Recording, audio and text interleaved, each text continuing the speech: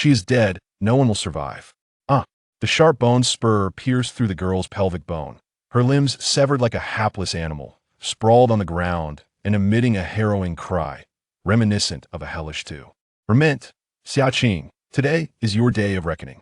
The esteemed female of the Black Wind tribe, renowned for her exceptional fertility, is now reduced to a state even lower than that of the most wretched beast slave. Ailing ground her foot upon the girl's exposed, skeletal hand, her voice dripping with scorn as she looked down upon the barely surviving female, her eyes gleaming with triumph. Such a lowly creature is not even worthy to be compared to a mere toe of Ailing.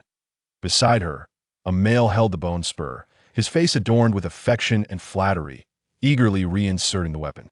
Xia Qing, in excruciating agony, managed to open her eyes. One had transformed into a gaping, bloodied socket, her skin having long since peeled away, resembling a faceless monstrosity. The other eye, shrouded in a haze of blood, fixated intensely on the two individuals before her.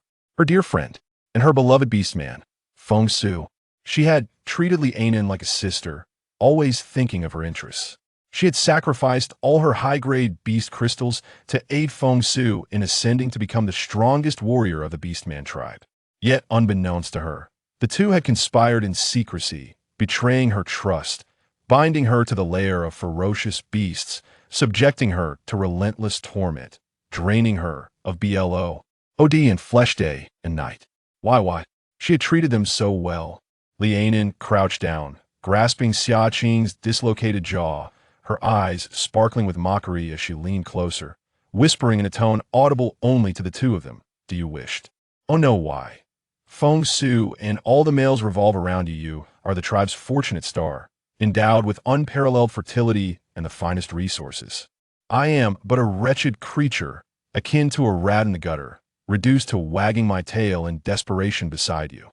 Exchange your essence with me, and only then, upon your demise, will your fortune wholly belong to me. Xia Qing, I have triumphed over you."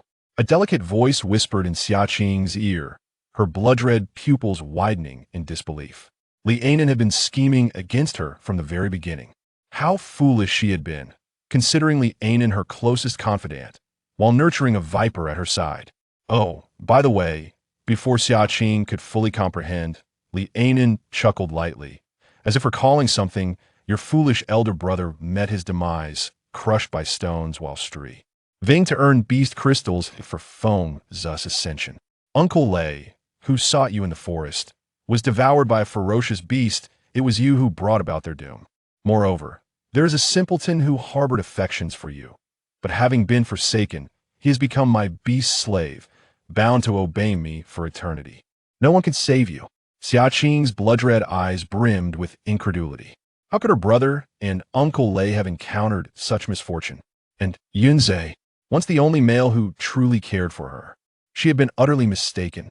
Gazing at Xia Qing's ashen expression, Ailing felt a sense of satisfaction. Casting aside the pitiful female, she turned to Feng Su, her tone affectionate. "Brother Feng, it grows late, and the beasts must be hungry." Xia Qing watched helplessly as the two departed, soon engulfed by a guttural roar, thick with the stench of death. Atop the mountain, Ailing nestled in Feng Zu's embrace, observing the ferocious beasts retreat into their lair, her brows tinged with delight. Now, all of Summer Qing's fortune belongs to her. In the next instant, Ailing spat out a mouthful of blood. Yunzhe, he actually sacrificed half of his life to dissolve the beast's slave contract. Ailing clutched her chest, sensing the contract's disappearance, her eyes wide with astonishment. No sooner had she spoken than a shadow darted into the lair of the fierce beast like lightning. "Ailing, are you all right?" Feng Su asked anxiously as he supported Ailing, casting a fierce glance at the shadow. Wiping the blood for the corner of her mouth, Ailing smirked disdainfully. So what if he dissolved the contract? A mere beast slave with only half a life cannot save Summer Qing. Perfectly matched, let the two wretches perish together. In the lair, the blood-soaked shadow had barely entered when it witnessed a colossal and ferocious beast sinking its teeth into the girl's neck. The male, eyes wild with rage, knelt on the ground, silently roaring. "She is dead, none shall survive." Raising his head once more, his eyes filled with despair and lifelessness. He clawed at his own heart, plunging his hand through, with a sickening squelch. The beast skin pouch he carried burst open, releasing a multitude of beast crystals. In that very moment, a dazzling explosion of red and purple light erupted, unleashing a searing heat that formed a colossal mushroom cloud, stretching for hundreds of miles. Simultaneously, Liaonin and Feng Su, who were about to depart, were stricken with terror. He actually detonated the beast core with the beast crystals. Damn it, where did he acquire so many high-level beast crystals? Hurry! Before they could finish their plea, the two were completely engulfed in the mushroom cloud, vanishing without a trace. Bang! Xia Qing opened her eyes, her chest heaving violently. She has been reborn. Reborn on the eve of being deceived by Liaonin, leading to her disfigurement and disability. In her past life, under Liaonin's influence, she fell into despair, betrayed her loved ones, and became incapable of bearing children, resulting in disdain from all males, leaving her isolated and forsaken. After losing everything to Liaonin, she was tortured to death. The despair and anguish she felt before her demise remained vivid this time. She will not allow Liaonin to succeed. A wolf. The howl of a wolf pierced through her eardrums. Xia Qing propped herself up and beheld 3 gray wolves, their eyes glowing with a sinister green light, watching her intently, drooling, with sharp claws poised to rend her apart. In an instant, and she, utterly defenseless, surrounded by wild grass, utterly alone. Xia Qing trembled slightly. Yet, there was no trace of fear in her eyes. Instead, a barely perceptible thrill coursed through her. Years of torment had rendered her spirit extraordinary. Is victory assured? Well, that remains to be seen. As her words echoed, one of the gray wolves let out a low growl and lunged at her with its gaping maw. The massive gray wolf landed heavily upon the girl. A sickening sound of flesh tearing resonated. Behind her, 2 other gray wolves howled, eager to join the fray. But in an astonishing turn, the slender girl suddenly flipped over, straddling the wolf, burying her face in its neck. With a swift motion, she opened her mouth. Lifting her head, she yanked fiercely. Rip! Warm blood splattered across her face. A patch of fur-covered skin was violently torn away, still attached to a vibrant red trachea. The 2 gray wolves halted, their gazes filled with hesitation and wariness as they fixated on Xia Qing, as if the slightest hint of fear from her would incite them to pounce and tear her apart. Bah! Xia Qing turned her head to expel the wolf's pelt and throat, forcefully pushing aside the lifeless gray wolf. After a moment, the 2 wolves whimpered. As if intimidated, they took a couple of steps back before swiftly retreating into the wild grass, vanishing from sight. Huh! Xia Qing curled her lips in a cold smile. Did they think she was afraid of death? Wiping the blood from her face, she prepared to rise and assess the current situation. Suddenly, a panicked wailing echoed from afar. Right there, that's where I encountered the wild beasts with Qing. Oh, it's all my fault. I should have run away with Qing. The wolves are so fierce, she might already be. Liaonin sobbed as she led the males toward the overgrown grass. Not far off stood a few crooked trees bearing purple fruits, even from a distance. The pungent scent of blood wafted through the air. Liaonin, don't cry. It's not your fault. If Xia Qing hadn't been so reckless in leaving the tribe, there wouldn't have been any danger. Seeing Liaonin weep sorrowfully, the males offered their comforting words with genuine concern. Liaonin bowed her head, tears streaming down, but a glimmer of cunning flashed in her eyes. Having been away for so long, Xia Qing must surely have been mauled by the wolves by now. At the very least, with her delicate skin, even a mere scratch from a wolf's claw would mar her beauty and leave her disabled. Ahead, blood stained the ground. Amidst the grass, a body lay partially concealed. Alas, Qing. Liangxin's heart swelled with joy. Just as she was about to cover her face and weep, a voice as ethereal as a speck echoed from behind her. Are you searching for me? Chapter 2. So what? If you can, just kill me. A tall girl, drenched in blood, emerged from beneath the trees. Despite her disheveled appearance, she bore no injuries, exuding an overwhelming aura of pressure as she approached. You're not dead? Upon seeing Xia Qing unscathed, Liaonin instinctively gasped in shock. How could this be possible? She drew the attention of 3 wolf beasts. Xia Qing smirked, her voice laced with mockery. What? Were you so eager to see me dead? And no, of course not. We are the best of friends. I was merely concerned for your safety. Seeing all this blood frightened me. I thought you had been attacked by the wolf beasts. Lianin, startled, hurriedly shifted the topic. Then, what about this corpse? Xia Qing stepped forward and kicked aside the gray wolf, revealing a horrifying fatal wound on its neck. The crowd gasped, their eyes drawn to her crimson lips.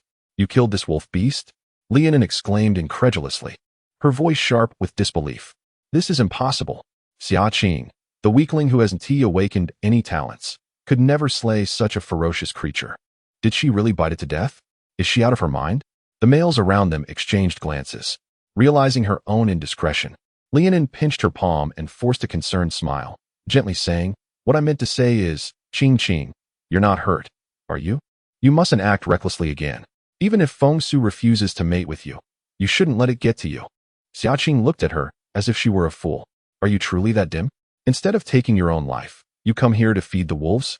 Lianin's smile faltered, frozen in place. A towering figure stood before her, fiercely protecting her as he glared at Xia Qing. What madness has seized you? Anin is concerned for you. Do not be ungrateful. Xia Qing raised her gaze, appalled by the pair of despicable individuals. In her past life, she had wholeheartedly adored Feng Su, who toyed with her affections while entangling himself with Lianin, accepting her kindness all the while belittling Xia Qing to the depths of despair. Ultimately, he tormented her to the brink of death. And then there was Lianin, who deceived her into believing that Feng Su favored a strong-willed, resilient woman. In her misguided efforts to fit this mold, she starved herself, darkened her complexion, and acted recklessly, earning the disdain of the entire tribe. Little did she know, Feng Su grew to despise her more, favoring the gentle, considerate, and understanding Lianin. She had foolishly thought herself inadequate, living in a perpetual state of inferiority. At this moment, she had just discovered Feng Su's feelings for Lianin and, in a fit of rage, fled the tribe, only to encounter a wolf beast attack. Though she survived, she lost a leg, was disfigured, and rendered incapable of bearing children. From that day forth, she became a loathed outcast. Xia Qing looked up and scoffed. So what? If you have the capability, go ahead and kill me. Feng Su's face darkened with fury. Xia Qing, do not presume that your madness will alter my decision. I shall only mate with Anin. I will never choose you as my partner. I truly envy you, Xia Qing replied, her tone earnest. You're so confident despite your lack of beauty. You, Feng Su exclaimed, taken aback. Though you have tested 0 for fertility, do not lose hope. The chieftain has assigned you a beast man named Yunza, a first-tier orc who is devoid of parents and support. Although he pales in comparison to Feng Ge, he possesses the virtues of honesty and diligence. If you both strive to live harmoniously, there might even be a miraculous chance of conceiving offspring. Even if you were to remain childless throughout your lives, Yunza would still care for you. Yet, a smirk of disdain lurks beneath her concerned facade. This fool is utterly infatuated with Feng Su. Upon hearing her words, he would undoubtedly harbor greater disdain for Yunza, causing an uproar in rejecting mating. She intends to leave Xia Qing with nothing. If she can merely persuade Xia Qing to forego mating with Yunza, she could easily claim Yunza for herself, presenting ample opportunities to eliminate Xia Qing later. In a bid to neutralize the thorn that Xia Qing poses, the chieftain has already administered a dose of mind-altering fruit to Yunza, fearing her resistance. The moment Xia Qing departs, she shall seize Yunza for herself. Xia Qing, upon hearing this, couldn't help but chuckle in disbelief. Just yesterday, she had her fertility tested, and the chieftain had yet to disclose the results. How could you possibly know? One might think you were the chieftain's own daughter. In her previous life, Lianin had similarly masked her true intentions with a facade of concern, while simultaneously tarnishing her own image and nurturing her disdain for Yunza, vowing never to mate with him. Eventually, Yunza became Lianin's beast slave. She foolishly allowed the scoundrel and the vile woman to drain her resources, surrendering all that her parents had left her, thus emboldening their audacity. This time, such a farce shall not be repeated. A flicker of panic crossed Lianin's eyes. Could it be that this wretched woman has uncovered something? Xia Qing interrupted her directly, narrowing her eyes in a retort. You were just praising Yunze, so why now do you disdain him for being merely a first-tier beast man? Or were you deliberately attempting to incite disdain for Yunze? Aye. Lianin became flustered, regardless of whether she acknowledged it or denied it. Her words made no sense. The surrounding beastmen displayed expressions of confusion, whispering among themselves. Enough. Feng Su interjected, glaring furiously at Xia Qing. Inen is looking out for your best interests. If you cannot appreciate her kindness, it is one thing, but to slander her is utterly repugnant. In the past, whenever he uttered those words, Xia Qing would panic and admit her faults. Who would have thought that now she merely regarded him with disdain? The more disgusting you find me, the better. I fear you might be enjoying life a bit too much. She turned to Lianin, as if recalling something. You have reminded me that Yunzhe is indeed my beast husband. This trash is now yours. She patted Lianin's face and turned to stride towards Yunzhe's dwelling. Having betrayed Yunzhe once, she vowed not to allow history to repeat itself. Lianin stood frozen in place. How had Xia Qing transformed so drastically? Was she not supposed to be enamored with Feng Su and harbor utmost disdain for Yunzhe?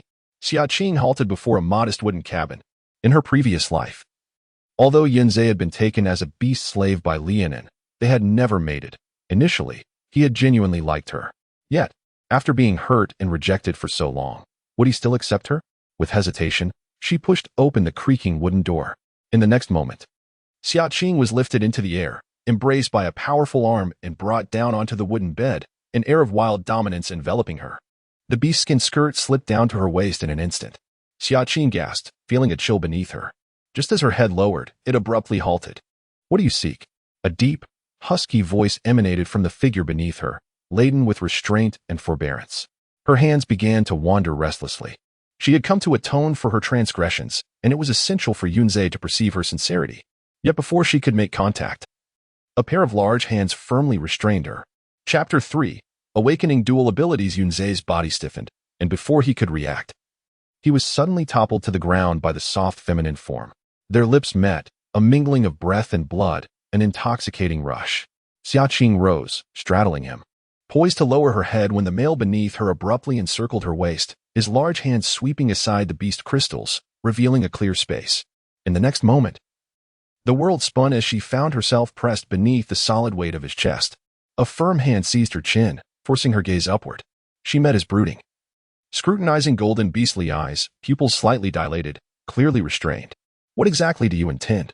Since yesterday, this female had exhibited unusual behavior. Xia Qing held his gaze, her eyes reflecting the shadows that danced across his sharply defined features, a flash of hostility lurking within, as if he might strangle her at any moment. Yet, she felt no fear. With a seductive smile, her voice sultry and alluring, she declared, I wish to absorb beast crystals, and even more so, to mate with you. Though the beastly females were delicate, their resilience was astonishing. In her past life, they had missed their chance, but now, she comprehended Yunzhe's intentions and was determined to fulfill his desires, for she relished the experience as well. As night deepened, Xia Qing fell into a deep slumber. When she awoke once more, it was already the dawn of a new day. As she recalled their fervent endeavor last night to absorb the beast crystal, Xia Qing felt a blush creep across her cheeks.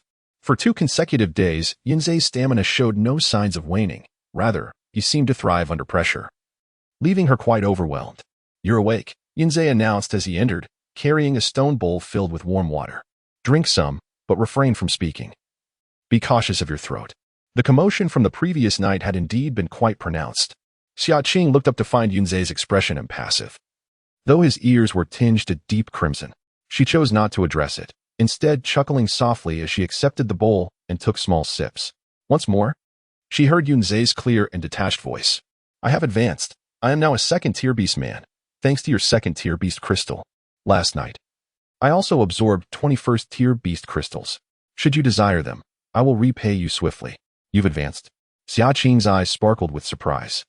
She had not anticipated that Yunzhe harbored such latent potential. Yunzhe nodded, explaining that he was already at the pinnacle of 1st-tier beastman strength, but had yet to find the opportunity to break through. After absorbing the 2nd-tier beast crystal, he had finally shattered his limitations. Repay? You are my beast husband. My beast crystals are yours. In her excitement, she inadvertently trembled, producing a crackling sound. A dazzling flash of red and purple light erupted, causing the stone bowl in her hands to shatter. Quick as a flash, Yunzhe swatted away the fragments, gripping her fingertips with concern. Are you hurt? If her memory served her correctly, when Yunzhe utilized his innate talent, he too exhibited a spectrum of unusual colors. You possess both lightning and fire talents. You have awakened dual attributes, he affirmed her suspicions. I have awakened my talents? A wave of joy surged within Xia Qing. But how fortuitous it was that this coincided with your innate talent. It must be due to my assistance in helping you absorb the beast crystals. Yunzhe, you truly are my lucky star. With a beaming smile, Xia Qing wrapped her arms around Yunzhe's neck and planted a kiss on his cheek. She then lowered her gaze to examine her own hands, engrossed in her thoughts. Unbeknownst to her, the young man's body stiffened, and his cheeks flushed a deep crimson. The female, often delicate and reliant on the male for survival, had awakened her talent, signifying that she too could possess combat prowess akin to that of the male. Even if her fertility were to be non-existent, she could carve out her own path. Moreover, lightning and fire were universally acknowledged as the two most formidable elemental talents. Xia Qing was eager to test her abilities. However, despite her fervent efforts, her fingertips only emitted a wisp of white smoke, with no further manifestation of power. Noticing her impatience, Yunzhe gently enveloped her fingertips with his hand, advising, "Do not fret. It is entirely normal not to harness your talent immediately after awakening. If you wish to practice, I shall take you to the forest in due time." The forest was perilously treacherous, and females typically were not permitted to venture beyond the tribe's safety. Yet, whatever her desires, he would unconditionally support her. Encouraged by Yunzhe's words, Xia Qing felt revitalized. Indeed, she had only just awakened her abilities, and one cannot expect to achieve greatness overnight. All right, Ace, I entrust this to you. This evening, let us continue to absorb the beast crystals and strive to consume them all. With a determined flick of her hand, she declared. Just as she finished speaking, a loud growl echoed from her stomach. "You haven't tea eaten for 2 days. I will go hunt and prepare some roasted meat for you." Observing the retreating figure of Yunzhe, Xia Qing let out a light laugh. "Why run?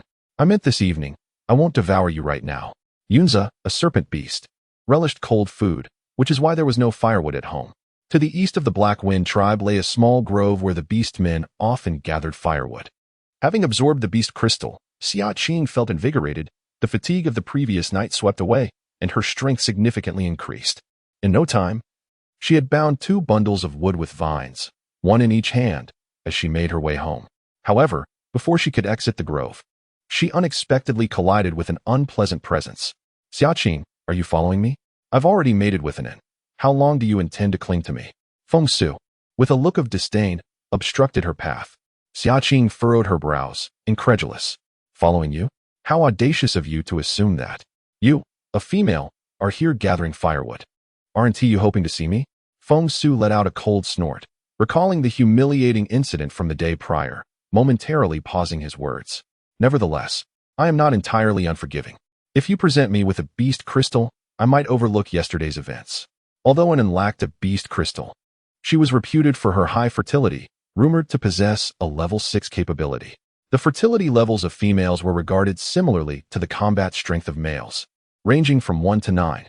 A level 6 female was a rare find in the entire beast clan, and it had previously delayed the mating process.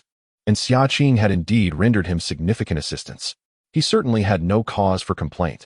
Xia Qing was amused by his audacious proposition. "You won't pursue it further?" "Indeed. If you provide me with a tier 3 beast crystal, I could persuade Anan to reconcile with you." Feng Su's demeanor was one of superiority, as if he were bestowing a generous favor. Anan had informed him that Xia Qing's parents had passed away early, and her elder brother was mentally challenged. Leaving her utterly alone, her most cherished companion was none other than her friend. Upon hearing such perplexingly confident words, Xia Qing clenched her fists. Not far away, Huda witnessed this scene, gasping in astonishment and covering her mouth. She hurriedly turned to find Yunzhe, who was at the riverbank cleaning his catch. With a loud voice, she exclaimed, "Yunzhe, this is bad. That wicked female, Xia Qing, is trying to seduce Feng Su again." Suddenly, Yunzhe's stone slab, used for holding meat, gleamed with a purplish light and split in 2. His handsome face darkened, as if it could bleed ink.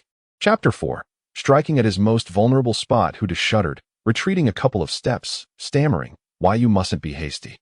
That malicious female is currently with Feng Su in the grove. If we go now, we might catch them in the act. Just be careful not to let your anger spill over onto him." Yet, the furious reaction she had anticipated did not materialize. Yunzhe bent down, retrieving the meat from the river, meticulously cleaning it, and laying it out on leaves in an orderly fashion. His deliberate movements seemed to erase any trace of the earlier ire. "Yunzhe, you're not angry anymore?" Huda stared, bewildered, recalling how he had just moments ago appeared as if he might strangle her. "Today, she called me a Zay," he remarked, without lifting his eyelids, continuing his task. Huh. Huda looked utterly perplexed. What does that mean? He sometimes referred to Yunzhe in such a manner as well. Yunzhe stood up. The entire deer now divided into several small pieces, wrapped in leaves. As he stepped ashore, he cast a glance at Huda, his tone indifferent. She used to call me useless. Huda observed the involuntary smile that tugged at the corners of his lips. Not at all, my friend. What are you so pleased about? You must have misjudged the situation. She is well fed and has no reason to seek out Feng Su, Yunzhe remarked as he walked. Last night, Xia Qing had been so exhausted that she could barely move a finger, and he had to assist her with bathing. He held on to this small shred of confidence. What? You're full, yet you've prepared so much meat. Huda was left utterly perplexed. In the forest, Feng Su wore a confident expression, urging with an air of superiority. Have you made your decision? I do not have much time. I am with your father. Xia Qing rolled her eyes in exasperation. Unable to contain herself any longer, she seized a wooden stick and swung it at Feng Su's younger brother. She was not one to be trifled with.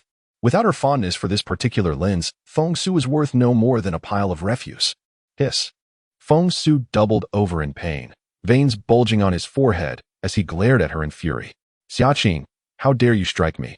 Especially there. Xia Qing dropped the stick, her face contorted in disdain as she wiped her hands with a leaf. Just as she was about to depart, she caught sight of Feng Su's disheveled state and suddenly recalled a memory. In her previous life, Lianin had confided in her about their impoverished circumstances, lamenting their inability to afford proper shelter. In a bid to curry favor with Feng Su, she had allowed Lianin to occupy the house built by her elder brother before he left the tribe, while she herself had settled for a cave. Now, Lianin and her family resided in the home constructed by her brother. You, stubborn as ever. Feng Su seethed as he watched Xia Qing's retreating figure, utterly exasperated. The chunks of meat lay arranged neatly, each as thick as a fist. Wait, don't skewer them yet. Let me handle it. She slyly snatched the meat from his hands, a playful smile gracing her lips. This meat is too thick. It will be undercooked and unpalatable. Allow me to prepare something delicious for you. Yunzhe narrowed his eyes, inquiring, can you cook? He had never witnessed her engaging in any labor. Of course. Xia Qing replied with confidence, her smile radiating assurance. In her past life, during a period of captivity, she had once managed to escape. That particular female had been extraordinary, speaking in a language she could not comprehend, yet creating dishes that were exquisite and unlike anything she had ever tasted. She had learned a few things from her. Though Yunzhe harbored doubts regarding her culinary abilities, he nonetheless entrusted her with the ingredients. You should find a large bowl and gather some neat stones, Xia Qing instructed. The beastmen primarily consumed meat and fruit, and she had come to understand the utility of various plants from that remarkable female. Noticing the peculiar plants, Xia Qing added. Yunzhe furrowed his brow, but remained silent. It's merely a deer. If it goes to waste, so be it. As long as she is happy, he thought. I just encountered Feng Su, Xia Qing suddenly remarked while stirring the mixture with a wooden stick. Yunzhe's body tensed, and the atmosphere around him turned noticeably colder. But rest assured, I no longer harbor feelings for him. I was blind before, but now my heart belongs only to you. Her expression was earnest. Now that they had become partners, there ought to be no secrets between them. Openness would benefit them both. She did not wish for unnecessary barriers to arise between them due to irrelevant individuals. Yunzhe's clenched fist tightened beside him, his golden pupils constricting. She professed to hold him in her heart. In an instant, the cold, dark confines of their new abode seemed to fracture, allowing a sliver of warm sunlight to seep through. I have no interest in your affairs with him, he declared, sensing Xia Qing's gaze upon him.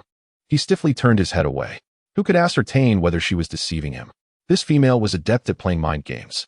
Observing Yunzhe's stubborn demeanor, Xia Qing smirked slightly, affirming, indeed, it is I who wishes to speak with you regarding Feng Su. Tomorrow, I will require your assistance. After all, she had just recently awakened her talents and was unable to conjure even a flicker of flame. Before long, a tantalizing aroma wafted from the large bowl. Xia Qing leaned in to take a whiff. It was delightful. Evidently, her culinary skills had not diminished, though the absence of salt was a pity. With salt, it would have been even more exquisite. Alas, she had given all the salt to Lianin and Feng Su. Yunzhe typically consumed raw meat, rendering salt unnecessary in his daily fare. Wait for me a moment. Yunzhe suddenly stood and turned to leave. Yunzhe, what brings you here? Has that venomous female cast you out? Do you have any salt? Lend me a bit. Yunze extended his hand. Without hesitation, Huda produced a small jar, saying, Yes, how much do you need? I have told you time and again, merely drinking beast blood is insufficient. A male must consume salt to retain strength. He was in the midst of his complaints when his hands suddenly felt empty. Huda froze in place. Then, realizing what had transpired, furiously exclaimed, You rascal. That was all I possessed. This is salt. Use it for now. Yunze placed the jar of salt into her hands, speaking earnestly. I cannot predict how our relationship may unfold, but rest assured, I shall ensure you never lack salt in the future. Aside from beast crystals, salt was the most vital resource for the orcs. The females, being delicate, could only survive through the consumption of salt. Xia Qing's phoenix eyes curved as she replied, I believe in you. As the venison soup simmered to perfection, Xia Qing fashioned a spoon from a stick, preparing to sample the seasoning. Yunze suddenly reached out, swatting it away and claiming it for himself, exclaiming, I shall partake first. If it is poisoned, that delicate frame of hers cannot withstand it. Upon hearing this, Xia Qing did not refuse. She watched him take a sip of the broth, followed by a piece of venison. Yunze paused, the delightful flavor enveloping his palate, surprisingly delectable. After some time, when he felt no adverse effects, they both began to eat. Xia Qing, not only strong but also possessing a hearty appetite, devoured nearly half of the pot of venison. In the end, Yunze prepared another pot with the same ingredients, ensuring they were both satisfied. In the afternoon, Yunze crafted a new wooden bed. Chapter 5. What is wrong with me burning my own house? Feng Su wore a grim expression, lowering his gaze in accordance with his thoughts. Silently donning the animal hide, he sat at the edge of the bed. Brother Feng, what on earth is troubling you? Li Ailing inquired softly, wrapping her arms around his waist, her cheek pressed against him, filled with concern. Feng Su appeared quite robust. They had only made it a few days prior, so what could be amiss? If this were the case, what would become of her future happiness? His expression darkened as he restrained her probing hand. Perhaps I am merely fatigued from the past few days. Ailing, let us speak of this later. How could he possibly divulge to Ailing that he had been struck by Xia Qing? To be wounded by a female, especially in that manner, was a humiliation he could not bear. Noticing Li Aining's slight displeasure, Feng Su shifted the conversation. Yesterday, Xia Qing followed me. She mentioned that you should return her home to her. What does that mean? Li Aining's expression stiffened, a guilty smile tugging at her lips. Did she truly say that? That vile woman. How could she suddenly recall the matter of the house? Having resided with her parents for such an extended period, she had long regarded this house as her own. Now, with Feng Su also moved in, the orcs of the tribe presumed the residence belonged to her. Feng Su recounted Xia Qing's words verbatim. Li Ailing scoffed, dismissing her. No need to pay her any mind. Feng Gu, she is but a lunatic. This house bears no inscription of her name. How could she dare confront me? Xia Qing is timid and conflict-averse, only brave enough to squabble within the confines of her nest, and always too late to act. What could she possibly do to me? If she possesses any skill, let her come forth. In the next breath, a sudden billow of thick black smoke surged within the room.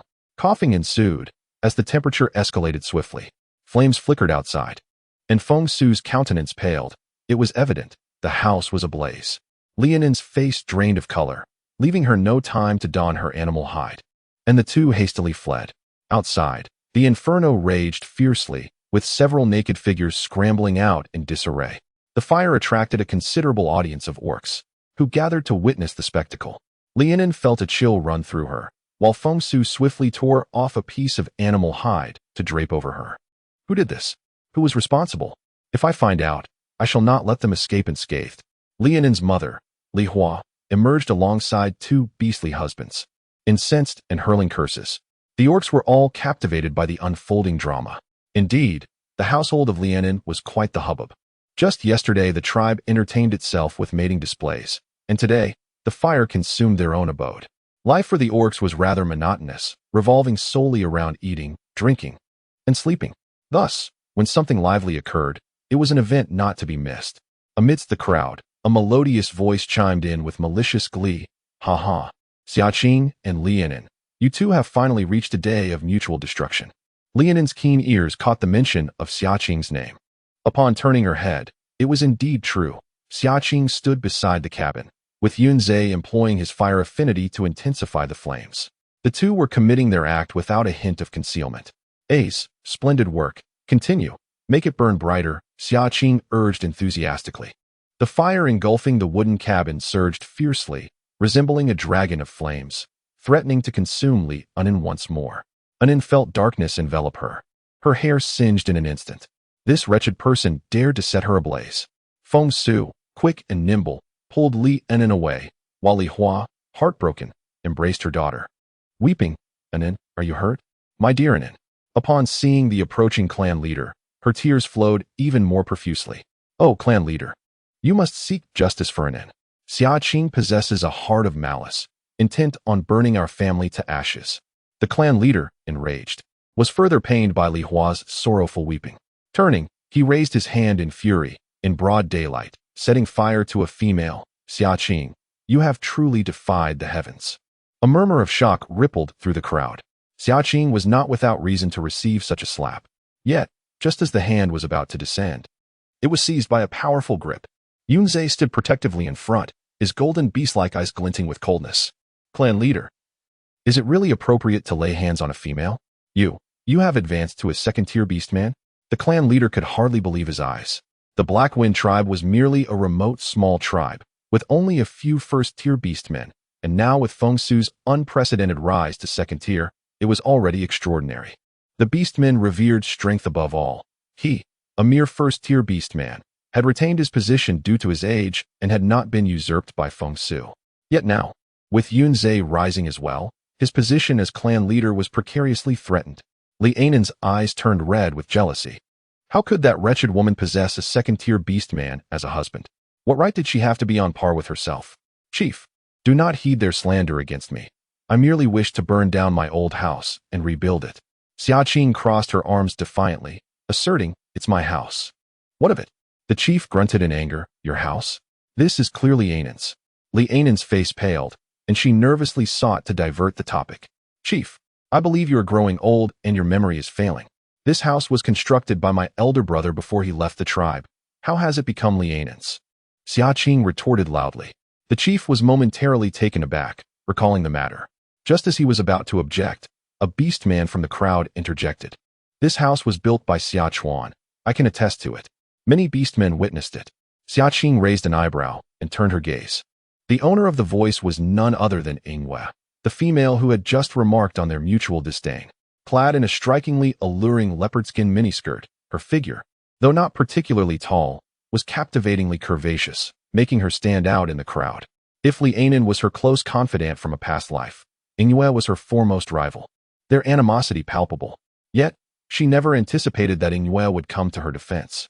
Li Ainan, you are even more shameless than Xia Qing. Usurping another's house and truly believing it to be your own? Yingwe scoffed. I too recall Xia Chuan mentioning he would build a house for his sister. This indeed appears to be the house meant for Xia Qing. Indeed, how is it that Li Ainan's family resides here now? Gradually, several beastmen voiced their confirmations. Xia Chuan is a fool, and Xia Qing is not well regarded, so naturally, no one pays them any mind. It was only when Yingwe reminded everyone that they recalled the situation. Chieftain, you cannot blame me. Who would have known they would stealthily enter my dwelling? Xia Qing said, raising her hands in a gesture of innocence, her phoenix-like eyes blinking innocently. This incited deep frustration in Li Ainan and the others, their teeth clenched in anger. Now, they found themselves without a valid reason to punish her. She had to swallow this bitter pill in silence. The chieftain seethed, smoke practically emanating from her. She was fully aware that Xia Qing had done this intentionally. Even if your actions were unintentional, you are still at fault. Anin is the most fertile female of the tribe, and she may very well be carrying young now. You may have harmed the offspring in her womb. Li Hua scolded, pointing an accusatory finger at Xia Qing. Overwhelmed by emotion, Li Hua fainted from the sheer frustration. Feng Su stepped forward, his teeth clenched in anger. Xia Qing, enough. I am giving you one last chance. You too. I find you utterly repulsive, she retorted. Chapter 6. How do you know I am ill? Feng Su's face displayed a fleeting glimpse of embarrassment, turning into fury. It is merely a house, yet you are so petty, Xia Qing. I am profoundly disappointed in you. You cannot even compare to Anin in any regard. Xia Qing responded dismissively. Yes. Li Ainan is nothing but a pile of dung, and you smell like roses. Are you a dog? Feng Su was on the verge of exploding with anger. Li Yinan grasped his arm gently. Feng Ge, let us depart. With so many beastmen watching, staying any longer would only bring me more humiliation. Feng Su carefully cradled her belly as they made their exit. Li Yinan lowered her head, a flicker of guilt crossing her eyes. Fortunately, Xia Qing and Feng Su were still unaware of that secret. The houses in the Black Wind tribe were constructed of wood. Once engulfed in flames, they became utterly uninhabitable. Li Yinan and her parents could only seek refuge in Feng Su's home. With the excitement dissipated, the orcs quickly dispersed. Xia Qing noticed Ingwe standing not far away, her brown eyes gazing at the houses consumed by the inferno, seemingly lost in thought. Thank you for earlier. Xia Qing approached her and expressed her gratitude candidly. If it weren't for Ingwe's testimony, the matter would not have been resolved so swiftly. Don't get ahead of yourself. I'm not helping you. I merely find her unpleasant, just as you do. I dislike both Li Yinan and Xia Qing equally. Despite the disdain etched on Ingwe's face, Xia Qing felt no anger. Suddenly, she recalled that in her previous life, Ingwe was the only one in the tribe who did not ostracize her elder brother for being foolish. On one occasion, when her brother fell into the water, it was Ingwe who called the orcs to rescue him. Could it be that Ingwe had just spoken out of loyalty to her brother? I admire your forthrightness, Xia Qing said, her gaze warming as she cheerfully patted Ingwe's arm. Ingwe stepped back, her expression one of disbelief. Are you out of your mind? You insult me and then smile? Xia Qing raised an eyebrow in surprise. You know this, too? Are you a veterinarian? In her past life, she had endured torment at the hands of a scoundrel and a shameless woman for so long. Although she had been reborn and her body remained unscathed, the scars on her spirit were far from fully healed. When she was taken in by the female, a veterinarian remarked that her mind had already succumbed to illness. Ling Yue's temples throbbed as she cast a peculiar glance at Xia Qing before swiftly turning away. She despises you. Why aren't you angry? Yunze inquired, having just set the house ablaze. His melodious voice tinged with a hint of confusion. Angry? Why should I be? In the past, I indeed was quite detestable, Xia Qing shrugged. Foolish and insane, and utterly unproductive. It would be abnormal not to be disliked, wouldn't it? Yunze's eyelids fluttered slightly, a barely perceptible softness flashing in his gaze as he murmured. I do not harbor any dislike, I never have. With a resounding crash, the house, now consumed by flames, collapsed, sending sparks into the air. Xia Qing turned her head. What did you just say? Nothing, Yunze replied, pressing his lips together, averting his gaze as he quietly asked, Shall we continue burning? Yes. Burn everything to the ground. I intend to rebuild a wooden house here as our new home. This year's snow season will be several times colder than before. Although the house built by my elder brother is quite good, it is insufficient to withstand the harshness of this winter. Besides, I find the house that Li Yinan occupied to be filthy, so it is better to burn it down and start anew, once and for all. All right, Yunze replied without hesitation. Aren't you curious why? Xia Qing asked, intrigued. After all, on the day of their mating, Yunze had been forceful. Yet now he was so compliant to her words. No need, Yunze stated expressionlessly, appearing detached. I am your beast husband. You need not explain anything to me for whatever you wish to do. Xia Qing pondered, touching her chin. Was he still sulking? It seemed she must exert herself even more tonight. The male, possessing great strength, is certainly not yet fatigued. I do not despise your wooden hut. In 2 months, the snow season will arrive. If fortune smiles upon me, I might already be with young, necessitating some advanced preparations. Xia Qing elaborated on her thoughts. In the beast realm, the number 9 holds great significance. With only 3 seasons, the snow season, the rain season, and the dry season, the Haifeng tribe lies neither to the south nor the north, and in previous years, the snow season brought only 3 to 5 days of snow. However, this time, the heavy snow has sealed the mountains for an entire month. Consequently, many nearby tribes will be affected, and numerous orcs from various tribes will perish from hunger and cold. In this life, I shall take it upon myself to protect my kin. Upon hearing Xia Qing's words, Yunze's gaze flickered. Young? Does this imply she is willing to bear offspring with him? The following morning, Xia Qing awoke languidly, finding herself alone in the bed. Beside her rested a basin of clear water, brought in by Yunze for her ablutions. Last night, they had absorbed 21st-tier beast crystals, leaving Xia Qing feeling invigorated. Devoid of any fatigue, rising from the bed, she splashed her face with the water and noticed a clean willow branch beside the basin, used for teeth sharpening. Xia Qing paused in surprise. The female, being physically delicate, could not venture out to hunt, Her claws and teeth could only be honed by her own efforts. This fellow is rather thoughtful. Xia Qing picked up the willow branch, a smile of understanding gracing her lips as she exited the wooden hut and made her way to the riverbank. The beast realm is fraught with peril, and the tribe scarcely sees any aged orcs. Whether to protect one's kin or to ensure survival, formidable strength is imperative. Now that she has the fortune of awakening her talent, she cannot afford to squander it. The most effective way to enhance one's strength lies in combat and hunting. She is still far too feeble, making a venture into the forest overly perilous. Nonetheless, within the tribe, one can easily find small prey. By the riverbank, the sun-dappled surface of the water sparkles, and occasionally, a few fish the size of a thumb swim by. Xia Qing holds her breath, her focus unwavering, as her fingertips twitch, releasing a slender bolt of purple lightning aimed at the fish. However, in the next moment, the purple flicker extinguishes mid-air. The fish wriggles its body, approaching her feet and wagging its tail, seemingly in provocation. Undeterred, Xia Qing resolves that failure in one attempt does not spell defeat. She will try once, 10 times, 100 times, 1,000 times. It is only when she is drenched in sweat and nearly exhausted that a purple flash finally strikes the water's surface, sending droplets soaring. A gleam of joy spreads across her face. She has finally managed to unleash her innate power. Though it may appear to lack lethality, it represents a significant advancement for her. Time is not on her side. Out of the corner of her eye, she spots a fish, nearly the length of her arm, surfacing in the river. In Chapter 7, the salt and supplies are being siphoned away. Xia Qing's eyes light up as she hastens into the river to retrieve the fish. She has unexpectedly struck true, landing a substantial fish weighing several dozen pounds.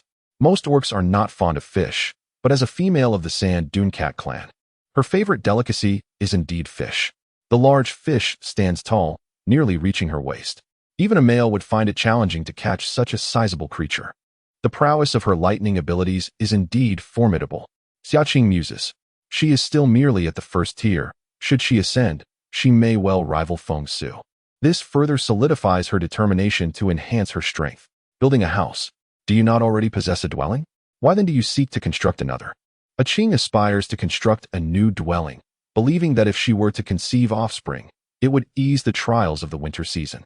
Upon hearing this, Huda frowned, indignation evident in his tone as he retorted, "You indulge her far too much.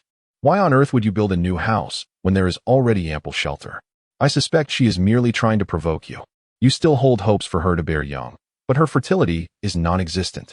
She is simply deceiving you." No sooner had he uttered these words than a large tree toppled above him. "What on earth? Are you trying to crush me?" Huda exclaimed, leaping aside in fright. Yunzhe, his expression cold, replied in a deep voice, "A Qing is not that kind of female.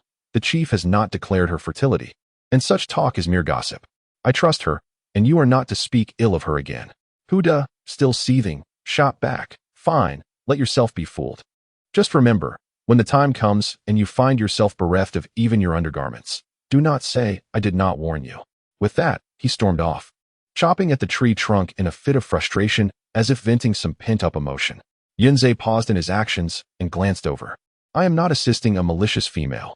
Rather, I fear you may not rest well at night. With hunting by day and construction by day, you may truly exhaust yourself."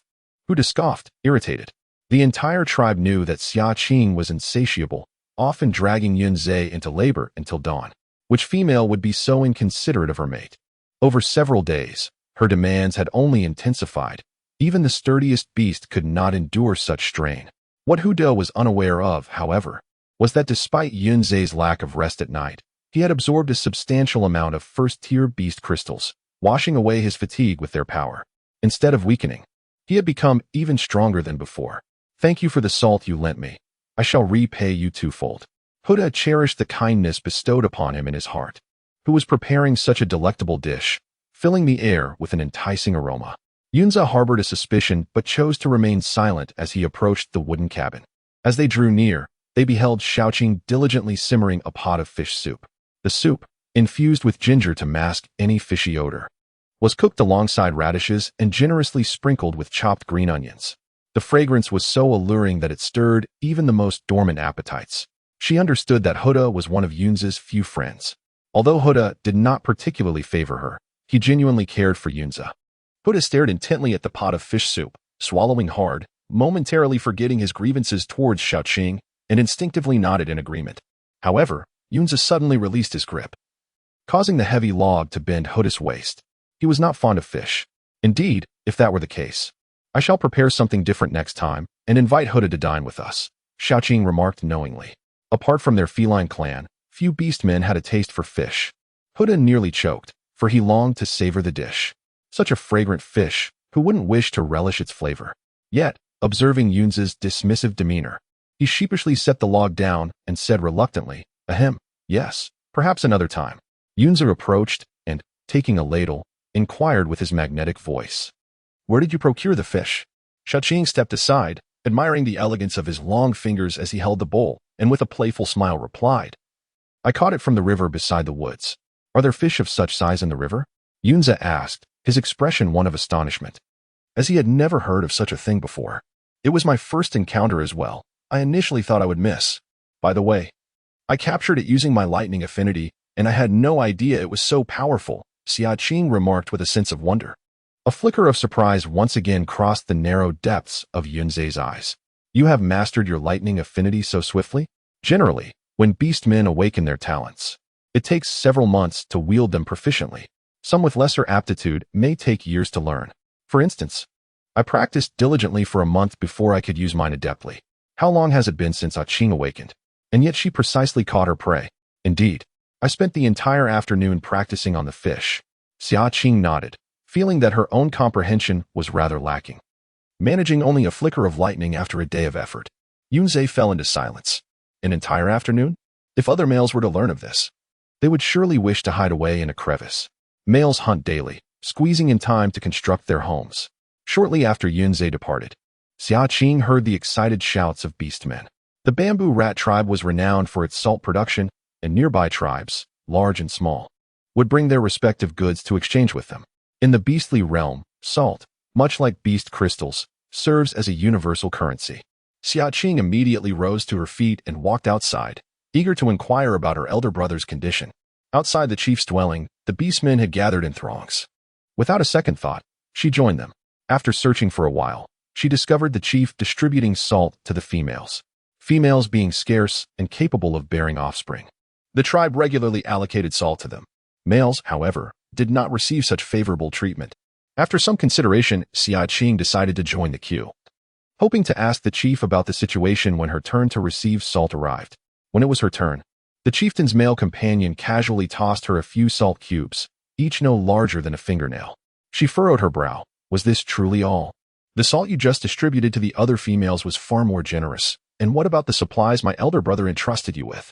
Each female in the tribe received a designated portion of salt, and in her previous life, she had been deceived by Lianin, fearing that Feng Su would discover her meticulous nature. Thus, she never contested these matters. It was evident that her share had been unjustly reduced. If it were merely a matter of withholding, she could endure it, but a portion of this salt was painstakingly earned by her brother. "Go on, take it away, just this little bit, whether you want it or not. That fool did not allow us to bring anything." The male waved his hand in annoyance. Turning, he took a small jar of fine salt and handed it to Lianin, who received it with a smug glance at Xia Qing, then feigned concern, saying, "Qing Qing, it seems you don't have enough salt. Shall I lend you some?" Chapter 8. Not feasible? Then let us not proceed at all. Lend. This was originally mine. Xia Qing scoffed coldly. She was no longer so easily deceived. Hearing this, several females gathered around Li and burst into laughter, clutching their bellies. "Xia Qing, what delusions are you indulging in? Our Anin possesses a fertility level of 6. That is why she receives such a generous allocation of salt. Who do you think you are? Anin, you are far too kind. She nearly burned you alive, and yet you treat her with such kindness. I believe she has a heart of a wolf and the lungs of a dog." Lianin spoke gently. "Everyone, please do not say such things. I bear no ill will towards Qing Qing." She turned, casting a pitiable glance at Xia Qing. "Qing Qing, I too wish to bestow my share upon you. Yet your fertility stands at 0. Logically, a female with no reproductive capability is akin to a male. Should I take such a step? It would undoubtedly stir discontent among all. You desire salt, and I am more than willing to lend it to you." A glimmer of dark light flickered in Lianin's delicate eyes. "Huh, challenge me. It is merely a dilapidated house. As long as she guards that secret, she can acquire whatever she wishes." She intends to let Xia Qing know that even a mere trickle of resources slipping through her fingers is beyond Xia Qing's reach. Suddenly, before Xia Qing could utter a word, laughter erupted from the side. With a fertility rating of 6, yet there is no sight of you bearing offspring. The clan leader has yet to announce anything. Who knows if your fertility is genuine? And you all, have you collectively lost your minds? Lianin has usurped someone else's dwelling and perished in flames. She deserves it. Since you are so fond of sacrifice, why not offer your own homes for Lianin's family to reside in? You, Lianin, and the other females turned green with rage. However, Xia Qing felt a sense of ease. Why hadn't she noticed in her past life how much she relished Inue's demeanor? Very well, Xia Qing, should you have any inquiries, come find me after the salt distribution. Do not hinder everyone here. Only when Lianin was at a loss did the clan leader step forward to chastise. As if Xia Qing were the one causing the uproar. Do not wait until the salt is distributed, Xia Qing interjected, hands on her hips. Her voice clear and resonant as she boldly questioned. According to the fertility ratings for salt distribution, I have no objections. However, clan leader, you have yet to announce the results of the fertility tests. How is it that Lianin is aware? Did the clan leader harbor feelings for Lianin, prompting him to be the first to inform her? Lianin's expression darkened instantly. The clan leader was in his 40s, old enough to be her father. Xia Qing was deliberately insulting her. Nonsense. The clan leader bellowed, his face flushed with anger. You little wretch, dare to slander in it, and I shall tear your mouth apart. Li Hua, furious, lunged forward with claws bared. Xia Qing sneered contemptuously, swiftly delivering a slap that sent Li Hua crashing to the ground like a dog. She was well aware that in her past life, it was often this old hag who concocted schemes to deceive her. Mother, Ahua. The clan leader instinctively reached out to assist, only to be met with a glare from Li Hua. Xia Qing's phoenix eyes narrowed, a smirk playing at her lips. Merely probing, and these individuals were already flustered.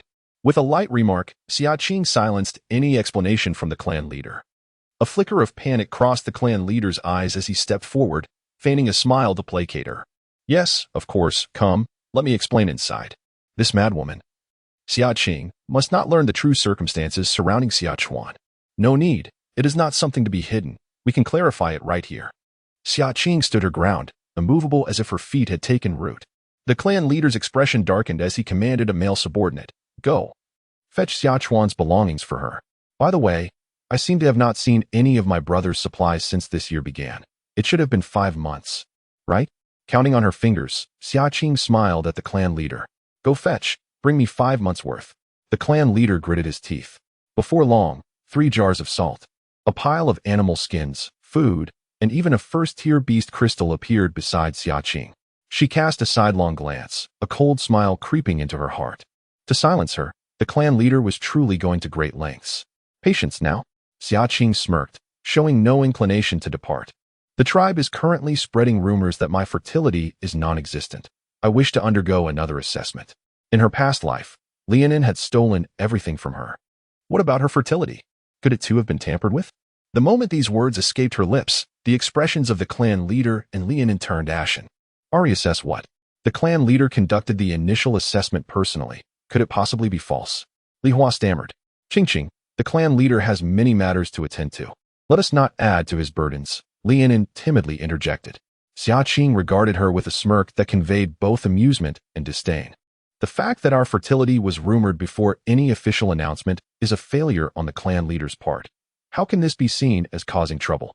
If such a trivial matter cannot be handled properly, is the clan leader truly preoccupied with bias in his duties each day? The clan leader's eyelids twitched violently. This Xia Qing was indeed a source of vexation for him. Since you wish to make this public, then let it be so. Xia Qing, I understand you harbor grievances. But this is the reality. He gritted his teeth, retrieving a jar of salt and thrusting it towards Xia Qing. Thus, I decree that this jar of salt shall serve as compensation for you. Reassessing fertility is a time-consuming and laborious task, indeed quite troublesome. Xia Qing let out a derisive laugh. A jar of salt to placate me? Very well, if it is troublesome, then let us abandon the endeavor altogether. With that, she raised her hand and sent the jar crashing to the ground with a resounding thud. The salt container was abruptly overturned, sending fine white salt cascading like celestial blossoms, enveloping the surrounding orcs. Among them, the chieftain bore the brunt, his hair and brows now dusted white. Xia Qing, you. The chief's beard trembled with fury.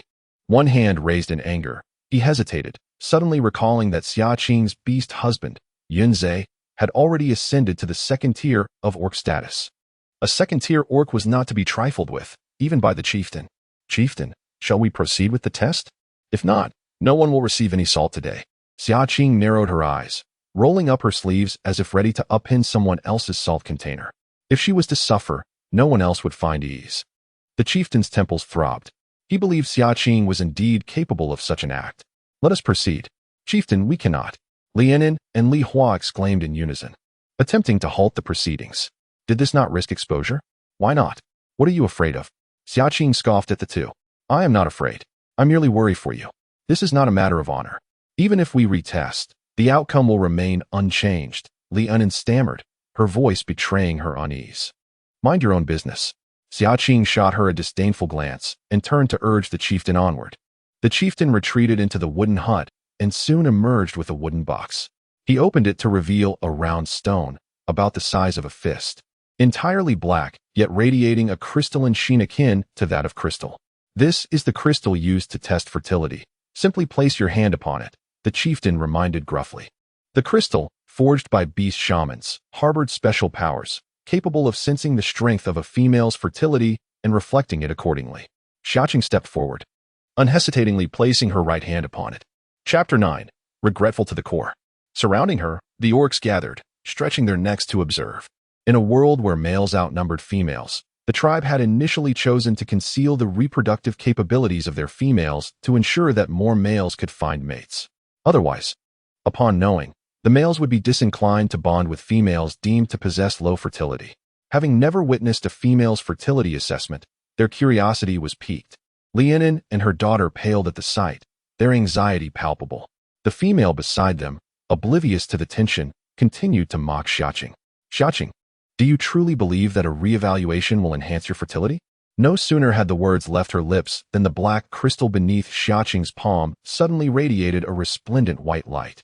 The stone transformed from ebony to a pristine white, gradually revealing several green patterns. The smiles of the females froze upon their faces, disbelief washing over them. How could this be possible? An elder female, discerning the truth, gasped in astonishment. That is, the green patterns representing fertility. A female with 0 fertility would not elicit any response from the crystal. How could it glow? 1, 2, 6. A total of 6 lines appeared, indicating that Xia Qing's fertility was, astonishingly, at the 6th tier. The gazes of the surrounding orcs swiftly shifted from disdain and contempt to shock and respect.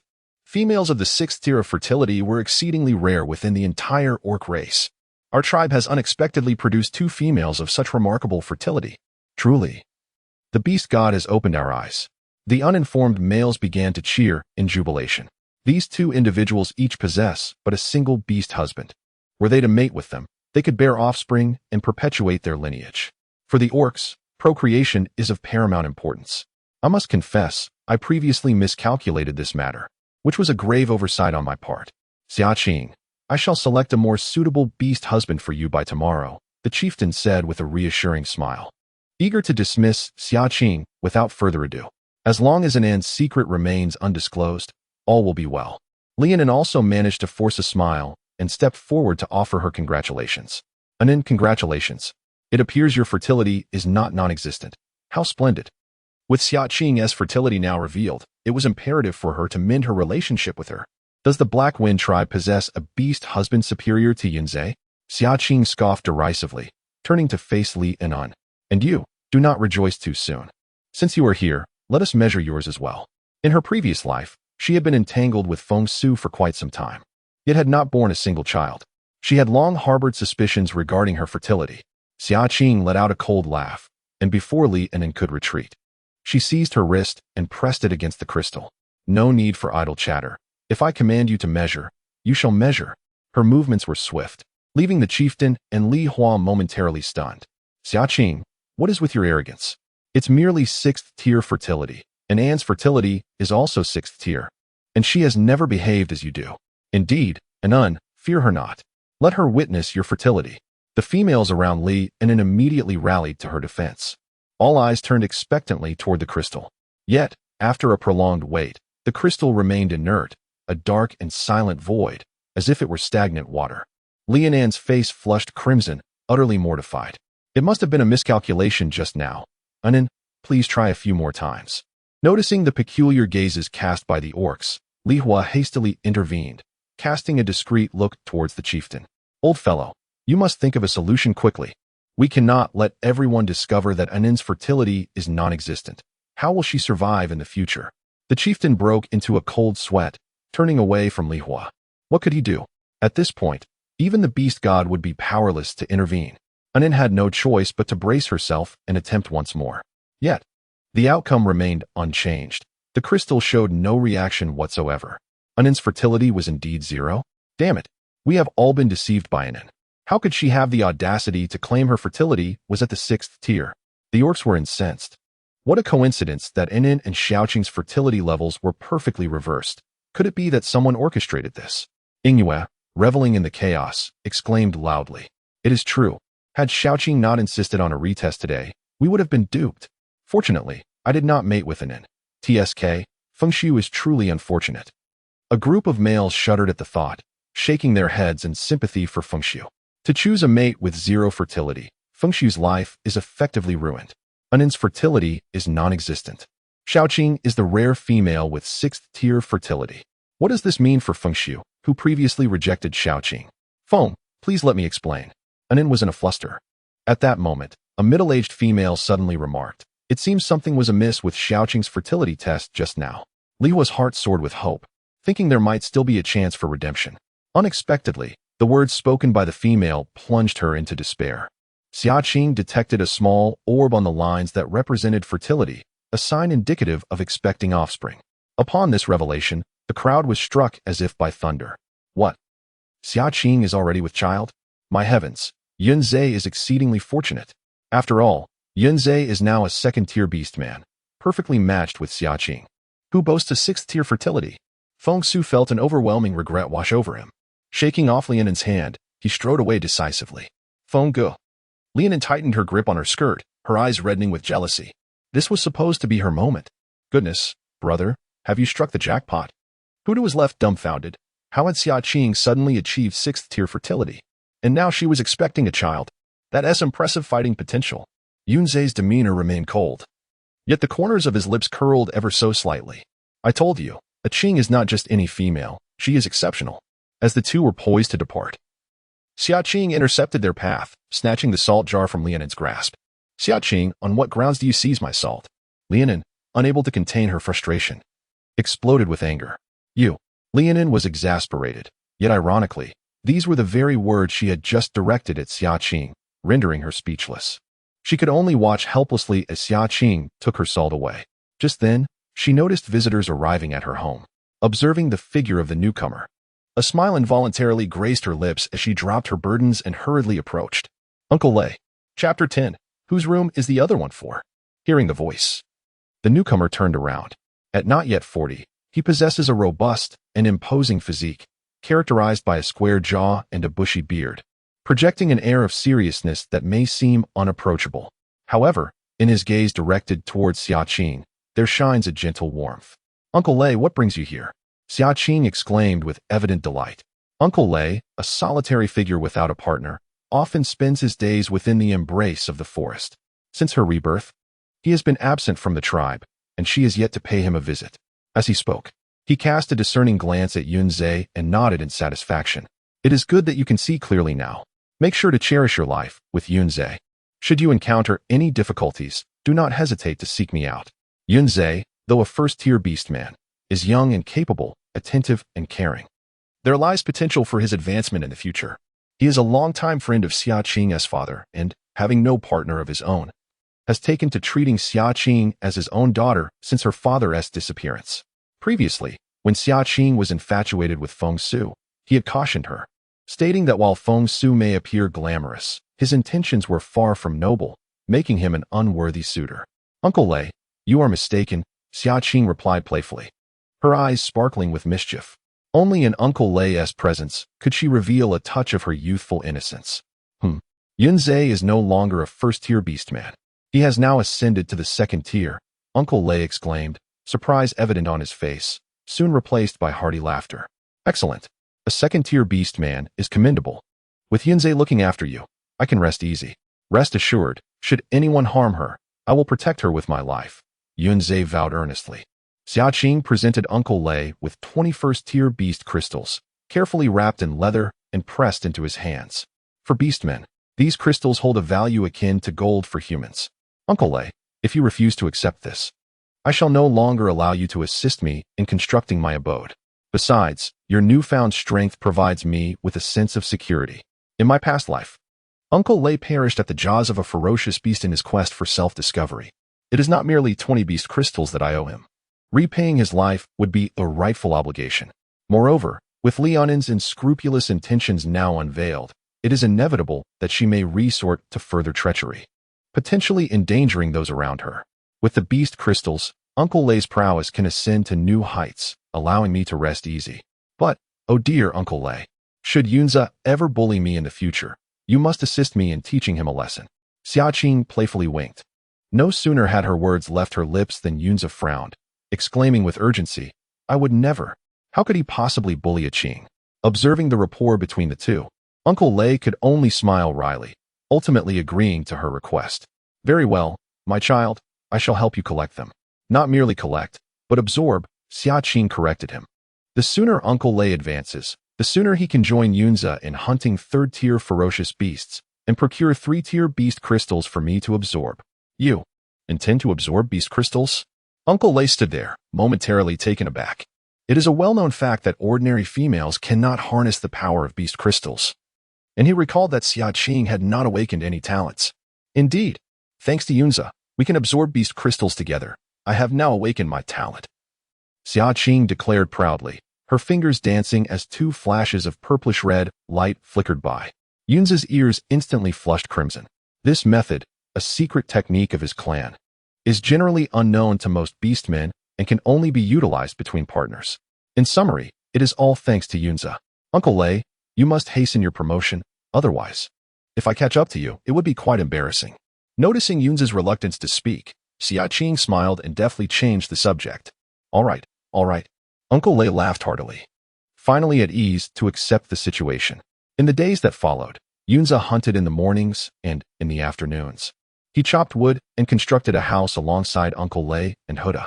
Xia Qing was also busy, training her dual talents by the river every day. From initially being able to summon only small sparks of lightning and flame, she had now progressed to skillfully wielding lightning and fire serpents as thick as her arm.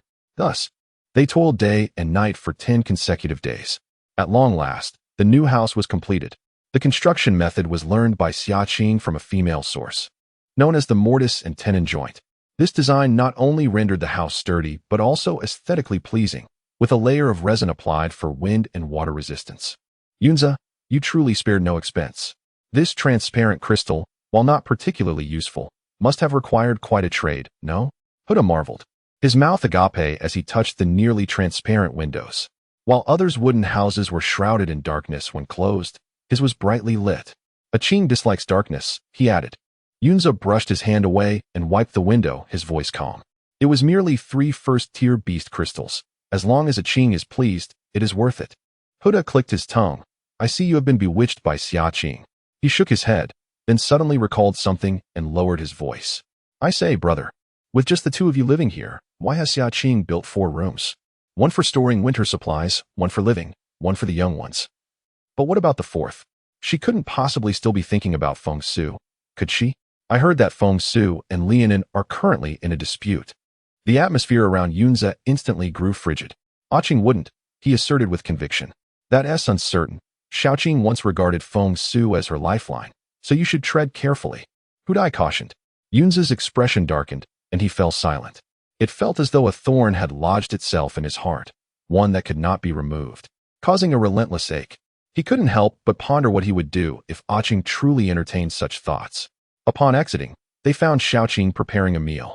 Hudai, why don't you stay and dine with us? I've made some delicious dishes, Xiaoqing beckoned. The house had been constructed swiftly, thanks to the tremendous assistance from Hudai and Uncle Lei. Absolutely. Hudai's eyes lit up, and without waiting for Yunze to speak, he eagerly accepted. He had long craved this culinary delight, yet Yunze was quite stingy, refusing to share even a morsel with him. He merely wished to enjoy the food, not to covet his partner. How miserly. Yunze struck the wooden table lightly. The three sat in the courtyard to eat. Noticing Yunze's grim demeanor, Xia Qing set down her bowl and glanced at the two. I presume you both have noticed the new room in the house. Yunze's countenance darkened further, his grip on the bowl tightening. With a crack, a fissure appeared at the rim of the bowl. Hudai felt a cold sweat break out on his forehead. Surely, Yunze would not vent his frustration on him, would he? Hudai was taken aback. Is it for Xiaochuan? Not for Feng Su? The oppressive atmosphere surrounding Yunze dissipated in an instant. Qing's elder brother is also my brother. What difference does it make if we live together? As Xia Qing spoke, she produced 10 first-tier beast crystals and slid them across the table toward Hudai. Chapter 11. He caught fire. Yet she fled. Huda gazed at the 10 vividly colored first-tier beast crystals, his eyes widening in disbelief. Is this truly for me? Although he was a first-tier beast man, his abilities were the weakest, possessing only a wood-type talent that allowed him to hasten the ripening of fruits and manipulate vines and weeds.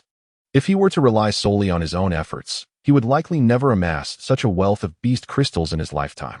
Yunze had become her kin, her sole beast husband. Huda treated Yunze with kindness, and naturally, she would not neglect Huda in return. This is too much. Beast crystals are far too precious. I am merely accompanying someone, and since I am also joining the trading team, it is a simple task. To his surprise, Huda felt a twinge of embarrassment. He fidgeted as Yunze directly placed the beast crystals into his embrace. Accept them. In our household, Qing has the final say. Feeling the cool, tangible texture of the beast crystals, Huda was almost moved to tears. With these beast crystals, he could seek a worthy female companion. Bang! Huda slammed his hand on the table, rising to his feet, excitedly clasping his hands in front of Xia Qing. Sister-in-law, you shall forever be my beloved sister-in-law. Previously, I often spoke ill of you to Yunze. I apologize for my prejudice. I was in the wrong. As he spoke, he even raised his hand and slapped his own face. Xia Qing frowned at this display and exchanged a knowing glance with Yunze. As night fell, the delicate female pressed him beneath her, her sweet fragrance enveloping his senses, igniting a primal urge within him. Leaning closer, she whispered softly in his ear, "Today, let us absorb the beast crystals together." A hide of beast skin was draped over his head, enveloping her entirely. Yunze placed the beast crystal into her hand, then turned away, sitting upright with an air of chastity. "Not today, you must absorb it yourself." Xia Qing was taken aback. How could he refuse her? Did she possess no allure? Was he uninterested? For the past 10 days of constructing their abode, she had devoted herself to honing her talents, fearing that absorbing too many beast crystals would render her unable to fully control the powers within. Thus, she had refrained from consuming any crystals. Their nights together had been devoid of intimacy. Wasn't it said that newly awakened males were akin to ravenous wolves? Why had he transformed into something else entirely? Catching a glimpse of Xia Qing's wide, pleading eyes, Yunze felt a tremor in his heart, as if the fragile psychological barrier he had just erected was on the verge of collapse. "You are carrying young ones now. It would not be right," he explained in a hushed tone, his voice laced with restraint. Noticing the crimson hue creeping down his neck, the faint outline of veins on the back of his hand, Xia Qing suddenly understood. It was not that she lacked charm. A playful smile graced her lips as she decided to tease him. She wrapped her delicate arms around his lean waist from behind and softly asked, what could possibly be wrong? Her dainty fingers roamed, presenting an exquisite temptation for Yunze. A wave of heat surged within him, threatening to overwhelm, when suddenly, she withdrew, placing a cool object into his palm. It was a Tier 3 beast crystal. Yunze was taken aback. He felt a fire ignite within him. Yet she had fled? "I'll step outside," he declared, gripping the beast crystal tightly as he rose, his long legs striding swiftly toward the door. It felt as though a seductive specter lingered behind him. However, he dared not enter the house, remaining only in the courtyard. He was afraid. Xia Qing, on the other hand, absorbed 10 Tier 1 beast crystals in one go. As she opened her eyes once more, beads of sweat cascaded down her brow, her body slick with a viscous liquid that emitted an unpleasant odor. This was the result of her body expelling impurities after absorbing the beast crystal. Simultaneously, she felt an abundance of strength coursing through her veins, and her physique became increasingly agile. Immersing herself in a large wooden tub, she cleansed her body and noticed her skin had become considerably fairer. the once sunken contours of her face now blossoming with a healthy flush. Her figure was even more alluring than when she had previously trusted Lianin. A smile graced Xia Qing's lips. It was no wonder that everyone yearned to awaken their talents. Indeed, it was a remarkable gift. Upon glancing at Yunzhe, who appeared revitalized, she expressed mild astonishment. You've advanced again. This fellow's rate of progression is astonishing. Last time, he had awakened a fire-related talent. And after absorbing a third-tier beast crystal last night, his lightning talent had also reached the second tier. Yunzhe showed no reluctance in revealing this. Both of his talents were now at the second tier. Watching Yunzhe ascend as if propelled by a rocket, Xia Qing felt a pang of envy. She resolved to become stronger at an accelerated pace. Today, I shall accompany you into the forest for hunting, she declared. Combat was the most efficient means of enhancing one's abilities. Merely absorbing beast crystals without engaging in real battles held little significance. Yunzhe furrowed his brow, instinctively wishing to decline.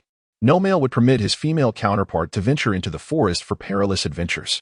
Yet, upon meeting Xia Qing's resolute gaze, his words caught in his throat. Very well, I shall take you to the forest today. Xia Qing was unlike other females. She had awakened her talent. If he were to continuously obstruct her quest for strength, it would not bode well.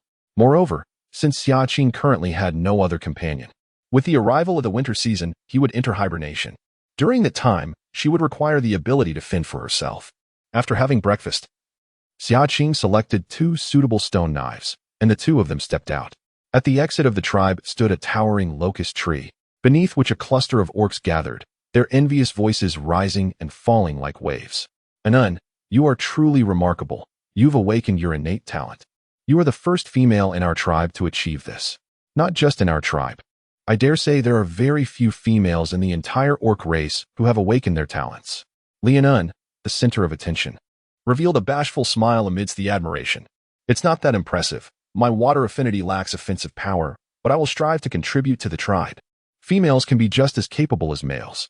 Yet, within her heart, she felt an immense sense of pride. So what if she lacked reproductive ability? Now that she had awakened her talent, she could still look down upon Xia Qing. In the world of beasts, strength reigned supreme. The other females gazed at her with envy. Anun, you are so modest. I've never seen a water affinity before. Anun, please show us. Surrounded by their admiration, Lian's vanity swelled. She raised her hand, focused intently, and after a while, a slender stream of water trickled from her fingertips. Uffed. Ling Yu couldn't help but laugh. That little bit of water wouldn't even quench my thirst. What use is it? Lian's face flushed with embarrassment. She had only recently awakened her ability and had absorbed quite a bit of beast crystal to unleash her water talent. Just as she felt humiliated, she turned her head and caught sight of Xia Qing passing by. Lianin straightened her posture and deliberately raised her voice, proclaiming, I may be somewhat weak, yet I have only just awakened. Brother Feng invited me to hunt the second-tier ferocious beast, the blazing spider, in the illusory forest. After all, that blazing spider has an aversion to water attributes, unlike certain females, who seem to exist solely for the purpose of reproduction. Chapter 12. Truly Ruthless. Much like myself after her fertility had been exposed, Lianin knew she had thoroughly offended Xia Qing. In front of Xia Qing, she no longer feigned modesty. Xia Qing abruptly called out, thought to herself, is she referring to me, the useless female? She halted, recalling that in her previous life, Lianin had not awakened any talents. Could it be that after her rebirth, she had altered her original fate and encountered some fortuitous event? Turning her gaze toward Yunzhe beside her, she pondered if perhaps Lianin had also engaged in mating with Feng Su to absorb beast crystals, thus awakening her abilities. Impossible, Yunzhe interjected, furrowing his brow, resolutely denying the notion. Why is it impossible? Xia Qing inquired, intrigued. Yunzhe's ears flushed crimson as he whispered, that is a secret technique of my clan. Other beastmen cannot utilize it. She did not awaken her talents through normal means, Yunzhe added gravely. His unique bloodline had enabled Qing to awaken her abilities, which were the same dual attributes as his own, essentially leveraging his bloodline power to assist her in her awakening, a feat unattainable by ordinary beastmen. Xia Qing let out a soft snort, dismissing the matter. Her attention was captured solely by Lianin's mention of the second-tier ferocious beast. Her eyes narrowed, a spark of interest igniting within her. A second-tier beast, particularly of the fire attribute, would be an excellent opportunity to enhance her own fire abilities. Let us also give it a try, she declared. She can also gauge her current strength. Good. A hint of indulgence flickered in Yunza's deep gaze as he nodded in agreement. Beasts of the same tier are indeed more formidable than the warrior beastmen. He possesses dual abilities, and Xia Qing is not without her own strength. It is worth a try. Ha! Did everyone hear that? Xia Qing intends to venture into the forest to hunt ferocious beasts. Do you truly believe you can succeed? Don't end up being prey for the beasts. Ha! A female companion of Li Ailing mocked. Although Xia Qing possesses 6th-tier fertility, her previous arrogance and temper had alienated numerous beast men, particularly the females, who now regarded her as their foremost adversary. Ailing, on the other hand, has awakened her water affinity and was personally invited by Feng Su. She can indeed be of help. What purpose do you serve in going? Precisely. Do not seek attention. Do you truly believe your fertility can rival Ailing's water affinity? Xia Qing scoffed, not sparing them a glance. She turned and departed with Yunza. Li Ailing felt as though she had struck a cotton ball, her fists clenched in frustration. Xia Qing, even without fertility, I will ensure you are trampled beneath my feet. Just as they exited the tribe, the two heard someone pursuing them from behind. Turning around, Xia Qing spotted Yu, panting heavily as she rushed towards them. Raising an eyebrow, she inquired, "What is it?" Yu, with a sarcastic tone, tossed an object toward her before turning to leave. Xia Qing raised her hand to catch it. It was a black stone knife wrapped in animal hide. The material felt even colder than stone and was razor-sharp. The stone knife is modest in size, with a blade no longer than a forearm. Yet its edge is adorned with several sharp barbs, exquisitely crafted and easily overlooked without careful inspection. Should it strike, even without piercing a vital spot, it could carve away a substantial piece of flesh. Yu's father is the sole orc in the Black Wind tribe skilled in weapon forging, and she has learned from him since childhood, developing a fiery temperament in the process. In her previous life, although her fertility was limited, her exceptional talent in weapon crafting earned her considerable respect. However, after being summoned by other tribes for her forging expertise, she mysteriously vanished. This stone knife is likely one she forged herself. She turned and called out to Yu's retreating figure. Rest assured, I am not so easily dispatched, and thank you. The smile on Xia Qing's face deepened. This bond, she would remember. Securing the black knife at her waist, Xia Qing transformed alongside Yunza into their beast forms. Her beast shape is that of a black-footed cat, petite and adorned with a coat of reddish-brown fur that appears endearingly soft and charming, contrasting sharply with her vibrant human form.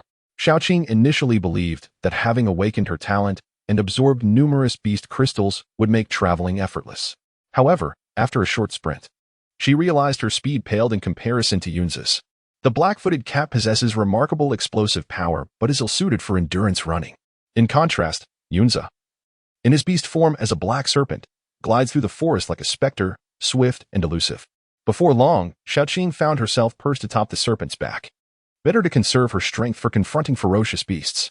In the shadowy mist forest, the vegetation looms overhead, colossal in size, enveloping the surroundings in a chilling and ominous atmosphere. As if embodying the name of the forest itself, it seemed one had entered a realm of shadows, devoid of any glimmer of light. Traversing the phantom forest, Xia Qing perceived that each plant she passed bore grotesque and monstrous forms, as if reaching out with claw-like appendages. Among the thickets, the remains of countless skeletal figures lay scattered, the victims of ferocious beasts. Everything here, including the flora, should not be touched, for it may well harbor toxins. While Xia Qing was observing a flower that resembled a feline, a voice of warning from Yun Zhe reached her ears. In the next moment, a gray rabbit dashed past the flower, only for the once gentle petals to transform into serrated edges, ensnaring the creature in an instant. Blood oozed from the fissures of the petals. Xia Qing inhaled sharply, taken aback by the flower's ruthlessness. Yun Zhe, assuming she was startled, turned to offer comfort, only to find the young female gazing in admiration, a soft laugh escaping her lips. Just like me, she remarked. Thus, a serpent and a cat ventured deeper into the phantom forest. At the forest's edge, only first-tier ferocious beasts lurked, while the second-tier beasts resided further within, posing even greater danger. After an extended search, they encountered two first-tier beasts, which Yun Zhe used as training for Xia Qing under his watchful eye. Yet, they still had not caught sight of the blaze spider. By midday, the duo roasted a freshly slain first-tier black boar beast for sustenance. The flesh and hide of these beasts were exquisite delicacies, capable of enhancing one's prowess, particularly for warrior orcs. Having satisfied their hunger, Xia Qing gazed at the remaining substantial portion of the beast's meat, feeling a pang of regret. The blood would inevitably attract greater peril. Were it not for the quest to locate the blaze spider, it would have been advantageous to bring the meat along for her elder brother. In the afternoon, the two continued their journey. Although they did not find the blazing fire spider, they encountered Lianin, Fengsu, and others who were also searching for it. 20 orcs were present, among which 2 were ordinary orcs without awakened talents, representing the strongest combat strength that the Black Wind tribe could muster. Brother Feng, I lack strength. Please kill this young wolf and let me drink its blood, Lianin said sweetly, wiping her sweat with a fatigued expression. Fengsu furrowed his brow. Wolf beasts usually traveled in packs. We should move farther away after capturing this wolf before bleeding it. What if we attract ferocious beasts? With you here. I fear no ferocious beasts. Just kill it. I'm already hungry, Lianin pouted affectionately. Her flattering words made Fengsu feel a bit lightheaded. All right. Let us do it. After all, I need to find the blazing fire spider. Perhaps this will lure it out. Fengsu swiftly sliced the young wolf's throat, allowing it to bleed and skin it. As Xia Qing and Yunzhe passed by, they happened to witness this scene. Upon seeing the young wolf, Xia Qing frowned. These 2 fools dare to kill the cubs of ferocious beasts in the Phantom Forest? Don't they know that wolves often appear in packs? Let us go. We shouldn't associate with these idiots. Just as Xia Qing was about to leave, a series of mournful howls echoed from all directions, rising and falling like the beating of drums. Chapter 13. Only the strong are worthy of being my offspring. Damn. This cursed deity, Xia Qing muttered under her breath, knowing all too well that encountering Li Unin in the Phantom Forest would lead to trouble. Yunzhe shielded her, whispering, let us assess the situation. If we are outmatched, I will break through the encirclement of the wolves, and you should escape first. Wolves are exceedingly cunning creatures, harboring deep grudges. If they do not kill their prey, they will not relent. He would go to great lengths to carve out a path for a Qing. Alas, a pack of wolves approaches, by the sound. It appears to be a group of first-tier wolf beasts, undoubtedly drawn by the sin of young wolf blood.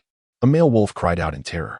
Lianin was instantly struck with fear, her face paling as she clutched Fengsu's arm tightly. Feng, brother Feng, we must flee at once. Fengsu, with a grim expression, realized that they were surrounded by so many first-tier wolf beasts. Escaping would not be so simple. Had he known, he would not have heeded Lianin's counsel. How? The wolf's cries grew ever closer, and the surrounding underbrush began to rustle ominously. The males glanced around anxiously, while Lianin, having never witnessed such a scene, was overwhelmed with dread. Just then, she suddenly heard a Qing's voice. Turning her head, she saw the 2 not far behind her. A glint of determination flashed in her eyes as she hurled the wolf's blood towards a Qing. The wolves were drawn to the scent of the young wolves. If a Qing could divert their attention, she would have a chance to escape. A Qing, be careful. Yunzhe, sensing something amiss, swiftly pulled a Qing aside. The wolf's blood splattered onto him, and a Qing inevitably got some on her legs as well. In the next moment, several gray wolves burst forth from the dense thicket, their eyes glowing with an eerie green light, honing in on the scent of blood, locking their gaze onto a Qing and her companion. Howl! A few leading wolves raised their heads and howled, their cries piercing and powerful. This is bad. They are summoning their comrades. A Qing's expression changed. That wretched Lianin dared to plot against her. In the blink of an eye, an increasing number of gray wolves emerged, charging toward Yunzhe and Xia Qing. Brother Feng, run! Lianin exclaimed, tossing the flesh of a young wolf towards them before transforming into a raccoon, swiftly escaping while the wolves had not yet fully encircled them. Fengsu reacted quickly, morphing into a tiger beast and sprinting away. The wolf pack had come seeking vengeance, and in a moment of carelessness, they had indeed managed to escape. By the riverside, a group of exhausted beasts halted, panting heavily. Thank goodness, the wolves did not pursue us. However, it seemed that Xia Qing and Yunzhe had not followed. Could they have been trapped by the wolves? In their panic, the males only focused on fleeing, unaware of the 2 who had fallen behind. Xia Qing was a female of 6th-tier fertility, and they certainly did not wish her any harm. A flicker of guilt crossed Lianin's eyes as she realized the males had overlooked her recent actions. With reddened eyes and a pitiful demeanor, she lamented. It's all my fault. If I hadn't urged Brother Feng to kill the young wolf, we wouldn't have attracted the pack. I'm so sorry. Her feigned sorrow, combined with a self-reproachful expression, instantly tugged at the hearts of the males. It's not your fault. We hunted the young wolf. And even if we hadn't, the pack wouldn't have spared us. Had it not been for you guiding our escape, we might have perished at the jaws of the wolves. Another male chimed in. Indeed, it's unfortunate that Xia Qing and Yunze didn't make it. It's no one else's fault. The males offered words of comfort. Feng Su cast a peculiar glance at Liaonan, pondering why her words, which had initially seemed one way, now bore an entirely different connotation. Liaonan remained oblivious to Feng Su's peculiar demeanor, secretly reveling in her own delight. She had just witnessed that the wolf pack consisted of nearly half first-tier ferocious beasts, with the lead wolf possibly being a second-tier beast. At this very moment, Xia Qing was undoubtedly being torn to shreds by the pack. Setting her ablaze and subjecting her to humiliation, she had finally taken her revenge. What of her sixth-tier fertility? She would still meet her demise. Meanwhile, in another part of the illusory ghost forest, over 100 gray wolves encircled Xia Qing and Yunze, their green eyes glinting with a bloodthirsty gleam. Any beast man confronted with such a scene would likely be paralyzed with fear. Yunze's handsome face bore a grave expression as he positioned himself protectively behind Xia Qing, his gaze fixed intently on the wolves, seemingly searching for an avenue of escape. Qing Yu. He was about to advise her to find an opportunity to flee when, unexpectedly, Xia Qing pushed his hand aside and stepped forward. Her cold, beautiful phoenix eyes narrowed, revealing not a trace of fear but rather a glimmer of excitement. This was a fortuitous opportunity for beast crystals. Why run? Their supply at home was nearly depleted. Since they were here, none of these beasts would escape. Drawing a black dagger from her waist, its tip pointed downward, she licked the cold blade with her tongue, adopting a stance of aggression. A look of astonishment crossed Yunze's face. Did Xia Qing intend to fight such a large group of first-tier wolves? But your condition, Xia Qing, was with child, and pregnant females were typically the most vulnerable. Only the strong deserve to be my offspring. If one cannot endure even this trivial battle, then let them swiftly reincarnate. Xia Qing scoffed, utterly unfazed. Upon hearing her words, Yunze's furrowed brow relaxed, a smile curving his lips. Very well. Qing was determined to fight, and he was ready to accompany her. In his eyes, Qing's intentions held more significance than anything else. No sooner had he spoken than Xia Qing charged out with her black blade in hand. In an instant, the pack of wolves launched their assault. One by one, the black wolves bared their fangs and lunged at Xia Qing. Naturally endowed with brute strength, Xia Qing's power surged even further after absorbing the beast crystal. A single punch could send a first-tier wolf flying. With her black blade slicing through the air, she tore away large chunks of flesh from the gray wolves. However, the damage inflicted by ordinary weapons on first-tier ferocious beasts was rather limited. Yunze, transformed into a black serpent, observed the scene and swiftly used his tail to fend off a gray wolf that had approached Xia Qing from the side. Warning her in the language of beasts, infusing her weapon with her innate power would greatly enhance its lethality. Upon hearing this, Xia Qing promptly complied. The black blade radiated with a purplish-red glow as she thrust it into the wolf's neck. With a sickening squelch, the gray wolf convulsed violently before being pierced through. Withdrawing her black blade, it fell lifeless to the ground in an instant. Xia Qing smirked, her feline agility allowing her to weave effortlessly through the throngs of wolves, dispatching them with ease. In mere moments, one gray wolf after another succumbed. Yunze was equally adept, though unarmed. His serpent tail deftly ensnared and strangled the gray wolves, accomplishing his task almost instantaneously.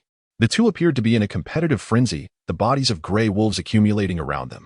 Xia Qing's face and body were splattered with blood. And by the end of the onslaught, even the approaching wolves hesitated in fear. She resembled a bloodthirsty she-demon. In stark contrast, Yunze remained pristine, untouched by the chaos. Not a single drop of blood staining him. The visual disparity was striking. Howls echoed in the air. A snow-white wolf suddenly intruded into the line of sight of the two individuals. Its fierce gaze, filled with malice, intensified upon witnessing the scattered corpses on the ground, as if it longed to rend the two asunder. This wolf was the alpha of its pack. Yunze instantly recognized the wolf's distinctiveness and soon furrowed his brow. Something was amiss. Qing retreat. Yet, Xia Qing had already dashed forward. Just as the black blade was about to pierce the wolf's skull, it vanished from her grasp with a swish. Chapter 14. The rare talent of the mutated white wolf. The white wolf bared its fangs and lunged at her. Reacting swiftly, Xia Qing delivered a kick to its face and retreated hastily. Yunze coiled his serpentine tail around her to shield her from potential ambushes by other wolves, his voice heavy with gravity. This is likely a mutated beast, the alpha of a first-tier wolf pack. Yet it can only be a second-tier wolf due to its superior strength. However, this white wolf is evidently still a first-tier. What distinguishes a mutated beast from an ordinary one? Xia Qing pondered. Although she had lived 2 lifetimes, her previous existence as an ordinary female had confined her in captivity for the latter part of her life, leaving her uncurious about how Yunzhe possessed such extensive knowledge. Mutated beasts possess exceptionally rare talents and exhibit strengths surpassing those of ordinary beasts. This white wolf, while undeniably a first tier, exhibits capabilities beyond that level, Yunzhe explained solemnly. The fact that this white wolf, as a first tier, can command a pack of first-tier wolves is a testament to its prowess. A rare gift indeed. Xia Qing murmured. Could it be related to the sudden disappearance of the Black Blade? It was a female wolf, bearing a striking resemblance to the earlier pup's aura. It was likely the mother of that young wolf. If we do not resolve this now, we may never escape this place, Yunzhe remarked, his brow furrowed in concern. Then let's do it. Xia Qing scoffed lightly, once again brandishing her stone blade as she charged forward. The wolf pack had been dealt with. Why should she fear a single mutated alpha? Since she was here, she would ensure that the mother and son would meet their fate together in the afterlife.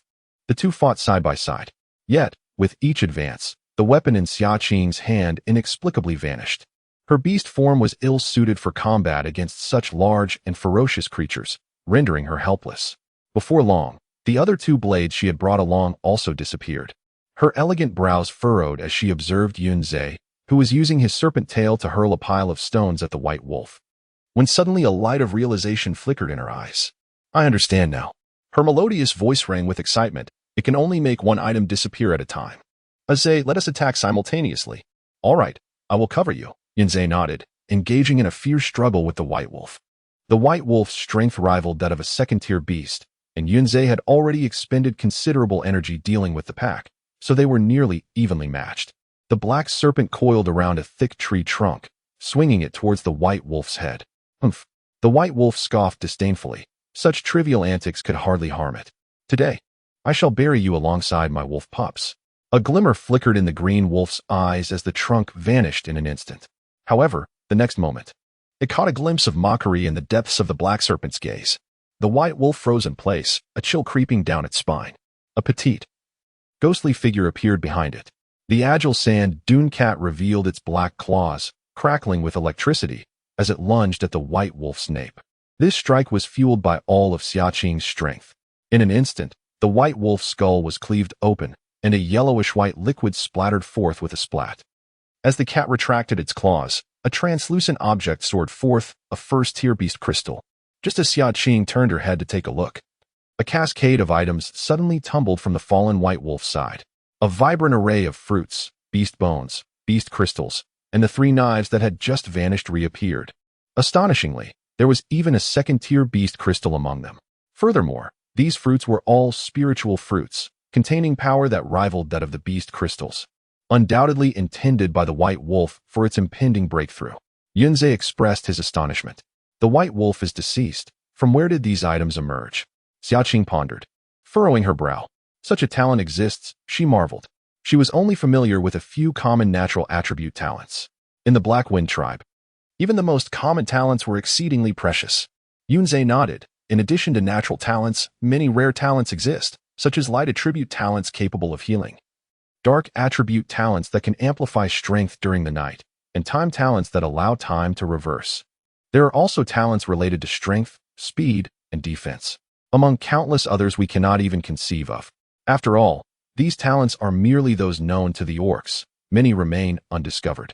Xia Qing appeared deep in thought, akin to a sponge striving to absorb moisture. This was the first time she encountered such knowledge. Just as she intended to inquire further, a wave of dizziness washed over her. "Ah Qing!" Yunzhe exclaimed, wrapping his arms around her slender waist. After anxiously checking for any wounds and finding none, he solemnly declared, "It must be the aftermath of the battle. The energy within you has been utterly depleted. This is an exceedingly perilous situation. Although this method may enhance one's strength, it also poses significant risks to the body. A moment's negligence could lead to dire consequences. Quickly absorb the beast crystal of the white wolf to replenish your strength. I shall guard you here," Yunzhe asserted unwaveringly, placing the transparent beast crystal into her hand. Indeed, Xia Qing felt drained and did not refuse. Exhausted, she consumed a small spirit fruit and sensed a slight restoration of her internal energy before settling cross-legged with closed eyes to absorb the beast crystal. Abundant power surged continuously into her body, akin to slender tributaries flowing into a parched riverbed. As it coursed through Xia Qing's limbs and sinews, it felt as though her entire being was being rejuvenated. Once the beast crystal was completely absorbed and vanished from her grasp, her pallid lips blossomed into a rosy hue, and her fair skin appeared even more delicate, with pores seemingly non-existent. She raised her hand, and a fire serpent, nearly as thick as a barrel, erupted forth. With a resounding whoosh, it instantly reduced a tree to ashes, yet under Xia Qing's command, it did not spread to the surrounding vegetation. "Ah Qing, has your fire affinity talent ascended?" Upon witnessing this, a flicker of joy crossed Yun Zhe's stern visage. To think that after merely one visit to the illusory forest, Ah Qing had already advanced to the second tier. How long had it been since she awakened her talent? It seemed to be less than half a month. It is said that many males spend their entire lives without progressing from the first to the second tier. Such talent is indeed remarkable. Feeling the fullness of power within her, Xia Qing smiled and nodded. "Yes, it is a pity that only my fire affinity has advanced. My lightning affinity remains at the first tier. It appears that the beast crystal of the mutated white wolf is indeed formidable." Upon hearing this, Yunza could not help but feel a slight tremor at his temples. Alas, achieving even a single promotion would be quite commendable, wouldn't it? Suddenly, a sense of impending crisis washed over him. If this continued, he might be surpassed by Ah Qing. How could he then protect her? As a male, he could not be weaker than his partner. It seemed he must exert himself further to enhance his strength. In his heart, Yanza silently resolved to strive harder. Although they had not located the blazing fire spider today, encountering the wolf pack yielded considerable rewards. Xia Qing was quite pleased. The two meticulously extracted the beast crystals from the corpses of the gray wolves. They had a total of 42 first-tier ferocious beasts, the rest being ordinary gray wolves. And combined with the beast crystals dropped in the white wolf's realm, they amassed a remarkable total of 120 crystals. The beast crystals and spirit fruits were all collected, filling 2 large sacks. The wolf meat, fangs, and claws from the first-tier ferocious beasts were indeed valuable commodities. Just as she finished speaking, the gray wolf corpse she had been patting suddenly vanished before their eyes. Xia Qing was taken aback. Turning to Yunza, their gazes locked in mutual astonishment. Chapter 15, Retribution, a frightening encounter. Could it be that by absorbing the white wolf's beast crystal, she had also awakened a spatial talent? The moment this thought crossed her mind, Xia Qing immediately began to experiment. Channeling her energy within, she discovered, in addition to the 2 spheres of lightning and fire in her dantian, a barely perceptible, transparent orb. Its lack of color had led her to overlook it until now. As she activated the orb, Xia Qing's consciousness was instantly transported to another realm. The dimly lit space was approximately the size of a room, devoid of brightness. Yet visibility was not hindered. Aside from the recently vanished gray wolf corpse, the area was utterly barren. Xia Qing withdrew her thoughts and conveyed the delightful news to Yunze. "Congratulations, Ah Qing. The spatial talent is an exceptionally rare gift. In other major tribes, it would be nurtured as a precious asset within the family." Yunze genuinely rejoiced for her. Though the offensive capability of spatial talent may not rival that of other abilities, its security in storing items is unparalleled. What could be safer than placing something within a spatial realm? Consequently, many influential families prefer to cultivate orcs with spatial talent as trusted confidants, serving as mobile repositories. After all, the wealth of a prominent family is substantial. The two promptly set to work, gathering the carcasses of the gray wolves. Yunze pointed to the body of a white wolf, nearly at the second tier. Its fangs, claws, and bones were excellent materials for weapon forging. She was troubled, unsure how to repaying you. For a beast forger, weapon materials are the finest gifts. Hundreds of gray wolf carcasses accumulated in their modest space. Ultimately, when it became impossible to fit anymore, they had no choice but to carry the uncontainable beast crystals in their hands. After all, beast crystals are lightweight, making their journey considerably easier than lugging the carcasses. There is a river ahead, Ah Qing. Would you like to wash up? Noticing the shimmering surface of water nearby, Yunze slowed down to inquire. Xia Qing glanced down at her blood-stained attire. She hadn't noticed it during the battle, but now, with the cold wind blowing, it felt rather sticky. One might mistakenly think she was a merciless killer. "Let us go?" Just as they reached the riverbank, they heard a familiar, affected voice. Woo-woo. Let us wait a bit longer. What if Xia Qing escapes?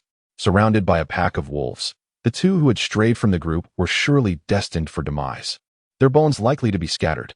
It is all my fault that Xia Qing is in peril. Oh, how I lament. I am so sorry, Xia Qing. Xia Qing raised an eyebrow, turning sharply to part the underbrush that obscured her view. With a scoff, she declared, "There is no need for your apologies. I am not dead yet." As she lifted her gaze, she was met by the sight of the bloodied Xia Qing approaching. The crimson droplets smeared across her face amplified her beauty, rendering her visage almost enchanting, like a seductive demoness. "Are you a beast or a ghost?" Lianin gasped, her heart racing, instinctively retreating behind Feng Su. She feared it was the vengeful spirit of Xia Qing returning for retribution. Yet, do not spirits haunt only during the night? You are not dead. Why do you wish for my demise so fervently? Xia Qing's expression was a blend of amusement and reproach as she regarded her. Realizing her lapse in composure, Lianin hastily refuted and attempted to clarify, "And no, that cannot be. I was merely curious about how you both managed to escape." Feng Su and the other males gazed at the pair in astonishment. To have emerged from the jaws of the wolves unscathed was nothing short of miraculous.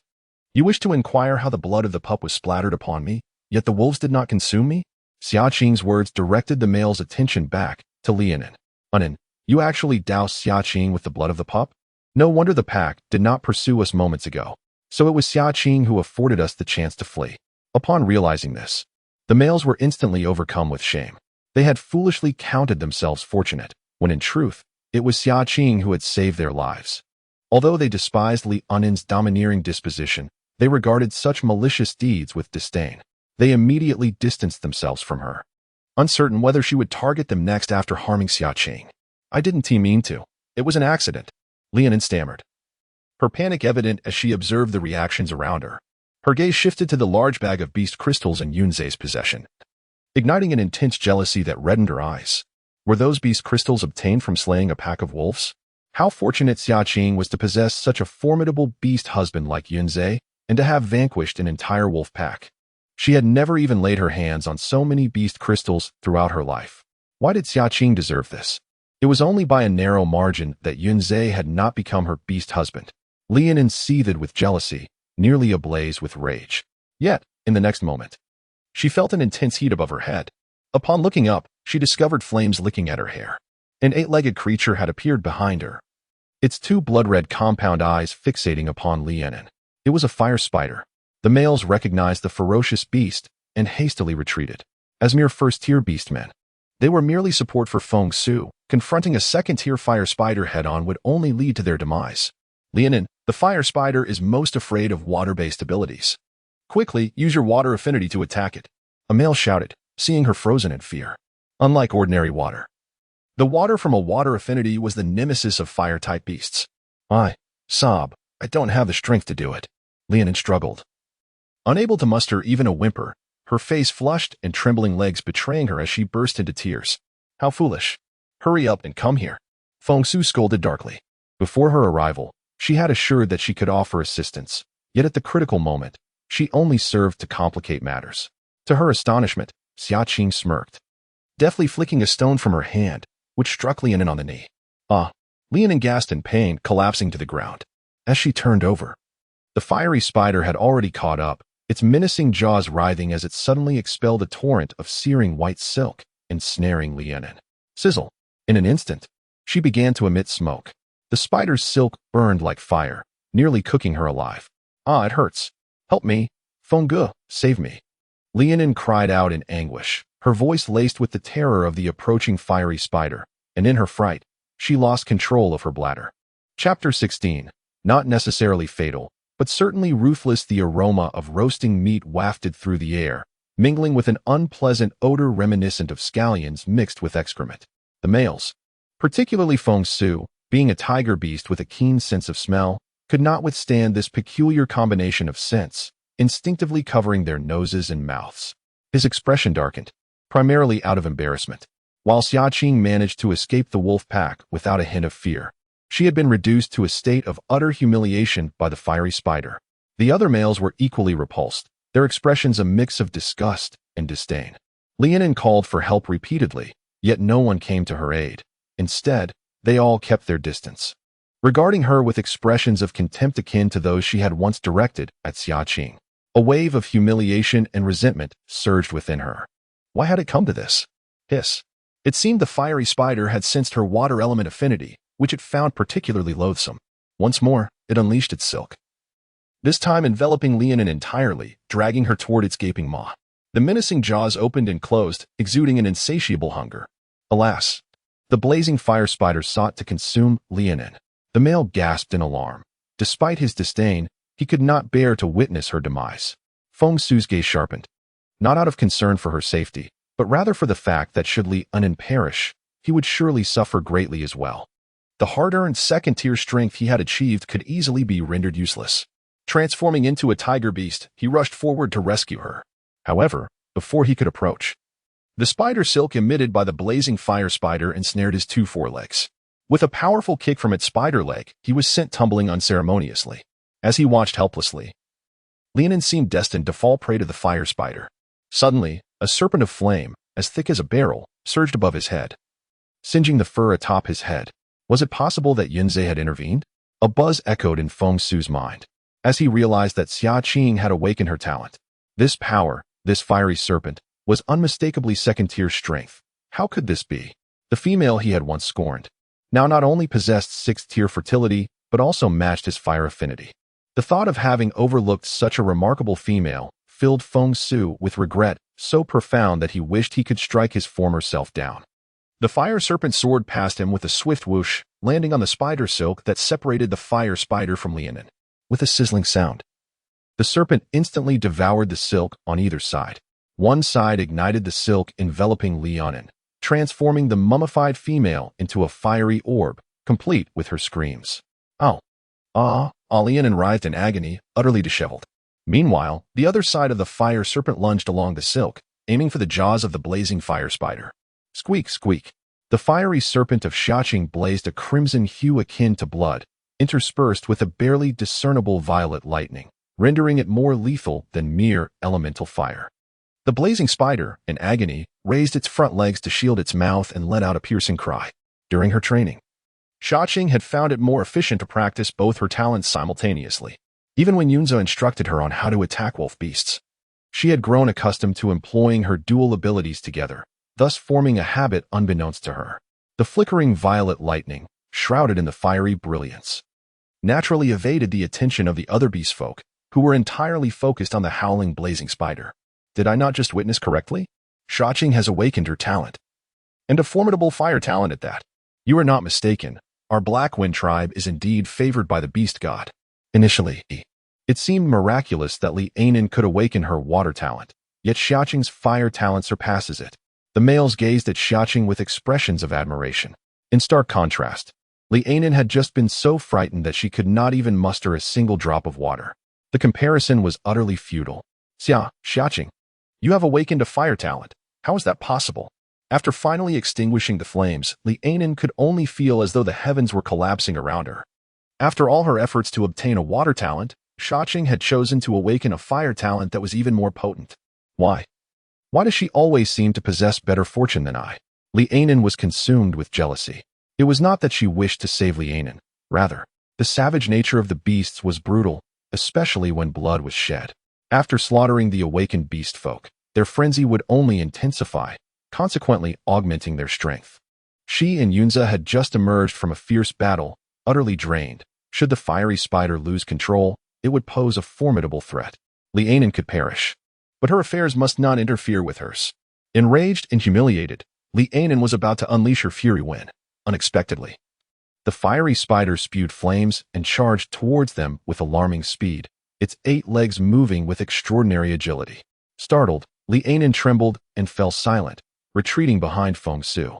Her face ashen. Boom. Several bolts of purple lightning descended from above, striking like curved blades against the legs of the fiery spider. Despite sharing the same second-tier power, the fiery spider displayed a hint of trepidation, halting its advance. Its crimson compound eyes glared furiously at the two who obstructed its feast. With a swift motion, it released a stream of white silk, ensnaring a nearby tree and sweeping it towards Xia Qing. Yet, before it could reach her, It was intercepted and severed by the black serpent conjured by Yunze, igniting in flames. "Xia Qing, I will cover you, do not worry." He understood that Xia Qing had ventured into the phantom forest to enhance her strength, and such a splendid opportunity for battle must not be squandered. If she desired to grow stronger, he would assist her. All right. As she watched the imposing form of the black serpent serve as her shield, Xia Qing felt an inexplicable sense of security wash over her. Trusting him completely, she sprinted forward with her black blade drawn. The petite figure of the female warrior moved with ghostly swiftness. In the blink of an eye, she stood before the fiery spider, provoked by her audacious assault. The fiery spider screeched and lifted its front legs to strike. Yet, before it could descend, its appendage was ensnared by the serpent's tail enveloped in purple light.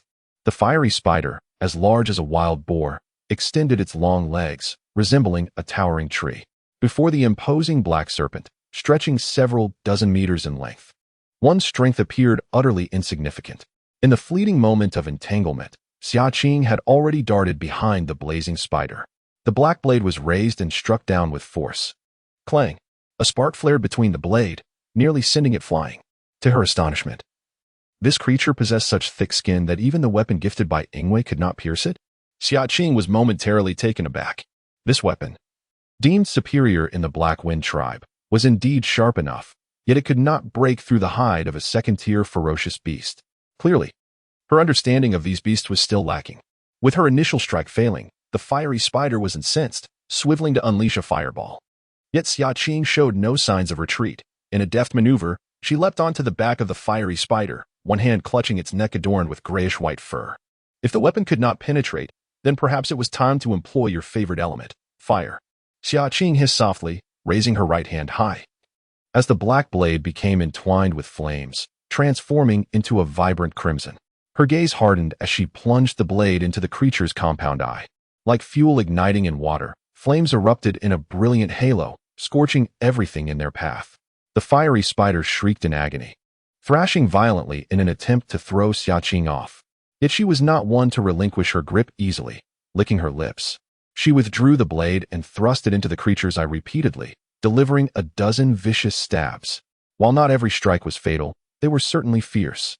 In a mere moment, the heads of Xia Qing and the fiery spider were engulfed by flames, the air filled with the acrid scent of charred flesh. Yunze and the males felt a tightening in their chests at the sight, while Li and Anne's expression darkened with malice. Burn it all. Let Xia Qing perish in the flames as well. Xia Qing had perished, leaving her as the sole awakened female in the tribe. However, her elation was short-lived. With a thunderous crash, the blazing spider fell to the ground, and from the flames emerged a mesmerizing female figure, wielding a black blade, her gaze fierce and frenzied. Akin to a fiery succubus, golden beast-like eyes scanned anxiously, assessing whether she had sustained any injuries. Aside from the scorched bloodstains on her body, Xia Qing was unscathed. Her own flames could not harm her. Noticing Yunze's concerned expression, Xia Qing smirked and raised her left hand. In her open palm lay a fire-red beast crystal, the size of an egg, the second-tier fire beast crystal from the blazing spider. Look, I absorbed the white wolf's beast crystal, and this second-tier crystal is for you. Defeating the blazing spider was largely thanks to Yunze's protection. Without him, she doubted she could have achieved such a triumphant victory today. Xia Qing was well aware of her own capabilities. I don't. Her words were cut short as Yunze's delicate lips were gently touched by her pale fingers. You are my beast husband, and you must listen to me. She recognized and cherished Yunze's devotion. If they were to grow stronger, they would do so together. She would never hoard all the resources for herself. This declaration greatly pleased Yunze. All right, I shall heed your words. Gripping the scorching beast crystal tightly, he realized it was a treasure Xia Qing had personally procured for him. Other males did not possess such a fortunate companion. If it had been any other female who awakened to talent, she would have likely hoarded all the household's beast crystals for herself, never considering her beast husband. In Xia Qing's heart, he truly held great significance. In his heart, Yunze reached a conclusion. A fleeting tenderness shimmered within his golden pupils. Fengshu fixed his gaze intently on the beast crystal in Yunze's hand, jealousy coloring his eyes a shade of red. A second-tier fire beast crystal. Should he absorb it, his strength would undoubtedly soar. Had he mated with Xia Qing back then, this beast crystal would now belong to him. Moreover, there was also Xia Qing's third-tier beast crystal, along with those 2 bags of beast crystals just moments ago. Lianin shared a similar frenzied jealousy. Wait, the blazing fire spider was ambushed by us first. The beast crystal ought to be ours. Unwilling to concede, Lianin called out to stop the two departing figures. Yunza's gaze turned frigid. The blazing fire spider had been slain by a Qing, and the beast crystal belonged to her. Did they dare to covet the beast crystal that a Qing had gifted him? Gritting her teeth, Lianin flushed with indignation, exclaiming, "We also exhausted the blazing fire spider, allowing you to defeat it. We are all from the same tribe. You have already obtained so many beast crystals. What harm is there in letting us have this one?" Before setting out, she had sworn with the other females to hunt the blazing fire spider. How could she lose face? Why should she yield to them? With their unsightly appearances and foul odors, did they dare to dream? You. Lianin's face burned with embarrassment. The males nearby looked at her with strange expressions. As if the earlier humiliation were not enough, how could Lianin still have the audacity to demand the beast crystal from Xia Qing? It was clearly Xia Qing's trophy. Fengshu felt as though Lianin was dragging down his dignity.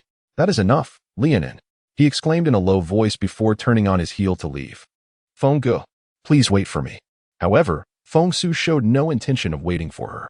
The other males followed closely behind him, paying her no heed. In an instant, she felt a surge of urgency and hurriedly jogged after them, her body marred by deep and shallow burn wounds, each step causing tears and snot to flow freely. Yet, fear of being abandoned in the illusory forest propelled her onward. She dared not stop. Xia Qing observed the retreating figures of the two with a bemused smile. Their quarrel had escalated so swiftly. Was their bond truly so fragile? She had believed that in their previous lives, Fengsu had always been devoted to Lianin, their relationship as solid as gold. It appeared, however, that their connection was merely a matter of interests. "Ah Qing, what did you just say?" Yunze inquired, approaching her with a puzzled expression. Xia Qing shook her head, choosing not to elaborate. The concept of reincarnation was likely beyond even Yunze's comprehension. The blaze spider had yielded no flesh, and aside from the beast crystals, its remains were singed beyond usefulness, leading them to discard it in the forest.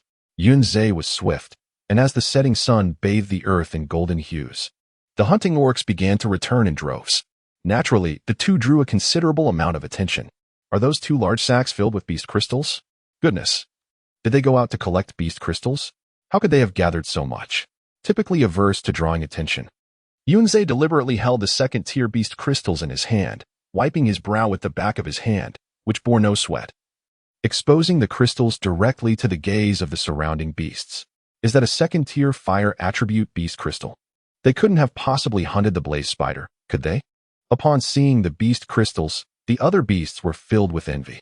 What extraordinary luck these two must possess. Not only had they amassed so many first-tier beast crystals, but they had also acquired a second-tier one. They had never encountered so many beast crystals in their lifetime. Observing Yunze's subtle gestures, Xia Qing bit her lip to stifle a laugh, pretending not to notice. Neither of them were particularly esteemed in the Black Wind tribe, so the onlookers merely expressed surprise, without engaging them in conversation. However, just as they reached their doorstep, Xia Qing noticed someone sitting there. "Buddha, did you not go to the bamboo rat tribe? What brings you here?" Xia Qing inquired with curiosity. "Wowa, sister-in-law.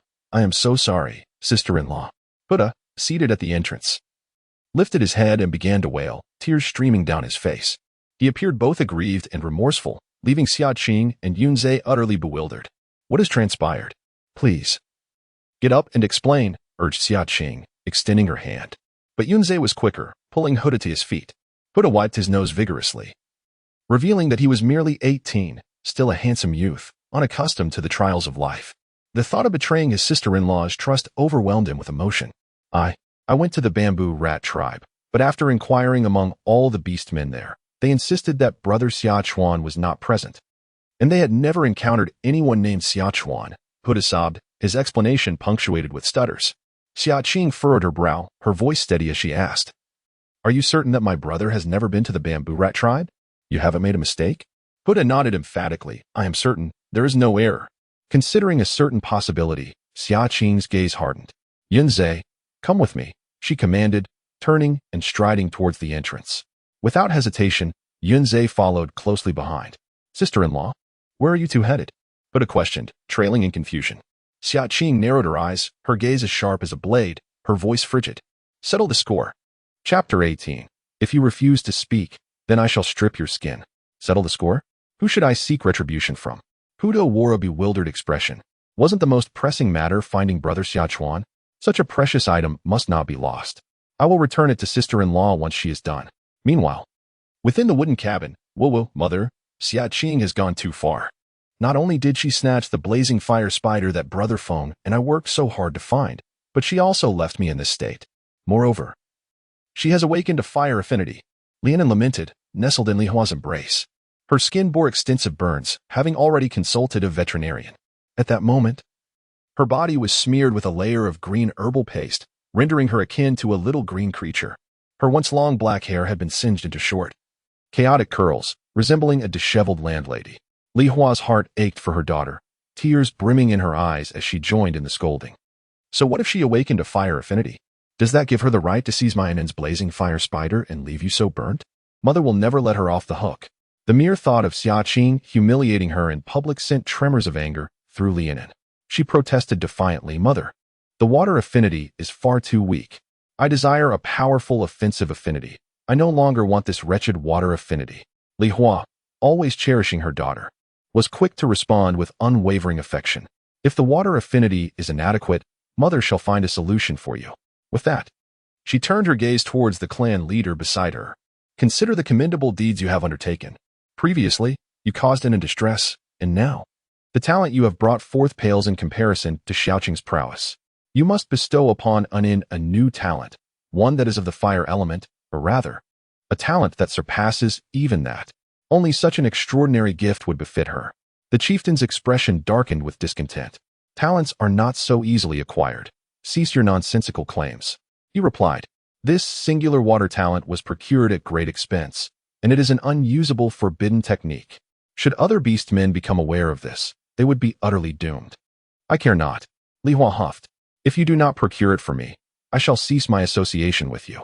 Although they were not officially partners, they had long been entangled in a clandestine affair. This matter was known to Li Hua's two beastly husbands. Yet they dared not voice any dissent due to the chieftain's status. Upon hearing her words, the chieftain felt an acute headache. It was not that he desired no partner, but rather, he was impotent, unable to engage in true mating. Embarrassed, he had remained single. Nevertheless, he harbored desires. Li Hua could be enticing, and behind closed doors, she could fulfill him, thus maintaining their relationship. Consequently, Li Hua and her daughter, Anin, had reaped numerous benefits. The water talent was acquired through Li Hua's persistent persuasion of the chieftain. It is not that I am unwilling to assist you. I am simply at a loss. The chieftain said gently. The water talent is not without merit, and during the dry season, it proves particularly advantageous. For Anin, a female, possessing a water talent suffices. Matters concerning the phantom forest should be left to the males. Moreover, the phantom forest is fraught with peril, is it not? Lianan desires what she wants. She craves other talents. Why should Xia Qing possess what she cannot? If Xia Qing is able to venture into the illusory forest, so can she. She refuses to be overshadowed by Xia Qing. Upon hearing this, Li Hua turned and pounded her fist against the chieftain's shoulder. Did you hear that? Anin wants it. And you must procure it for her. Otherwise, if the other beastmen discover your shortcomings, I wonder how you will continue in your role as chieftain. She issued her threat quite directly. The chieftain, feeling the pressure and the throbbing in his ears from her exclamations, reluctantly conceded, furrowing his brow. All right. I will think of a way. Surely I can find a solution. A flicker of joy passed through Lianan's eyes. But in the next moment, with a loud crash, the door was forcefully kicked open from the outside. The chieftain's wooden dwelling was shrouded in darkness, and when the door was shut, it became pitch black. To conceal their inappropriate relationship, the two had always met behind closed doors, away from prying eyes. Suddenly, blinding white light flooded the room, causing the three occupants to squint against its intensity. Before they could fully comprehend the situation, the chieftain felt a tightening around his neck as someone seized his collar, yanking him out with great force. Xia Qing, what are you doing? Let go of me. Considering your status as a female, I shall overlook your intrusion into my dwelling. Upon recognizing the intruder, an ominous premonition gripped the chieftain's heart. He feigned composure and issued a threat. After all, he was the chieftain of the Black Wind tribe, and his station was superior to that of a female. Should Xia Qing truly act out of line, he would face no blame for taking matters into his own hands. Xia Qing, what madness is this? Bullying Anin is one thing, But now you dare to defecate on the head of the clan leader? Who do you think you are? Li Hua stormed out, exasperated. Followed closely by the disheveled and resentful Lian, and Xia Qing cast a fleeting glance at them. She had no time to concern herself with their trivialities. Turning her attention to the hypocritical visage of the clan leader, she sneered coldly. I ask you, where is my elder brother? A flicker of unease passed through the clan leader's eyes. Xia Chuan, isn't he at the bamboo rat tribe? He feigned concern, adding, if you have something to say to Xia Chuan, I can have the trading team's beastmen convey your message next time. Xia Qing's gaze turned frigid as she swiftly drew her black dagger and pressed it against the clan leader's throat. Her eyes glinted with a chilling ferocity. Still lying? I will ask you once more, where is my elder brother now? The clan leader felt a chill creep down his neck, and his heart skipped a beat at the intensity of Xia Qing's stare. Could it be that she already knew about Xia Chuan's situation? As more beastmen gathered around, he gritted his teeth. Even if he was aware, he could not admit it. Xia Qing, I truly do not know what you are talking about. Xia Chuan is at the bamboo rat tribe. This is common knowledge among all the beastmen in the tribe, he insisted stubbornly. With only Yunze by his side, who was tasked with caring for her, there was no way he could leave the tribe to assist her in locating Xia Chuan. Xia Qing found herself isolated, lacking any allies among the beastmen. Without evidence, even if she were aware of the truth, no one would believe her. Contemplating this, the clan leader's courage swelled once more. If you refuse to speak, I shall peel your skin away layer by layer and see how long it takes for you to confess. Xia Qing was no pushover. To dare to harm her only kin is to face the consequences. A flicker of crimson flashed in her dark brown phoenix eyes, imbued with a frenzied intensity. As the black blade in her hand cleaved a gash across the chieftain's cheek, the blade sank into flesh, brutally prying open a section of skin. And with a surge of force, blood began to seep forth, creating a gruesome sight. The chieftain, utterly unprepared for Xia Qing's violent resolve, cried out in agony. Chapter 19. The fate of the eldest brother. He attempted to struggle, yet Xia Qing's ascension had augmented her strength, and with all her might, he found himself utterly unable to escape. Alarm coursed through the chieftain. How could a female possess greater strength than himself? Stop! Xia Qing, how can you harm the chieftain? The onlooking beastman, witnessing the scene, hastily admonished, intent on intervening. Regardless of how precious a female may be, the chieftain is the leader of their tribe, and his authority must not be undermined by a female's actions. However, before anyone could act, Yunze stepped forward, positioning himself before the crowd. His expression was as cold as ice, and he regarded them with a gaze that warned anyone daring to approach would face immediate retribution. Neither of the couple was inclined to reason. Amidst the collective outrage, Huda emerged, breathless yet vociferous. Sister-in-law merely seeks to find elder brother Xia Chuan. I personally visited the bamboo rat tribe yesterday, and elder brother Xia Chuan is not there at all. My poor sister-in-law. Xia Chuan is her only relative in this world. She always believed he resided in the bamboo rat tribe, and now that he is missing, she has come in haste to seek answers from the chieftain.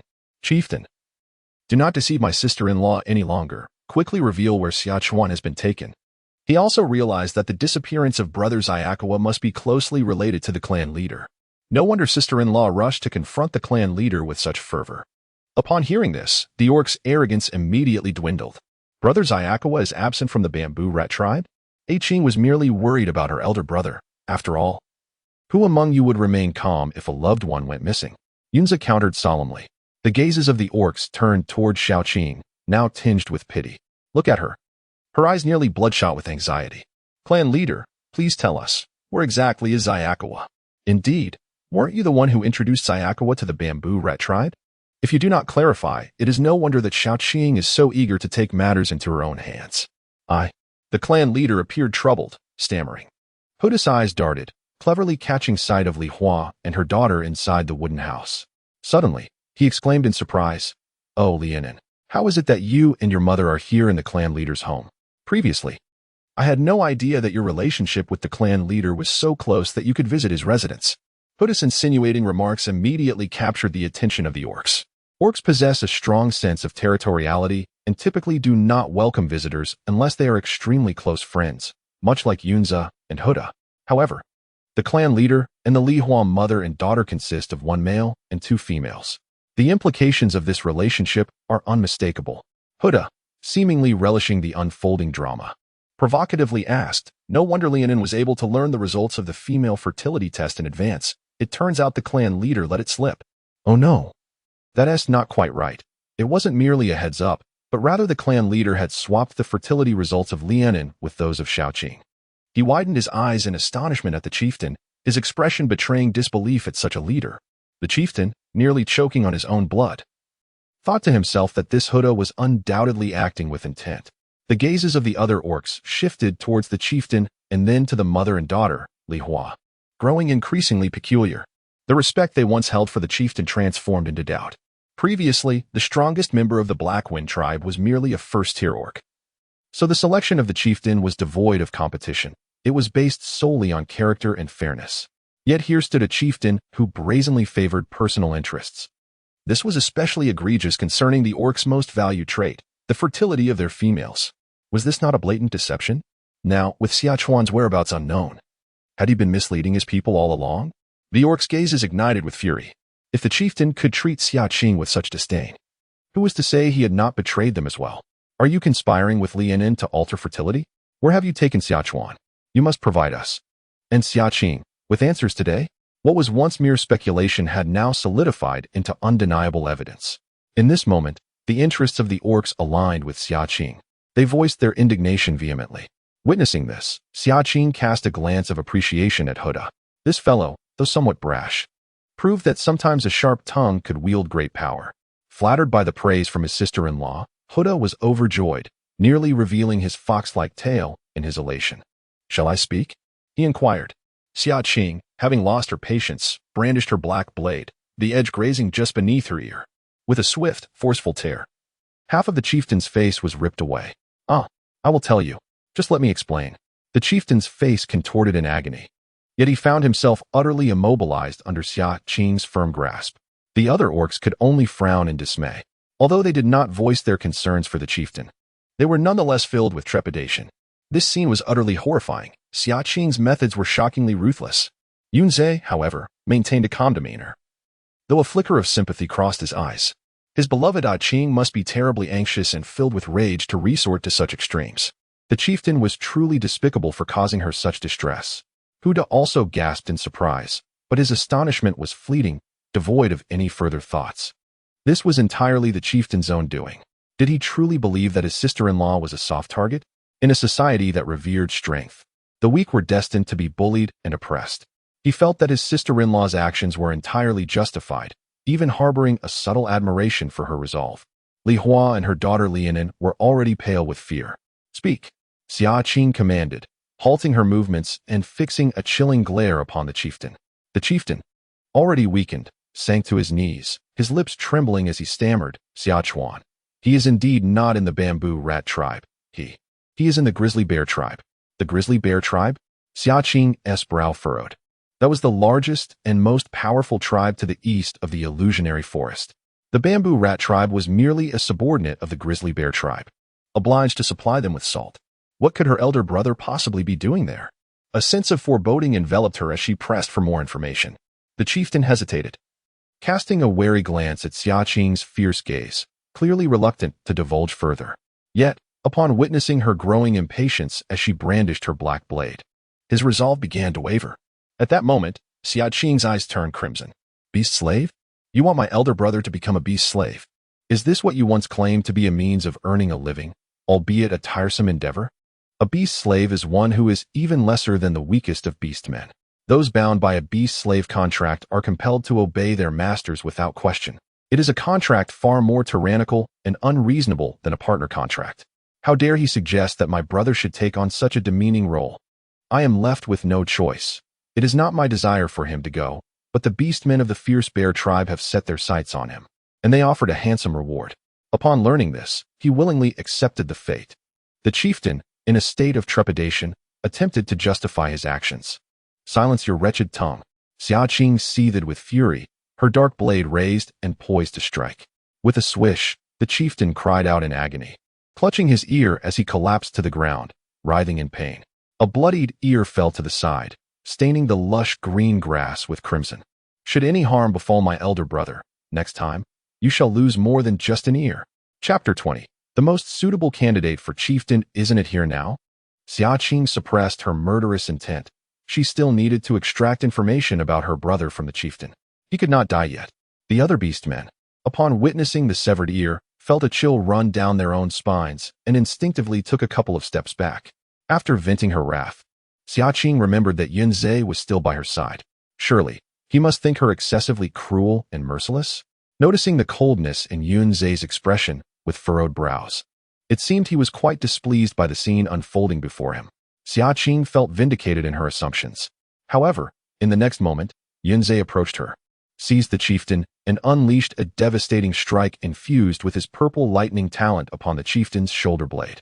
The sound of bones cracking echoed ominously, accompanied by the agonized cries of the chieftain, who collapsed to the ground as if every bone in his body had shattered.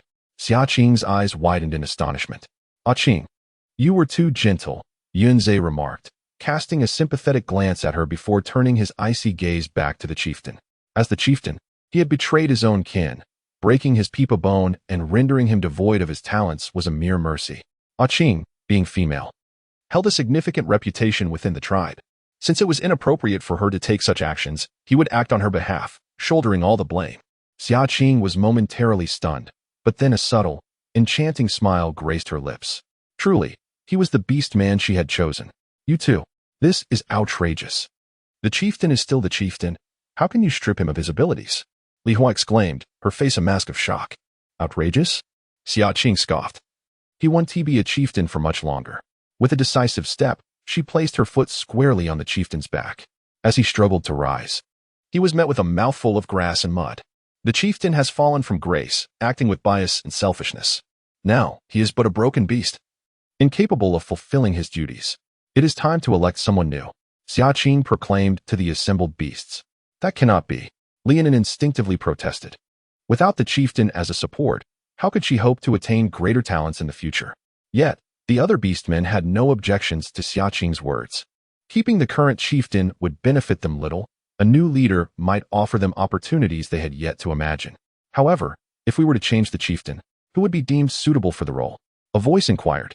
In other tribes, the strongest individuals assumed the position of chieftain. Our tribe now boasts more than one second-tier orc. I believe we should determine the strongest among us. I concur, let the mightiest prevail. Yet, the first to ascend to the second tier appears to be Feng Su, does it not?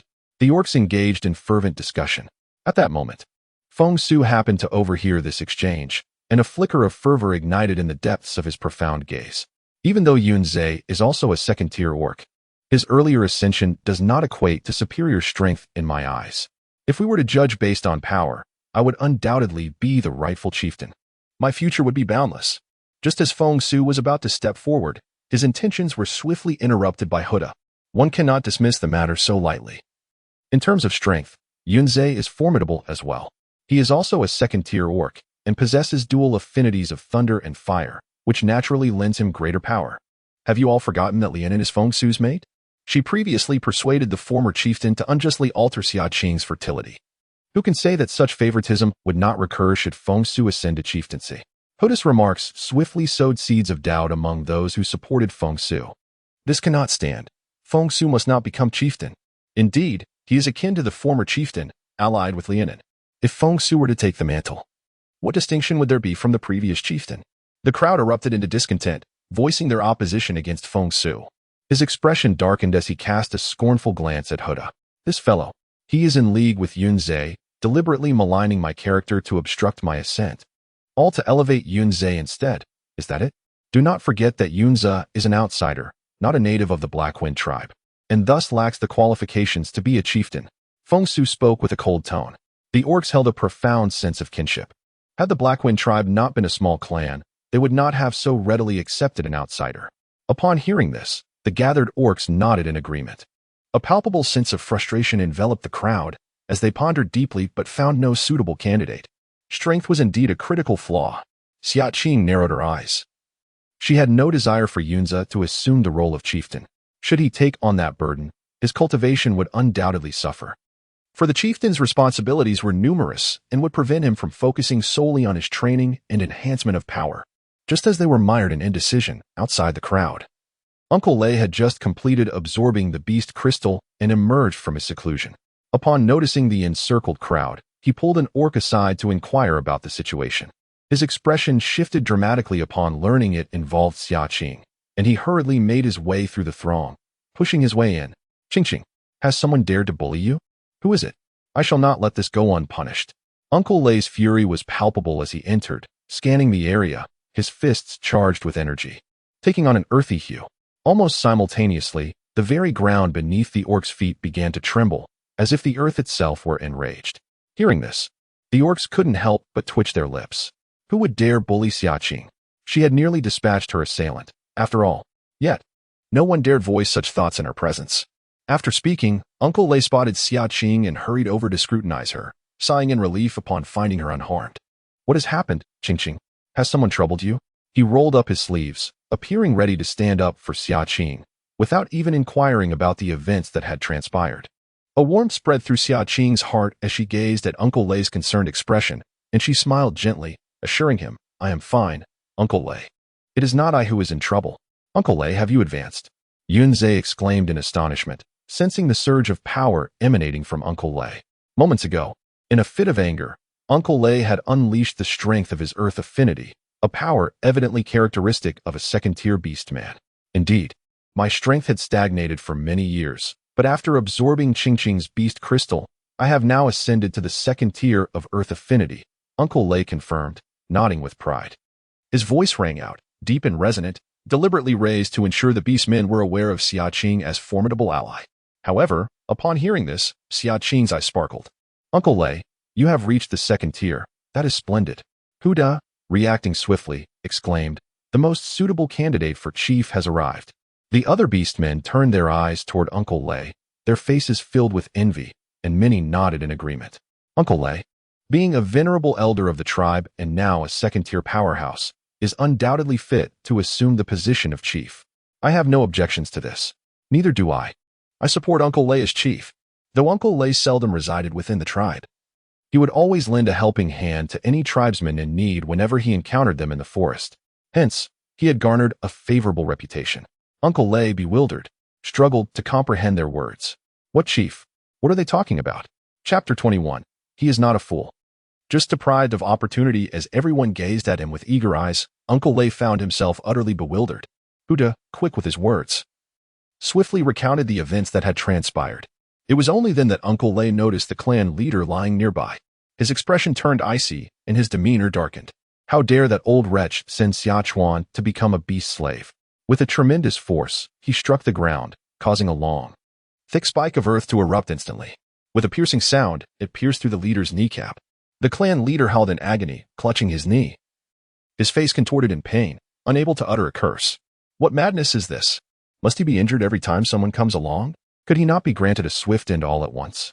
In that moment, the oppressive aura released by Uncle Lei instilled fear in all the beastmen, save for the 3 second-tier individuals, including Xia Qing.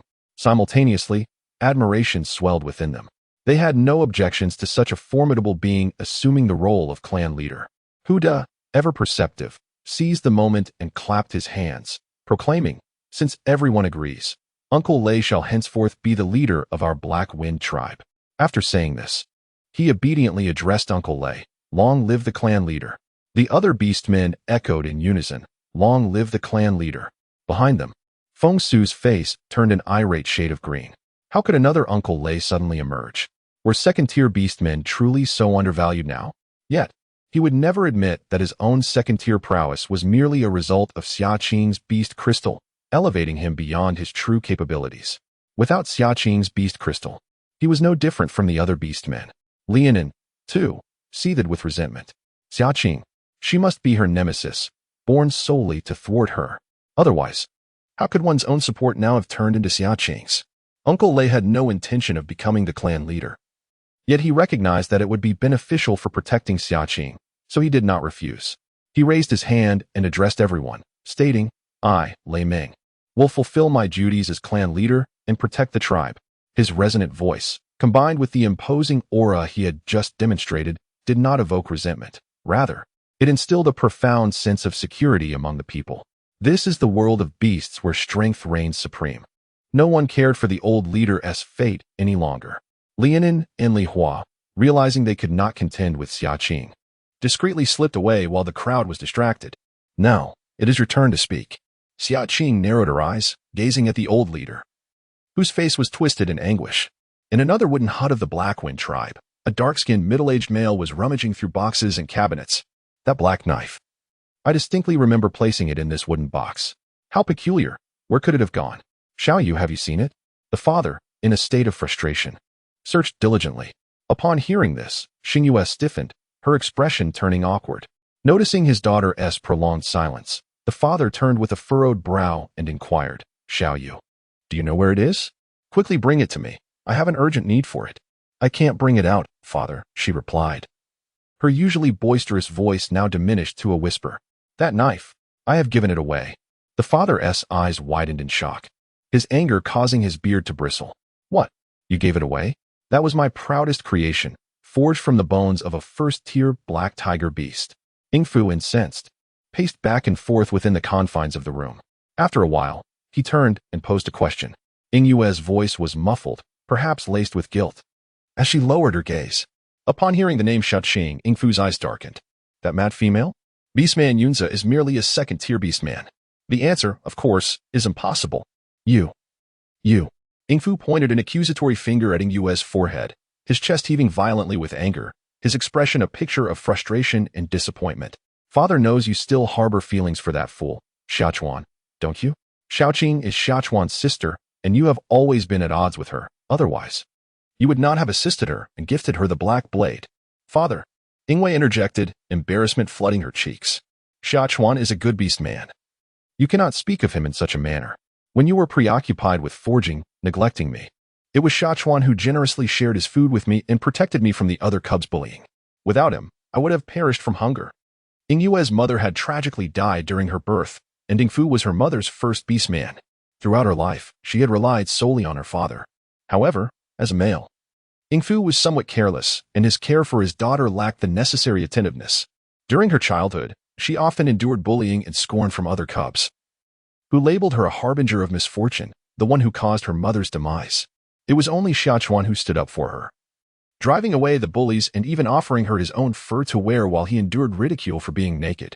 As she matured and discovered her fourth-tier fertility, life gradually improved. Now that she possessed the means to thrive, Xiaochuan's intellect remained forever stunted, trapped in the innocence of childhood. Xiaochuan is not a fool. He simply never had the chance to grow up, Yingwei retorted defiantly.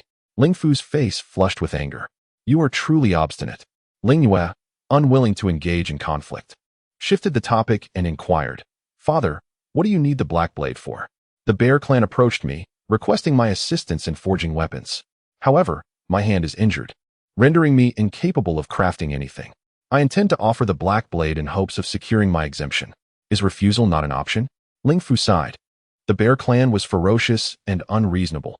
To refuse them would surely incite their wrath upon our tribe. He lamented his inability to decline, fearing the repercussions should the Bear clan become enraged. How could he care for his daughter then? I shall forge another black blade for you. Father, Lingyue pondered. Lingfu shook his head. It cannot be done. We have exhausted the bones of the black tiger beast, leaving us without materials. Even if you possess the skill, it would be futile. Lingyue furrowed her brows. Then I shall go to the Bear clan on your behalf. No, it is far too perilous for you, a female. Lingfu immediately dismissed the idea. After a moment, he seemed to recall something. You know, our family does share an intriguing connection with the Xia family. That fool, cough cough. Xiaochuan is currently a beast slave in the Bear clan. Upon hearing this, Lingyue's pupils dilated. Father, what did you just say? Xiaochuan is not supposed to be in the Bamboo Rat clan. How did he end up as a beast slave in the Bear clan? Realizing his slip, Lingfu covered his mouth, but it was too late. In front of the old chief's dwelling, Xia Qing pressed for the specifics of Xiaochuan's whereabouts. The former clan leader had never intended to send Xiaochuan to the Bamboo Rat tribe to mine salt. Instead, he had merely heard that the young master of the Fierce Bear tribe was seeking beast slaves, offering substantial rewards, and thus sent Xiaochuan away. Since then, there had been no news of him for 3 long years. In Xia Qing's captivating phoenix eyes shimmered a resolve that was unwavering, and without the slightest hesitation, she made her decision. Chapter 22. I can take you to meet the young master of the Fierce Bear tribe. Qing. Do not act impulsively. The Fierce Bear tribe has always been inhospitable to outsiders, and is notoriously unreasonable. Given that you are with child, it is far too perilous. Uncle Lei cautioned with a furrowed brow. Yet, Xia Qing remained resolute in her intention. My dear child, why must you be so stubborn? If anyone should seek him out, it should be me, Uncle Lei insisted, still uneasy. How could he allow Xia Qing, who was expecting, to search for Xia Chuan? Huda hurriedly nodded in agreement. Yes, sister-in-law. Allow me to go. This time, I will surely find brother Xia Chuan. You should rest and focus on your pregnancy in the tribe. Despite their combined efforts to dissuade her, Xia Qing remained unmoved. Uncle Lei, in exasperation, shot a glare at Yunze. What kind of beast husband are you? Why are you not persuading Qingqing? This foolish beast had not uttered a word since he arrived. However, Yunze glanced at Xia Qing and without a moment's hesitation, stood firmly by her side. Whatever a Qing wishes to do, I support her wholeheartedly. I will accompany her and ensure her safety. Though he had not spent much time with her, he understood that once Xia Qing made a decision, it was immutable. Therefore, all he could do was ardently support her rather than seek to hinder her endeavors. You are just as unreliable. The atmosphere in Leishan was charged with tension. Initially, I believed that Yunze was composed and sensible, yet I was taken aback to find him joining Xia Qing in her reckless pursuits. Witnessing Yunze's unwavering support warmed Xia Qing's heart. Uncle Lei, you see, I still have Yunze by my side. And our feline kin have a gestation period of merely 2 months. It has only been half a month. My belly won't even begin to show until the 2nd month, so it won't affect anything at all. Seeing that Xia Qing remained resolute in her decision, Uncle Lei let out a sigh. You sigh? Never mind. His concern was palpable. Xia Qing possessed a 6th-level fertility and dual elemental talents. Such a female would be a coveted prize in any tribe, even in the Imperial Beast City. If she were to attract the attention of unscrupulous beast men, she could be in grave danger. Since you are determined, I shall not dissuade you. However, have you considered how to locate Xia Chuan? Uncle Lei inquired. Xia Chuan had been purchased by the young lord of the Fierce Bear tribe. Beast slaves were bound by a contract. Unless their master chose to release them, they would remain eternally bound. It was said that the Fierce Bear tribe was populated by unreasonable beast men. The young lord, spoiled by the tribe leader since childhood, was known for his temperamental and cunning nature, having already taken numerous lives. Uncle Lei feared for Xia Qing, pondering what she would do if Xia Chuan could not be found. If he were to venture out himself and encounter unforeseen circumstances, at least he could provide her with some time to prepare. Huda wore a troubled expression as well. Sister-in-law, the Fierce Bear tribe is a formidable force located east of the illusory Ghost Forest. They hold great disdain for us, the remote and weaker tribes. It may be difficult for us to even catch a glimpse of the young lord, let alone locate brother Xia Chuan. Xia Qing lowered her gaze in contemplation, while Yunze, beside her, wore a pensive expression, lost in his thoughts. Uncle Lei appeared helpless, his hands resting on his waist, as if he were about to speak. Suddenly, a voice emerged from behind them. I can take you to meet the young lord of the Mingxiong tribe. You? Huda interjected swiftly. Lingwei, are you jesting? Do you truly know the beastmen of the Mingxiong tribe? How could such a small tribe possibly have any connection with them? Lingwei maintained her composure, casting a sidelong glance at Xia Qing. The young lord of the Mingxiong tribe wishes to invite my father to forge weapons there. Are you suggesting we accompany your father to the Mingxiong tribe? That sounds like a splendid idea, Huda exclaimed, clapping his hands in delight. Lingwei shook her head. No, it is I who will go with him. My father's hand is injured, and I will take his place to the Mingxiong tribe, allowing me to bring along 2 apprentices. If there are too many of us, the beastmen of the Mingxiong tribe will grow suspicious. You are going? What connection do you have with Xia Chuan that you would sacrifice so much for him? Are you not afraid for your life? Huda asked, astonished. Ling Yue's face flushed as she retorted, What nonsense. I can forge weapons as well. I am going to forge weapons, and you are welcome to join us. Huda responded with a drawn-out "oh," his tone lacking conviction, though it was evident that he remained skeptical. Xia Qing noticed the beads of sweat forming on Ling Yue's forehead, indicative of her hurried journey. Suddenly, a memory struck her. In her previous life, it was during this very occasion that Ling Wei traveled to the Mingxiong tribe to forge weapons, after which she never returned. A wave of unease washed over her at this thought. Could it be that in her previous life, Yue experienced some unfortunate incident in the bear tribe? Perhaps, like her elder brother, she was sold to the bear tribe by the old chieftain. Yue, thank you. This time, as you venture to the bear tribe, I kindly ask you to take me and Yunze along. It would be beneficial for us to look out for one another. Xia Qing said with a smile directed at Yue. Since fate had brought her into this matter, she could not allow Yue to encounter any further misfortune. There's no need for thanks. I am merely considering Uncle Lei, Yingwei replied coolly, exhibiting an air of indifference. Uncle Lei scratched his nose, pondering that he seemed to have little connection with this young girl and her father. Given the circumstances, he felt it was unwise to oppose further. Ensure you look out for each other. I will arrange for the orc to escort you, he asserted, wielding the authority that came with his position as chieftain. Yingwei nodded at Uncle Lei, then turned her gaze back to Xia Qing. Tomorrow morning, at the tribe's entrance. If you are late, I shall not wait for you. With that, she prepared to turn and leave. Wait a moment, Yingwei, Xia Qing called out, retrieving a wolf's fang and claw from her spatial pouch and handing them to her. I owe you my gratitude for the past 2 encounters. These were taken from a first-tier white wolf that Yunza and I hunted today. Although they are not from a second-tier beast, their strength is comparable, making them quite suitable for weapon forging. Consider this a token of appreciation. Having slain numerous wolf beasts, Xia Qing acknowledged that Yingwei's black blade played an indispensable role. Yingwei's expression hardened as she prepared to decline the offering, but before she could, a figure dashed forward and snatched the items from her grasp. Comparable to the formidable beasts of the second tier, the wolf claws and wolf fangs are indeed remarkable treasures. Haha, Summer Qing, since you have taken my black knife, I shall accept these items as a trade for it. The speaker was none other than Ying Fu, who had followed closely behind. Clutching the wolf claws and fangs, he could hardly contain his delight, for these materials surpassed even the bones of the black tiger beast. They would undoubtedly forge superior and more powerful weapons. Father, Yingyu exclaimed in frustration, stamping her foot.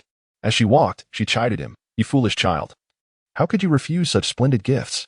Uncle Lei seized the moment to prepare, suddenly recalling something and calling out to Huda, wait a moment. I have another request to make of you. Chapter 23, Arrival at the Fierce Bear Tribe's sister-in-law. Whatever you need, just command me, Huda promptly halted. Assuming the demeanor of a devoted subordinate, Yunzei also cast a glance at Qing, his magnetic voice unconsciously deepening. Qing, is there anything I cannot do? Was he somehow inferior to Huda? Or was it that Qing no longer favored Feng Su and sought another male to be her mate? Feeling an inexplicable chill from his brother, Huda shivered slightly. Summer Qing chuckled softly. Of course, you cannot. Yunzei's handsome visage darkened slightly. Do you wish for me and the child in my womb to go hungry? Summer Qing teased, amused by his jealousy even towards his own good brother, Huda. Realizing her playful mockery, Yunzei quickly understood his misjudgment. I would never, he immediately denied with an apologetic tone. He would endure any hardship himself rather than allow Qing to suffer even a moment. Huda was utterly bewildered. A wolf pack? What wolf pack? Xia Qing retrieved some salt from her home. Meat requires salting for preservation. Furthermore, these wolf pelts and the claws of the first-tier beasts necessitate tanning. She found herself pressed for time and had no choice but to entrust the task to Huda. This is so much. And these first-tier ferocious beasts, did you all hunt these? Huda's eyes widened in shock. Xia Qing merely smiled in silence, separating 2 first-tier wolf beasts and 2 jars of salt to hand over to Huda. This is a token of gratitude for your assistance. You need not give me the 10 first-tier beast crystals from earlier. Huda's legs weakened, nearly causing him to kneel in excitement. Really? Truly? The ferocious beasts are treasures in themselves, and the meat from these first-tier wolves is exceptionally valuable, not only filling the stomach, but also enhancing strength. Of course, if you are unwilling, then I am more than willing. 100 times over. Huda interjected eagerly, not allowing Xia Qing to finish her sentence. One must admit, his enthusiasm resonated deeply with Xia Qing. Thus, they agreed that after departing the next day, Huda would come to this place to process the wolf pack. That night, Yunzei roasted the corpse of the white wolf. They feasted well, seizing the opportunity to absorb a wave of beast crystals, not the kind Xia Qing desired. The mighty bear tribe was formidable, and the dangers they might encounter were uncertain. So enhancing their strength at the earliest opportunity was of utmost importance. Gazing at Xia Qing's sweet sleeping face, Yunzei quietly climbed into bed, gently lying on the edge and wrapping his arms around her from behind, falling asleep in a protective embrace. The following morning, when Xia Qing awoke, Yunzei had already packed their belongings, patiently awaiting her to stow them in her spatial storage. The 2 individuals arrived at the entrance of the tribe, Yingwei and Uncle Lei, accompanied by 2 orc escorts who had just arrived as well. Ying's father followed closely behind Yingwei, reluctantly offering his advice. Uncle Lei stepped forward, saying, Qing, otherwise I shall escort you to the Mengxiong tribe. His concern was palpable. Uncle Lei, with A's by my side, there is no need for worry. You have just assumed the role of chieftain. The tribe requires your presence. Xia Qing insisted, not wanting to burden him further. Uncle Lei sighed, bemused. I cannot fathom where you inherited such stubbornness. As he spoke, he produced a white bone tablet from his cloak. The tablet was intricately carved with the image of a creature resembling both a horse and a deer, adorned with horns. Qing, take this bone tablet. If you encounter any insurmountable challenges, journey to the Imperial Beast City and seek out the Xia clan. Show them this tablet. They will assist you. Imperial Beast City? Xia clan? Xia Qing inquired, a hint of confusion in her voice. Uncle Lei, they are one of the 3 major beast clans in the Imperial Beast City, and yet you have dealings with them? Her expression revealed her surprise. Uncle Lei replied vaguely. There are some connections, though not extensive. Should difficulties arise, they can indeed lend a hand. Noticing Uncle Lei's reluctance to elaborate, Xia Qing refrained from pressing further. Perhaps there was a link between Uncle Lei's maternal lineage and the Xia clan, and she felt it inappropriate to pry into such matters. Uncle Lei, this precious item is too valuable for me to accept. Yet, to her astonishment, Uncle Lei insisted, placing it firmly in her hands. Take it. It is rightfully yours. After she secured the bone tablet in her spatial pouch, Uncle Lei offered a few more reminders. The hour grows late. Are you still planning to depart? Yue crossed her arms, impatiently urging them on. Uncle Lei cast her a sidelong glance, expressing his concern. With you encouraging Qing's wild antics, I remain uneasy. With that, he waved his hand, signaling the two to hasten their journey. The 2 males accompanied them on the road. Yunze, naturally, would not permit his partner to ride alongside other males.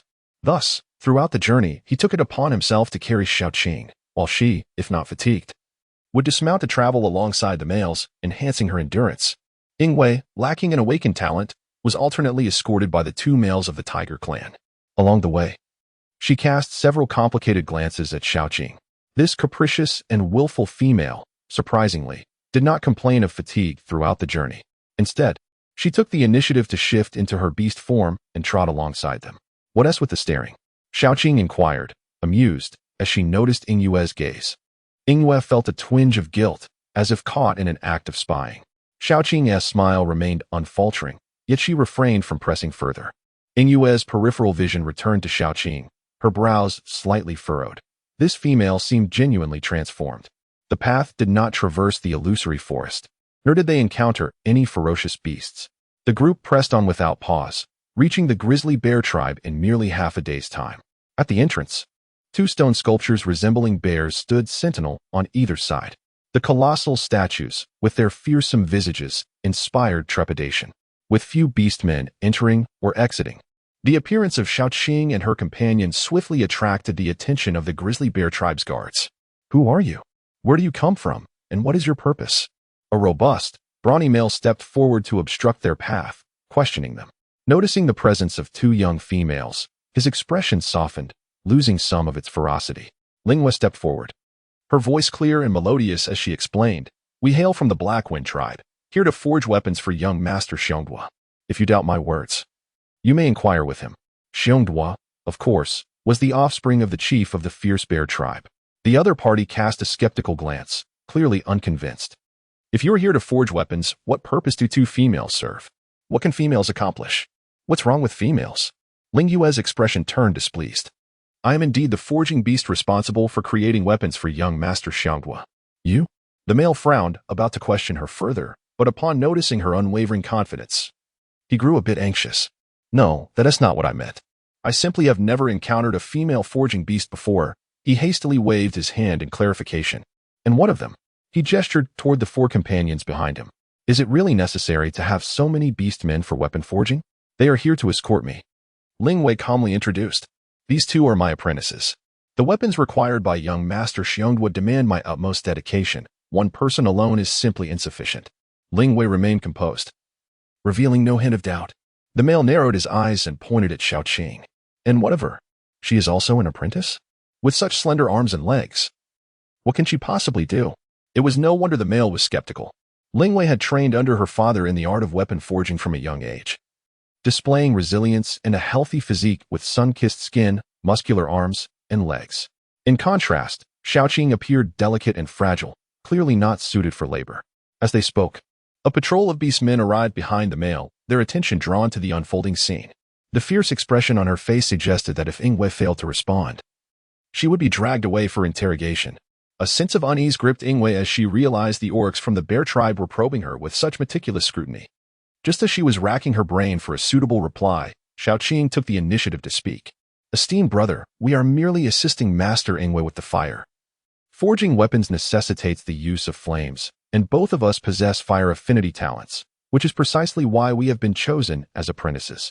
Upon hearing this, the surrounding males erupted into laughter. Huh, you possess fire affinity? Since when did the Black Wind tribe have females awakening such talents? Little female, do you dare deceive us? Are you aware of the consequences? Ingwe furrowed her brow, unable to suppress the tightening of her fists. How could Xia Qing concoct such a lie, especially regarding her affinity? Now, there was no way to salvage the situation. While she was aware that Yunza possessed fire affinity, she had no inkling of where Xia Qing had acquired hers.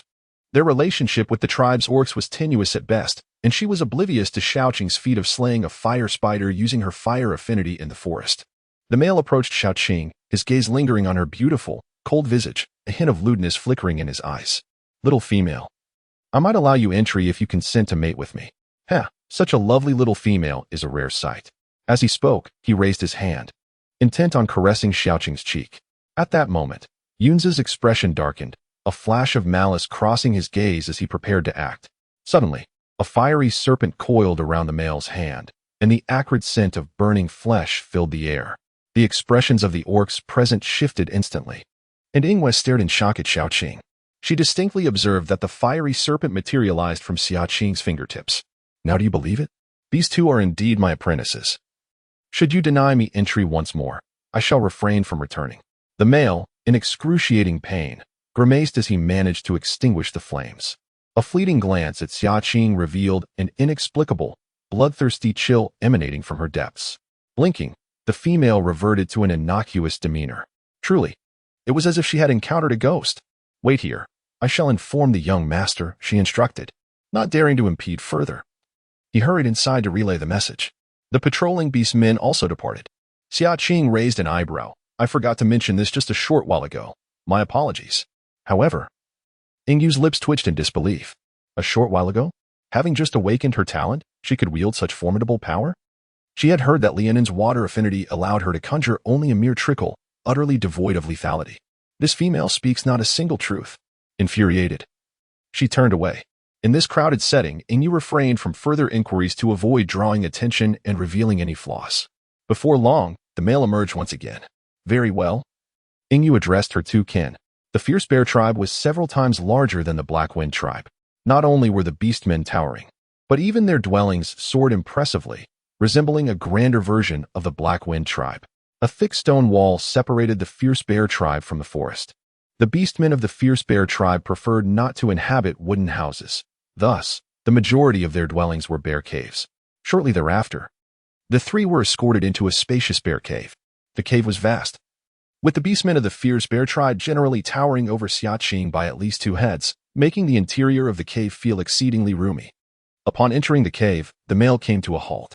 The stone walls surrounding the chamber flickered with flames, illuminating the dark cave. Upon closer inspection, it became evident that the light emanated not from burning wood, but from a peculiar red crystal.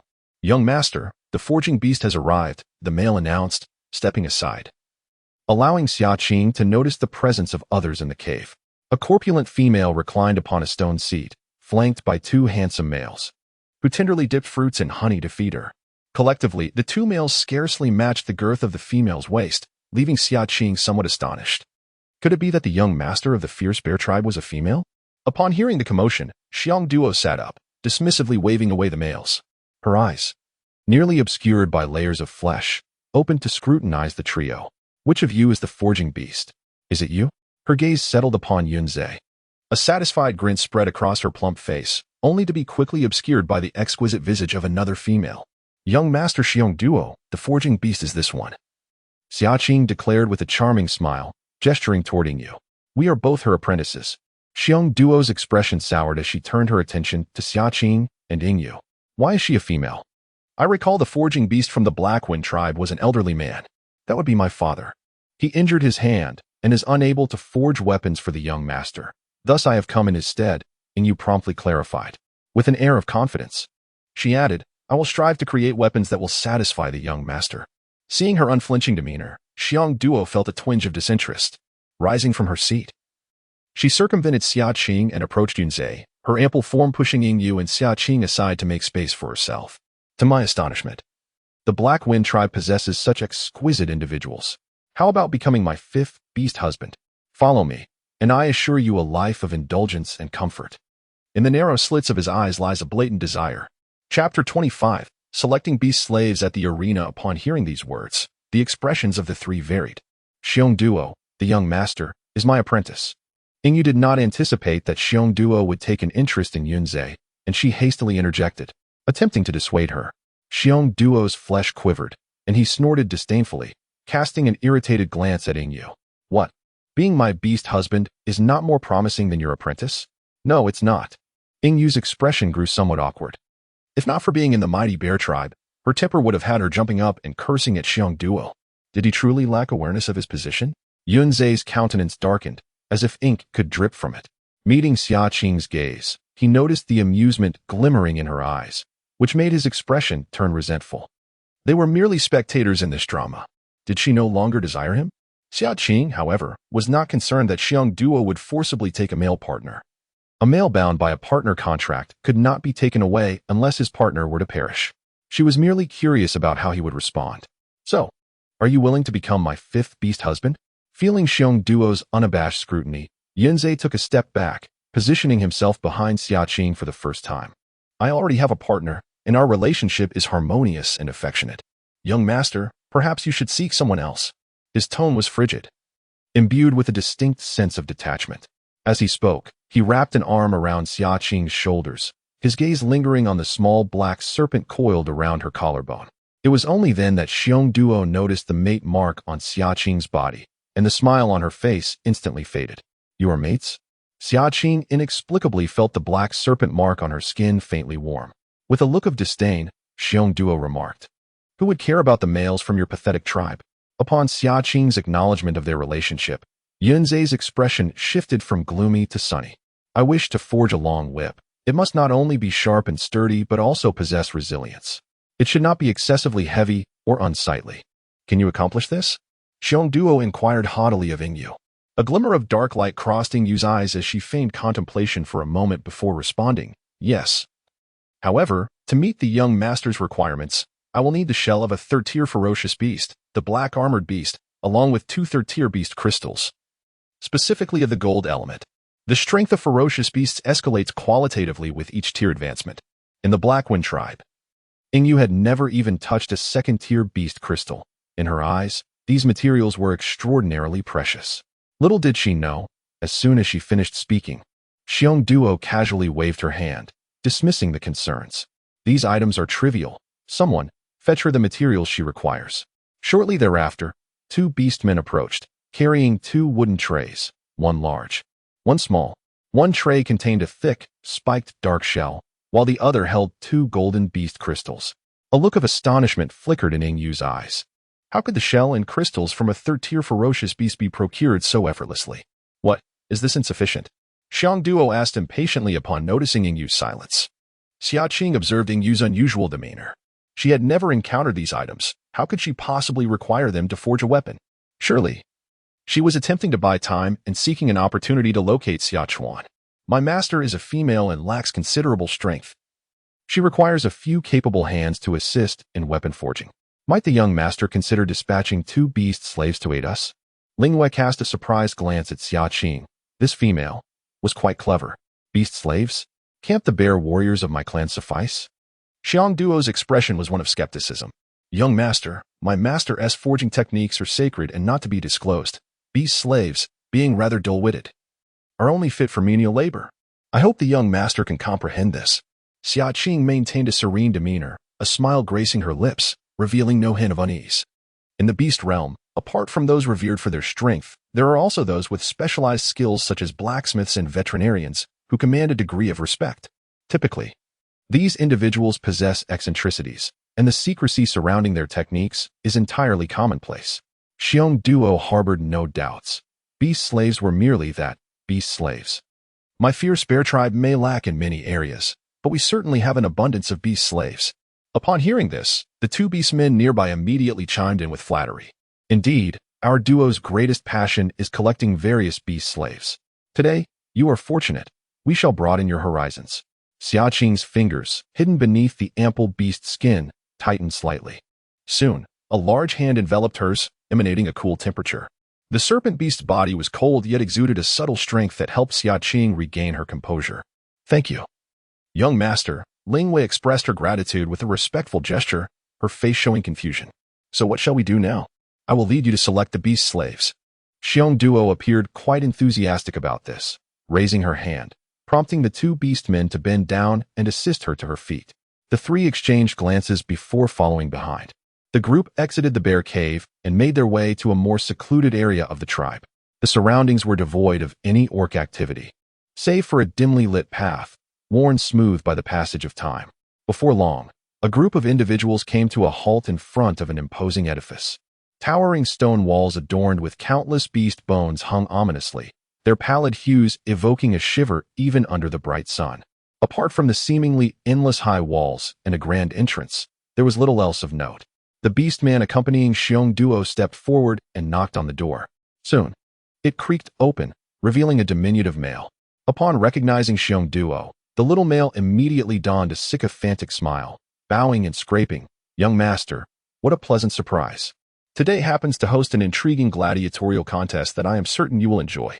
The young master has come to select a few beast slaves for labor. Do not delay, lead the way, the beastman interjected. The diminutive male promptly swung the door wide, ushering the group inside. Once within, Xia Qing was struck by the stark contrast of the atmosphere. It was anything but the calm exterior, teeming with a bustling crowd and a cacophony of sounds. Orcs, both male and female, thronged the space, each bearing various bags of beast crystals. The walls were embedded with vibrant crystals, their neon luminescence mingling with shouts that pierced the air. Groups of orcs gathered, and in the distance, several large black cages could be discerned. What is this place? Ingyu inquired, her brow furrowed in confusion. The little male, perceiving the trio as esteemed guests of the young master, courteously explained, this is the beast arena, established by the chieftain specifically for the young master, and it is a favored locale among our fierce bear tribe. The mention of the beast arena sent a jolt of apprehension through Xia Qing. A foreboding sense lingered in the air. No sooner had the words escaped than a large, dark cage loomed nearby. Suddenly, a deafening crash echoed. A bloodied and grotesque visage slammed against the bars, splattering foul blood onto Xingyue's face. As she discerned the scene within the cage, her pupils constricted in horror. Chapter 26. I need him to forge weapons. One of the orc's eyes had been gouged out, leaving a gaping hole, while half of its face was reduced to a skeletal grin. Xingyue touched her face, her fingertips dampened by the blood that had just splattered upon her. Xia Qing and Yunzhe stood behind her, witnessing the gruesome spectacle unfold. It dawned upon the trio that the orcs surrounding the cage were, in fact, living beings. Bit him to death, break his legs. Haraha, I've won. I wagered 2 second-tier beast crystals, and now I'm rolling in profit. The injured orc was soon rendered unrecognizable, one leg brutally severed, lying motionless on the ground. The crowd erupted in jubilant cheers. A few orcs cursed under their breath before heading to other cages, as if the lives lost within were nothing more than worthless toys. In no time, the corpse within the cage was dragged away. Another orc with a lion's head, also grievously wounded, had no time to lick its wounds before another bare-chested orc was thrust into the fray. With whips in hand, they were compelled to commence the next battle. Observing the three in stunned silence, Xiong Duo wore a triumphant expression. These are all my beast slaves. You've never seen them before, have you? It's quite a sight, isn't it? Upon contemplating that her elder brother might have endured such an environment for 3 years, her gaze turned icy. Yunzhe, furrowing his brows, stood protectively beside Xia Qing. Ingyu's expression was equally grim. Young master, where are the beast slaves we need to select? Xiong Duo assumed she was merely inexperienced and frightened, harboring no doubts. He waved his hand dismissively towards the slender male. Go, bring forth several adept beast slaves. This young master has tasks to assign. Understood. The lean male led a few individuals onto the platform, bowing and retreating. The stone seat was adorned with exquisite white fox pelts, and Xiong Duo perched upon it, crossing his legs while he awaited the unfolding events, relishing the combat below. The elevated vantage point afforded a comprehensive view of the scene. Dozens of large black cages loomed, and after each bout, the inhabitants within were either dead or grievously injured. Experiencing such a sanguinary spectacle for the first time, Ingyu frequently furrowed her brow. Her fingers tightened, piercing her palms, yet she remained oblivious to the pain. Yunzhe, noticing her distress, gently pried her fingers apart and interlaced them with his own. "Do not be afraid. I am here. No one dares to harm you." His low, magnetic voice seemed to carry a soothing strength. Indeed, she had survived. She was no longer the vulnerable version of herself from her past life. Just then, a commotion erupted from below the platform. Here it comes. The main event of the day is upon us. Qing Tian had become the reigning champion of the Beast Arena, having triumphed for an entire month. One could only wonder who the unfortunate soul would be to face him today. "Come, I wager 5 second-tier beast crystals on Qing Tian. I wager 10. With Qing Tian in the fray, does the outcome even require deliberation? Amidst the cacophony, 2 orcs were brought forth.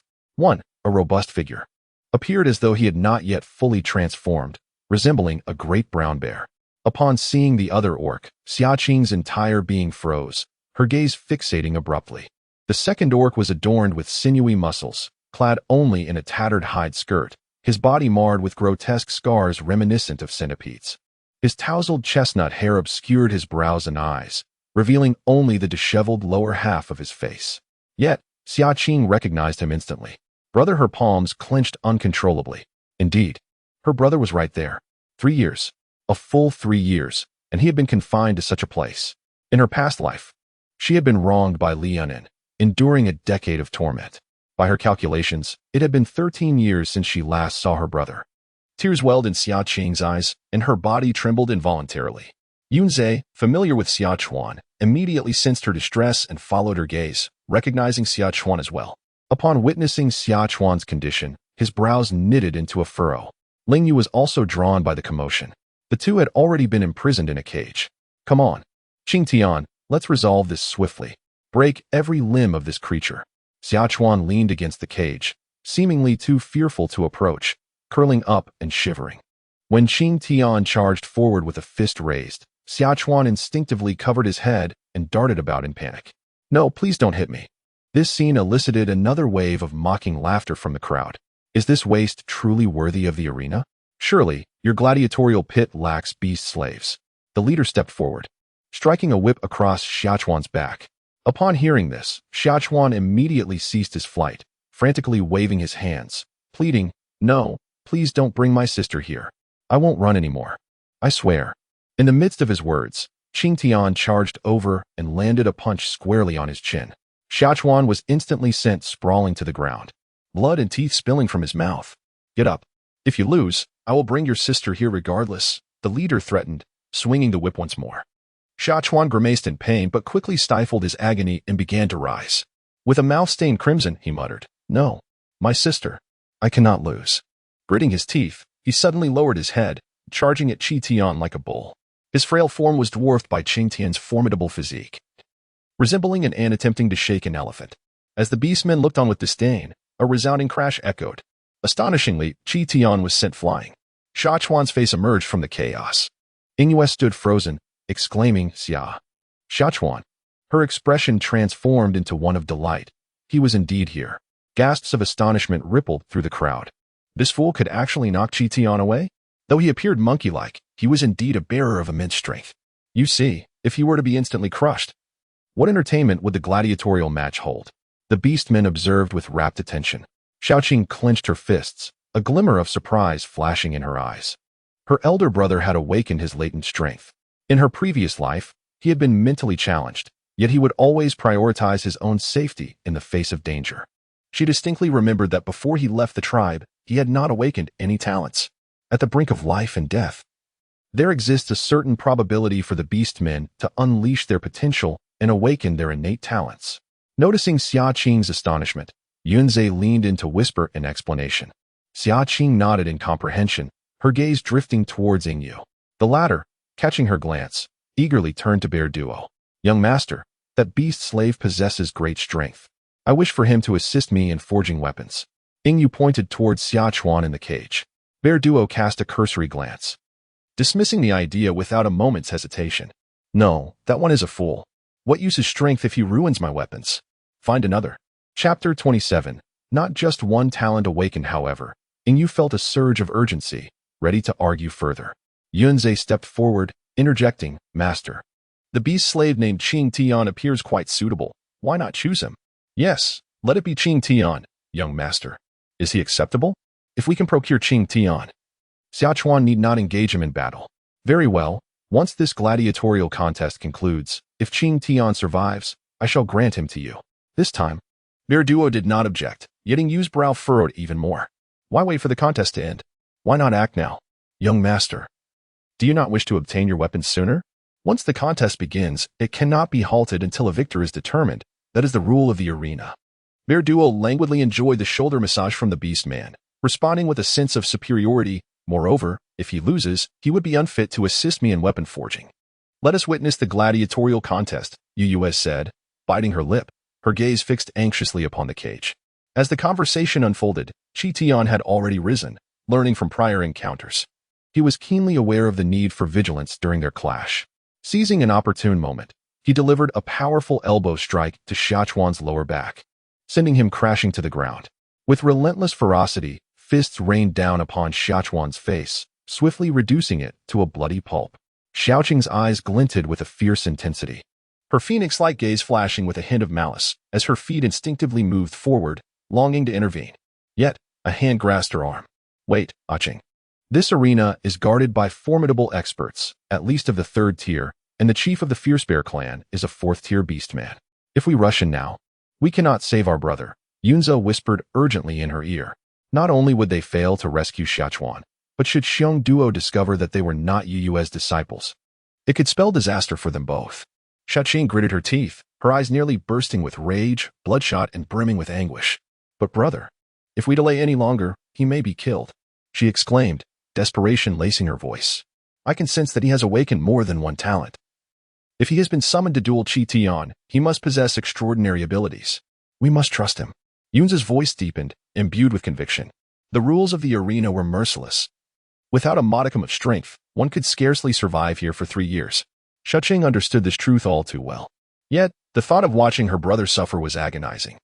She bit her crimson lips until they bled, the pain serving as a stark reminder to restrain her impulses. Yu, too, felt the sting of emotion, her eyes misting over as she clenched her fists tightly in anxious anticipation. Xiong Duo regarded them as mere combatants, akin to the orcs below. Fixated solely on the outcome of the battle, her excitement intensifying. She commanded loudly, Hurry, let the gladiatorial contest proceed. This fool is taking too long. The Beastmaster swiftly descended. Shortly thereafter, the Overseer uttered something by the cage. Suddenly, Xia Qing erupted in fury, seizing Qing Tian by the throat. And the two engaged in a fierce struggle on the ground. Qing Tian, gasping for breath, felt his veins bulge as he desperately grasped one of Xia Qing's legs. A sickening crack echoed, the sound of a bone fracturing. Xia Qing screamed in agony, yet showed no sign of relenting. His eyes turned a fierce crimson. As if driven by rage, he tightened his grip.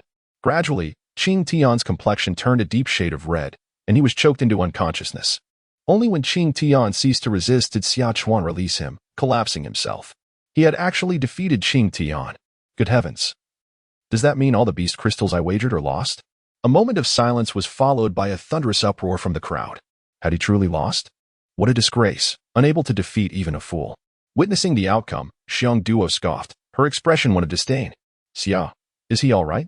Yu's gaze remained fixed on Xia Qing. The Overseer opened the cage to assess the situation. Qing Tian lay unconscious, while Xia Qing, unable to rise, was deemed the loser according to the arena's rules. Hearing this, Xia Qing's heart finally eased. At least her brother was safe until the next bout. Yu also breathed a sigh of relief. This is pointless. Let us depart and select other beast slaves. Xiong Duo rose and made her way towards the rear of the arena. A slender male brought forth 20 robust beast slaves, each adorned with scars and bearing a bear-shaped brand upon their foreheads, signifying their status as slaves of the mighty bear tribe. Ling Wei reluctantly selected 2 of the beast slaves. Yet her heart remained with the departing Xia Qing.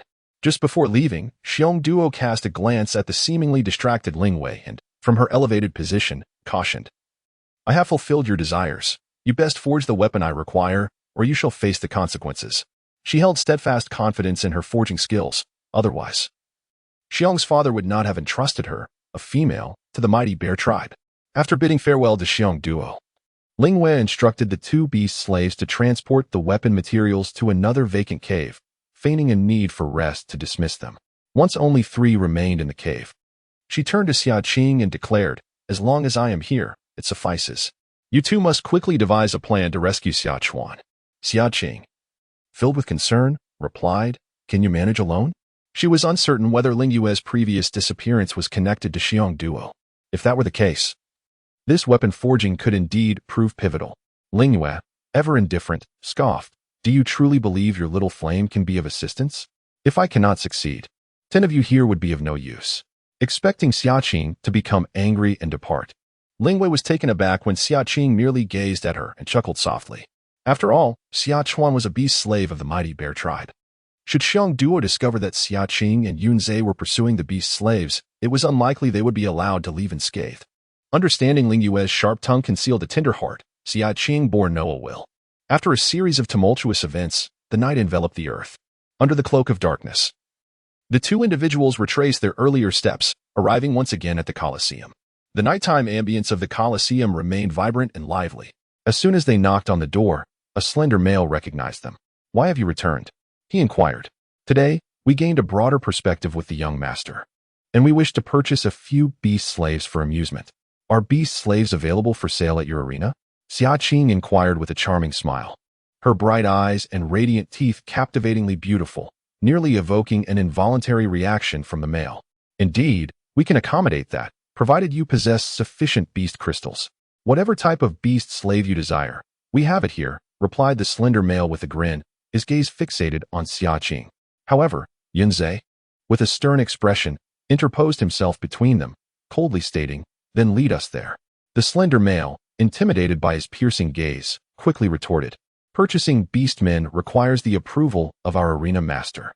I shall escort you to meet him." Chapter 28. This fool, not for sale in the Bear Clan's arena. The slender male guided Xia Qing and Yunzhe to a secluded chamber. The cacophony of the outside world faded away as they entered, revealing a room aglow with vibrant lights. The walls featured neat recesses, housing several third-tier beast crystals along with an abundance of spiritual fruits. At the center of the room stood a large stone table, behind which leaned a shadowy figure clad in black. "The master of the arena. They wish to purchase beast slaves," he announced. "Oh." A melodious and enchanting voice resonated. Shortly thereafter, the shadowy figure stepped into the light. Xia Qing's gaze fell upon the individual, her expression tinged with surprise. The master appeared to be merely in their early 20s. Adorned in white beast skin that accentuated their tall and elegant frame, exuding an air of cold nobility, with an enchanting visage adorned by a pair of fox ears. Those delicate lavender eyes resembling peach blossoms seemed capable of ensnaring souls, exuding an innate allure. It was, astonishingly, a fox tribe beastman. Yunzhe instinctively furrowed his brows. This male was undeniably flamboyant, drawing a Qing's attention the moment he appeared. A sense of unease surged within Yunzhe. After dealing with one troublesome situation, another flamboyant fox had emerged. "I am Peiye, the master of this beast arena. What type of beast slave do you wish to purchase?" Peiye's eyes narrowed slightly, a smile gracing his lips as he gazed at Xia Qing. Within his light lavender irises, a subtle halo seemed to radiate, drawing one into its depths, rendering escape impossible. Yet, Xia Qing's demeanor remained icy. In an instant, she averted her gaze. "I wish to buy the beast slave who will compete against Qing Tian this afternoon. Name your price." Observing Xia Qing's unwavering clarity of mind, a flicker of surprise passed through Peiye's eyes, quickly replaced by intrigue as a smirk adorned his lips. "Oh, little female, have you taken a liking to that simpleton?" Yunzhe stepped forward, shielding her from Peiye's gaze. "How many beast crystals will it take to acquire him? We are pressed for time." Peiye crossed his arms, a mocking glint dancing in his eyes as he surveyed Yunzhe's face. "Ah, a protective male, are we? Patience, please. That simpleton has earned me quite a sum of beast crystals. Selling him would be a significant loss for me. I will not sell him for any amount of beast crystals." Upon hearing Peiye's words, Xia Qing's brows knitted tightly. "Not for sale? Whatever he has earned you, I will pay double," she retorted through clenched teeth. "Even if you offered me 10 times the amount, I would not part with him." Pei leisurely observed her, his gaze subtly scrutinizing her from above. Xia Qing's expression hardened as she suddenly pressed her hand against her shoulder. Turning her head, Yunzhe silently shook his head at her, conveying a message through his eyes. He was indeed the orc with a minimum strength of the 3rd tier. We were no match for him. Xia Qing clenched her fists, feeling at a loss when Pei unexpectedly shifted the conversation. However, I do have another proposition. Upon hearing this, both of them turned their attention to him. Considering the affinity between me and the little female, there happens to be a gladiatorial match today, in which Xia Chuan will be participating. If you win this match on my behalf, I shall grant you him without requiring a single beast crystal. All right, I will participate in the match. Yunzhe agreed without a moment's hesitation. As long as it brought joy to Qing, he was willing to do anything. However, Pei wore a smile that was both enigmatic and teasing, raising a finger to shake it gently. No, I want her to go. No one else will do. He pointed at Xia Qing. Yunzhe's expression darkened, his voice sharp and resolute. No. How could he allow Qing to face such a perilous gladiatorial match? To be gawked at by so many orcs as if she were a mere spectacle? Pei leaned back against the stone table, his demeanor languid. Then it is not for sale. You may take your leave. The diminutive male, upon hearing this, prepared to escort them out. Wait. Xia Qing furrowed her brows and interjected. Give me one reason why it must be me. Pei's gaze fell upon her abdomen, laden with meaning. A female with child battling a formidable male. Such a contest would indeed be intriguing. Otherwise, how could I earn beast crystals? Xia Qing was taken aback. This cunning fox had discerned her pregnancy at a single glance. Qing, you must not agree to him. Yunzhe's expression was somber, his countenance darkened. This cunning vixen was clearly being deliberate. Xia Qing raised her hand, gently smoothing the furrow of his brow. Azay, trust me. For your sake and that of your brother, I assure you I will be unharmed. Her voice was soft, akin to the gentle flow of a brook, soothing the storm within Yunzhe's brow. But the offspring within you. Yunzhe's concern lingered. I have stated that only the strong deserve to bear my young. Xia Qing's gaze was resolute. Having lived a second life, she would never forsake her brother's rescue for an unborn child. Seeing Xia Qing's determination, Yunzhe's expression turned grave. Yet he released his grip, secretly gritting his teeth. If he had not fallen into a trap and had left the clan, how could he allow Qing, a mere female, to face such peril? He must grow stronger, and swiftly. He would take this little female below and prepare for the arena. Pei also instructed a slender male. Wait, I still need to speak with him privately. Surely the host can afford to be patient? Xia Qing interjected once more.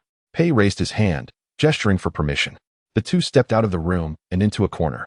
Azay, there is another matter I wish to entrust to you.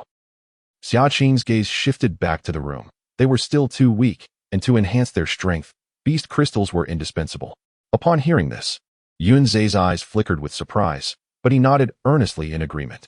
Within the arena, all the large cages had been removed, leaving only the largest black cage at the center. Ladies and gentlemen, what follows is the final bout of the day, the highlight of the night. The pregnant female shall face our arena's mightiest beast slave, Balu. As the leader's voice faded, the crowd erupted in cheers. Baru! Baru! All the orcs' eyes were fixed on the cage. There, opposite a robust and muscular man, stood a petite, fair-skinned female. She seemed utterly incongruous amidst the brutality of the arena. How amusing it was that such a delicate female dared to step into the arena, especially against Baru. Was she perhaps carrying a cub? One could only wonder if Baru might inadvertently force her to give birth right there. How laughable. Come, place your bets. I wager 20 beast crystals on Baru. I too shall bet on Baru. If this feeble female manages to win, I shall eat dung while standing on my head. The orcs, inherently imbued with a bloodthirsty and combative nature, reveled in the prospect of the impending carnage. Instead of fear, it invigorated them, igniting a fervor within the crowd. At the betting table, a multitude of orcs frantically placed their bets on Baru. Suddenly, a heavy leather bag thudded against the empty space on the opposite side. I bet on the female, 100 first-tier beast crystals. A voice as cold as glacial ice resonated above the orcs. They looked up to find a young male with a frosty visage and an austere countenance. Young man, do not be foolish. That female stands no chance. Baru has never tasted defeat in the arena. You must be new here. Better wager on Baru. Indeed, the odds are 1 to 100. If the female loses, you will suffer greatly. Yunze remained impassive. I bet on the female. Is it permissible to place my wager? He directed his gaze towards the orc responsible for tallying the bets. The other party was startled by his chilling aura and hurriedly nodded, agreeing to proceed quickly to avoid delaying his viewing of Qing's duel. If there were indeed any danger, he would stake his life to protect Qing. In his eyes, her safety surpassed the importance of any beastman. Just as the tally was completed, a loud cheer erupted from below. It had begun. The gladiatorial contest was underway. Chapter 29. Contemplate and remain by my side. The beastman responsible for the counting felt a sudden chill pass by his ear. Turning his head, he noticed that the male beside him had vanished without a trace. Yunzhe swiftly leaped to the highest viewing platform, allowing him to take in the entire scene within the cage. Who permitted your ascent? The beastman next to Pei Yi attempted to shoo him away. Pei Yi raised his hand, saying, "No matter, let him watch as well."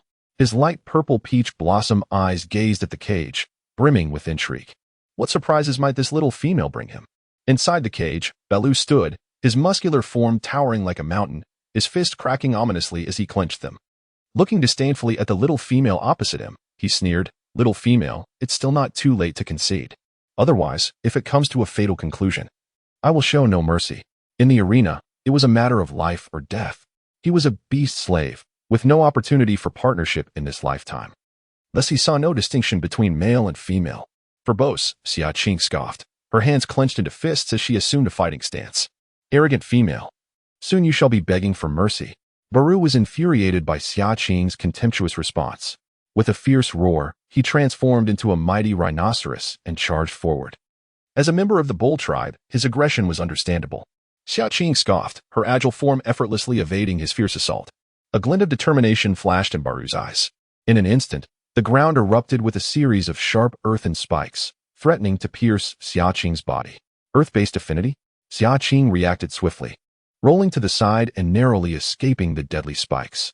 A tearing sound echoed as a gash appeared in her beast hide, revealing her delicate shoulder. "Little female, do you only know how to run? With such tender skin, I wonder what it would feel like to have you beneath me," Baru taunted, a hint of lewdness gleaming in his eyes. As a male, he was naturally drawn to the prospect of reproduction. As a beast slave, he cared little for appearances. If the master did not intervene, he would take pleasure in the sight of the female before the crowd. "Once I strip you bare and savor the taste of femininity, I shall even extract the offspring within you for a taste." He spoke in the beast tongue, eagerly scraping his hooves against the ground.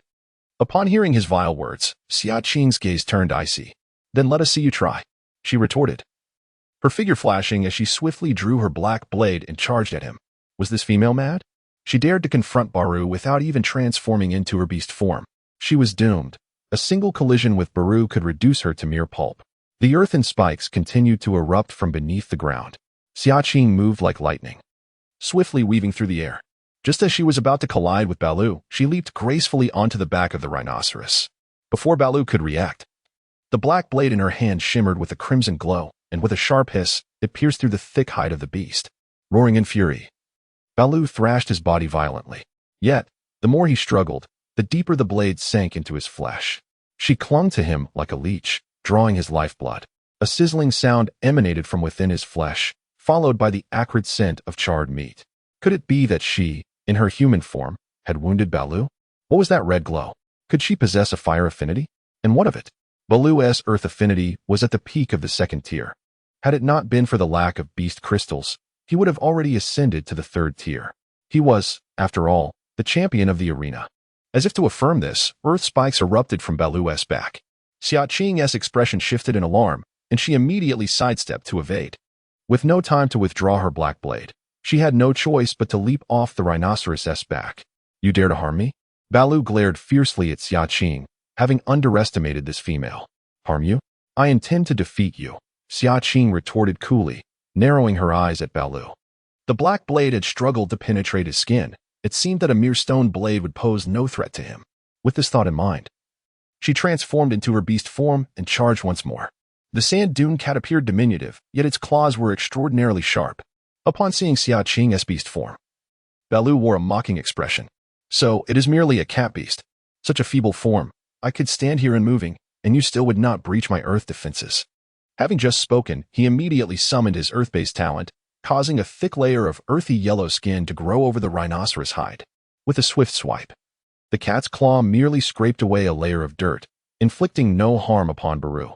A smug expression adorned Baru's face. "It was merely a momentary lapse on my part. To defeat me? Perhaps in another life. This beastly form of yours bears a certain resemblance. There seems to be a fool of the feline clan in the arena. Were it not for you, I would have faced that fool today." Once I dispose of you, I shall tear that fool to shreds next time. Haha. Upon hearing these words, a flicker of fury ignited in Xia Qing's eyes. How dare you? Her gaze overflowed with a chilling murderous intent as she leaped once more onto the back of the rhinoceros. I have already stated. Your little claws can never harm me. Before she could finish her sentence, the cat's claw, enveloped in a purplish-red glow, pierced through the earthen layer with a sizzling sound. Baru's pupils contracted in shock, followed by a sharp pain that surged through him. A gasp erupted from the crowd. She actually managed to break through Baru's defenses. This little female possesses second-tier strength. I have never witnessed such ferocity in a female before in the stands. Yunzhe's eyes brimmed with affection and admiration. As expected of my Qing, truly formidable. Pei, stroking his chin, found his interest piqued even further. This little female is indeed intriguing female. You seek your own demise. Baru, humiliated and enraged, was about to launch an attack when Xia Qing transformed above his head into human form, drawing forth a black blade and plunging it mercilessly into his neck. Simultaneously, a fiery explosion erupted from Baru's throat, akin to a detonation. Blood gushed forth as Baru's throat was torn apart, rendering him unable to utter a sound. His eyes widened in shock, the charred remnants of his body collapsing to the ground with a resounding thud. In an instant, the arena fell into a profound silence. Mere moments later, a thunderous uproar erupted among the spectators. He lost. Baru actually lost. Oh no, my beast crystal, I am utterly ruined. It's merely a beast crystal. Look at your predicament. Just moments ago, you were eager to indulge in disgraceful acts. Where has that bravado gone? Pei also rose to his feet, just as Yunze leaped down from the stands. Qing, her shoulders draped in beast skin, exuded an air of invulnerability that ignited Yunze's possessive instincts. How splendid. It has been ages since I witnessed such a riveting duel. Would you care to remain in our arena? Pei clapped in approval, stepping into the cage. Xia Qing unsheathed her black blade, wiping it across Baru's lifeless form before casting a cold glance at Pei. I am not interested. I seek only people. Pei's eyes sparkled with amusement as he seductively replied. If you so desire, remain by my side. This entire arena could be yours. He gazed intently at Xia Qing, his enchanting eyes captivating. Silence. Yunze's expression darkened. This cunning vixen, indeed, harbored ill intentions, daring to undermine him before his very eyes. Undeterred by the interruption, Pei chuckled. Little female, consider my offer. I would never allow you to face peril alone. I am a third-tier beast man, and in both strength and certain other aspects, I undoubtedly surpass a second-tier beast man. In Pei Ye's eyes, a flicker of light sparkled, seemingly sincere. Yunze's heart tightened as he nervously glanced at Qing, his fists clenched. Chapter 30. The mark of the heir of the Xie clan, is that so? Xia Qing replied with a half-smile, gazing at Pei Yi, her tone reflective. Yunze's expression tightened. Could it be that Qing was truly moved? Pei Yi smirked, believing that Xia Qing was about to acquiesce, only to be taken aback as her words took a turn. However, my beast husband, even before we became mates, would never allow me to risk myself. You are far inferior to him. As for everything else, Xia Qing casually swept her gaze over Pei Yi, utterly indifferent. What does that have to do with me? Pei Yi was momentarily speechless, not expecting Xia Qing to be so unmoved. He then lowered his head and chuckled softly. You little female, indeed quite intriguing. Enough with the nonsense. Where is the person I seek? Xia Qing's tone carried a hint of impatience. Pei Yi remained unperturbed, smiling lightly. Rest assured, I keep my promises. Go, bring Xia Chuan here, and do not forget to bring his beast slave contract as well. One of the subordinates immediately turned to leave. Before long, he returned with a disheveled, battered male.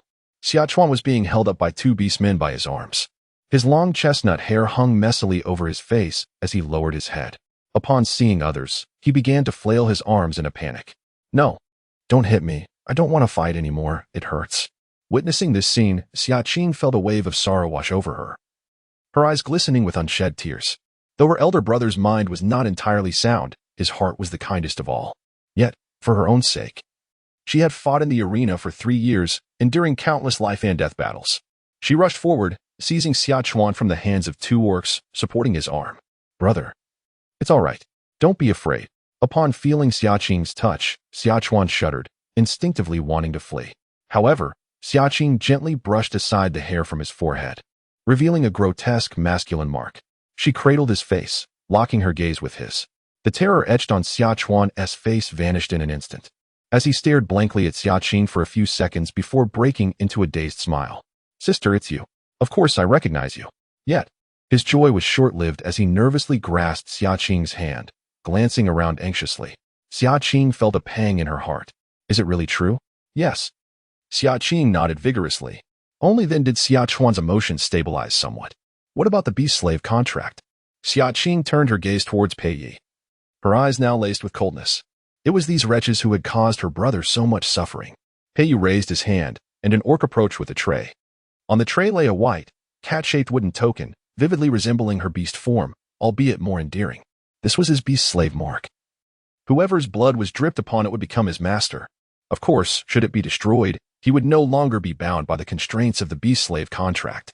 As Pei Yi finished speaking, Xia Qing coldly snapped the cat-shaped wooden token in two, grasping Xia Chuan's hand, who towered over her. Yunzhe supported him from the other side, and they prepared to leave. Pei Yi's gaze was mocking, his languid voice drifting over. The young female paused, contemplating her decision. I shall always be here. Should you change your mind, she remarked confidently. Rest assured, that will never happen. Xia Qing coldly scoffed, her pace unyielding. Suddenly, with a soft thud, a bone token slipped from Yunzhe's waist. He retrieved the token and returned it to Xia Qing, explaining, a Qing. This was just given to me along with the beast crystal. In the haste of the moment, you must have overlooked it, as it was nestled together with the crystal. He intended to keep it aside for himself, but in that fleeting moment, Pei Yi's enchanting peach blossom eyes narrowed, fixating on the bone token. That was the insignia of the heir from the Xieji clan of the Imperial Beast City. How could this young female possess such a mark? Wait. Pei Yi stepped forward, calling out to Xia Qing. Observing her reaction, he swiftly adjusted his gaze and declared, Xia Chuan has sustained grave injuries. If you wish to prevent any misfortune from befalling him, I can offer you some medicinal pills crafted by a shaman. Consider it a reward for your assistance in procuring beast crystals today. Only then did Xia Qing halt her steps. Is that truly the case? What do you require in return? Shamans are exceedingly rare, and the pills they concoct are even more precious. Even exchanging for beast crystals may not guarantee one could obtain them. Her elder brother had just endured a fierce battle, his body marred with wounds. Even if she could recognize him, she could tell he was in a state of extreme frailty. Such a valuable remedy should not be turned away. I have no demands. I feel a certain affinity with you. Might I know your name, to forge a friendship? Pei Yi's demeanor softened considerably. With that, he produced a small wooden box from within his garments. Upon opening it, a green pill, roughly the size of a fruit pit, was revealed. Xia Qing glanced at the pill, deftly chipped off a small piece with her nail, and offered it to him with a subtle nod of her chin. Pei Yi couldn't help but chuckle as he accepted the small pill and swallowed it. Noticing that Pei Yi showed no immediate reaction, Xia Qing finally collected the wooden box. I am Xia Qing, she declared, before turning away without uttering another word. Pei Yi was momentarily taken aback, not expecting the young female to take the item and leave without acknowledging him. With a light laugh, he felt no anger and called after the retreating figures. If Xia Chuan's injuries worsen, you may seek me out. Xia Qing sensed her brother growing increasingly heavy. As the trio approached the entrance, an orc hurriedly approached, blocking their path. Wait a moment. Xia Qing's expression turned icy, fearing that Pei Yi had changed his mind about releasing them. However, the orc said, young brother, you have yet to collect the beast crystal you just won. With odds of 1 to 100, he had fortuitously placed a bet that paid off. Upon hearing this, the coldness in Xia Qing's eyes dissipated. Since she had exerted effort in the duel, the beast crystal was rightfully hers. Where is the beast crystal? Yunzhe inquired. The orc, noticing their eagerness, clapped his hands, and soon 10 orcs arrived, each carrying a leather bag. Each bag contained 100 first-tier beast crystals. The weighty crystals evoked envy and desire among the surrounding orcs, their eyes nearly popping out in astonishment. Yunzhe requested a piece of hemp rope from the orc, and together they bound the leather bags, laboring to drag the beast crystals away from the arena. Once they found a secluded spot, Xia Qing stored all the crystals in her space. Moving forward, they would no longer worry about the absence of beast crystals to absorb. It was no wonder so many orcs were fond of the arena. Earning beast crystals here was indeed swift. At the bear cave, Ingyu instructed 2 beast slaves to rest while she kept watch at the entrance. She was filled with an overwhelming sense of urgency. At that moment, 3 shadowy figures emerged from the distant darkness. The pale moonlight cascaded down, illuminating their forms as they drew closer, allowing Lingwei to finally discern the male figure being supported. Xia Chuan? Chapter 34. This medicine seems unusual. As the trio approached the cave entrance, Ling Wei quickly stepped aside to grant them entry. Xia Qing spoke in a gentle, soothing tone. Xia Chuan grasped her hand and asked, "Where is my sister?" "I am here. I am here with you," she reassured him. Hearing her words, Xia Chuan finally felt at ease and obediently entered the bear cave. Ling Yue followed closely behind, her heart aching at the sight of Xia Chuan, whose body was marred with dried, dark red blood and even exposed flesh. This foolish boy, after 3 years apart, how could he have sustained such injuries? "I have some ointment for external wounds. You must apply it quickly." Ling Wei produced a small stone vial from her bosom and handed it to Xia Qing. The status of a beast slave was lowly, and injuries were inevitable. She had prepared some basic medicinal supplies beforehand. "Thank you," Xia Qing replied, accepting the ointment without hesitation. She had also prepared medicine, but she had not anticipated that her elder brother would be so severely injured, rendering her supplies insufficient. Ling Yue fetched a basin of water, while Xia Qing intended to dampen a piece of beast hide to cleanse her brother before applying the medicine. "I will take care of it." Yunzhe suddenly pressed down on her hand. "He must be hungry. You two go outside and fetch some food. Leave this to me." Although Xia Qing and Xia Chuan were siblings, the injuries on Xia Chuan's body were in discrete locations, making it somewhat inconvenient. "All right." Xia Qing nodded gently and spoke to Xia Chuan. "Elder brother, he is my beast husband. Would it be all right for him to assist you with the medicine?" Xia Chuan tilted his head, gazing at Yunzhe, and soon broke into a grin. "Little snake, you are a little snake. Little snake brings me meat to eat. Just as good as my sister, he." Although his intellect was not complete, his memory remained sharp. Upon hearing this, Xia Qing cast a surprised glance at Yunzhe, realizing that he had previously aided her elder brother. "Xia Chuan, do you remember me?" Yingyu couldn't help but inquire. Xia Chuan's gaze fell upon Yingyu. His expression momentarily puzzled before he quickly smiled again. "You are Little Moon." Hearing this familiar yet childish nickname, Yingyu felt a pang of emotion in her nose. She turned her head away and softly murmured, "I will go out to get some food," before hastily leaving, as if staying another moment would cause her to shed tears. When Xia Qing and Yingyu returned, Yunzhe had already cleaned Xia Chuan, applied medicinal powder to his wounds, bandaged him with animal skin, and changed him into a clean animal skin skirt. Even his disheveled hair had been trimmed somewhat, although the long strands at his forehead remained, perfectly concealing the mark of the beast slave. While the beast slave contract had been lifted, the scar from the burn was indelible. With this scar, their elder brother would undoubtedly endure countless peculiar glances from the beastmen. Xia Chuan mumbled an acknowledgement, burying his head in the fruits brought by the two, devouring them ravenously. Clearly starved. "Eat slowly, brother, if it's not enough. There's more," Xia Qing urged, squatting beside him with a bowl of water in hand. She was unaware of how the two had managed to rescue Xia Chuan, but she knew it must have been no easy feat. Xiong Duo's temperament was rather peculiar. Should it be discovered that her beast servant had been taken away, unforeseen troubles might arise. Xia Qing raised her gaze to Ling Yu and inquired, "We are leaving. What will you do?" Ling Yu, with a frigid expression, replied disdainfully, "It is of no concern to you. You should hasten to take Xia Chuan with you." Yet, Xia Qing perceived the underlying worry within Ling Yu's eyes.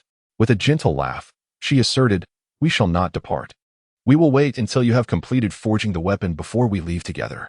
The successful reunion with her elder brother was largely attributed to Ling Yu, and she could not possibly abandon her alone in this place. Ling Yu, her face stern, reiterated, "I have stated that you are of no use here. Then I shall not leave either. My brother's wounds are not yet healed. He requires rest," Xia Qing replied, a hint of stubbornness in her tone. Xia Chuan, with a grin, chimed in, "If my sister remains, then I shall stay as well." Ling Yu was left speechless, her frustration palpable. Xia Qing produced a medicinal concoction bestowed by the host. "Brother, you must take this." "What is it?" Xia Chuan queried, his eyes wide with curiosity as he sniffed the substance. As he toyed with the medicine, just as he was about to ingest it, he suddenly raised his hand. Xia Qing felt something being thrust into her mouth before she could react. It instantly morphed into liquid and surged down her throat. Yunzhe's expression shifted dramatically as he pulled Xia Qing behind him. Upon glancing back, it was evident that the medicine in Xia Chuan's hand had vanished. "Hee, a fine remedy. It's for my sister. It will do her good." Xia Chuan chuckled foolishly, clapping his hands. "Brother!" Xia Qing exclaimed, a mix of anger and helplessness flooding her. After years of separation, she had momentarily fallen for her brother's trickery. Just as she was about to feign anger, Xia Qing furrowed her brows, and an immense force surged within her, rampaging through her body as if it were intent on shattering her meridians. Qing, what is the matter? Noticing her unusual state, Yunzhe swiftly moved behind her, catching her. This medicine is not right. Xia Qing tightened her brow, convinced that the issue lay with the potion. Yunzhe's expression turned icy. It must be that fox's doing. I shall confront him. With that, he prepared to storm off to the beast arena to settle accounts with Pei. Xia Qing hastily grasped his wrist. No. The essence within this medicine contains spiritual energy that is even more potent than that of spiritual fruit or beast crystals. I think I am on the verge of a breakthrough. The spiritual energy within her surged violently, clearly indicating a state of imminent advancement. A breakthrough? Yunzhe finally calmed down. Gripping her wrist and sensing the tumultuous power within her, he sighed in relief. This medicine possesses such formidable spiritual energy. You must sit down and absorb it. I will take care of you. Xia Qing, not daring to delay, nodded promptly and sat cross-legged. Closing her eyes, she focused entirely on absorbing this force. Observing this, Xia Chuan became surprisingly quiet, standing alongside Yunzhe as they vigilantly guarded Xia Qing. The power within her was akin to a raging bull, while her tricolored innate talent formed ropes that bound the beast. Time and again, it struggled to break free, only to be restrained anew. The ropes of her tricolored talent grew increasingly robust. At last, the bull, exhausted, was disassembled and absorbed by her innate talent. After an indeterminate amount of time had passed, Xia Qing opened her eyes, and the honest voice of Xia Chuan reached her ears. Sister, you are awake. Qing, how do you feel? Yunzhe's expression was tense. Chapter 35, The Spirit Liquid of the Divine Tree. Xia Qing raised her hand, and a bolt of purple lightning, as thick as a calf, instantly struck, creating a 1-meter-wide hole in the stone wall. Second tier in the thunder system? Yunzhe was momentarily taken aback, but soon a look of joy emerged on his face. Truly, she is his partner. Her advancement speed is astonishingly rapid. Just recently, she had ascended to the second tier in the fire system, and now she has also reached the second tier in the thunder system. Xia Qing nodded, acknowledging the potency of the medicinal fruit. It was a pity that she had consumed it. If only her brother could have taken it, his injuries would surely improve significantly. That fox was generous enough to provide such a precious item. Sister is truly remarkable, Xia Chuan remarked, though he did not fully grasp the situation. Yet he clapped his hands in approval upon seeing the joy on their faces. Brother, this cannot continue. What is yours should not be given to others. Xia Qing turned to her eldest brother with an exasperated expression. Sister is not just anyone, Xia Chuan replied innocently. Xia Qing sighed, that does not matter. It must only be consumed by oneself. Oh, Xia Chuan replied obediently, pouting with a look of feigned grievance. Xia Qing took out a piece of beast hide from her spatial pouch and spread it over the stone bed, preparing for her brother to rest well. Over the past 3 years in the beast arena, he surely had not slept soundly. However, just when Xia Chuan, who had seemed lively moments ago, suddenly swayed, spitting out a mouthful of blood, his body collapsed backward. Brother, Xia Qing's expression changed dramatically. Her brother had been enduring the pain, and now it appeared his injuries had worsened. They needed to seek the veterinarian urgently. After examining Xia Chuan's condition, Yunzhe furrowed his brow deeply. He then realized that Xia Chuan not only had multiple broken bones but had also suffered internal injuries. If not treated promptly, he feared he might not awaken. However, he dared not share this with the Qing, fearing it would only heighten her anxiety. A veterinarian? Where could they possibly find one in the Bear Clan? Moreover, if the vet were to see the beast slave mark on his elder brother's head, he would likely inform Bear Duo. As Xia Qing anxiously pondered, a sudden thought struck her. They could seek the arena master. Hadn't he that fox claimed he could help if her brother's condition worsened? Since he had the audacity to release her brother and nullify the beast slave contract, he must possess the capability to contend with Bear Duo. Upon hearing that they were to meet the insufferable fox again, Yunzhe frowned, feeling 100 reservations. However, seeing a Qing's worried expression, he acquiesced. All right, I will assist my brother. The two did not dare to delay. They wrapped Xia Chuan in a piece of animal hide and, under the cover of night, made their way back to the arena. Inside the arena, upon seeing the returning pair, Pei Yi narrowed his violet eyes in mild surprise. With a smirk, he asked teasingly, "Didn't you say you had a way to treat my elder brother?" Xia Qing pulled back the animal hide, covering Xia Chuan's face, and coldly replied, "He is unconscious now. If you can heal him, I will gladly return to the arena, no matter how many matches it takes." Pei Yi appeared taken aback. Didn't I provide you with medicine? That medicine had been procured from the shaman, and had it not been for her unique identity as a young female, he would have been reluctant to part with it. He then scanned Xia Qing, noticing the abundant power within her, and suddenly understood. So that was it. Pei Ye's alluring and enchanting face broke into a knowing smile. He was gravely injured, with new and old wounds overlapping within him. Ordinary medicine could not heal him. A substantial amount of spiritual energy was required to mend his damaged heart veins for recovery. Otherwise, even if he regained consciousness, he would be left with lingering repercussions. I do possess some spiritual fruits, yet he lies in a deep coma, unable to absorb their potent energies, which might instead exacerbate his condition. Do you still have that medicine? Xia Qing furrowed her brows. It's gone. That medicine is exceedingly rare, and I only had one. However, if you're willing to stay, I might devise a solution for you, Pei said, raising his hands and arching his peach blossom eyes. His gaze imbued with deep affection. Yunze, with a sullen expression, stood protectively in front of Xia Qing, declaring, "Dream on. Azay, we must go." Xia Qing gritted her teeth, supporting her elder brother and preparing to turn away. She refused to believe that in this vast and formidable bear clan, they could not find an orc capable of saving her brother. The fox's words were only half-truths. She did not trust that he truly held any affection for her. If she were to heed his words, who knew what traps might await her? Noticing Xia Qing's unwavering resolve to leave, Pei Yi smirked subtly. This little female certainly had a fiery temper. In the storeroom of Chief Xianglei, there exists a vial of divine tree essence, known for its gentle potency and restorative properties.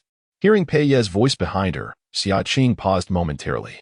"Thank you," she murmured, silently committing it to memory before hastily departing with her companion. The bear cave of Chief Xianglei? How could we possibly gain entry?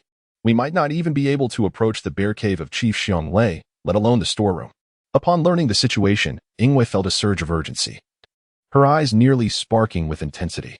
Chief Xianglei is undoubtedly the mightiest orc of the fierce bear tribe, boasting a formidable fourth-tier strength. The tribe is home to several loyal third-tier warriors, all steadfast subordinates of Chief Xianglei. In their presence, Xia Qing and Yunze are but fledglings. To steal? Absolutely out of the question. Yet, what alternative exists for acquiring the divine tree's essence?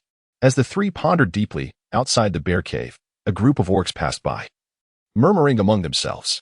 Tomorrow marks the chief's 40th birthday banquet, to which he has invited numerous powerful guests to the bear cave. It is said that presenting a gift pleasing to the chief could earn even the most untalented orc a reward. Perhaps even the chance to explore the wonders of the chief's cave. I have heard that the chief possesses countless treasures. One wonders if there will be an opportunity to feast one's eyes upon them. The orc's chatter gradually faded away. Inside the bear cave, the trio exchanged glances. The chief's birthday celebration? An opportunity to enter the bear cave for a tour. This is indeed the perfect chance. A gift, yet one wonders what Chief Xianglei might favor. Xia Qing murmured. She was determined to infiltrate the chief's treasury to procure the divine tree's essence for her brother. The chief, much like his daughter, has a profound admiration for weaponry. Perhaps crafting a weapon that captivates him could yield a chance to save Xia Chuan. Yingwei suddenly spoke up. Xia Qing frowned slightly. But forging a weapon requires materials. I possess beast crystals, yet the rest. If only I had preserved more of those fearsome beast carcasses in my spatial storage. Even with materials at hand, time is of the essence, and I may not be able to succeed in such a short span. Yingwei raised an eyebrow, hands on her hips, retrieving a bundle from the cave. Upon opening it, she revealed the gleaming white fangs and claws of a wolf. Isn't this? Both Xia Qing and Yunzhe were taken aback. This was the white wolf's fang she had gifted to Yingwei, yet had not her father taken it? I secretly acquired it, thinking it might come in handy, and it seems my intuition was indeed correct, Yingwei said with a triumphant smile. At that moment, within the Black Wind tribe, Yingyue's father, upon discovering the theft of the wolf fangs and claws, was cursing vehemently. Is there still time before tomorrow's birthday feast of the chieftain? Yunzhe whispered. Fear not. A single night is sufficient, Yingyue replied after a moment's contemplation, adding cautiously, you too, help me set the fire. With the assistance of your fire affinity, we can achieve twice the result with half the effort. The trio remained by the bear cave, diligently working through the night. The following day, at the bear tribe, a multitude of orcs gathered outside Chieftain Xianglei's cave, all present to celebrate. Father, when will you introduce me to the formidable beast husband you promised? My current ones are far too weak. Xiang Duo playfully tugged at her father's sleeve as he prepared to greet the guests. Chapter 36. Infiltrating the storehouse. Xiang Duo, stout in stature, stood before Xiong Lei, resembling two hefty meatballs, one large and one small. Her syrupy voice feigned softness, exuding an air of indulgence. Yet, Xiong Lei beamed with delight at her words. My dear daughter, do not fret. When I say I will find one for you, I shall certainly bring you a worthy beast husband. Xiong Lei, rotund and jovial, with his beady eyes mirroring those of Xiong Duo, reassured her. You have been saying this for quite some time now. Father, you must not deceive me. Xiong Duo pouted her chubby lips in discontent. When has father ever deceived you? Xiong Lei chuckled. You are my only daughter, destined to be the chieftain of the mighty bear tribe. That male is too fierce and temperamental. I fear he may harm you, so I will train him thoroughly on your behalf. However, as the days pass, it is nearly time. Once the birthday festivities conclude, I shall take you to meet him. If you find him to your liking, I will grant my approval for him to become your fifth beast husband. What do you think? Upon hearing this, Xiong Duo's face lit up with joy. I knew you were the best, father. I shall go assist you in receiving our guests. With that, she dashed out excitedly, her round form resembling a rolling ball. Once Xiong Duo had wandered off, Xiong Lei summoned his subordinates and quietly inquired, Has that fellow been behaving himself lately? A satisfied smile spread across Xiong Lei's face. This was the mate he had meticulously selected for his daughter. Yet, the male's temperament was as wild as that of a beast, and since Duo had not yet awakened her innate abilities, taming him was essential for her future security. After his passing in a century, he would not have to fear other tribes attempting to bully the mighty bear tribe. When Xia Qing and Yunzhe arrived outside the bear cave, they were greeted by an amusing sight. Two hefty figures blocked the entrance. While passing beastmen approached with congratulatory gifts. Young Master Xiong Duo is truly a vision of beauty. Alas, I have no sons, otherwise I would certainly have him serve as her beast husband. Indeed, just look at young Master Xiong Duo's physique. She is remarkably healthy and robust, unlike any female you could find for miles around. Chief, you are truly fortunate to have such offspring. As the orc showered compliments, Xia Qing could not help but feel her eyelids twitch. Her gaze fell upon the layers of excess flesh at Xiong Duo's waist. Beautiful like a flower? Indeed, power can blind one's judgment. Before the bear cave, rows of stone tables were already laden with congratulatory gifts. Most orcs delivered their offerings and departed, leaving only a select few, those of formidable strength and standing, to be invited inside by Xiong Lei as esteemed guests. Once the number of orcs dwindled, Inge led two companions through the crowd. Chief, I am the forging beast summoned by young Master Xiong Duo. Having heard of your grand birthday, I come bearing a gift for you. As she spoke, Yunzhe stepped forward, brandishing a crescent-shaped white axe. A forging beast invited by Duo. Upon learning that it was his daughter's guest, Xiong Lei's demeanor softened, and his eyes brightened at the sight of the axe in Yunzhe's hands. This is a weapon forged from the fangs of a mutated wolf beast? As a fourth-tier orc and a clan leader, Xiong Lei possessed considerable knowledge. He took the axe, wielding it a few times with evident delight. Quite impressive. The fangs of a first-tier ferocious beast are not particularly rare. However, mutated wolf beasts are indeed scarce. And this axe's pristine whiteness, devoid of flaws, was reminiscent of snow, captivating. Xiong Lei, though not lacking in rare treasures, held a particular fondness for this exceptional weapon. You are quite skilled. I shall accept this gift. Now, speak of the reward you desire. A look of joy crossed Yu's face, as if she were immensely pleased to receive the chief's recognition. The chieftain was taken aback by the humble request from the young tribeswoman, who had not witnessed much of the world. If granted the opportunity to attend the chieftain's birthday banquet, to savor a morsel of meat and experience the grandeur, she would be utterly content. The chieftain, initially thinking that this female sought his intervention to select a warrior from the tribe as her mate, was pleasantly surprised by her simple desire. With a grand gesture, he readily acquiesced, proclaiming, "Very well, I grant you permission." He joyfully danced a few steps with his axe before reluctantly instructing his subordinates to store it away. Seeing her father so elated, Xiong Duo turned her gaze toward the three individuals, acknowledging their efforts and capabilities. Once the banquet concludes, you must forge weapons for me, she thought. Recognizing the skill inherent in the weapons crafted by Lingyu, which had captured her father's approval, Xiong Duo's demeanor softened somewhat toward the trio. Xia Qing and Yunzhe kept their heads bowed, trailing behind Lingyu as they entered the expansive bear cave. Though referred to as a bear cave, it held a unique charm within. Upon passing through the entrance, they encountered an open grassy area adorned with stone tables laden with an array of delectable foods. The orcs mingled, sitting or standing as they engaged in lively conversations. The three exchanged glances and made their way to a secluded corner. Seizing the moment when no one was paying attention, Xia Qing retrieved a straw dummy from her spatial pouch, clad in the same animal skins as herself, a loose robe enveloping it. Yunzhe embraced the dummy, positioning it in the corner where it would be nearly indistinguishable from a seated figure. Lingyu discreetly gestured to Xia Qing to proceed hastily. Nodding in understanding, Xia Qing swiftly followed the orc carrying food, vanishing at the cave's entrance.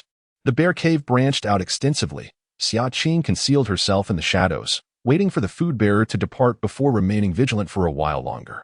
Soon, orcs entered bearing white axes and various gifts. Xia Qing transformed into a cat, stealthily trailing behind them. The Sand Dune Cat clan possesses soft paw pads, ideal for stealthy pursuits, allowing her to move without a sound. Predictably, the orcs were oblivious to her presence. After a brief period, the orcs carrying the gifts entered a cave. Xia Qing waited outside until they emerged empty-handed, their footsteps receding into the distance. She then cautiously entered the cave. Inside, an assortment of gifts lay scattered about, alongside numerous precious beast crystals, fierce beast bones, and herbs, all meticulously organized. Seizing the opportunity while no one was around, Xia Qing hastily searched for containers to hold the divine tree essence. Despite thoroughly rummaging through the storage, she found no trace of the essence. Where could it possibly be? Could it be that the host had deceived her? Xia Qing pondered, then quickly shook her head. What advantage would he gain from misleading her? Could it be that the fierce bear tribe harbored orcs with spatial talents, concealing the divine tree essence within a spatial realm? This thought flickered through Xia Qing's mind. Just as she was engulfed in frustration, a faint cough suddenly echoed beneath her feet. She paused, surveying her surroundings, and then crouched down, pressing herself against the ground. The Sand Dune Cat clan possesses acute hearing, and soon she detected a subtle breathing sound beneath her, slow and fragile, as if it could vanish at any moment. There was indeed a space below. Xia Qing immediately began tapping on the ground, meticulously feeling around. Unknowingly, her hand brushed against a particular stone, and suddenly, a dark hole appeared in the ground. Elated, she wasted no time and leaped into the opening. The surroundings were enveloped in an impenetrable darkness, rendering visibility non-existent. After a brief span of several seconds, Xia Qing gradually acclimatized to the obscurity, allowing her to discern the path beneath her feet as she progressed cautiously forward. This subterranean space appeared to be even more expansive than the one above, vast and desolate. The faint glimmer of light illuminated the scene before her. Dark chains, intricately intertwined, ensnared a small shadowy figure. Upon hearing her footsteps, the shadow stirred.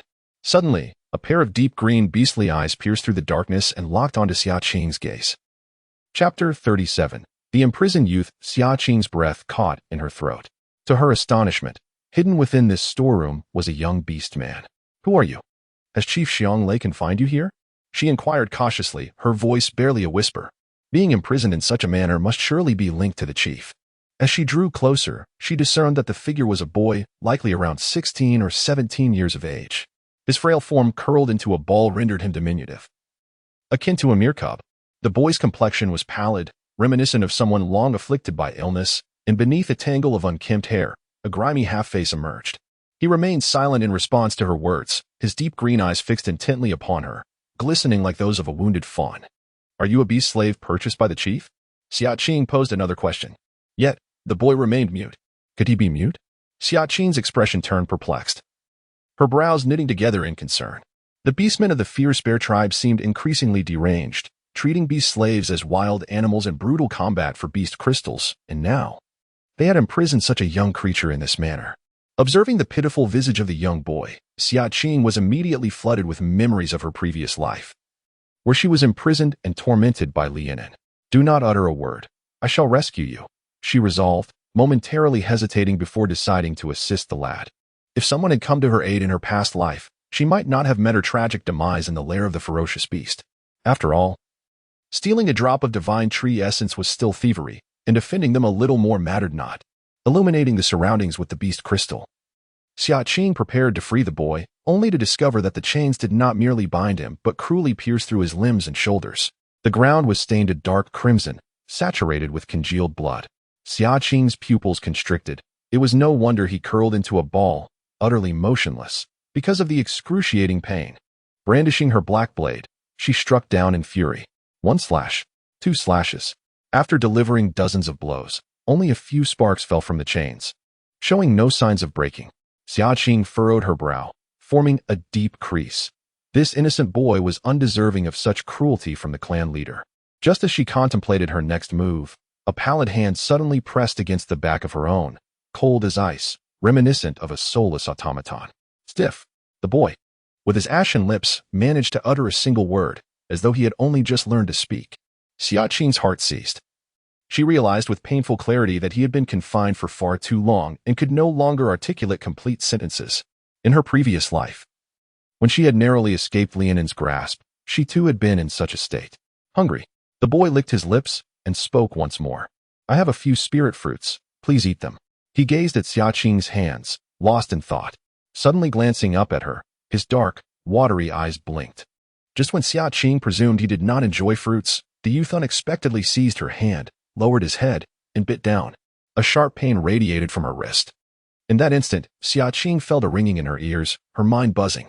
The peculiar sound by her ear dissipated swiftly. The boy gazed at her. The pale hue of his lips now stained with crimson, his innocent visage taking on an alluring wildness. Have you lost your mind? I offer you fruits, and yet you bite me? Xia Qing retreated a few steps in irritation, but recalling that she had yet to locate the divine tree's essence, she chose to ignore him and resumed her search. Observing her vexed silhouette, the youth touched his lips, appearing somewhat aggrieved. Beside the chains lay numerous vials and jars. Xia Qing sifted through them one by one, but the sheer volume rendered her efforts futile. Where, indeed, could the divine tree's essence be concealed? A sense of urgency washed over her, and she pondered whether A's and Yue had been exposed. If it were not hidden here, then where else could it be? Just as her anxiety peaked, a spiritual fruit rolled into the corner. No sooner had she spoken than the boy shifted his foot, causing a second spiritual fruit to follow suit. Xia Qing's expression changed suddenly as realization dawned upon her. She bent down to feel the corner where the fruit had collided with the wall. Indeed, it was covered by a beast hide, revealing a small hollow cavity within. Hastily, she reached in and soon grasped a smooth little bottle. The palm-sized vessel, upon being opened, released a rich surge of spiritual energy. Xia Qing's expression brightened. This was the essence of the divine tree. Just as she exclaimed, she suddenly sensed a movement in her ears. Moments later, the final batch of gifts would arrive, and thereafter, the storeroom would be locked. The voice of the orc resonated from above. Soon, the footsteps receded. Xia Qing's expression turned grave. Once the storeroom door was secured, her chance of escape would vanish. Turning to the boy, she offered an apologetic glance. I regret that I cannot sever these chains to free you. I must venture forth to rescue others. Here, take this dried meat and water. The boy appeared gaunt and emaciated, likely having suffered from hunger during his confinement. At that moment, she could offer him no more. Xia Qing retrieved some dried meat and water from her spatial pouch, placing them within his reach. After a moment's thought, she produced a stone knife. Though the possibility seemed slim, what if he could sever the chains? I must take my leave now. I hope you can find a way to escape. With one last glance at the boy, Xia Qing turned and departed. Upon her return to the storeroom, she paused by the white axe forged by Yue, and with it, a few crates of beast crystals were also collected into her spatial pouch. Since she had come this far, it would be foolish not to take a few treasures with her. Xia Qing felt justified in her actions. After all, she was not a virtuous soul. She would consider these spoils as compensation from the clan leader for her elder brother's 3 years of gladiatorial combat in the arena. A tingling sensation coursed through her wrist. Retracing her steps, Xia Qing's figure swiftly vanished into the shadows. In the dim underground chamber, the boy stared vacantly in the direction Xia Qing had departed. After a moment, he lowered his gaze, grasping the stone knife, and murmured softly, "Leave this place." His voice resonated like ancient waters, haunting yet imbued with a trace of determination. Suddenly, he swung the stone knife with fervor. No sound of clashing chains resonated. Instead, there was a sudden splatter of blood. 2 slender calves were brutally severed at the knees. The young boy crawled away with his arms, wielding his knife once more. A glint of cold light flashed, and 2 bony, pallid hands flew off. Blood surged forth like a small river, and the boy's face contorted in agony as he lay on the ground. Yet, astonishingly, an incredible scene unfolded. The neatly severed stumps began to regenerate, flesh and blood coalescing, gradually forming new limbs. Time passed, though it was unclear how long. The boy, now restored to normalcy, rose from the ground, the chains that had bound him clattering to the earth. He bent down cautiously, reverently collecting the provisions left by Xia Qing, his emaciated figure resembling a wraith, swiftly vanishing into the darkness. Chapter 38. Escape from the Bear Clan. Have you found the divine tree's essence? Xia Qing nodded affirmatively. Only then did Ling Yue breathe a sigh of relief. Ah Qing, you are injured? Yunzhe, detecting a faint scent of blood, gazed at Xia Qing with concern. No, it must be from where I brushed against something bloody. Xia Qing concealed her wrist within her sleeve. Amid the crowded banquet, she had no intention of divulging the events in the storeroom, fearing eavesdroppers. Sensing that Xia Qing appeared unscathed, Yunzhe refrained from pressing further. Before the longevity banquet concluded, the trio seized the opportunity when everyone was preoccupied congratulating the clan leader to slip away discreetly. As evening fell, the guests who had come to celebrate began to depart. Father, did you not say that once the banquet concluded, you would take me to meet the new beast husband? Where is he? Wasn't he just at the banquet? Xiong Duo's gaze lingered on the departing figure of the guest, filled with anticipation. Father said he would take you, and he will indeed take you to meet him. Xiong Lei cheerfully patted her hand and exchanged a knowing glance with his subordinates. The cave was soon cleared of orcs. Xiong Lei led Xiong Duo toward the storeroom. Father, what have you brought me here for? I have no interest in your treasures. Upon reaching the storeroom, Xiong Duo expressed her displeasure, suspecting he intended to placate her with his precious items. With a mysterious smile, Xiong Lei opened the entrance and guided her down. My dear daughter, come and see. I have meticulously prepared a husband for you. His talent is exceedingly rare. With him, you will be able to secure the Ming Xiong tribe. He continued, however, this fellow has a rather fierce temperament. I fear he may not behave and could harm you. Therefore, I have procured some mint berries. Once he consumes them, he will surely comply with your wishes. Once he becomes your mate, he will undoubtedly settle down and serve you obediently, Xiong Lei explained as he led the way. Upon hearing of the existence of a robust male, an expression of eager delight blossomed on Xiong Duo's face. If her father was this cautious, the male's talent must be astonishing. The two soon arrived at the underground chamber. As Xiong Lei held the torch aloft, illuminating the dark space, his expression shifted dramatically. The chains that should have bound the orc lay empty, and severed limbs littered the ground, blood pooling beneath their feet. Father, where is he? Where have you hidden him? Xiong Duo continued to scan the surroundings, searching desperately. Xiong Lei approached furiously, discovering a blood-stained dagger in the corner, his rage causing the flesh on his face to tremble. Who was it? Who came here and set him free? Dozens of his subordinates had perished in the attempt to subdue him, and even he bore wounds inflicted by that individual. Now, the person had vanished. Xiong Lei was so incensed he could taste blood. Father, what does this mean? The person is gone? What happened to the beast husband you promised me? Xiong Duo discerned the implication in his words, her expression immediately falling. Upon exiting the storeroom, she summoned her subordinates. Investigate for me. Who visited my storeroom today? Focus on those orc individuals carrying stone daggers. All attendees of the banquet must surrender their weapons. If someone concealed a stone dagger, it would be impossible for them to arrive and depart without a trace. Yet, the chieftain had not anticipated that Xia Qing possessed spatial capabilities. Xiong Lei was consumed by rage. And soon the entire fierce bear tribe was aware that a thief had infiltrated the chieftain's storeroom and stolen significant treasures. In the cave, Xia Qing administered the spirit liquid of the divine tree to Xia Chuan. The pale green liquid, exposed to the air for mere seconds, filled the cave with a delicate fragrance. Inhaling the scent felt as though every pore in one's body was opening, leaving one utterly refreshed. This spirit liquid of the divine tree was indeed a remarkable substance. Yingyu inhaled the fragrance and whispered in awe, pondering whether having more could potentially cure Xia Chuan's ailment. Xia Qing fixed her gaze on Xia Chuan, noticing his eyes remained tightly shut, and could not resist tilting the bottle. Why is there no response? Is it possible that the divine tree essence is insufficient? Perhaps I should dilute it further and administer another dose. Acquiring another bottle of the divine tree essence is out of the question. However, there should still be a residue left in the bottle. Qing, do not fret. My brother's breathing has stabilized significantly, which suggests that the divine tree essence is indeed having an effect. Yunzi gently grasped her slightly trembling fingertips, his voice low and soothing. Qing's anxiety was causing her to act irrationally. Look, Yingwei suddenly exclaimed, pointing at the wound on Shouchuan's chest, which was seeping blood. The wound is healing. The gruesome injury, for which even medicinal salves proved futile, was now visibly mending at an astonishing pace. In the span of mere moments, all of Xiaochuan's wounds had completely healed, and even the scars from previous injuries had noticeably faded, including the beast slave mark on his forehead. Xia Qing's face brightened with joy. This is wonderful. It seems the divine tree essence is indeed effective, and the master did not deceive her. Who is that fox? He did not attend today's banquet. How could he be so knowledgeable about the patriarch's storeroom? Yunze inquired abruptly. Perhaps he is acquainted with Xiongduo? Xia Qing pondered, but soon dismissed this speculation. That is unlikely. Xiongduo favors handsome males, and the master exudes no feminine aura, suggesting he has no mate.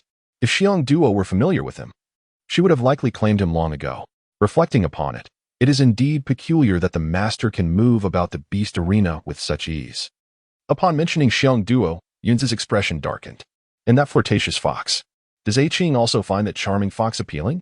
More so than him? Xiaochuan's breathing had steadied, and he even rolled over, snoring softly. As the hearts of the three individuals finally settled, they were once again startled by the commotion outside. Quickly, search over there. Scour every cave. We must locate the orc that the chief is seeking. The chief mentioned that the thief is a slender male, not very old. Everyone, search meticulously. Leave no corner unchecked. That wretched thief dared to pilfer from the chief's treasury, disrupting our peace in the dead of night. If I catch him, I shall teach him a lesson. Yingyue's complexion turned pale. The theft of the divine tree's essence had been swiftly discovered by the chief. Xia Qing's expression grew grave as she suddenly recalled the young boy. The way the words were spoken seemed less about finding a thief and more about searching for that boy. Could it be that he had also escaped? Yunze hastened to the cave entrance, listening intently to the sounds outside. With his elder brother present, they would soon uncover their hiding place. It was imperative to leave this spot. They could not conceal themselves for long.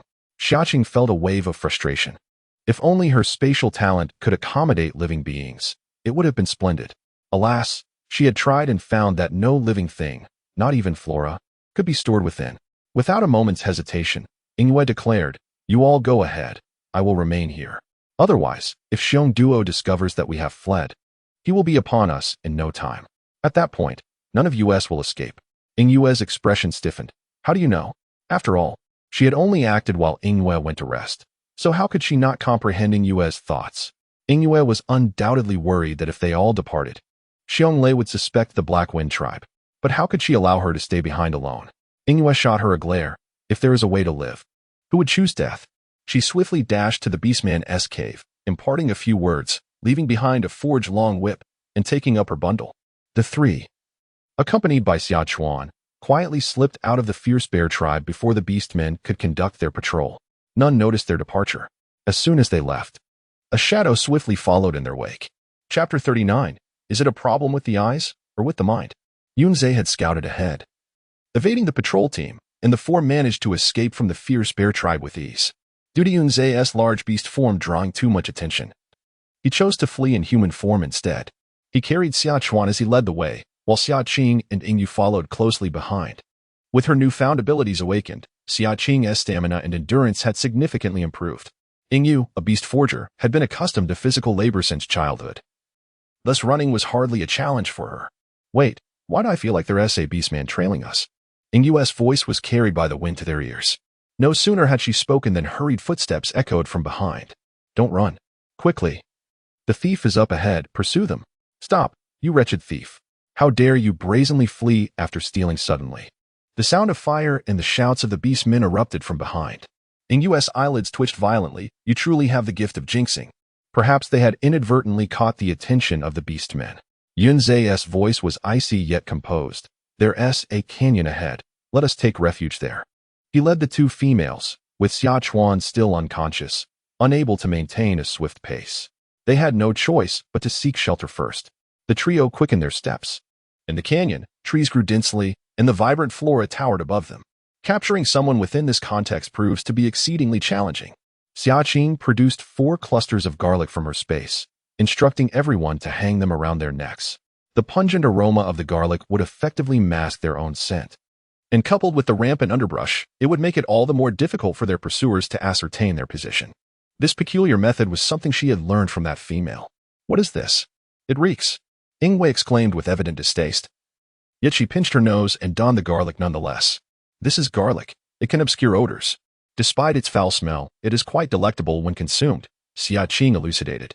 Over the past few days, while preoccupied with locating her elder brother within the fierce bear tribe, she had scarcely eaten, and now she found herself rather tempted by the thought of food. Can this truly be eaten?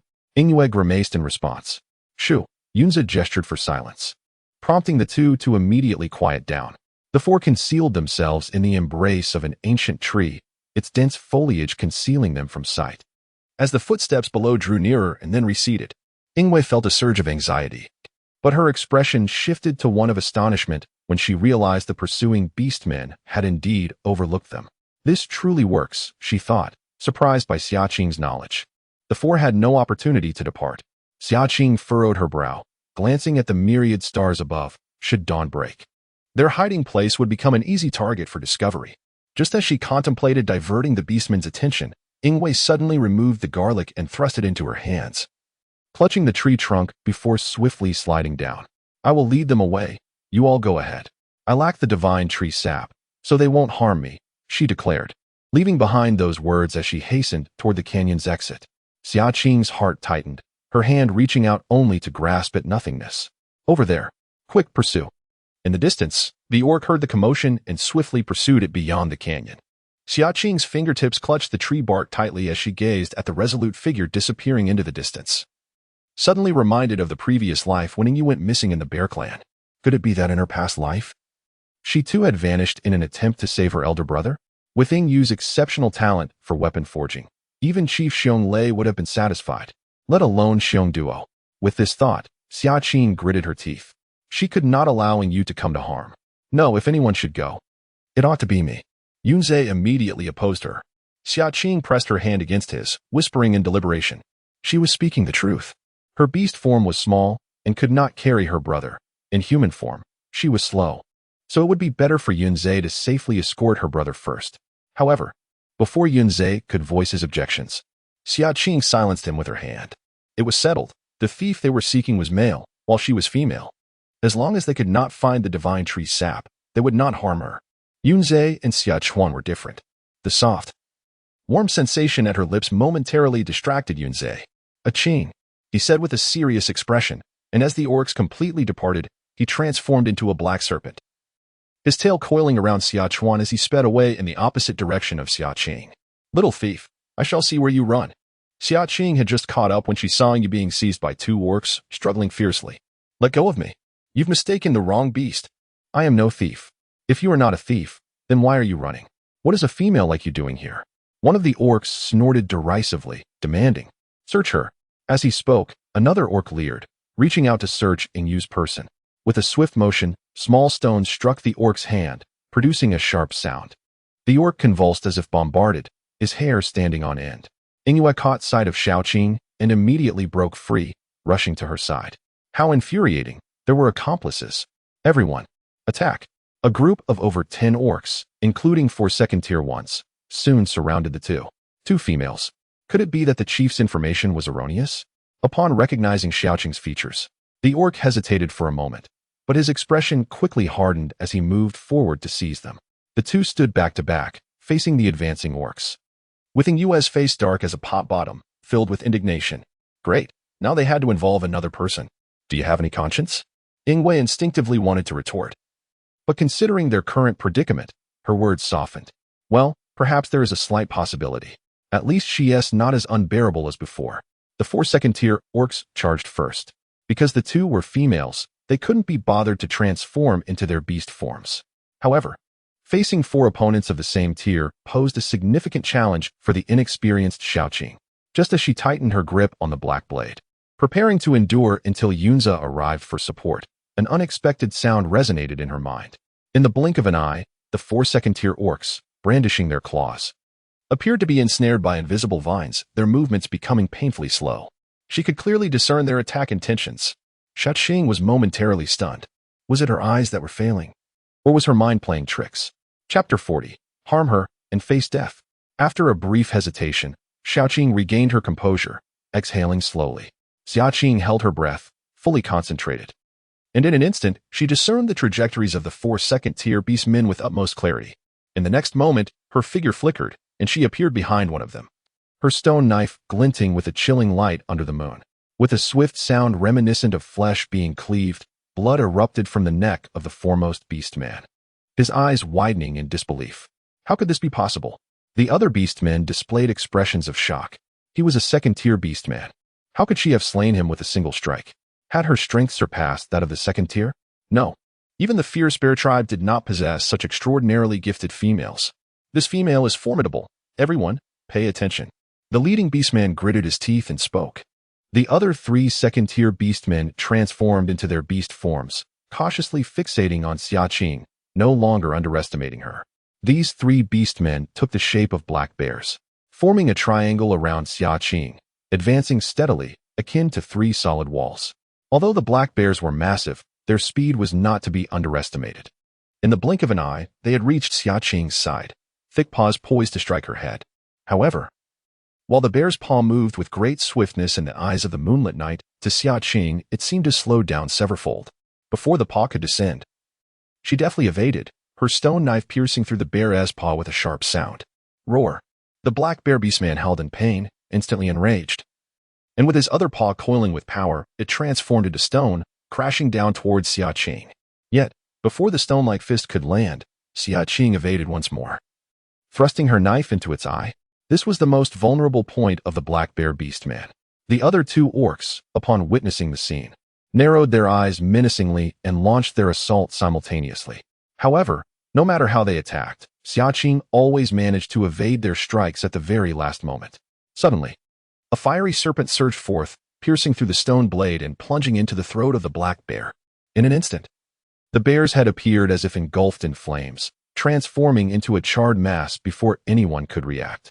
As the 4 second-tier orcs fell lifelessly to the ground, the remaining first-tier orcs exchanged glances, their feet rooted in hesitation, fear etched upon their faces, daring not to advance any closer.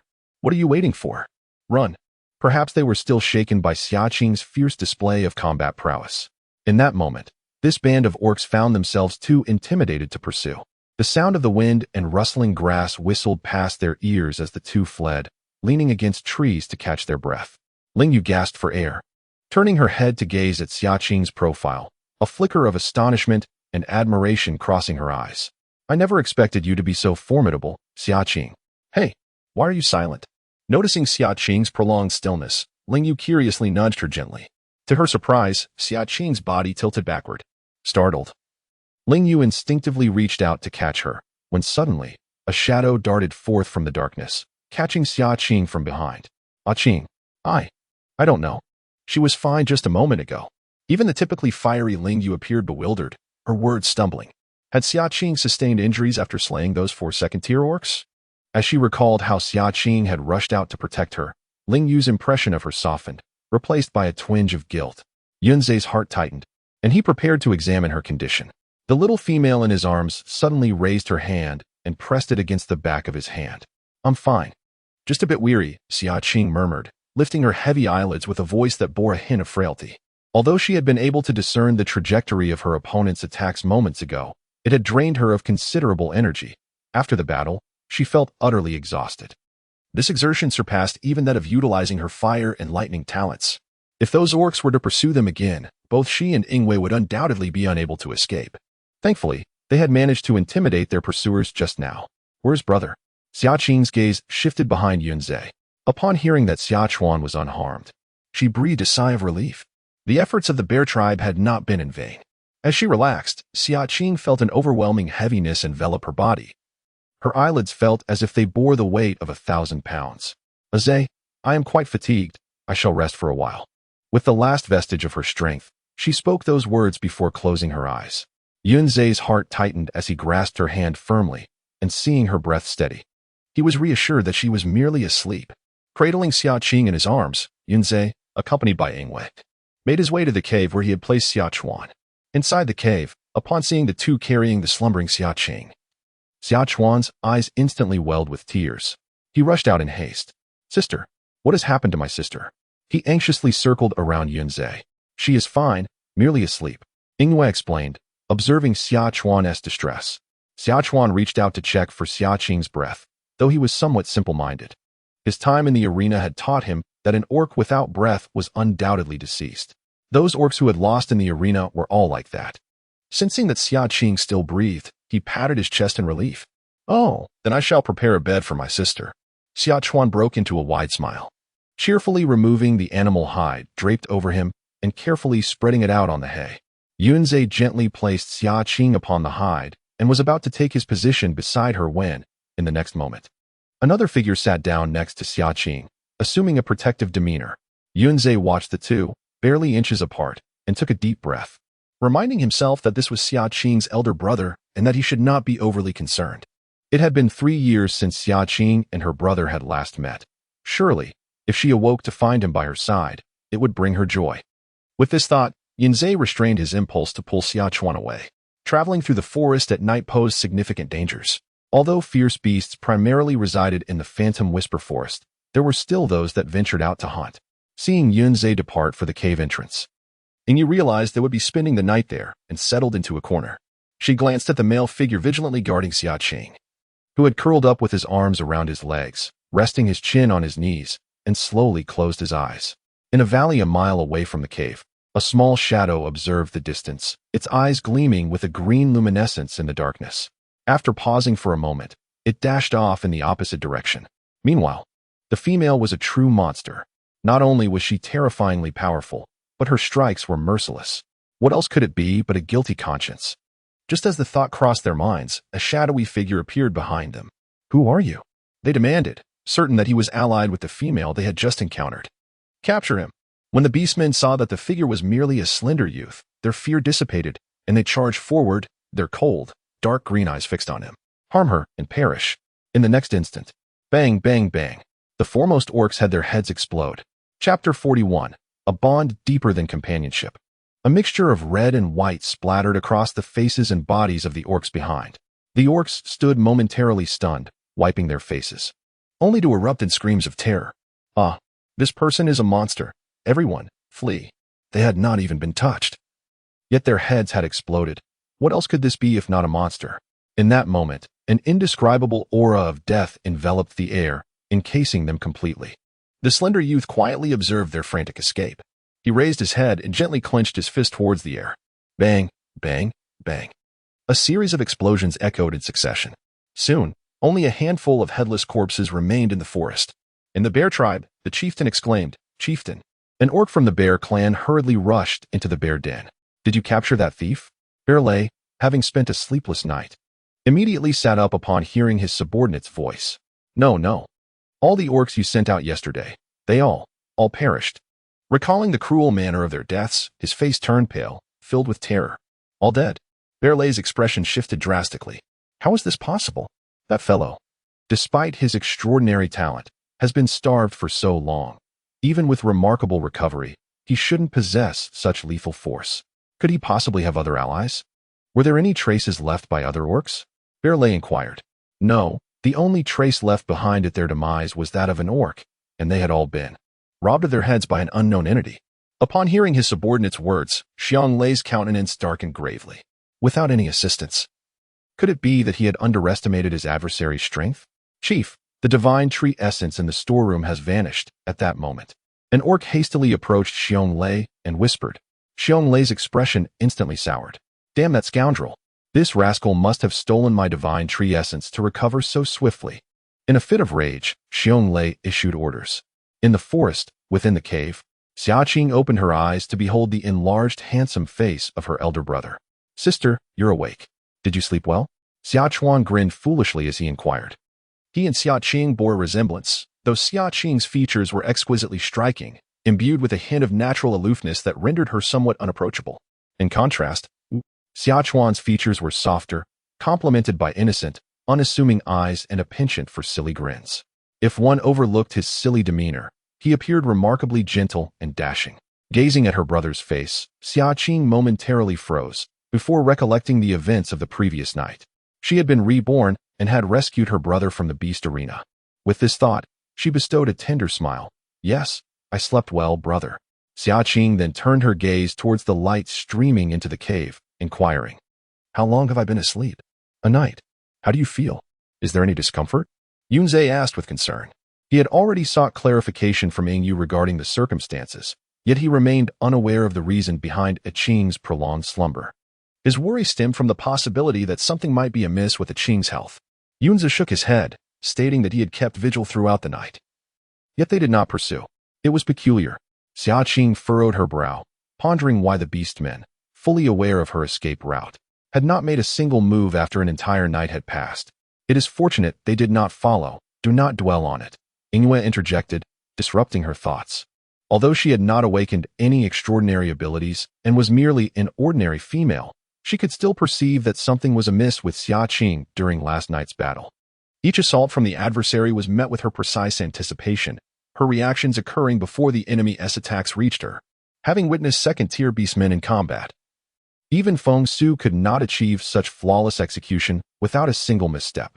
I do not know, Xia Qing replied, but during the moment of focus, I sensed a deceleration in their speed. However, after the fight, I felt utterly drained. She shook her head, her confusion evident. That sensation felt akin to the overexertion of a talent, yet was accompanied by an even greater fatigue. Suddenly, she felt a peculiar itch on her wrist. She reached out to scratch it. Yunze's gaze fell upon her wrist, and his expression darkened as he grasped it firmly. Qing, where did this come from? Did you encounter any beastmen yesterday? Upon her wrist, there was a striking pinkish-white mark, resembling a fish with a tail yet possessing 4 legs, its surface smooth, adorned with 2 fin-like protrusions atop its head. Xia Qing had never encountered such a creature and felt momentarily bewildered. I am uncertain, she replied, suddenly recalling the bite she received from that young boy beneath the storeroom, precisely where the mark now lay. Upon closer inspection, there were no visible traces of injury on the pinkish mark. Yue cast a peculiar glance at Xia Qing, questioning whether, after forming a bond with a beast man, one would bear a mark.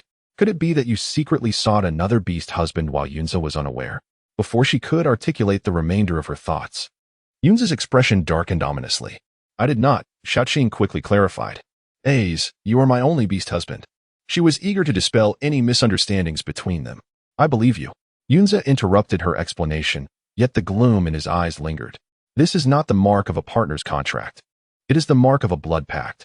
His voice resonated with a hint of suppressed rage. A blood pact? Both Xia Qing and Yue echoed in confusion. Xiaochuan, unable to comprehend, observed the 2 women attentively, adopting a serious demeanor as he looked at Yunze. A blood pact is a contract more tyrannical than that of a beast slave, founded on the sacrifice of life and talent. Once a blood pact is established, the lives of the 2 become intertwined, and there exists a possibility of acquiring each other's abilities. Yingwei suddenly realized that Xiaoqing's prowess from the previous night stemmed from this blood pact's master. Was she truly bound to share life and death with this beastman? Yunze nodded solemnly. Xiaoqing's face fell in an instant. Damn, so that's why her abilities were so formidable. They were purchased with her own life. This meant that if that boy were to perish, she would also meet her end. Qing, who is this beastman? I will find him and assist you in severing the blood pact. The audacity of this beast man to tether Xiaoqing's life to his own was infuriating. He was not a partner, yet his bond was deeper than that of a companion. He had not shared such intimacy with Xiaoqing. He would never allow the existence of that orc. Immediately, Xia Qing recounted to Yunze the events that transpired yesterday in the depths of the storeroom. Since this young man's life was intertwined with her own, failing to locate him would only increase her peril. Thus, it was prudent to sever the blood bond as soon as possible. Chapter 42. I can also grow larger. Just look. What could be the orc's talent? Enhanced vision or the ability to slow down time? Ling Yu inquired, her curiosity piqued. She had never heard of such a talent. Yet the abilities Xia Qing displayed yesterday were truly remarkable. Neither, Xia Qing replied, shaking her head. She sensed that the talent was not related to vision or time, but rather a power controlled by the mind, intangible, yet seemingly capable of commanding everything. Thus, in her perception, the opponent's attack speed could be reduced severfold, regardless of the talent. Qing, please exercise caution when employing it in the future. Do not repeat yesterday's mistakes, Yunze cautioned with concern. Had he not arrived in time, and that group of orcs caught up while Qing was exhausted, the consequences would have been dire. Yes, I understand, Xia Qing nodded. She certainly did not wish to cause worry among those close to her. Since the young man had just escaped, he would not linger outside for long. He must have already fled far away. Seeing Xiaochuan smile, Ling Yu's eyes softened. The 4 emerged from the cave. Although Yunze's beast form was considerable, He was unwilling to carry any other females aside from Xia Qing. Ling Yu had not awakened her talent, her beast form relatively weak and thus unsuitable for travel. As for Xia Chuan, he was of the same feline beast lineage as Xia Qing. Just as the group was caught in contemplation, suddenly, Xia beast form enlarged, transforming from a small white kitten into a creature several times larger in an instant. Typically, the fur of a sand dune cat is either brown or patterned. Yet Xia was entirely snow white, his long fur resembling that of a majestic white lion. Sister, I can grow too, look. This scene was imbued with a charming innocence that surpassed his usual goofy smile in human form. Xia Qing was momentarily taken aback, then recalled A's words, suggesting that her elder brother might have awakened more than one talent, which brought her a sense of relief. Wait, Xia, are you taking me? Ling Yue's eyes widened. Before she could finish her sentence, Xia Qing had already climbed onto the serpentine body of Yunze, leading the way into the forest. She glanced at Xiao's snow-white back. Her cheeks slightly flushed, and was about to find a stone to prop herself up when the large white cat approached her, its limbs bending as it lay down, inviting her to climb aboard. A warm feeling enveloped Ling Yue as she successfully mounted the cat's back, and they quickly followed suit. Xia Qing, already accustomed to the ride, wrapped her arms around the serpent's scales, leisurely admiring the enchanting scenery of the forest. In contrast, Ling Yue clung to Xiao's neck, cautious not to grip too tightly or too loosely, experiencing a mix of delight and anxiety. Upon their arrival at the Black Wind tribe, it was already evening. Qing, did you encounter any dangers on your trip to the bear tribe? How is Xiao Chuan? We are well, Uncle Lei. It's just that my brother has endured quite a bit these past 3 years, and I wish to find a veterinarian for him. Xia Qing briefly recounted Xiao's experiences, skimming over the details of how they rescued him, obtained the divine tree's essence, and escaped from the bear tribe. Uncle Lei cast a sympathetic glance at Xia Chuan, feeling a pang of sorrow for the child who had truly endured much. It was also my fault for not investigating thoroughly before allowing Xia Chuan to accompany that old man. I disregarded your father's solemn admonition. Xia Qing smiled gently, offering comfort, not only to her brother but also to herself. In this lifetime, she had finally avoided repeating past mistakes and was able to protect her elder brother. Yingyu attempted to follow but was hastily taken away by her anxious father. Uncle Lei personally summoned a veterinarian to examine Xia Chuan's condition. Is it true? Xia Qing asked with excitement. Are you saying my brother's mind can be healed? I cannot say for certain, but given his current state, it is not impossible. However, it requires abundant spiritual energy from rare treasures. Ordinary herbs will have little effect, the veterinarian replied. Hearing this, Xia Qing's heart soared. It seemed that her brother's improvement was indeed aided by the divine tree's spiritual liquid. If they could find more treasures akin to the divine tree's essence, perhaps her brother could become as normal as any other beast man. After bidding farewell to the veterinarian, Xia Chuan appeared noticeably more relaxed, beginning to curiously survey the room. Sister, where's this place? He asked, tilting his head. This is our home. From now on, this will be your room. You will stay here while I and A's reside across the hall, Xia Qing replied with a smile, guiding him to familiarize himself with their new abode. Our home. Our home. I like this place, Xia Chuan exclaimed, beaming as he looked around. Yunze furrowed his brow, following closely behind to correct him. It is our home together. Our home. Our home. Xia Chuan cheerfully echoed, completely oblivious to Yunze's mood. Yunze yearned to approach, yet Xia Chuan remained steadfastly beside Xia Qing, providing no opportunity for him to draw near. He sighed inwardly. Heavenly materials and earthly treasures. It appears he must exert himself even more diligently in the future. His elder brother must recover swiftly. Otherwise, how shall he navigate the days ahead? He opened the storeroom, which was brimming with well-preserved wolf meat, tanned wolf hides, and meticulously cleaned first-tier wolf bones, among other things. Well done, you've worked hard, Xia Qing remarked with an appreciative expression. This is quite efficient. It was nothing. Sister-in-law, should there be any tasks in the future, feel free to call upon me, Huda chuckled, scratching his head. As he spoke, he glanced at Xia Chuan within the room. I heard that brother Xia Chuan needs to recuperate. I have some herbs. I'll bring them to sister-in-law shortly. Seeing Huda's enthusiastic demeanor, Xia Qing did not decline. The herbs would indeed benefit her brother-in-law's health. At worst, she could compensate Huda later. In the ensuing days, Huda diligently delivered herbs to their home. Initially, it was merely herbs, but soon he brought along medicinal soups. Huda and Xia Chuan grew increasingly familiar, addressing each other with an affectionate brother. One day, Yunze, with a darkened expression, seized Huda. Observing the medicinal jar in Huda's arms, he inquired, "Are you well acquainted with the veterinarian? You come here daily, and the time Xia Qing and I have alone is already scarce. With you around, it becomes even less. Are you perhaps harboring ulterior motives?" Huda instinctively nodded but quickly shook his head upon sensing the chill in Yunze's gaze. "No, not particularly familiar.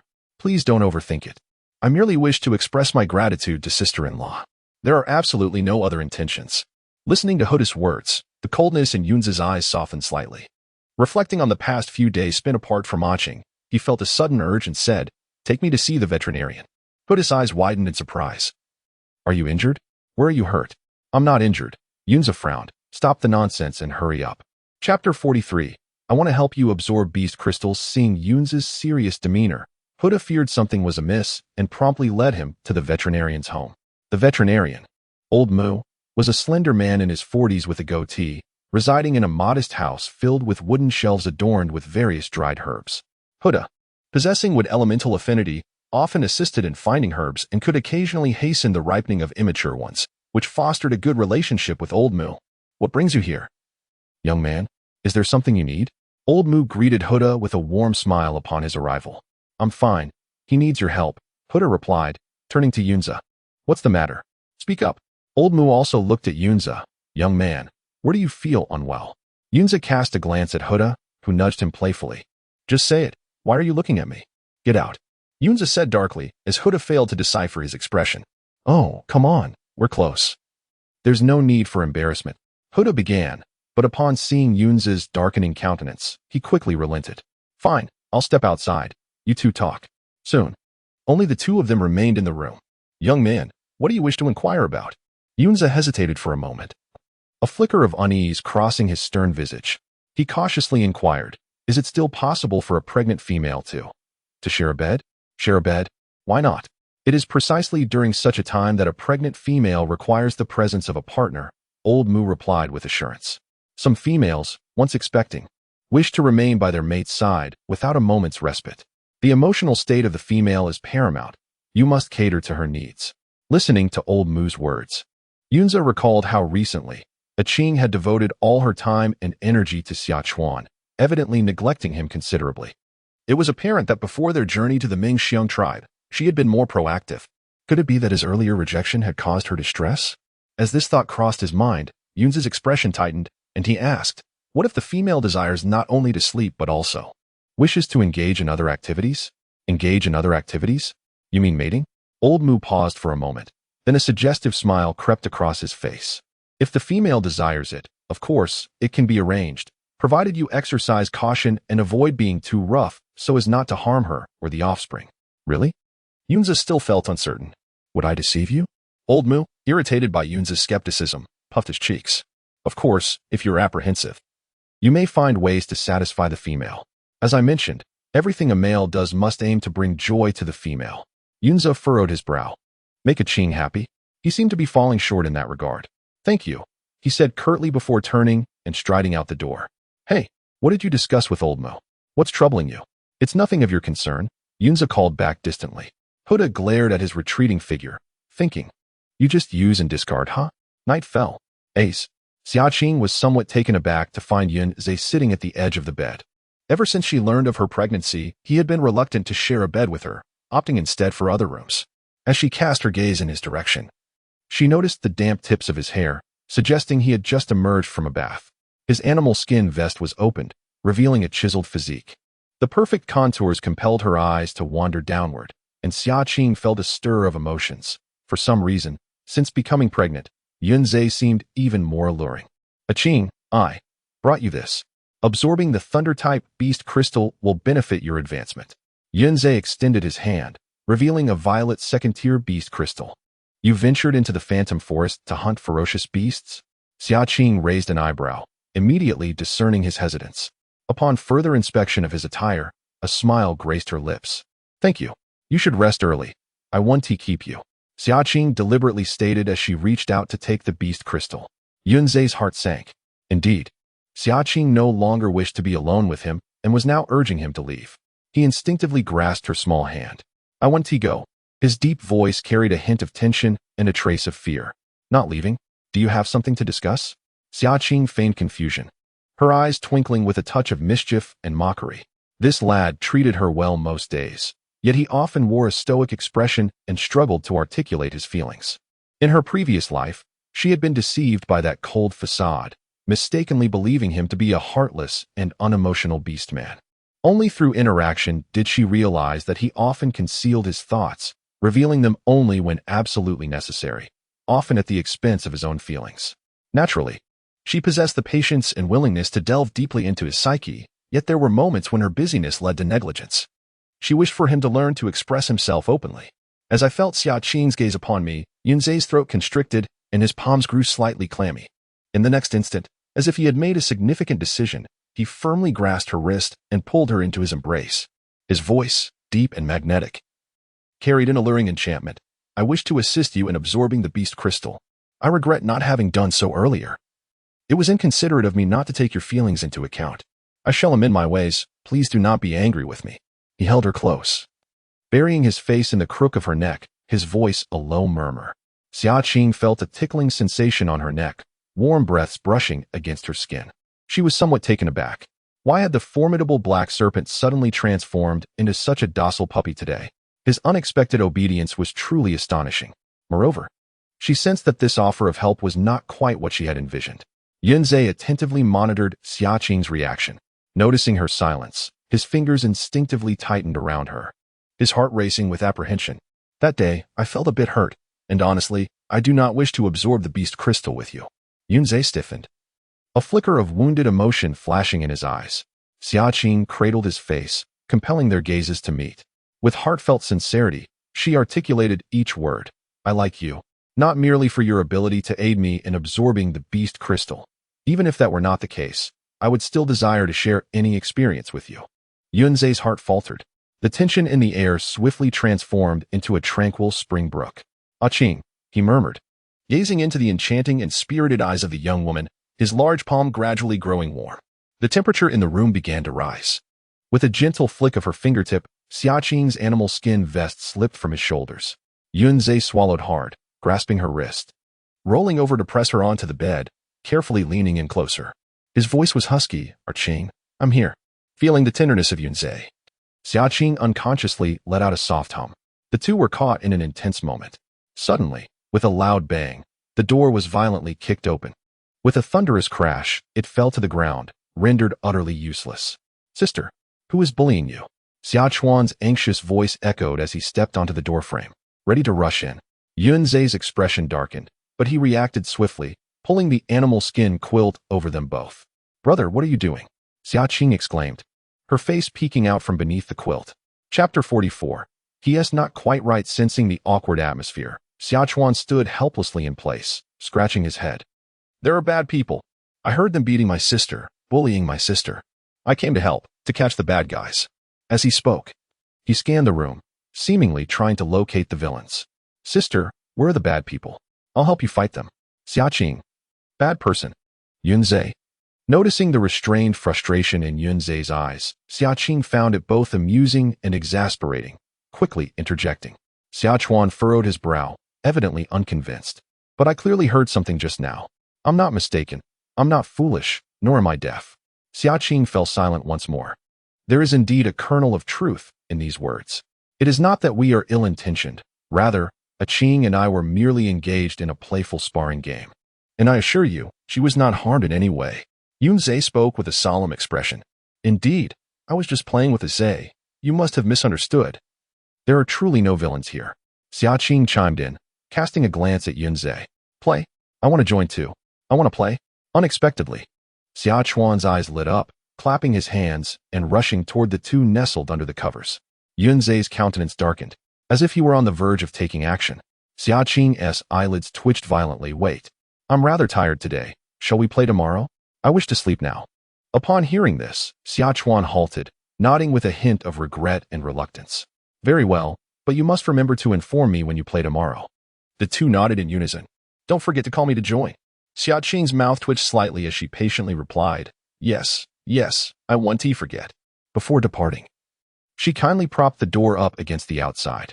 The commotion had rendered the door damaged, and the enchanting atmosphere within dissipated entirely, leaving little desire to continue. Let us rest for today. We shall repair the door tomorrow. Observing Yunzhe's face, dark as a pot's bottom, Xia Qing chuckled helplessly, wrapping her arms around his waist as she lay down. All right, Yunzhe responded, though his thoughts were consumed with the need to not only mend the door, but also remedy his elder brother's mindset. Otherwise, each time he and Qing, his brother would assume they were merely playing and would wish to join in, which would be quite troublesome. Perhaps it was due to Yunzhe's presence that, despite their lack of any indiscretions, Xia Qing slumbered exceptionally soundly. Only Yunze, embracing a small female, found his thoughts wandering, having barely slept through the night. Meanwhile, in another dilapidated wooden hut of the Blackwind tribe, Lianen sat on the rickety wooden bed, her face a canvas of resentment and envy. Mother, I heard that Yunze has slain yet another second-tier ferocious beast today. Why is Xia Qing so fortunate? The door and roof were riddled with holes, allowing the wind to whistle through, heightening her agitation. She felt that things ought not to have unfolded this way. She deserved a life far superior to her current plight. Li Hua, equally envious, recalled the previous encounter with the pack of wolves, lamenting that Xia Qing had selfishly kept all the spoils for herself. The illusory mist forest was not her private domain. A portion of the hunted prey should have been surrendered to the tribe. After all, that could amount to the flesh of dozens of first-tier beasts. Being a female, if the offerings were made to the tribe, she could claim her share. The meat of fierce beasts was a prized delicacy. Consuming it might even enhance her beauty, enabling her to attract a younger mate. As for Feng Su, a second-tier beastman, she wondered why he had not captured any second-tier beasts himself. She thought perhaps he should venture into the illusory mist forest to hunt more. With the beast crystals he could gather, he might elevate his rank sooner. Lianen's expression darkened at the thought of Feng Su. Her dissatisfaction with him was palpable, as she felt overshadowed by Xia Qing's achievements. Noticing her daughter's discontent, Li Hua approached and gently took her hand, reassuring her, "It's all right, my dear. There are many young males in the tribe. If one mate does not suffice, we can seek out several. Collectively, they shall surely surpass Yunze. Who knows? With your discerning eye, you might even attract a third or fourth-tier beastman as a mate in the future." Recalling that scene, Lianen felt her spirits lift considerably. However, she quickly became despondent, lamenting, "It's not that simple. Everyone is aware of my infertility, and no one is willing to be my mate." That old man had mentioned a method that could not only bestow talent but also potentially enhance fertility.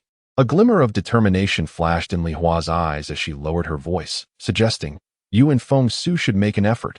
Once you conceive, you can claim that the fertility test was erroneous, and then everyone will be eager to partner with you." Lianen pouted, her expression one of disdain. After using that method, Feng Su, he hasn't been performing well. He might not even manage once in a night. I simply cannot conceive. She had made her attempts, yet the offspring could not be conceived solely by her efforts. Li Hua furrowed her brow and pondered for a moment. "I have an idea. It's just a matter of finding a male. If Feng Su is incapable, I will assist you in locating a few viable candidates. It would also allow you to further utilize that method to enhance your abilities." Gently stroking the back of her hand, Li Hua reassured her, "My dear daughter, you shall surely become the most coveted female in the tribe." In the forest, a large yellow tiger lay in ambush behind the underbrush, its bell-like eyes fixated on a leopard drinking from a nearby stream. The leopard, noticeably larger than an ordinary one, was a first-tier ferocious beast. After quenching its thirst, the leopard lowered its head to groom its paws. The long-awaited moment arrived as the tiger launched its attack, charging towards the leopard. Unfortunately, this particular leopard had awakened a speed talent, moving like lightning, and before the tiger could close the distance, it had already darted away with a swift whoosh. The great tiger surged forward in pursuit, yet the disparity in speed was too vast. The more he chased, the greater the distance between the two beasts became, until the silhouette of the leopard diminished into a mere black dot. The tiger eventually came to a halt, panting heavily, and transformed into a human form, none other than Feng Su. With a furrowed brow and a dark expression, he leaned against a nearby tree trunk, gazing at his hands in dismay. How could a mere first-tier ferocious beast have eluded him? Had his strength waned?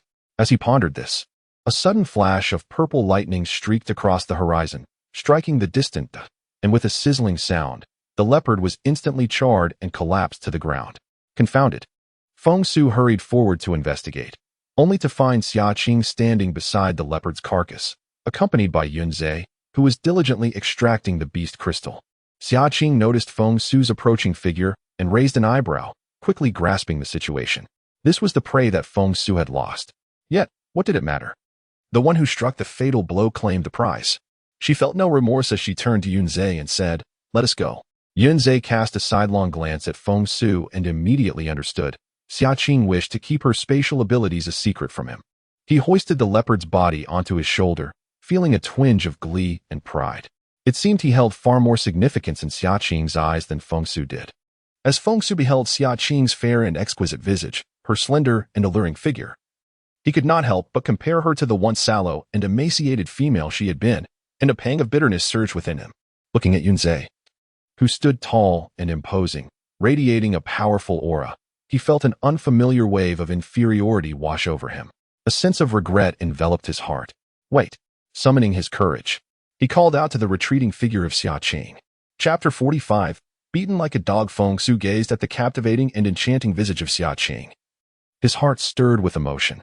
He could not help but wonder if accepting Xia Qing back then would have led to a far more favorable existence than the one he currently endured. Standing beside her, a perfect match in both talent and beauty, was undeniably himself. It was evident that Xia Qing had once harbored a fervent affection for him. She had found the mere sight of this other man repulsive. Noticing that Xia Qing was ignoring him, Feng Su gritted his teeth and hurriedly stepped forward, reaching out to grasp her arm. Qing, wait a moment. Yunzhe's gaze was icy as he immediately positioned himself between them, raising his hand to deflect Feng Su's attempt. His frigid eyes pierced like a cold blade. Do not lay a hand on Qing. She is my partner. The depths of his beastly pupils brimmed with possessiveness. Feng Su was momentarily taken aback by the ominous intent radiating from Yunzhe's gaze, causing him to retreat a step. Regaining his composure, he turned to Xia Qing with a somewhat grim expression. Qing, I have something to say to you. Today, Xia Qing had ventured out with Yunzhe for the purpose of hunting. With the snow season approaching, the household had welcomed another mouth to feed, and she was uncertain how many more were on the way. The snow season necessitated a substantial supply of food. Fierce beasts not only yielded precious beast crystals, but their entire being was a treasure. Their thick fur provided warmth, and their meat, imbued with spiritual energy, was more nourishing than that of ordinary wildlife. Hunting fierce beasts would not only enhance her skills, but also accumulate combat experience.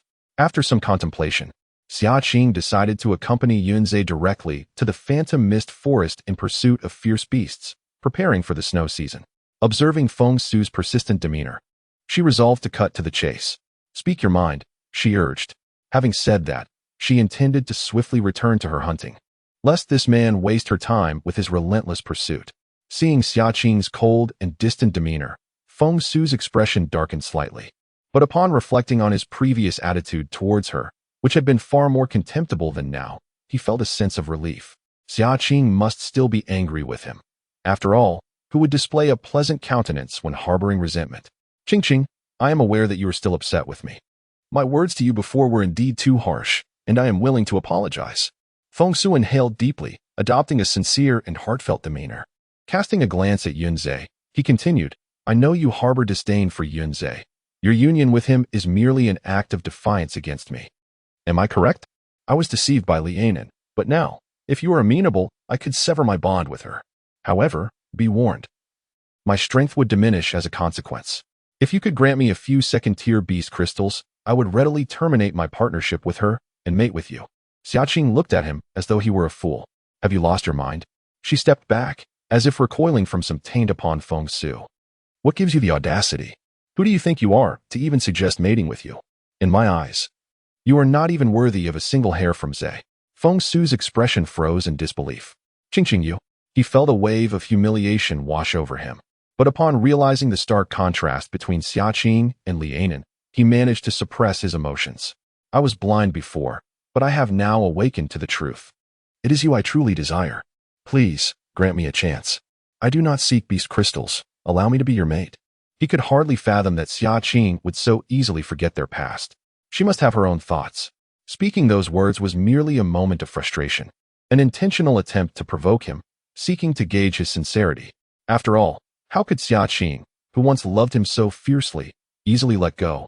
Observing Feng Su's humble demeanor, contempt flickered in her eyes. This man had become Li Yunan's beast master and yet dared to utter such words to her. Truly nauseating. Are you finished? Xia Qing watched him silently, as if waiting for a performance to conclude. Feng Su, momentarily taken aback, mistakenly believed he had swayed her, nodding repeatedly, anticipating her forgiveness. Once you're done, leave. Do not wander before me again. I am with child, and the sight of you makes me want to vomit. Xia Qing spoke with a face of disdain before turning to leave, without a trace of hesitation. Feng Su stood dumbfounded, and as realization dawned upon him, he felt a surge of anger and attempted to block her path. Wait, stop. However, before he could approach, Yunzhe coldly pushed him aside. Leave. The commanding presence radiated from Yunzhe, an aura so chillingly powerful it bore down on Feng Su like two imposing mountains, causing his knees to weaken. As he caught a glimpse of the unmasked killing intent in Yunzhe's eyes, fear gripped him. He retreated awkwardly. Resentment etched on his face as he watched the two depart. Once they had walked far enough and confirmed that Feng Su was no longer following, Xia Qing instructed Yunzhe to release the flower leopard, storing it away in her space. Ah Qing, you've been working hard all morning. Take a moment to rest. I shall fetch some water for you, Yunzhe said with genuine concern, a fleeting darkness flickering in his gaze. All right, please be careful, Xia Qing nodded, settling onto the clean stone that Yunzhe had wiped. She was indeed weary. It was a truth that females were inherently weaker and less robust than males. In her quest for strength, she had agreed with Yunze that during battles, unless faced with imminent danger, he would not intervene. She was determined to hunt using her own abilities. After a morning spent vanquishing several ferocious beasts, fatigue began to envelop her. Xia Qing felt a twinge of shame for her own frail physique. Unbeknownst to her, had it been any other male, they might have already succumbed to the jaws of a beast. The mere fact that she had endured such intense combat in the illusory mist forest for this duration had already surpassed many males of her rank. As she prepared to seek her next prey, the thought of returning empty-handed today was unbearable. Not only would she face hunger, but Li Yunan would surely create a scene. She was determined not to suffer the embarrassment. Just as she was about to transform into her beast form, a fist the size of a sandbag unexpectedly flew towards her, slamming her to the ground. Who was it? She barely registered a figure swinging their fist again. Each strike landed brutally, enhanced by an electric affinity, causing saliva and blood to splatter. Occasionally, a few yellowed teeth would fly out. Feng Su could scarcely discern the assailant's face. Time seemed to stretch indefinitely. On the desolate grass, Feng Su lay battered, unable to rise. Who was it? Let me know who did this, and I will end you. He gritted his teeth, pounding the ground in a fit of impotent rage. In the days that followed, Xia Qing dedicated herself to nurturing her elder brother back to health and hunting alongside Yunze in the illusory mist forest. The food and various supplies at home continued to multiply, with winter yet to arrive. Xia Qing also enlisted Huda to exchange some valuable materials harvested from the ferocious beast for salt at the bamboo rat tribe. The abundance of prey had overwhelmed their storage capacity, prompting Yunze and Xiachuan to construct 2 additional storerooms to accommodate the growing supplies. As the storage room became increasingly filled, Xia Qing's belly gradually grew larger. The gestation period for female cats lasts only 2 months. Xia Qing planned to rest at home during the final 10 days, for her enlarged abdomen made hunting in the forest a daunting task. Now, with 1 month and 10 days past, she could still manage another 10 days of work. Xia Qing secured her black dagger at her waist and set off towards the illusory forest with Yunze. As they passed the tribe, she suddenly spotted a group of beast men gathered together. At the center of their attention was Li Yunan. Her gaze fell upon Li Yunan's slightly protruding abdomen, and Xia Qing furrowed her brow. Was Li Yunan expecting a child? Wasn't her fertility supposed to be 0?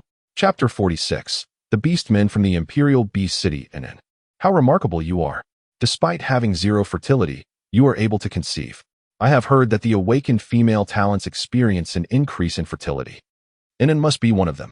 A chorus of females surrounded Li Yunan, their faces brimming with envy.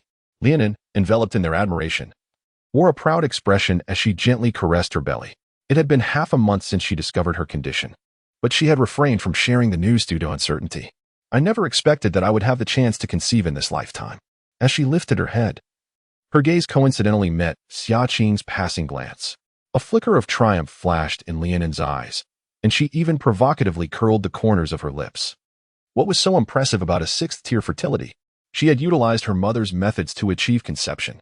With determination, She aimed to give birth to even more powerful offspring in the future, and one day, her innate talent would surely surpass Xia Qing's.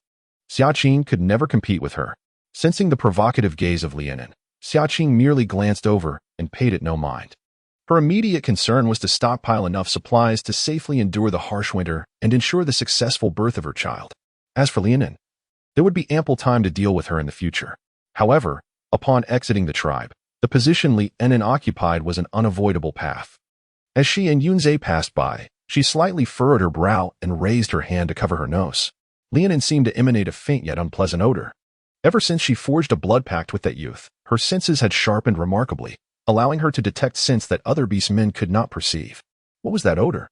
It bore resemblance to spoiled eggs, mingled with the stench of decaying flesh. Xia Qing cast a suspicious glance at Lianin, only to find her impeccably clean, devoid of any visible filth. Yet, the odor unmistakably originated from her. Lianin also noticed Xia Qing's gesture, her expression darkening. What did this insolent girl mean by covering her nose? Was she expressing disdain? To Lianin, this action was an egregious affront, and she clenched her jaw, a flicker of hatred glimmering in her eyes. Once she bore her offspring, she would certainly seize Yunzhe, leaving Xia Qing with nothing. Qing, Yunzhe, are you headed to the illusory forest? The voice of Uncle Lei called from behind as the two approached the tribe's entrance. With a curious expression, Uncle Lei glanced at her watermelon-sized belly and remarked, "Your belly is so large now. You should let Yunzhe go alone. What if there's danger?" He understood Xia Qing's stubborn nature. She had initially insisted on accompanying Yunzhe to the illusory forest, and he had refrained from dissuading her, assuming it was merely a fleeting whim. Even now, with her belly this large, she still intended to venture into the illusory forest. A sense of unease crept upon him. "Uncle Lei," Yunzhe interjected, "Qing wishes to stockpile supplies before the snow season arrives. I will ensure her safety." He spoke hastily, fearing that Uncle Lei might cast blame upon Xia Qing. "Have you not already gathered enough?" Uncle Lei inquired, astonished.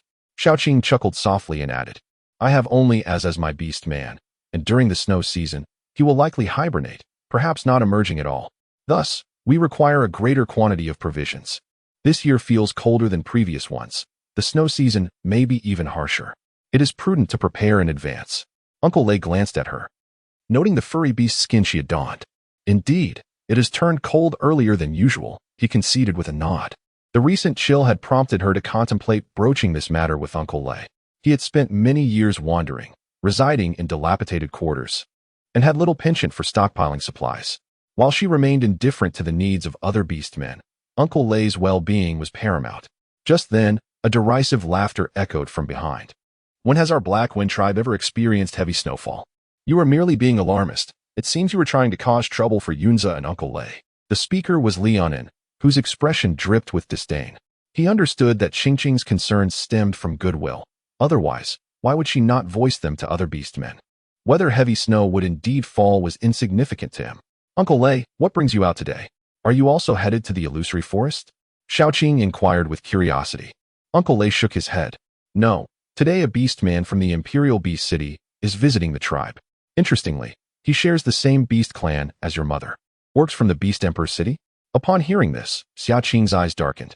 Indeed, the Beast Emperor City is the mightiest tribe of the Beast clan, home to countless orcs. Since they have traveled such a distance to our Black Wind tribe, it is only fitting that I extend a warm welcome. It may prove beneficial for you in the future, Uncle Lei remarked with a gentle smile. The land of the Beast Emperor City is exceedingly valuable, brimming with resources beyond count, things that tribes like theirs could scarcely dream of. There is not a single orc who does not yearn for the Beast Emperor City. Observing the affection in Uncle Lei's gaze towards the younger generation, Xia Qing managed a smile as she spoke. "By the way, the bone token you gave me last time." She reached into her pocket, intending to return the token to Uncle Lei. However, he pressed down on her arm. "You should keep it for now. I have no intention of going to the Beast Emperor City, so I won't need it," he chuckled. Moreover, that token rightfully belonged to her. Seeing Uncle Lei's insistence, Xia Qing felt it inappropriate to refuse any further. Nearby, Lianin's eyes lit up upon hearing their conversation. "Are orcs from the Beast Emperor City truly coming today?" "The orcs of the Beast Emperor City are formidable. It is said that there are even those above the 6th rank. If I could mate with an orc from the Beast Emperor City, I would absorb even greater power. Perhaps I might even have the opportunity to relocate to the Beast Emperor City and live a life of luxury. At that point, Xia Qing would be unable to catch up with me. The other orcs cast curious glances. Uncle Lei, are these orcs male or female? What brings them to our tribe? Females expressed longing, while males exhibited envy. Yunzhe assumed that a Qing would be intrigued as well, but to his surprise, she replied, Uncle Lei, we shall take our leave now. Xia Qing grasped Yunzhe's hand and made her way outside the tribe. However, before they could take more than a few steps, an unfamiliar, resonant masculine voice echoed from beyond the tribe's gates. So this is the Black Wind tribe? Quite remote indeed. It took me quite a while to find it. Chapter 47. The flamboyant cat clan cousin Qing. What's wrong? Yunzhe immediately sensed something amiss with Xia Qing, tightening his grip and lowering his gaze with concern. His magnetic, melodious voice acted like a lifeline thrown to a drowning person, pulling Xia Qing back to safety. As they spoke, the owner of that voice had already entered the tribe. The newcomer donned flamboyant red fox fur, with glossy brown hair slicked back, revealing a broad forehead. He adorned his neck with a string of glistening tiger teeth, which jingled as he walked, exuding the air of a nouveau riche from the Beast Emperor city. Greetings. I am the chief of the Black Wind tribe. Lei Shu stepped forward to introduce himself. You are the chief of the Black Wind tribe? A mere second-tier beastman, Mao Bin remarked, tossing a beast skin pouch towards Lei Shu. As Lei Shu raised his hand to catch it, the pouch tore open, revealing a gleam of shimmering beast crystals within. At this sight, the females behind them gasped in astonishment, their mouths agape. A whole bag of beast crystals. Truly, the beastmen from the Beast Emperor city are remarkably generous. There must be quite a fortune in that bag. To part with such wealth for just a temporary stay speaks volumes of his affluence. In an instant, the gazes of the females towards Mao Bin transformed, as if they were beholding a wealthy overlord. Li Ainan's eyes widened in astonishment. So many beast crystals, so casually distributed. If she could absorb these crystals, she might very well ascend to the second tier immediately. Naturally, Mao Bin caught the murmurs of the females, and the pride in his gaze intensified as he continued from his lofty position. This is merely a portion, as long as the clan leader arranges it well. The quantity of beast crystals is not an issue. Uncle Lei discerned his intentions. His provision of these beast crystals was not solely for the purpose of residing here. No problem. Feel free to express any needs you may have. He readily agreed, knowing that any promises he made would be inconsequential if they were beyond his capability. Mao Bin, what brings you from Imperial Beast City to our tribe? Asked one bold female. Indeed, your long journey must be for something significant. Would you care to share? Two curious females approached, eager for answers. To be candid, I am here seeking the 8 Desolation Wood. I've heard there are leads near the Black Wind tribe. Mao Bin admitted without reservation. The 8 Desolation Wood? What is that? The females were even more intrigued now, their gazes toward Mao Bin filled with admiration. Truly, he was a being of great knowledge, hailing from Imperial Beast City. With an air of pride, Mao Bin explained, the 8 Desolation Wood is a millennium-old spiritual wood, imbued with a mysterious spatial power. It is also a highly coveted forging material. If entrusted to a skilled forging beast, it could create a portable storage space. The moment these words escaped his lips, a male promptly exclaimed in astonishment, a storage space? Is that not akin to spatial talent? I have heard that such talent is exceedingly rare. Among 10,000 beastmen, there may not be a single one who awakens it. Such a wondrous spirit would exist near our tribe.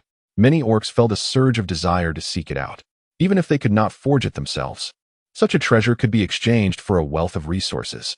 Mao Bin cast a sidelong glance at them, but beside the 8 Desolation Wood, there are third-tier ferocious beasts guarding it. As a third-tier orc, I dare to venture forth, but if you wish to go, you must weigh your own capabilities and not recklessly court death. Were it not for the knowledge of the Black Wind tribe's orcs' frailty, he would not have divulged this information to them. After all, even if he spoke of it, they could not outpace him.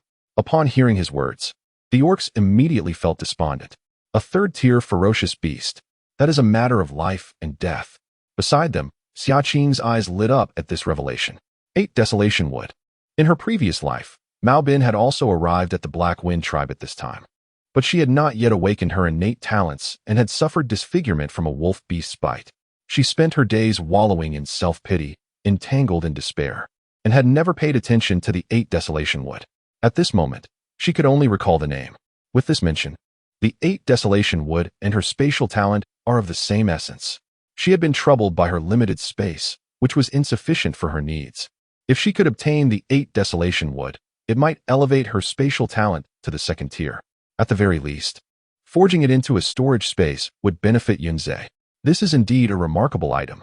Xia Qing silently noted this down, with 10 days remaining. She could seek the 8 desolation wood. When the time comes, I will require some males to assist me. You need not confront the ferocious beasts. Just help me search for the 8 desolation wood, and I shall reward each male with beast crystals.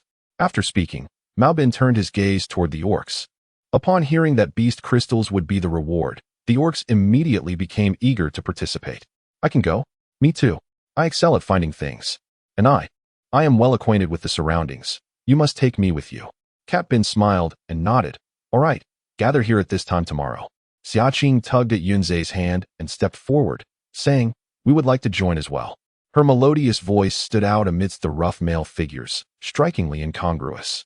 You, little female, the 8 desolate woods in the illusory mist forest is quite perilous. It would be better to let the males around you go, Cat Bin remarked. Upon turning to see Xia Qing, his eyes brightened. He had not anticipated such a remarkable female in the Blackwind tribe, with fair skin, delicate and flawless. A proud figure, and surprisingly young, she was already expecting a cub. Upon hearing Xia Qing's words, Yunzhe knew she was interested in the 8 desolate woods. He stepped forward to block Cat Bin's gaze, coldly stating, a Qing possesses a second-tier fire affinity. She is not an ordinary female, so do not underestimate her. The male's scrutinizing gaze displeased him. Hearing this, Cat Bin appeared astonished. Is there such a strong female in the Blackwind tribe? Your name, a Qing, sounds so familiar. Cat Bin furrowed his brow. She is Xia Qing, of the Sand Dune Cat clan, Uncle Lei explained from the side. Cat Bin gazed at Xia Qing, realization dawning upon him, and he joyfully stepped forward, reaching out to take her hand affectionately. It turns out you are indeed Xia Qing's cousin. We are of the same lineage. My mother has long wished for me to visit you, but I never found the time. Today, I finally see you and am astonished by your beauty and the awakening of your talent. Cousin, upon witnessing the familiarity and warmth between Mao Bin and Xia Qing, the other beastmen displayed expressions of curiosity and intrigue.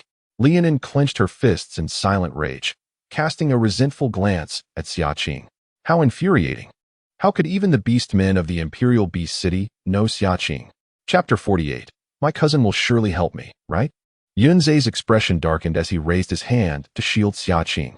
However, before Mao Bin could approach, Xia Qing swiftly evaded his hand, her face a mask of indifference and detachment. Who is your cousin? Do I know you? In her past life, Mao Bin had approached her in a similar manner. Even when her appearance was marred and she was left disabled, he had showered her with kindness, declaring he would take her to the Imperial Beast City to seek the finest shaman for treatment. She had been deeply touched at that time, yet remained steadfastly devoted to Feng Su.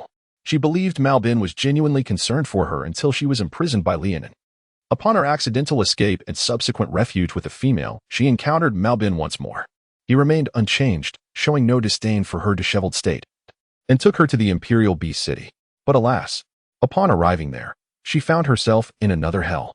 Mao Bin's demeanor had drastically altered. He sold her at a high price to a shaman, where she endured months of unrelenting torment, plagued by insects, bled, and subjected to flesh removal. In that place, she was neither a beast man nor a female, but rather a mere experiment in the hands of that perverse shaman. Compared to the physical torment inflicted by Lianin, this was a nightmare for her spirit. Cousin, he was nothing more than a complete fraud. The smile on Mao Bin's face froze, and though he felt somewhat embarrassed, he still forced a grin and said, I am Mao Bin. My mother is your mother's cousin. We are both from the Sand Dune Cat clan. It is only natural that you do not recognize me since you were born without ever visiting the Beast City. The origins of Xia Mu had never been disclosed to the orcs of the Blackwind tribe. Everyone knew that Xia Qing's parents came from other tribes, yet they were unaware that Xia Mu hailed from the Beast City. Upon hearing this, the gazes of the orcs towards Xia Qing were tinged with envy. Having a cousin from the Beast City could mean her rise to greatness. Xia Qing, of course, understood that he spoke the truth, yet her expression grew increasingly frigid, showing no inclination to acknowledge any familial ties. Noticing that Xia Qing ignored him, Mao Bin felt a twinge of embarrassment. However, remembering what his mother had said, that although Xia Mu had died early, she had left Xia Qing a considerable fortune with her beast husband, he gritted his teeth, suppressing his displeasure, and smiled ingratiatingly. If you wish to go, dear cousin, of course you can. Your cousin will protect you. How about I gift you a storage container if we find the 8 wilderness wood? Before Xia Qing could respond, Yunzhe had already positioned himself between them. Tall and imposing, he towered over Mao Bin by half a head, his head bowed, with sharp, cold eyes that exuded an undeniable pressure. No need. A Qing never accepts gifts from outsiders. He pronounced the word outsider with particular emphasis. Mao Bin felt a chill run through him, despite being merely a second-tier orc. Yunzhe's presence was more formidable than his own. He took 2 steps back, forcing a strained smile. Then, never mind. Qing, your behavior is exceedingly rude. Brother Mao Bin is your own cousin, having traveled all the way from Beast City. How could you treat him in such a manner? Lianin's charming voice echoed. She stepped forward, gently looping her arm through Mao Bin's, soothingly interjecting, Brother Mao Bin, please do not take offense. Qing has always spoken in such a way. You must be exhausted from your journey. Why not come to my home to rest? Who are you? Mao Bin's attention was swiftly captured by her soft, melodious voice. I am Lianin, Qing's closest friend. You may call me Inin, since Qing's cousin is also my cousin. Upon hearing Lianin's words, Mao Bin frowned. Treating the mind? Indeed. She replied. Xia Chuan is a fool who relies solely on Xia Qing for sustenance. Treating the mind is an endless pit, and no one wishes to be ensnared by such a void. As anticipated, upon hearing this, Mao Bin's demeanor towards Xia Qing became noticeably less cordial. Does this imply that Xia Qing is not faring well? Observing Xia Qing's attire, a drab beast skin, quite simple. In her noticeable pregnancy, she still had to venture into the forest for hunting. She did not appear to hail from a wealthy background. Brother Mao Bin, I too have awakened my talent. It is of the water element. The offspring within me is smaller than Qing's, merely half a month old. So you need not worry about my presence being a disturbance. Seeing that Mao Bin was swayed, Lianin pressed on, showcasing all her merits. Mao Bin regarded her in astonishment. In such a small tribe, 2 females had awakened their talents. Given Lianin's age, comparable to Xia Qing's, though her appearance was somewhat lacking, not as striking. Her talent and fertility were indeed impressive. Such generosity and understanding. She believes everything she says, making her quite easy to deceive.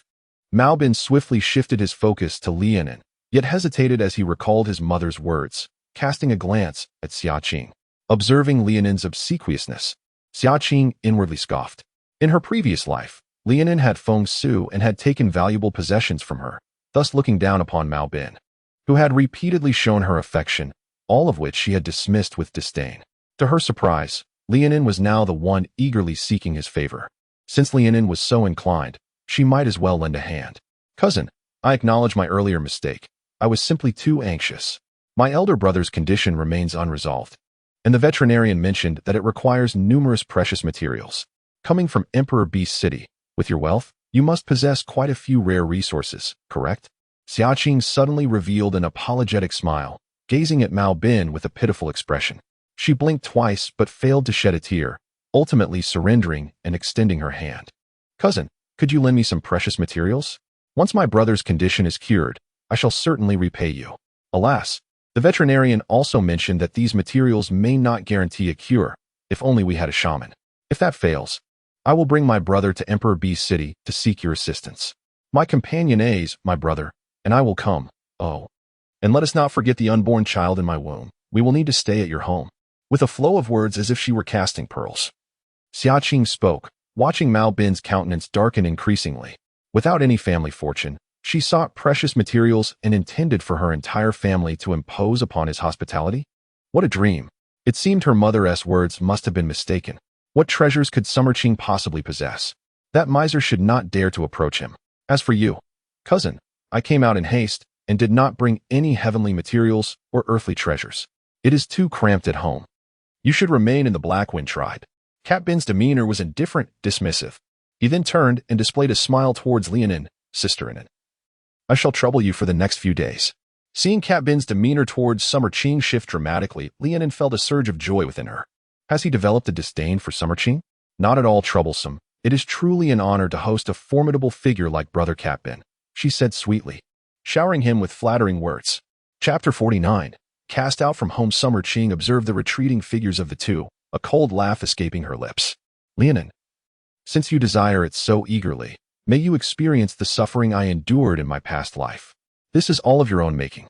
Ah Qing, are you still going to the illusory forest today? Yunze inquired softly, standing beside her. Yes, Summer Qing replied without hesitation. Catbin would not seek the 8 desolate wood until tomorrow. Today's hours must not be squandered. Every day before the arrival of the snow season is invaluable. The two made their way to the illusory forest. Summer Qing, well-versed in the path, no longer required Yunze's guidance and could hunt independently. The space was brimming with prey, ready for Huda to handle. Although Huda was talkative, he was tight-lipped, allowing Summer Qing to focus on her hunting. As the snow season approached, securing not only food and animal skins, but also firewood for warmth became paramount. Everything was progressing methodically according to her plans. Meanwhile, in the Black Wind tribe, within Lianin's household, Li Hua's 2 beast husbands displayed evident dissatisfaction. Where in our home could we possibly accommodate him? Anan, do refrain from creating further chaos. The snow season is upon us, and our own provisions are scarcely sufficient, let alone sharing any with him. Lianin scoffed lightly and cast a glance at the two, asserting, our home? This is my household. I shall do as I please without your interference. Her biological father had long since passed, and these 2 beast men were merely found by Li Hua later on. Their wooden cabin, having succumbed to years of neglect, had collapsed long ago. Previously, they resided in Xia Qing's abode, feeding off her resources, fostering a laziness that rendered them incapable of hard work. Now, they were cramped in Feng Su's modest dwelling, which was far from the spaciousness of Xia Qing's former home, leaving them all in close quarters. After speaking, Lianin turned her gaze to Li Hua, saying, Mother, he hails from the Imperial Beast City, possessing numerous beast crystals and exhibiting great wealth. If we host him, we shall surely reap the rewards. Who knows, if we treat him well, I might even accompany him to the Imperial Beast City. The mere thought of potentially enjoying a prosperous life alongside Mao Bin in the Imperial Beast City caused a smile to blossom upon Lianin's lips. Really? Upon hearing about the possibility of visiting the Imperial Beast City, Li Hua ceased her opposition. Indeed, it is true. The clan leader himself stated that he is from the Imperial Beast City, a place of immense fortune. Mother, when the time comes, I shall bring you along, and we shall enjoy a prosperous life together. Lianin painted a vivid picture of their bright future, and Li Hua, swayed by the vision, nodded with a smile. Very well, and it has grown and formed her own opinions. Mother supports you. Thus, who is he? The new beastman you have found? Feng Su, with a dark expression, was about to confront Mao Bin. Don't be foolish. He is Qing Qing's cousin, Lianin interjected, grasping Feng Su to prevent him from causing trouble. Hastily seeking an excuse. Xia Qing's cousin? Feng Su calmed somewhat, reflecting on Xia Qing's aloofness towards him. Perhaps by treating her cousin well, she might yet forgive him. Lianin recounted the matter of searching for the Ba Huang Mu. Tomorrow, accompany him in search of the Ba Huang Mu. You can earn beast crystals without having to confront fierce beasts merely by locating items. Upon hearing of the beast crystals, Feng Su nodded, preparing to retreat indoors for rest. However, he was once again halted by Lianin, his displeasure evident as he frowned. Lianin continued, Our home is insufficiently spacious. He will have 1 room. My mother and I will share another, and you and the others can sleep outside for a few days. By the way, where is your catch from today? Bring it along. Our household is low on provisions, and we must entertain with quality fare. Feng Su's expression darkened further. This is my home. And you expect me to sleep outside? He had already tolerated the presence of Li Hua and the others, having invited them in. They hailed from the Imperial Beast City, and their stay here was already a concession. Now she wanted him to crowd with them? If he failed to host them well, how could he expect them to be willing to provide beast crystals? Lianin shot him an irritated glare. Feng Su exhaled deeply, resigned. Fine. It's only for a few days, after all. Besides, the beast crystals are worth more than my wooden cabin. Sleeping outside for a few days is trivial. Recalling how Xia Qing used to cling to him, sacrificing her own comfort to provide him with all the good things. He could not help but feel a profound regret towards the self-serving nature of Lianin Cat Bin Gu. This is the meat of a first-tier ferocious beast. It is not comparable to the divine beast city, so please do not disdain it. Lianin entered the house holding the meat, her smile gentle. Cat Bin glanced over. Indeed, first-tier ferocious beast meat did not hold much prestige in divine beast city. However, in this remote place, it would suffice. With that, he picked up the ferocious beast meat and devoured it heartily, showing no signs of restraint. Lianin felt a pang of regret. This was the meat gifted to her before he mated with Feng Su, and there were only a few pieces. She had always been reluctant to eat it. Just as she reached out to grab a piece, Cat Bin's hands moved swiftly, and the plate of meat was nearly empty. Is it gone? I'm still not full, she lamented. Lianin pinched her palm, forcing a smile. There's more, I'll go get some. Cat Bin, go, please eat without reservation. The next day, Xia Qing and Yunzhe rose early, instructing Xia Chuan to stay at home. Upon reaching the entrance of the tribe, they found Huda already there. Huda? What are you doing here? Xia Qing asked with a frown. Huda chuckled, pointing to a group of males who had been waiting nearby. I'm here to help Cat Bin find Ba Huang Mu. I heard it can yield beast crystals. Such a fortunate opportunity was not one he could afford to miss. Upon hearing this, Xia Qing furrowed her brow even tighter. Cat Bin's extravagant spending was merely a fade. It was hard to believe that such a risk-free opportunity would be offered to them. Sister-in-law, is something wrong? Huda inquired, noticing her discomfort. His expression turned serious. Is Big Brother unwell? It is my duty to care for him. Don't worry about the beast crystals. You all can go about your business. I'll take care of things at home. Without a hint of doubt regarding the veracity of Xia Qing's words, Yunzhe gazed with suspicion and softly inquired. Why not allow Huda to accompany us? It was evident that Qing deliberately sought to divert Huda's attention, even at the cost of 2 precious beast crystals. Mao Bin is not a virtuous man, Xia Qing succinctly replied. Yunzhe perceived the underlying implications. This journey might indeed pose significant dangers. Qing's actions were a testament to her desire to protect Huda. A warm feeling enveloped his heart as he gently clasped Qing's delicate hand. If it were not for his sake, why would she squander those 2 beast crystals? At that moment, Mao Bin arrived, followed closely by Feng Su. The beastmen immediately gathered around them. Mao Bin cast a glance at Xia Qing, who stood at the back of the crowd, her belly prominent. Yet he made no effort to shoo her away. After all, he did not genuinely require this assembly of males to locate Ba Huang Mu. He had long been aware of its precise whereabouts. Their presence served a more significant purpose. The greater the number of participants, the safer he felt, and the more substantial his chances of acquiring Ba Huang Mu. Chapter 50. They are all bait for the snow silver python upon departure. The Haifeng tribe was accompanied by a total of 25 beast men, the majority of whom were ordinary and had yet to awaken any innate abilities. They reasoned that since Mao Bin merely sought their assistance in locating Ba Huang Mu and would not depend on them for combat, their numbers could indeed prove advantageous. Even if they encountered ferocious beasts, Mao Bin and the first-tier beastmen would stand at the forefront. After Mao Bin provided a general direction, the group of beastmen set off in grand procession towards the illusory. Be vigilant. Search diligently over there. Moreover, Ba Huang Mu favors cool, shaded locales. Mao Bin led the way, occasionally directing the beastmen to explore their surroundings with meticulous attention, leaving no rabbit burrow unexamined. The atmosphere was harmonious, and for a moment, there seemed to be no signs of anything amiss. Even Feng Su was engrossed in the search for the 8 wilderness wood. Xia Qing and Yunzhe trailed behind the group. As they ventured deeper into the enigmatic forest, Yunzhe intended to seize the initiative ahead. This was something that Qing desired. Even if it meant snatching it away, he was determined to take it from Mao Bin. However, Xia Qing restrained him. Shaking her head silently, her instincts warned her that Mao Bin's invitation was undoubtedly more than a mere search for the 8 wilderness wood.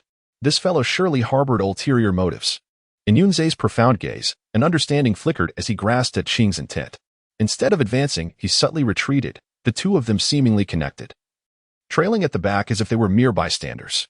The group of beastmen searched the enigmatic forest for the entire morning, yielding no results. After finding a water source to rest at noon, they resumed their quest, exhibiting a determination to not relent until they discovered the 8 wilderness wood. Aze, do you perceive anything peculiar about Mao Bin? Xia Qing whispered to Yunzhe, observing Mao Bin's noticeably heightened spirits compared to the morning. Yunzhe's gaze was contemplative as he looked ahead. He knew where the 8 wilderness wood was, and that their efforts were unnecessary. After following for an entire morning, he had discerned that Mao Bin was subtly guiding their direction. A flicker of surprise crossed Xia Qing's eyes, despite appearing indifferent to Mao Bin.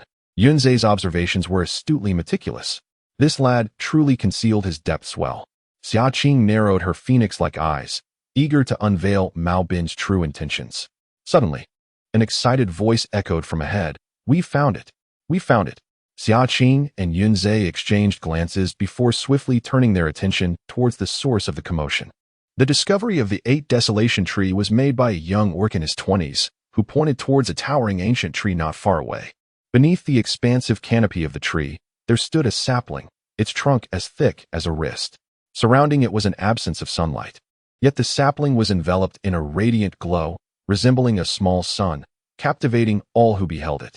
Two crystalline white fruits even hung from its branches, and merely gazing at them from a distance allowed one to sense the potent spiritual energy contained within. The orcs were immediately drawn to his voice. Cat Bin's eyes gleamed with excitement as he rubbed his hands together, though he did not approach. That is the 8th desolation tree.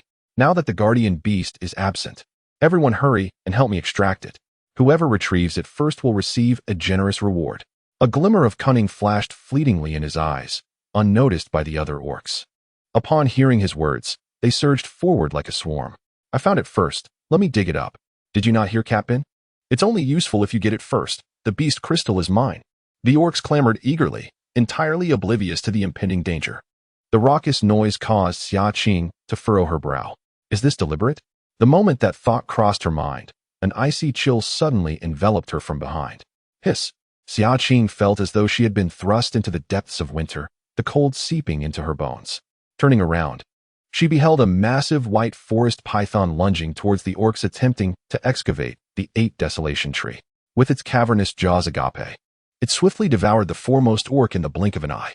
It was a third-tier beast, the snow silver python, possessing ice attributes, its lethality far exceeding that of water attributes. Yunzei's brows knitted slightly as he immediately recognized the beast. The snow silver python? Xia Qing whispered softly, perceiving Yunzei's voice beyond the scene. The ferocious beasts, inherently bloodthirsty, displayed an innate brutality that intensified with their escalating powers. The enormous serpent's head reared up, its silvery triangular eyes glinting ominously with a crimson hue, while its cavernous maw dripped with long strands of saliva, as if yearning to devour all present. Be they human or beast. Not good. It's the guardian beast of the 8 wilderness trees. Everyone, flee. I shall hold the rear. Cat Bin, concealed behind a tree, suddenly called out. At that moment, their concern for the beast crystals vanished. Survival took precedence. One of the beastmen, sprinting ahead, expressed with a hint of admiration. Cat Bin truly possesses a sense of responsibility, bravely confronting a tier 3 beast alone. He is indeed a good. Before he could complete his thought, a silver frost-coated ice spike shot forth, piercing his throat. With a splatter, blood sprayed across the face of a nearby beastman. The adjacent beastman, paralyzed with shock, collapsed to the ground. Before he could comprehend the situation, the snow silver python had reached him and swiftly severed his neck with a single bite. The thick, silvery tail of the serpent swept across, launching several ice spikes that impaled multiple fleeing beastmen. The snow silver python's full attention was captivated by the beastmen. Cat Bin stifled a chuckle, devoid of any sympathy, and quickly made his way toward the 8 wilderness trees while the serpent was distracted. As the guardian of the 8 wilderness trees, the snow silver python would pursue anyone who threatened them. Although he was a tier 3 beastman, he stood no chance against the snow silver python. These beastmen were merely bait to divert the serpent's attention from him. The true target of the snow silver python was the beastmen approaching the 8 wilderness trees. Xia Qing and Yunzei were distanced from the ominous aura of the 8 desolate wood, thus the snow-white silver python refrained from attacking them, furiously pursuing other beastmen instead. This fellow, how brazenly he schemes. Xia Qing's gaze turned frigid. No wonder that in her past life, apart from Mao Bin, none survived. These beastmen were all mere bait for him. Qing, allow me to procure the 8 desolate wood for you. Yunzei was singularly focused on this task and made to advance. Wait. Xia Qing grasped his arm, her lips curling into a cold smile as she regarded Mao Bin. Scheming against others? Let him taste the same bitterness. The 8 desolate wood has even borne spiritual fruits. They are all mine, all mine. Mao Bin approached the 8 desolate wood, his eyes gleaming with avarice, reaching out to pluck the spiritual fruit. Unexpectedly, the shimmering fruit, as if endowed with wings, twisted away from his grasp. He was momentarily taken aback. Why does it move? Mao Bin spat into his palm, rubbed his hands together, and prepared to seize the branch, intent on breaking it. Just then, a bolt of purple lightning struck his hand. My hand. Mao Bin screamed in agony, momentarily losing control of his volume. As realization dawned upon him, his face turned ashen. This is bad. Terrified, Mao Bin felt his legs weaken, and without time to seize the spiritual fruit, he fled in haste. Help! Help me! Chapter 51. The 8 desolate wood is mine. You shall perish too. A chilling, sinister aura encroached upon him. Mao Bin, trembling, felt a layer of frost rapidly forming on the beast's skin draped over him. A foul, hissing drool dripped from above. And as he wiped his face and looked up, he lost control, yellow liquid streaming down between his legs. Let us proceed to excavate the 8 wilderness tree. Summer Qing and Yunzhe exchanged a glance, swiftly approaching the majestic tree. They retrieved 2 stone shovels from their spatial storage and commenced their digging. Indeed, their objective was to uproot the entire 8 wilderness tree. However, no matter how much earth they unearthed, the soil beneath the tree showed no signs of diminishing. It was as if a vast subterranean space continuously expelled soil upwards. Summer Qing furrowed her brows, sensing something amiss. Casting aside her shovel, she grasped the tree trunk, unsheathed her black blade, and spoke in a chilling tone. If we cannot excavate it, then we shall cut it down. The leaves of the 8 wilderness tree trembled in response, and the soil that had been emerging from below suddenly diminished considerably, as if it could comprehend Summer Qing's intent. Yet, Summer Qing had no intention of wasting time. She raised the black blade, poised to strike. Not far away, the snow-silver python sensed the disturbance. Releasing its grip on Cat Bin with its serpent tail, roaring in fury as it turned to charge at the 2. Be careful, Qing, Yunzhe called out loudly. As his words fell, his form swiftly transformed into a colossal black serpent, confronting the snow-silver python head-on. Glancing back at the 8 wilderness tree, Summer Qing remarked with a hint of significance, once we have dealt with the snow-silver python, I shall return to address you. With that, she joined Yunzhe's side, determined not to let him face the 3rd-tier beast alone. They needed to first resolve the threat posed by the snow-silver python. With a mutual understanding, Summer Qing and Yunzhe launched their attack simultaneously. This was the perfect opportunity for her to gauge the disparity in strength between 2nd-tier and 3rd-tier beasts. 2 voluminous serpents of crimson and violet lightning entwined and surged toward the snow-silver python. However, the serpent's scales were as resilient as ancient ice, and the 2 lightning serpents left no mark upon its formidable hide. Instead, it only served to infuriate the snow-silver serpent, which let out a thunderous roar, its serpentine tail sweeping toward the 2. Simultaneously, numerous ice blades shot forth from all directions, forcing them to flee in opposite directions. In a bid to divert the serpent's attention, Yunzhe deliberately slowed his pace, hoping to draw the snow-silver serpent away from Xia Qing, to spare the life of the unborn offspring within her. However, the serpent seemed to sense that Xia Qing was with child, and thus relentlessly pursued her, disregarding Yunzhe entirely. As if her abdomen were burdened by a massive watermelon, Xia Qing found it increasingly arduous to run. The serpent's fangs drew closer, accompanied by a chilling, putrid scent. In a moment of desperation, a glint of madness flickered in her eyes. She executed a swift slide, positioning herself behind the snow-silver serpent.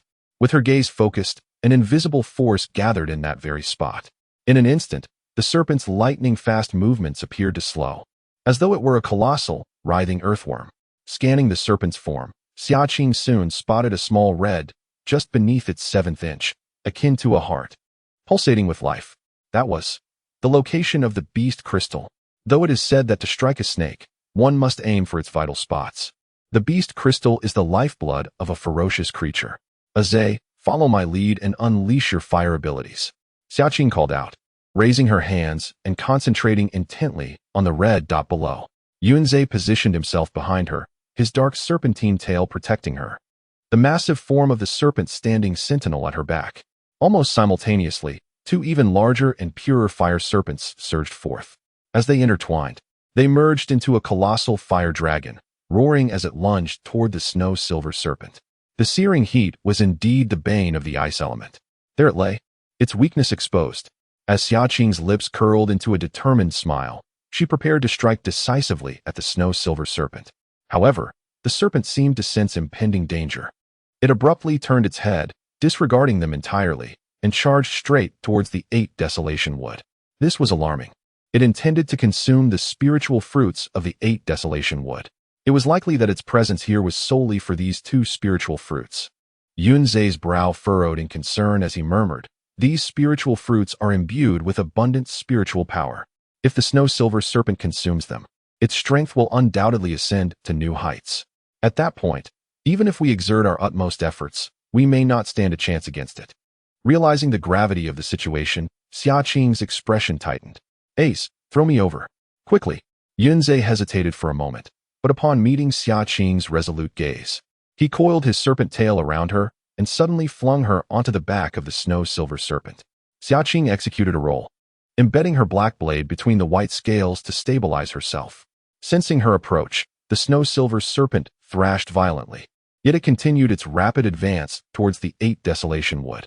The serpent's scales emanated an icy chill, enveloping Xia Qing in a shroud of frost, causing her breath to crystallize in the frigid air. Nevertheless, her movements remained unimpeded. She positioned herself just below the serpent's neck, one hand gripping the scales while the other wielded her black blade, striking accurately at the crimson spot. The fiery serpent's strike descended like a relentless drill. Yet, the serpent's scales remained impervious to her assault. Gritting her teeth, Xia Qing's phoenix-like eyes glinted with a fierce scarlet hue as she channeled all her strength into her hand, including the mysterious power acquired from the youth. Break. I demand you to break. The 8 Desolation Wood is mine, and you shall perish too. In a world where the strong prey upon the weak, one must tread upon blood and corpses to gain strength. As Xia Qing unleashed her power, a subtle azure glow flickered across the black blade. In the next moment, the white scales of the snow-silver serpent cracked with a resounding snap. The snow-silver python let out a wretched cry, its body coiling and thrashing upon the ground. Yunzhe swiftly approached, pinning it down with its tail. Before long, Xia Qing, her hand stained with blood, retrieved a silver beast crystal the size of an egg from beneath the serpent's scales. The cold blood splattered onto her frost-kissed visage, adding an enchanting allure. With the extraction of the beast crystal, the snow-silver python ceased to struggle, collapsing lifelessly onto the ground. Ah Qing. Yunzhe's expression turned tense as he hurriedly positioned himself behind her, wrapping his arms around her waist. I'm fine. Go dig up the 8 Desolation Wood, Xia Qing replied, stroking her abdomen, forcing herself to stand as she gazed towards the 8 Desolation Wood. Cat Bin and the other beastmen had long since vanished. The 8 Desolation Wood was once guarded by the snow-silver python. Now that it lay dead, it might attract other ferocious beasts. She needed to leave this place swiftly. Seeing that Xia Qing appeared merely fatigued and unharmed, Yunzhe nodded and helped her sit beneath the ancient tree. With swift efficiency, he unearthed the 8 Desolation Wood and plucked 2 spiritual fruits. Ah Qing, you've exhausted yourself too much. Eat the spiritual fruits to replenish your strength. Xia Qing took the fruits but did not consume them. Without hesitation, Yunzhe brandished his knife, ready to slice them open. In the next instant, the small sapling in his hand began to tremble, and a quavering voice weakly emerged. Do not cut down my home. Chapter 52. Since it's so round, let's call it a fluff ball. Xia Qing and Yunzhe exchanged glances, both displaying expressions of utter astonishment. How could a tree possibly speak? Had it somehow gained sentience? What are you? Show yourself. Xia Qing's voice was cold and sharp, imbued with a hint of intimidation. The leaves on the sapling trembled once more, as if in protest. A soft, buzzing sound emerged again. I am not an object. No, I am an object. But that is not quite right. Xia Qing narrowed her eyes, listening to the soft, baby-like tone, reminiscent of a recently formed cub, yet sharper than that of a mere infant. As she spoke, a few white feathers peeked out from behind the leaves. She reached out, grasping those feathers and pulling them outward. Ow! Ow! Ow! Wicked female, do not tug at my rear. In the next moment, a flapping, plump white bird appeared upside down in Xia Qing's hand, its rotund body no larger than the size of a palm, resembling a fluffy white ball. 2 tiny black eyes, smaller than mung beans, glared at Xia Qing in indignation. A bird? Xia Qing pondered. This bird is exceedingly plump. How many insects must it have consumed to grow so round? I am not a bird. I am not a bird.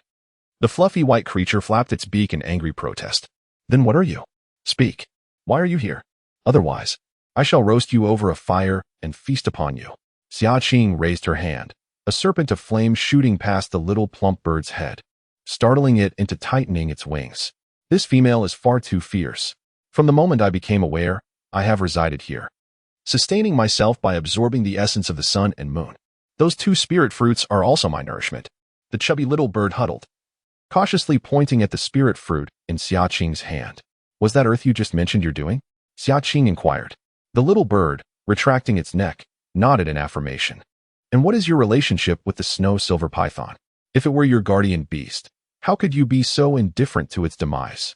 The little bird cast a glance at the corpse of the snow silver python, its small green eyes widening in indignation and grievance as it exclaimed, "The spirit fruit of the 8 desolations tree bears only one every 100 years. This wretched python intended to feast on the spirit fruit by devouring me instead. Because of it, I remained trapped inside for a full century." Xia Qing suddenly understood. No wonder the spirit fruit was so precious. Yet the snow silver python had not consumed it. Its true objective was this little chubby bird. With a mischievous smile, she shook the little bird and ignited sparks from her fingertips. "It seems you are even more nourishing than the spirit fruit, so I might as well roast you instead." The little bird, terrified, shielded its chest with its wings. "No, do not eat me. I am not tasty. Wasn't it the spirit fruit you desired? I have more. Take them all." With a flutter of its wings, 3 spirit fruits tumbled out, identical to the crystalline one in Xia Qing's grasp. Xia Qing smirked. This little creature indeed had hidden treasures. "Is that all?" she asked, her gaze dismissive. The little bird gritted its beak and shook out another spirit fruit, exclaiming, "That's it. This is all I have. I was nurtured by the essence of the 8 desolations tree. You have uprooted it and taken away the spirit fruits." The more it spoke, the more aggrieved it became, and with a closure of its eyes, it burst into tears. "Woe is me. My home is gone, and soon I shall be devoured by ferocious beasts. Just in my misery." Xia Qing observed the little chubby bird's lamentations with a teasing gaze. With a mere thought, the little bird vanished from her sight, only to reappear in the dimly lit confines of her personal space. Indeed, it could enter. The confirmation of her suspicion left Xia Qing utterly astonished. Her space was impervious to any living creature, yet this small being had managed to breach its threshold. Was this truly a space? Such a vast expanse, even larger than that within the 8 desolate woods. The little chubby bird rolled on the ground a couple of times, flapping its wings in excitement. Upon surveying its surroundings, it became so exhilarated that it shed 2 feathers in the process. However, it soon realized something. Turning its head with its small, green bean-like eyes, casting a flattering glance towards Xia Qing as it flew closer. "Oh, what a marvelous female! Such beauty and grace! I no longer desire the 8 desolate woods. Might I remain here with you?" The 8 desolate woods, though merely a sapling, had thrived for a millennium, and the bird had been a resident there for the same duration. Fearing the ferocious beasts, it had not dared to venture far, remaining within the confines of its home while the snow silver python lay in wait for a century. It was stifling, though this female was fierce. She possessed a space of immense power that could whisk it away from this perilous place. As long as it resided within her space, it would be utterly safe. To the little chubby bird, she was akin to a mobile luxury villa. "Are you not afraid I might consume you?" Xia Qing chuckled at the bird's rapid change of demeanor. Within her space, her consciousness could also take form, enabling direct communication with it. The chubby little bird shook its body and hurriedly said, "I am a spatial spirit. The longer I reside here, the more your spatial powers will elevate. Even without the beast crystal spirit fruit, I can assist you in advancing your spatial abilities." Xia Qing raised an eyebrow, intrigued by the creature's capabilities. Accompanying Mao Bin to seek the Ba Huang had indeed proven fruitful. "Very well, I shall observe your performance, should you prove ineffective." Xia Qing narrowed her eyes, and with a flick of her fingertip, a series of flames crackled into existence. Through both coercion and persuasion, she successfully lured the chubby bird into her spatial realm. Yunze watched as the little bird vanished, and for a brief moment, Xia Qing stood still. Soon, the little bird reappeared, perched upon her shoulder. He instantly comprehended that Xia Qing had tamed the creature. A hint of affection flickered in his deep golden eyes. Indeed, she was remarkable, his Xia Qing.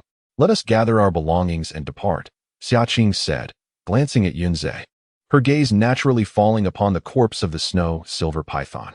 The python was chilling to the touch, its scales not only resilient, but also exuding a frigid aura akin to ice.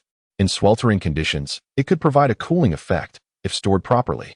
It could preserve food without spoiling. The flesh of a third-tier ferocious beast was exceptionally nourishing and a rare treasure. However, before Yunze could make a move, the chubby bird flapped its wings, causing the snow silver python and the Ba Huang to vanish from sight. It chuckled, its little green bean-like eyes narrowing with delight. Allow me. Such trivial matters do not require your direct intervention."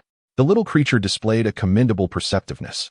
Xia Qing regarded it with admiration, then glanced at its pristine white form. I cannot keep calling you little thing. You are so round and fluffy. Henceforth, you shall be known as Furball. At that moment, in the Haifeng tribe, her expression brightened, and she swiftly made her way out to greet them. Upon arriving at the entrance of the tribe, I beheld a formidable procession of orcs, with only a handful of bloodied and terrified individuals remaining, as if they had just clawed their way out of the depths of hell. Among them was Feng Su, who had been keenly observing Xia Qing from a distance, never daring to draw too near. The moment the Shuang python attacked, he had fled without hesitation. Upon hearing Lianin's words, Feng Su's already grim visage darkened further. After narrowly escaping death, she had not inquired about his well-being, but instead seemed preoccupied with Mao Bin. Why do you not ask me if I encountered any danger? Feng Su inquired, his expression sour and displeased. With a push, he stepped aside to greet her with a smile. In Chapter 53, the absorption of the 8 desolation would fruit other orcs. Mao Bin appeared disheveled, his body smeared with a mixture of mud and a yellowish liquid. Upon hearing Lianin's question, he found himself momentarily speechless. Before he could respond, Lianin suddenly covered her nose, looking around in confusion, frowning as she remarked, "What is that smell? It reeks, and there's an unpleasant odor." Mao Bin's expression darkened as he recalled his earlier disarray when frightened by the Shuang python, feeling as though Lianin was mocking him deliberately. Feng Su scoffed. "We did not acquire the 8 desolation wood and encountered the 3rd-tier beast, the Shuang python. The other orcs perished at the hands of the Shuang python." Lianin was momentarily taken aback, but soon her spirits lifted. Xia Qing had also gone. Was Xia Qing consumed by the Shuang python as well? Just as Lianin reveled in her thoughts, a chilling voice emerged from behind. "It was clearly agreed that you would handle the 3rd-tier beast. Why did the Shuang python only attack us when it appeared, and not you? Are you truly attempting to divert us from the snow silver python so that you may seize the 8 wilderness wood for yourself?" A barrage of inquiries jolted the orc, who had narrowly escaped death, back to reality. "Indeed, we were merely assisting you in the quest for the 8 wilderness wood, and now, with so many orcs perished, you must bear the consequences. When the snow silver python emerged, where did you conceal yourself? Was our search for the 8 wilderness wood merely a ruse?" Cat Bin's expression darkened as he turned to face the speaker, Xia Qing. To his surprise, this female, heavily pregnant, had managed to evade the clutches of the snow silver python. Lianin's initial joy at seeing Xia Qing quickly morphed into seething anger. How could she still be alive?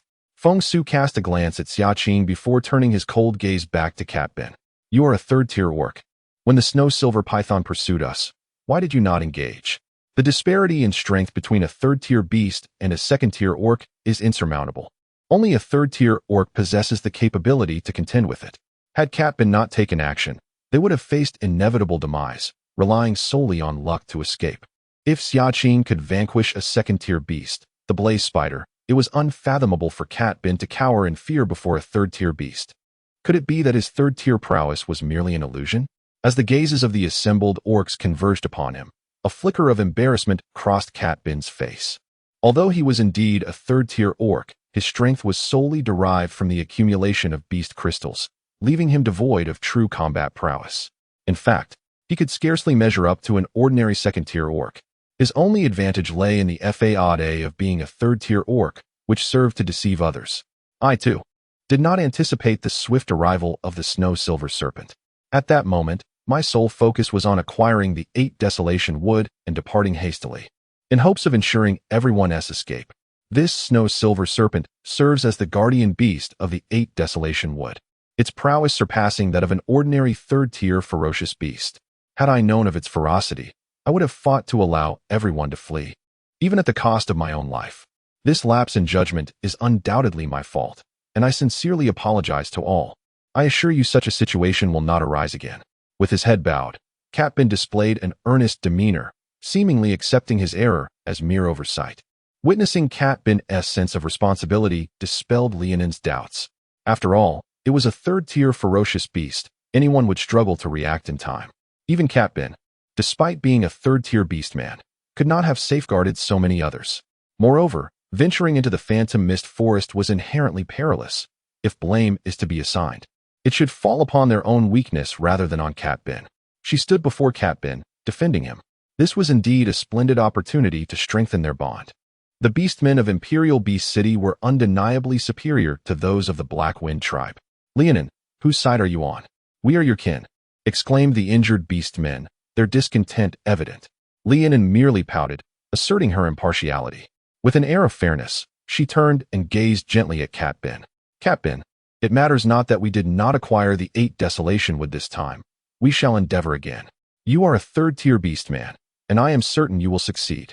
Humph, I shall not go next time. Those who seek death may do so at their own will. Go on your own. With a wave of their hands, the 5 orcs turned to leave. Leonin scoffed, dismissing their departure, as if they could truly be of assistance. Even without them, Brother Mao Bin would undoubtedly acquire the 8 Desolation Wood. Mao Bin's expression darkened. He genuinely required the aid of these orcs.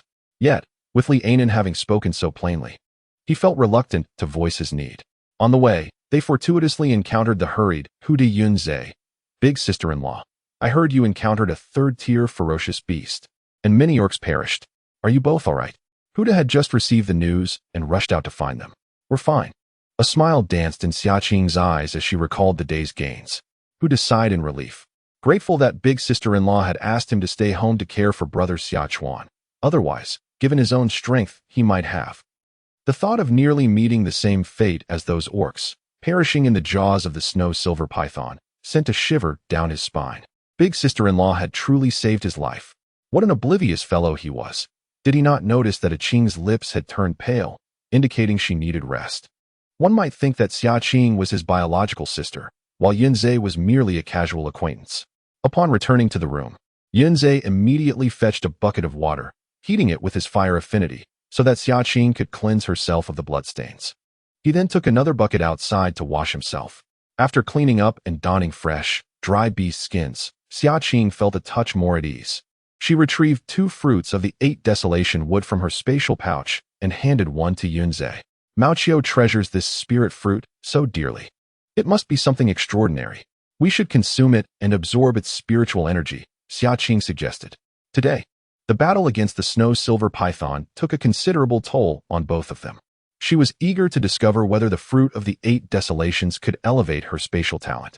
The beast crystals she had previously absorbed only enhanced her other abilities, having no effect on her spatial prowess whatsoever.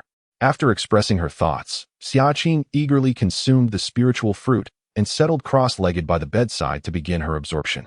Chapter 54.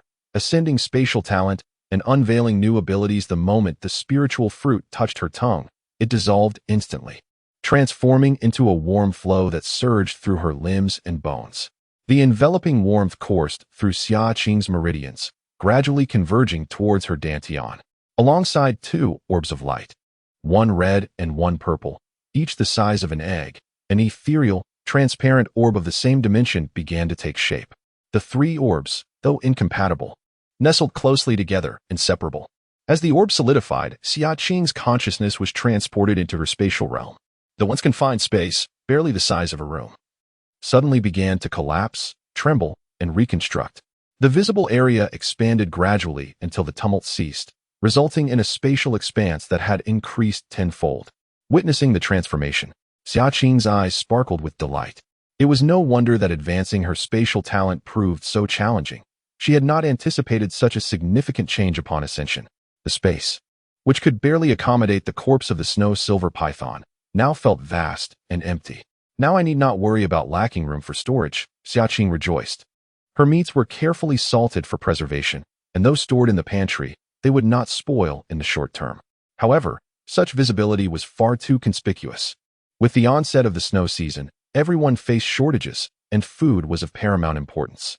If other beastmen were to discover her abundant food supply, it might invite unwelcome troubles. The advantages of spatial elevation for females extend far beyond this. The fluffy creature flapped its wings and perched on Xia Qing's shoulder, proudly proclaiming, "What else is there?" Curious, Xia Qing glanced around but noticed no other changes.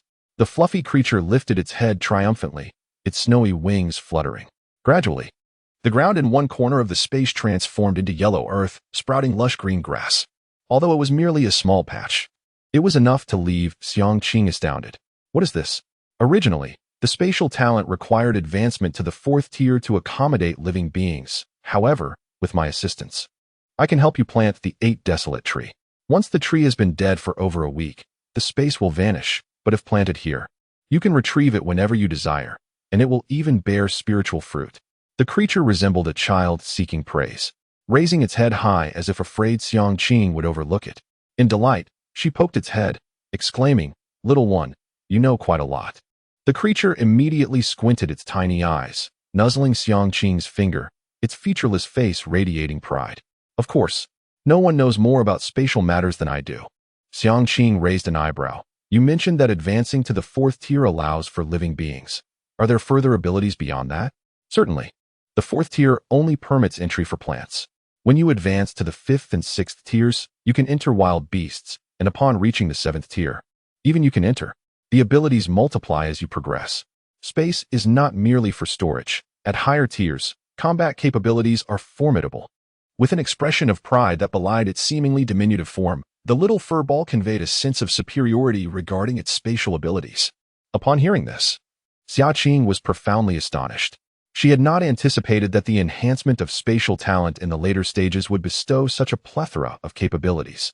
Did this mean that in the face of danger, she could simply retreat into the spatial realm instead of fleeing for her life? After familiarizing herself with the upgraded space, Xia Qing planted the Ahuang wood and departed from the dimension. As she slowly opened her phoenix-like eyes, she noticed Yunzhe, seated across from her, also awakening at that moment. "Have you advanced?" They both inquired in unison. Yunzhe's lips formed a slight smile, his voice resonating with a magnetic allure. "This spirit fruit is indeed exceptional. After consuming it, my lightning affinity has directly ascended to the 3rd tier. The higher one's power, the more arduous the advancement." Yet, he had risen from the 2nd tier in less than 2 months, and after consuming the spirit fruit, he had swiftly progressed again. Truly, it was an extraordinary spirit fruit that blossomed only once in a century. "My spatial talent has also reached the 2nd tier, Xia Qing replied, her eyes sparkling with joy as she recounted the transformations in her space to Yunzhe. A flicker of astonishment crossed Yunzhe's golden beast-like eyes. To ascend a tier merely by consuming a single spirit fruit is remarkable. One wonders how much advancement could be achieved if the snow-silver python refrained from indulging in spirit fruits while guarding the furball. Xia Qing nodded in agreement, affirming that spirit fruits and the little furball were certainly incomparable. Were it not for her hopes of the furball's progression in spatial talent, she might have entertained the notion of roasting it for a meal. However, she mused, losing an arm or a leg shouldn't significantly impede her, should it? She licked her lips and suddenly remarked, in the space. The furball, feeling a shiver run down its spine upon hearing Xia Qing's words, immediately shouted, "No, no. Missing an arm or a leg would greatly affect the speed of spatial advancement. This wicked female, how dare she contemplate consuming me?" Upon finishing her words, it swiftly darted into the depths of the 8 desolate woods. Observing the reaction of the little creature, Xia Qing couldn't help but chuckle softly. How amusingly easy it was to frighten. Having absorbed the spiritual fruit, Xia Qing felt invigorated, the weariness within her entirely dispelled.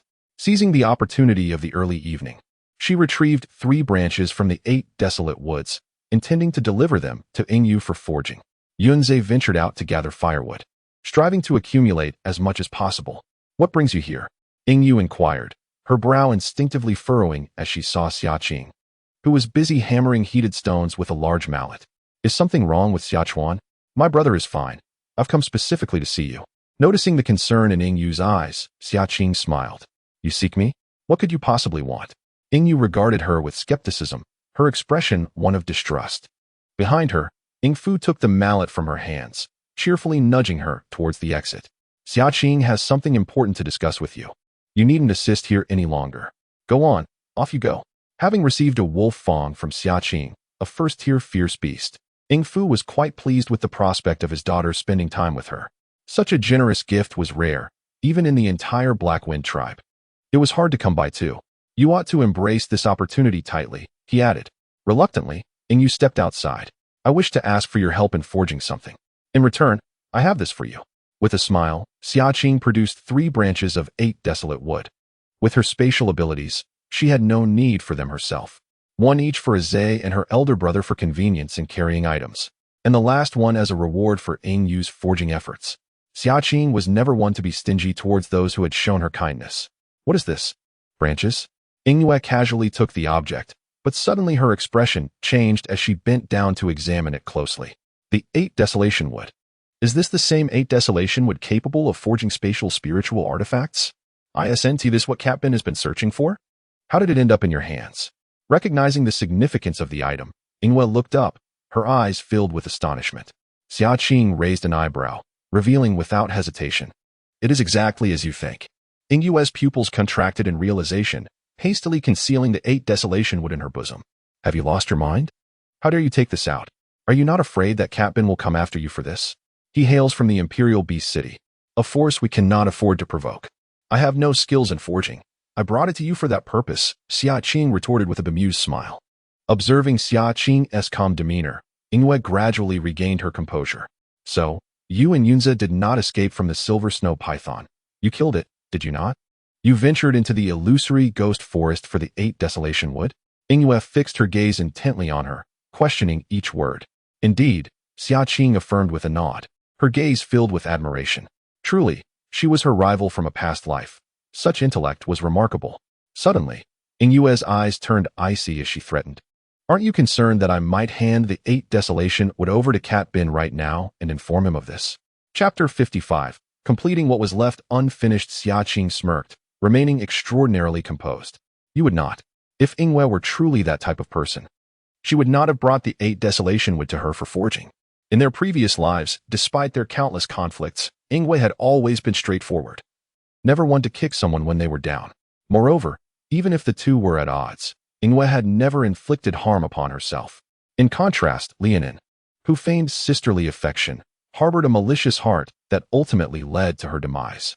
Having lived 2 lifetimes, Xia Qing had become quite discerning when it came to judging people. Humph. With a cold snort, Ingwe remarked, I have never forged such a spiritual weapon, but let us give it a try. Should your Ba Huang Mu be destroyed, I shall not take responsibility. 3 pieces of Ba Huang Mu.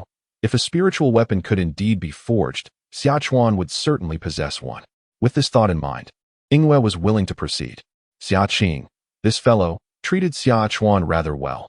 If it meant risking her life, she likely wouldn't be overly stingy. As for remuneration, she had not even contemplated it. No worries, if it breaks, it's on me, Xia Qing said with a hearty laugh. By the time they returned home, evening had already descended. Xia Chuan had awakened and was outside with Yunze, preparing a fire in the courtyard to cook dinner. Since the two had become partners, Yunze had never allowed Xia Qing to interfere with any household chores. Xia Chuan was particularly eager to lend a hand, although somewhat clumsy. His every action reflected his care for his sister. The snake, measuring over 1 meter in length, weighed more than 100 pounds. Yunze rolled up his sleeves and stepped forward to clean the snake meat. Before long, the meat had transformed into skewers sizzling over the fire, releasing an enticing aroma that filled the air. Xia Qing sat regally before the fire, requiring no effort on her part. Ah Qing here. Yunze had just finished grilling a skewer of snake meat, ready to hand it to Xia Qing.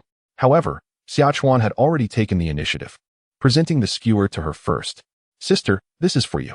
I grilled it, so you should have it first, hee hee. He remained blissfully unaware of the darkening expression on Yunze's face. With that large light bulb around, it was already unfortunate that they could not absorb the beast crystals together at night. Now, they even had to compete for feeding opportunities. Although Yunze did not harbor any aversion towards taking care of Xia Chuan, he still felt a tinge of frustration, noticing the change in Yunze's expression. Xia Qing chuckled softly and extended her hand to take over their skewers of meat. 2 skewers are hardly enough for me. I currently do not even know how many mouths I have.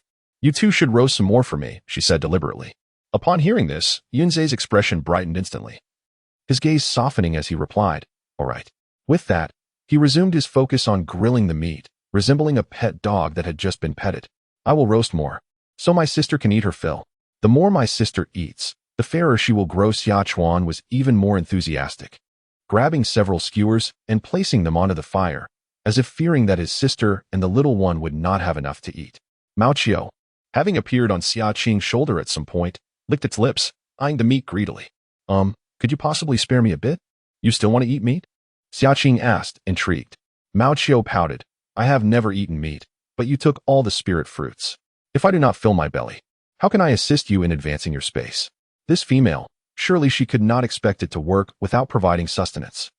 Xia Qing casually tossed 2 skewers of meat in front of it and set to work herself. Hee hee, you are truly the kindest female in the world, Mao Qiu flattered, clutching a skewer in its mouth and placing it over the fire to roast. The flesh of a third-tier ferocious beast was indeed a great tonic.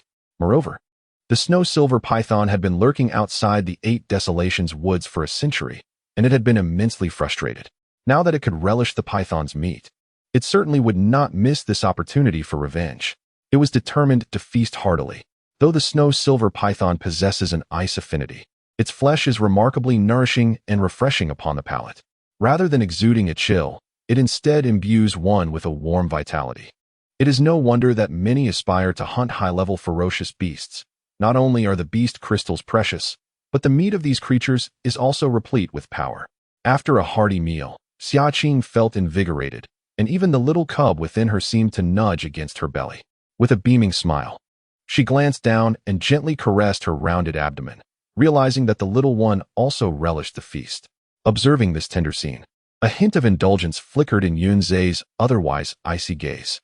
As night fell, Xia Qing lay in bed, her breathing steady as she drifted into slumber. The soft animal hide was kicked aside, revealing her increasingly voluptuous form due to her pregnancy. Unable to suppress the movement of his Adam's apple, Yunzei averted his gaze. Quietly, he lifted the hide and placed it beneath her gently rounded belly, covering her with the fur blanket before lying down, his thoughts wandering. Aware of the unpredictable presence that could burst through the door at any moment, he could only embrace the fragrant and soft female, feeling helpless. Another night of torment passed. At dawn, Xia Qing awoke refreshed, only to find Yunzei burdened with heavy dark circles under his eyes, a clear indication of his unfulfilled desires. Recalling how he had been led to open up last time, only to be interrupted by his brother, she couldn't help but stifle a laugh. It is not easy for females to conceive. Typically, newly bonded males, filled with vigor, indulge in nightly revelries. Yet Yunzei, apart from the initial days of their union, had remained restrained until now. It was indeed a challenge. Ah Qing, sleep a little longer. I shall prepare breakfast, and after we eat, we will venture into the Phantom Forest for hunting. As Xia Qing awakened, Yunzei's deep voice resonated with unparalleled gentleness. Just as she turned, her delicate hand unexpectedly entwined with his fingers. No rush, I am not hungry yet. Let us hunt this afternoon. Xia Qing propped herself up, her ample belly not betraying any clumsiness. Her enchanting visage, with eyes shimmering like water, gazed at him intently. Yunzei was momentarily taken aback, struggling to comprehend her words. What shall we do this morning? We have unfinished business from last time, she teased, lightly scratching his palm. Moreover, the spirit fruit and the snow-silver python's meat require time to digest, don't they? Yunzei's heart ignited with fervor, though it was fleeting, quickly extinguished by frustration. But, elder brother, with Xia Chuan present, their endeavors would be thwarted. Xia Qing smiled knowingly. She had already devised a plan. Rising from the bed and donning her animal skin attire, she instructed, "Please summon my brother. I need to speak with him." Yunzei promptly made his way to Xia Chuan's bed, rousing the slumbering figure. "What is it, sister?" Xia Chuan inquired, his eyes heavy with sleep. Gazing at the two with confusion. "Brother, Yingyi wishes to assist us in forging a spiritual artifact and requires the aid of a beastman. Would you be so kind as to help her? Forging a spiritual artifact? Certainly. I shall lend my assistance." His eagerness was amplified by the kindness Yingyu had shown him, making him all the more willing. "Hurry along," Xia Qing urged with a smile. Without a hint of doubt, Xia Chuan clapped his hands joyfully and exited. Soon, the room was left with only Xia Qing and Yunzei. Chapter 56. Does a Qing not harbor affection? Before Xia Qing could utter a word, Yunzei abruptly slammed the door shut. "Be gentle." Feeling the searing warmth radiating from his arm, Xia Qing's voice involuntarily quivered with a hint of sweetness. She playfully chided, "The door has just been repaired. Please don't break it again." "Should it break, I shall mend it once more," Yunzei replied, his Adam's apple bobbing as he spoke. The veins on his forehead taut with restraint. He could no longer contain himself. The condition of the door was the least of his concerns. He would gladly dismantle the entire house if it meant rebuilding anew. Their breaths intertwined, and Xia Qing found herself inexplicably anxious. Though they had engaged in intimacy since her pregnancy, it had been at a time when her belly showed no signs of growth, indistinguishable from before. Now, however, her round belly pressed between them, creating an unusual sensation. In her 2 lifetimes, this was a novel experience. Yet Yunzei, with an innate understanding, sought her lips. coaxing her until her cheeks flushed crimson, her breath soft and pleading, before he ventured lower. As he passed over her pronounced abdomen, her fair skin suddenly stirred, as though something within protested. His voice, gravelly and deep, carried a note of warning. Behave yourselves, should you cause distress to your mother. I shall ensure you face consequences upon your arrival. Xia Qing found his words amusing and cupped his face, chuckling. The little ones have yet to be born. What use is it to frighten them? They cannot comprehend. To her surprise, as if responding to her jest, the commotion within her belly quieted substantially. Before she could express her astonishment, her delicate, porcelain-like feet were suddenly lifted by his firm grasp. Ah! She could not suppress a sound, but soon found solace in Yunzhe's husky, soothing voice. Do not fear, Qing. I shall be gentle, ensuring no harm comes to you or our little ones. To this end, he had purposefully sought out a veterinarian to learn from. However, he had long been plagued by a lack of opportunity to practice, and now, at last, the moment had arrived. Perhaps due to her pregnancy, Xia Qing felt acutely sensitive, her body heightened in awareness, and her hands instinctively grasped the animal hide upon the bed. As the snow season approached, the room felt as though it were warmed by a blazing hearth, intensely hot and fervent. Concerned for her well-being, Yunzhe only indulged in a brief encounter. Despite this, by the time they concluded, midday had arrived. It was not without reason. Xia Qing's burgeoning belly rendered movement cumbersome, and Yunzhe had to tread carefully, caught between satisfaction and torment. Gazing at the delicate, perspiring female lying softly on the bed, Yunzhe's expression was one of gentle affection. He fetched water, using his fire affinity to warm it, and began to cleanse her body. Xia Qing lazily nestled within Yunzhe's embrace, surrendering to his ministrations, her fingers lacking the strength to move. This fellow had truly become adept at tantalizing her. Though they had agreed on a single encounter, he had prolonged their time together throughout the morning, all under the guise of fulfilling a promise. Exhausted as she was, Xia Qing discovered that each union with Yunzhe seemed to enhance the synergy of the power within her. After a brief respite, she felt her strength fully restored, even more invigorated than before. Typically, the beastmen consumed 2 meals a day, morning and evening. Those of lesser means might even survive on a single meal. However, since her pregnancy, Xia Qing's appetite had increased, and she grew hungry more quickly. At noon, Yunzhe prepared a feast of roasted meat, and after their meal, they ventured into the illusory forest. Initially believing that satisfying Yunzhe would grant her some peace, she was unprepared for the new norm. Each morning, he would employ the same excuse to send Xia Chuan away. As the visits to Ing Yue's home became a routine for Xia Chuan, there was no longer a need for words between the two. For 7 consecutive days, even Xia Ying began to find it unbearable. The beast crystals in their space had been substantially absorbed by the pair. One day, unable to tolerate it any longer, Xia Ying firmly pressed down on Yunzhe's restless hand. With the snow season fast approaching, she questioned when he would enter hibernation. She worried that amidst their activities, the serpent egg within her could unexpectedly hatch. There's no rush. Our serpent clan can sense the changes in the weather. We only need to hibernate before the heavy snow falls, Yunzhe replied, intending to continue. This time, however, Xia Ying forcibly pulled him away, pinning his wrist to the bed. But with you acting this way, I lack the energy to hunt. Yunzhe reclined on the bed, a subtle smile playing at the corners of his lips as he allowed her to restrain him. His voice resonated with a languid charm. Then I shall not go. After all, the provisions we've stocked are sufficient. Before the snow season arrives, I can hunt in the forest alone. He had never wished for Xia Ying to exert herself too much. Moreover, did she not enjoy it?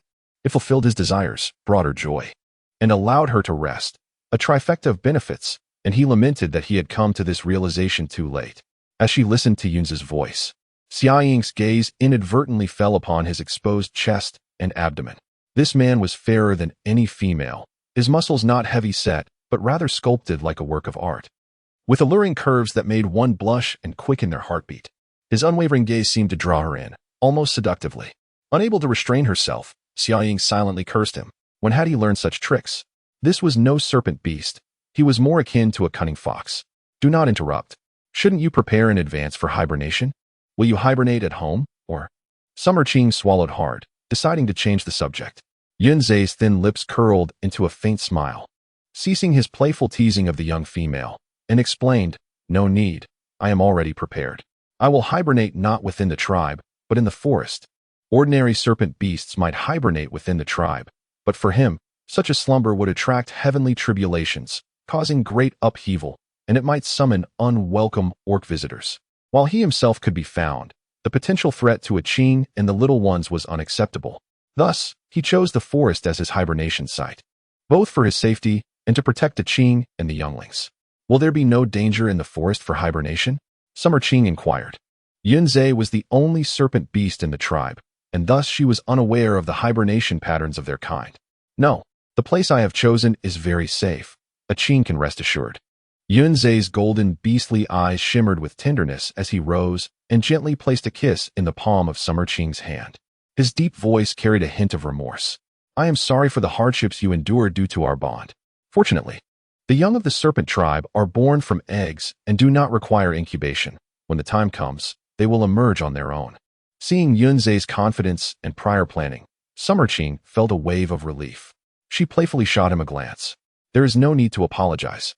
Since I have chosen you, I can accept all of you. It's merely hibernation. I am not so fragile that I cannot survive alone. She was not one of those weak females who needed a male by her side every day to serve her. Xia Qing, you are truly remarkable. Yunzhe gazed at her with deep affection. Bang! At that moment, a sudden loud noise erupted from outside the door. Xia Qing, come out. It was the voice of Mao Bin. What was he doing here? Xia Qing furrowed her brows and glanced outside. Could it be that he had already discovered her secret regarding the excavation of the 8 wilderness wood? Their tender moment had been abruptly interrupted, and Yunzhe's expression had also turned colder. Xia Qing, you rest well. I shall drive him away, he declared as he rose, casually donning a piece of animal hide, exuding a chilling and fierce aura as though he were preparing for a confrontation. Xia Qing certainly would not allow Yunzhe to face this alone. Clad in animal hide, the two stepped outside. There, they found Mao Bin having kicked open the courtyard gate, followed by Li Ainin and a throng of onlookers from the Beastman tribe who had come to witness the commotion. What's with the barking? I thought a dog clan had arrived in our tribe. Xia Qing cast a casual glance, seemingly indifferent, yet brimming with unyielding resolve. Mao Bin gritted his teeth, glaring at Xia Qing. Did you dig up the 8 wilderness wood? Thanks to Xia Qing's warning, the Beastmen of the Black Wind tribe had not only been hunting to stockpile food, but had also begun to follow Uncle Lei's example by repairing their wooden houses. In the Beastman tribe, the chieftain was the embodiment of authority. Whatever the chieftain undertook was deemed correct by the Beastmen.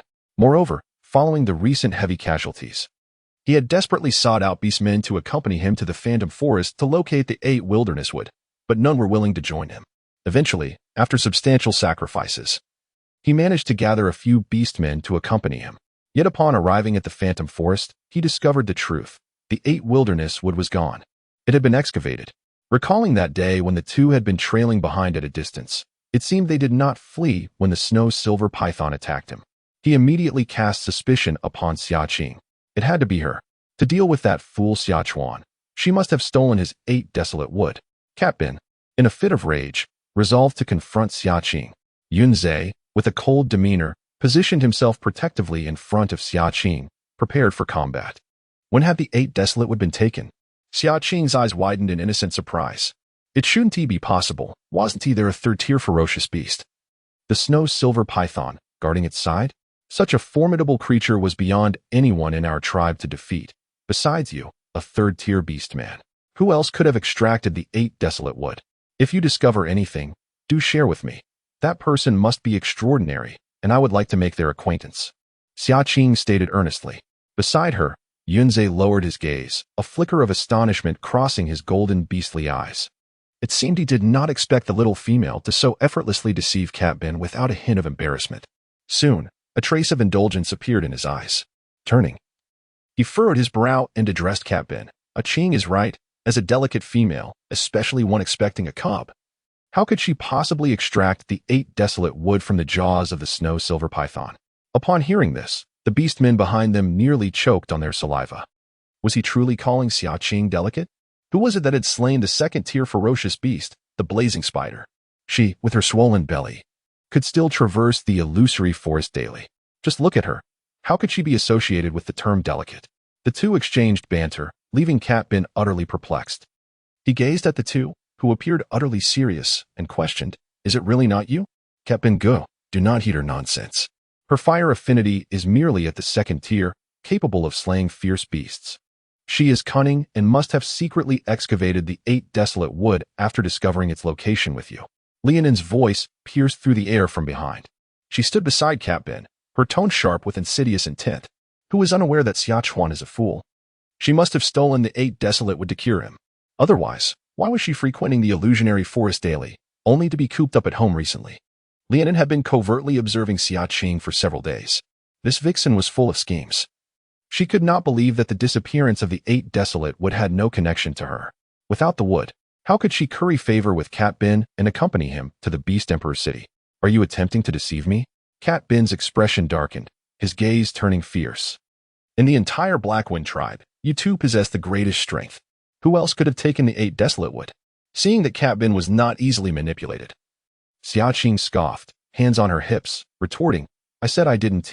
Can't you comprehend beast language? I do not care. To prove you did not steal the 8 desolate wood, allow me to search your premises. Only after I find nothing will I believe you. A flicker of greed flashed in Cat Bin's eyes. It was a fortuitous opportunity for him to ascertain whether Xia Qing possessed the items his mother spoke of. If so, he could seize them all. Xia Qing let out a cold laugh, as if she had heard the most amusing jest. You wish to search? Do you think I will permit you to do so? She stepped forward, her presence formidable, blocking the doorway, her voice resonant and icy. Dare you take a single step inside? I challenge you to try. Even if Cat Bin could never uncover the 8 desolations wood within her abode, she would never permit this intruder to enter. This is her territory, and it is not for Cat Bin to rampage upon. Her piercing gaze sent a shiver through Cat Bin, instilling within him a fleeting terror that threatened to rattle his composure. However, this moment of fear swiftly dissipated as clarity returned. Summer Qing was merely a female. No matter her strength, could she truly surpass him, a third-tier beastman? He felt no fear. After all, she had stated that if she were not guilty, she would not shy away from allowing him to search. With determination, Cat Bin advanced, eager to unveil the hidden secrets within. His anger flared as he dashed toward the entrance. Suddenly, with a swift motion, Summer Qing delivered a decisive kick to his face, sending him hurtling backward. He collided with a sturdy tree, the trunk cracking audibly upon impact. Cat Bin felt as if his insides were being crushed by 2 colossal stones, and he coughed up a mouthful of blood. Witnessing this spectacle, the surrounding beastmen gasped in astonishment. How could a third-tier beastman be so effortlessly dispatched? Surely, he could not be a genuine third-tier beastman. Wasn't Summer Qing of the fire affinity? Such immense strength. Had she perhaps awakened a power affinity as well? The beastmen murmured amongst themselves, their gazes toward Cat Bin now laced with skepticism. Cat Bin, humiliated and enraged, seethed inwardly, You wretched woman, you dare to kick me. Rising to his feet, he rolled up his sleeves, preparing to transform into his beast form to teach Summer Qing a lesson. Yet, in the next instant, a solid chest collided with him, forcing him to stagger backward. A chilling aura of lethal intent enveloped him, rendering him utterly immobile. Dare you lay a hand on a Qing? A formidable pressure seemed to emanate from the very essence of his lineage, rendering even this third-tier beastman momentarily incapable of withstanding it. He spat forth a mouthful of blood once more, utterly incensed. Who, pray tell, initiated the confrontation? As realization dawned, Cat Bin's eyes widened in shock. You have ascended to a third-tier beastman? When did this fellow achieve such a rank? The last time, he was merely at the 2nd tier. You wish to intrude upon my abode? Yunzhe's cold, piercing gaze bore down upon Cat Bin's face, instilling within him a sensation akin to having his very lifeblood constricted. Panic surged through him, and he hastily shook his head. No searches. I must have been mistaken. It was surely a misunderstanding. In that fleeting moment, he even felt as though he had 1 foot already in the realm of the afterlife. Then begone. Lianin, taken aback, called out from behind, Cat Bin, why are you leaving? You are a third-tier beastman. Should you not fear them? Silence. Cat Bin barked in anger, exasperated by this foolish female's words. Did she wish to lead him to his doom? Though he too was a third-tier beastman, this serpent beast was far superior. Chapter 58. Stealthily entering to seek the 8 desolate trees, Lianin, chastised by Cat Bin, dared not retort. Fortune favored her this time. Outside the wooden cabin, the beastmen gazed in astonishment at Yunzhe. Yunzhe, you have ascended to a third-tier beastman.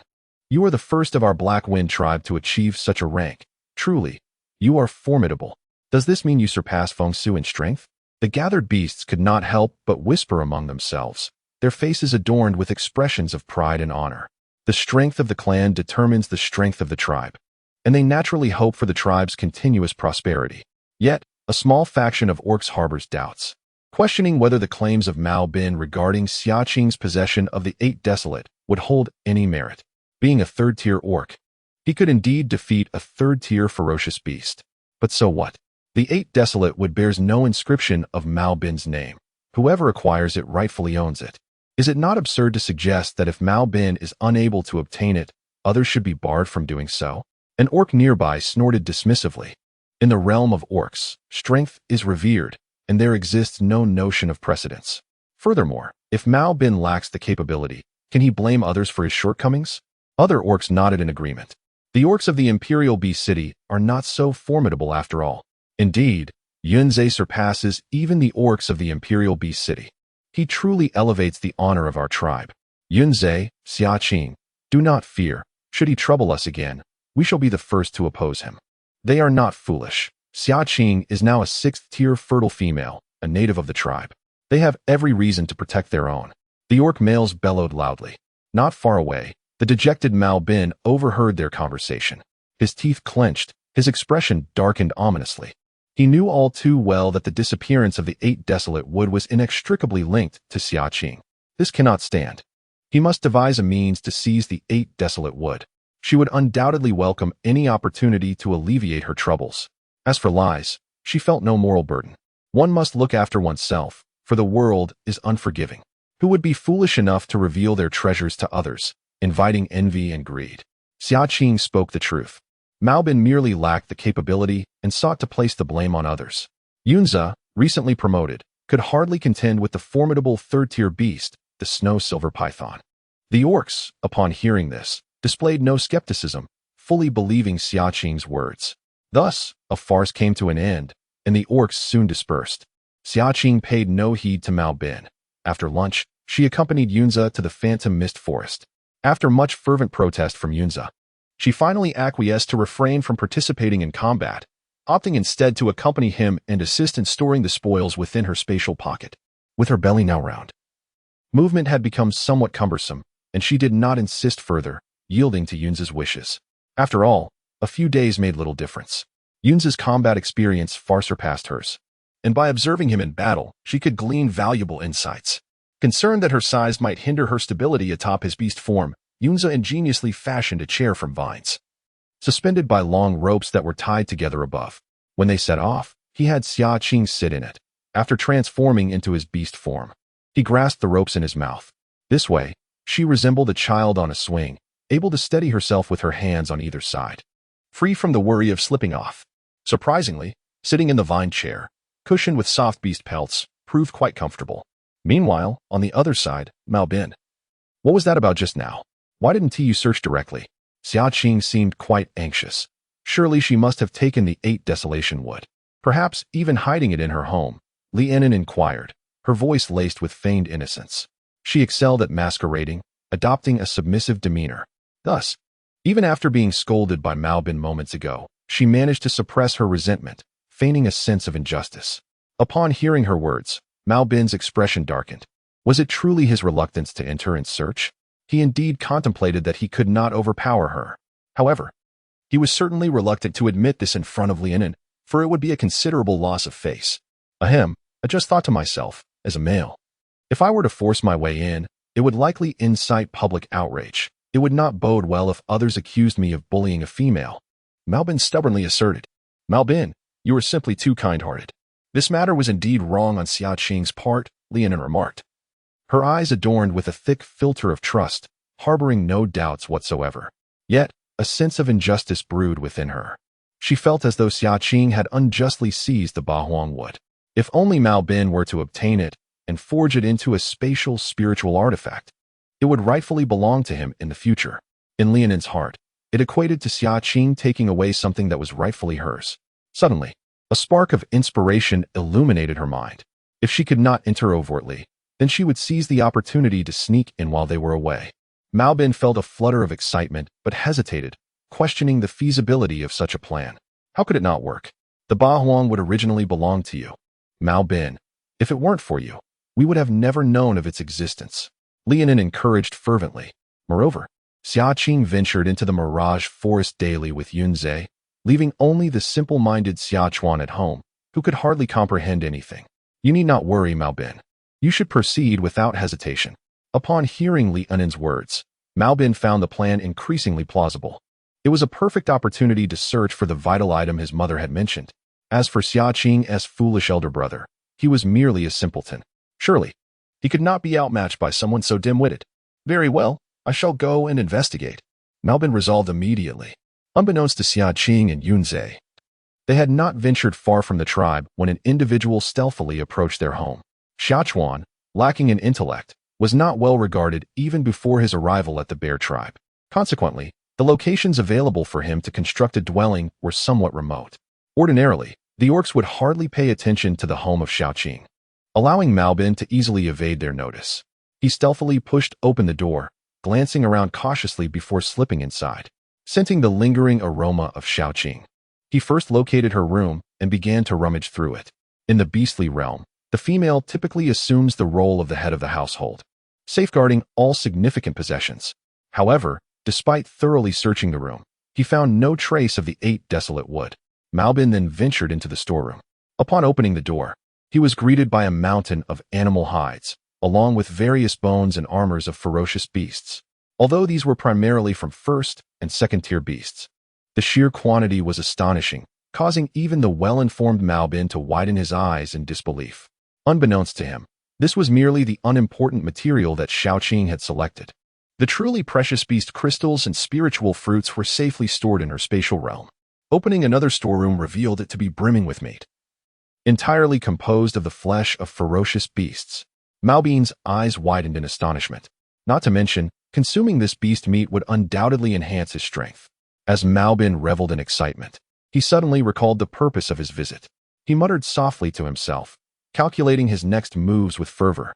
Chapter 59. You bully my brother. With exhilaration coursing through him and his gaze ablaze, Mao Bin envisioned the pile of resources before him as already belonging to him.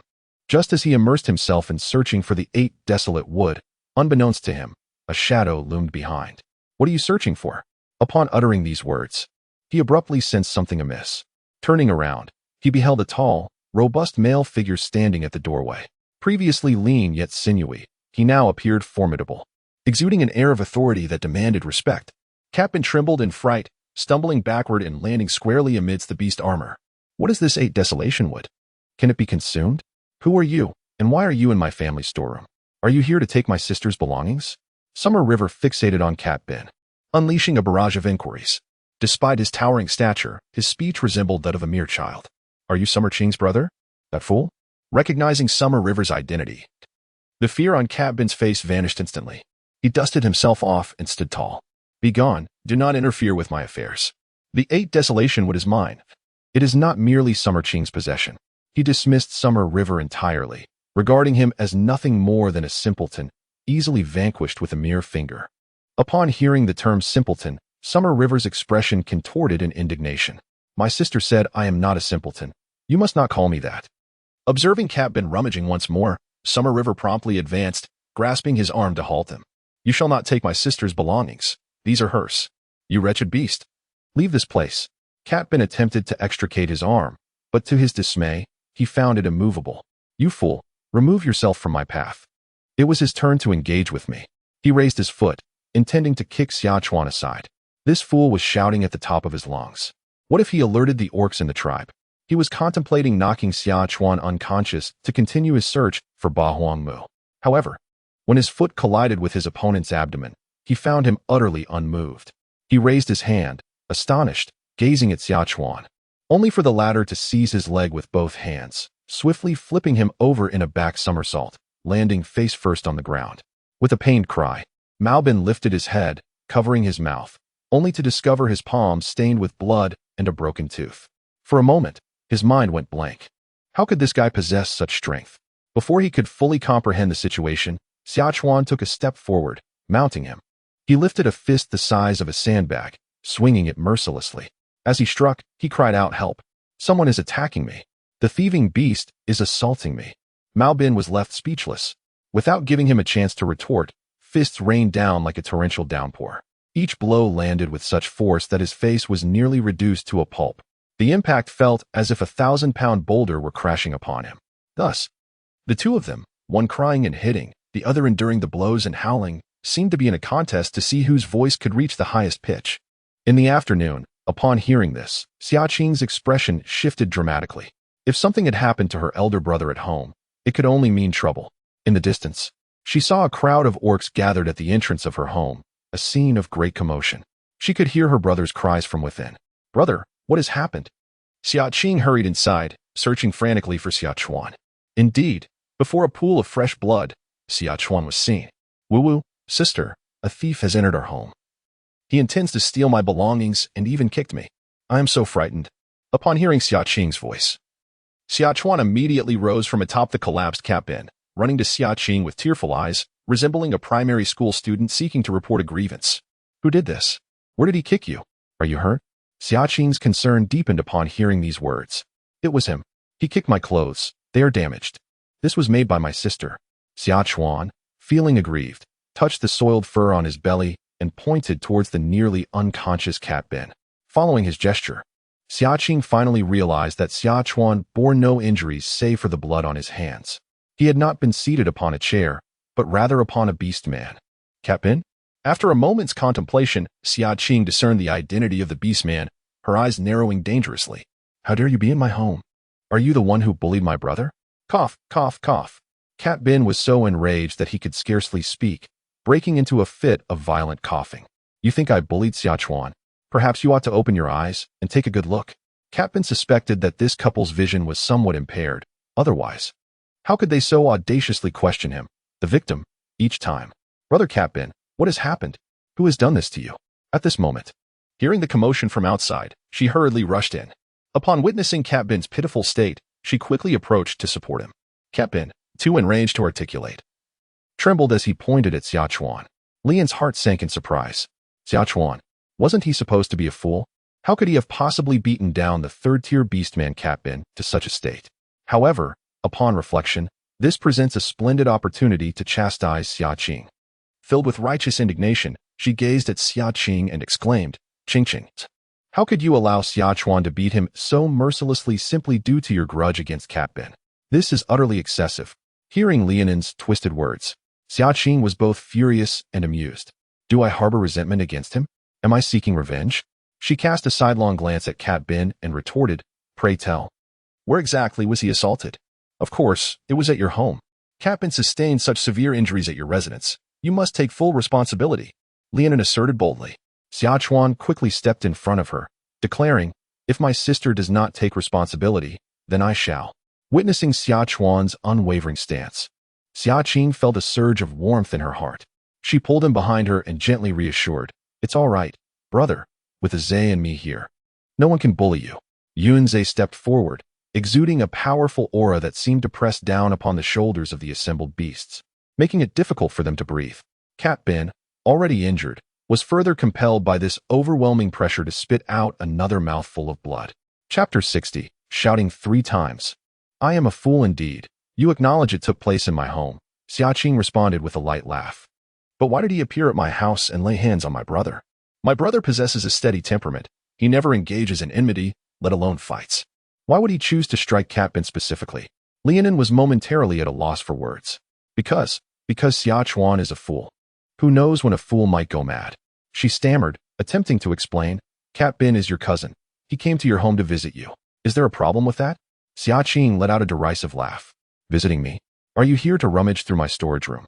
Or perhaps to seek out Ba Huang Mu to pilfer something?" Lianin was rendered speechless by the retort and could only stubbornly declare. But Xia Chuan's actions were wrong as well. Moreover, Cat bin did not steal your belongings. Why are you so agitated over Cat bin's injury? If one did not know better, they might think you were your cousin. Rather than anger, Xia Qing responded with a mocking smile, teasing. "The last time Feng Su narrowly escaped from the jaws of the snow silver python, I did not see you display such concern." Hearing Li Unin's defense of Cat bin, and then Xia Qing's words, his expression darkened. Xia Qing was right. It seemed that Li Unin had never shown such care for him. Li Unin opened her mouth, prepared to retort. "Enough." A commanding voice interrupted. A pair of authoritative eyes turned toward Cat Bin and Lianin. Haven't the two of you caused enough commotion? In broad daylight, you break into a female's dwelling to steal, and upon being discovered, you still dare to act with indignation? And you, Lianin, if you have such a fondness for the Imperial Beast City, then hasten to leave the Black Wind tribe. Our tribe is too small to accommodate a figure as grand as you. It was evident to all that Cat Bin and Lianin were the very definition of the pot calling the kettle black. Instantly, a voice among the beastmen chimed in. Indeed, Lianin, which tribe do you belong to? Cat Bin is not your beast husband. Why do you defend him so fervently? He has already caused the deaths of 20 beast men from our tribe. You are with child, carrying Feng Su's offspring. And yet you seem so eager to find a second beast husband? The discontent towards Lianin was palpable, with voices raised in unison. The orcs were inherently united, and they naturally disapproved of Lianin's treachery. I didn't. Upon the arrival of Uncle Lei, Lianin dared not continue her defiance, offering a meek justification before sealing her lips. It would be regrettable if she were to offend the entire tribe before even reaching the Imperial Beast City. Uncle Lei turned his gaze towards Mao Bin. You sneaked into a female's abode to steal. The punishment you received is merely a consequence of your own actions. Do you acknowledge the beating you received, or do you expect someone else to take responsibility? Although Uncle Lei was merely a second-tier warrior, his age lent him a commanding presence. Coupled with Yun Zhe's unwavering pressure, Mao Bin felt suffocated and could only nod in compliance. I admit. What more could he say? Since you admit it, you shall apologize to Qing and Xiao Chuan, and we shall consider the matter settled. Should such an incident recur, know that even if you hail from the Imperial Beast City, I will not spare you. Our Black Wind tribe, though small, is not a place for your insolence. Upon hearing the demand for an apology, Mao Bin's face contorted in reluctance. Yet, upon meeting Yun Zhe's frigid gaze, he weakly acquiesced. I understand. There won't be a next time. Xia Qing cast a grateful glance at Uncle Lei, recognizing that he was standing up for her. Uncle Lei had been a long-standing presence within the tribe and must have been aware of the circumstances at home. His emergence now indicated that he was fully cognizant of Mao Bin's failure to curry favor with the elder brother and had deliberately allowed the confrontation to unfold. It's good that you understand. Now hasten to offer your apologies. Cat Bin clenched his teeth and limped towards the two individuals before him. I apologize. I won't intrude upon your home again. His voice was barely audible, akin to the buzzing of a mosquito. Summer Qing fiddled with her ears, struggling to comprehend. What was the purpose of your intrusion? You, Cat Bin, filled with fury, was about to scold her for her audacity when he noticed Yun Zhe stepping forward. Immediately, he capitulated. I intruded upon your home to seek the 8 wilderness wood. Did you find it? Does my home possess the 8 wilderness wood you seek? And no, I did not. Summer Qing turned her attention to Xia Chuan. Brother, have you forgiven his apology? Xia Chuan hesitated, feeling somewhat timid, but after receiving a nod from his sister, he summoned his courage to speak. He called me a fool. But sister said I'm not a fool unless he shouts 3 times that he is a fool. Otherwise, I do not wish to forgive him. Don't push your luck. Cat Bin's expression darkened. Uncle Lei furrowed his brows, casting a glance at Cat Bin. All right, I shall speak. Cat Bin ground his back teeth, finally conceding with a reluctant agreement. A premonition washed over him. If he failed to satisfy this brother-sister duo today, he feared Yun Zhe and Uncle Lei would not let him off easily. His very life hung in the balance. Taking a deep breath, he clenched his fists, humiliated, closed his eyes, and shouted, I am a fool. I am a fool. I am a fool. Once he finished, he wished fervently to find a place to hide. Xia Chuan finally broke into a smile. Well then, I shall reluctantly forgive you. Cat Bin's temples throbbed. Reluctantly? After enduring the beating, who would apologize to him? Since all is well now, let us disperse. With a sweeping gesture, Uncle Lei dispelled the orcs. Thank you so much for today, Uncle Lei. Xia Qing said sincerely as she approached him. You and Xiao Chuan have grown up under my watchful eye. There is no need for gratitude, Uncle Lei replied, his face adorned with a benevolent smile. Turning to glance at Xia Chuan, a hint of admiration sparkled in his eyes. I never realized before that Xiao Chuan possessed such talent. He can indeed contend with the 3rd-tier Cat Bin. With some effort, he might even ascend to the 3rd tier himself. It was evident to him that Cat Bin was merely a fade, boasting 3rd-tier potential while his actual prowess fell short of even Uncle Lei's 2nd-tier capabilities. However, he had not anticipated that Xia Chuan could so decisively dominate Cat Bin. Xia Qing chuckled softly. My brother has spent 3 years in the arena. Though his innate strength is 2nd tier, Each battle is a life or death struggle. Thus, when he strikes, it is with lethal intent. Cat Bin stands no chance. Uncle Lei's words sparked a thought in her mind. It was indeed time for her brother to seek an opportunity for advancement.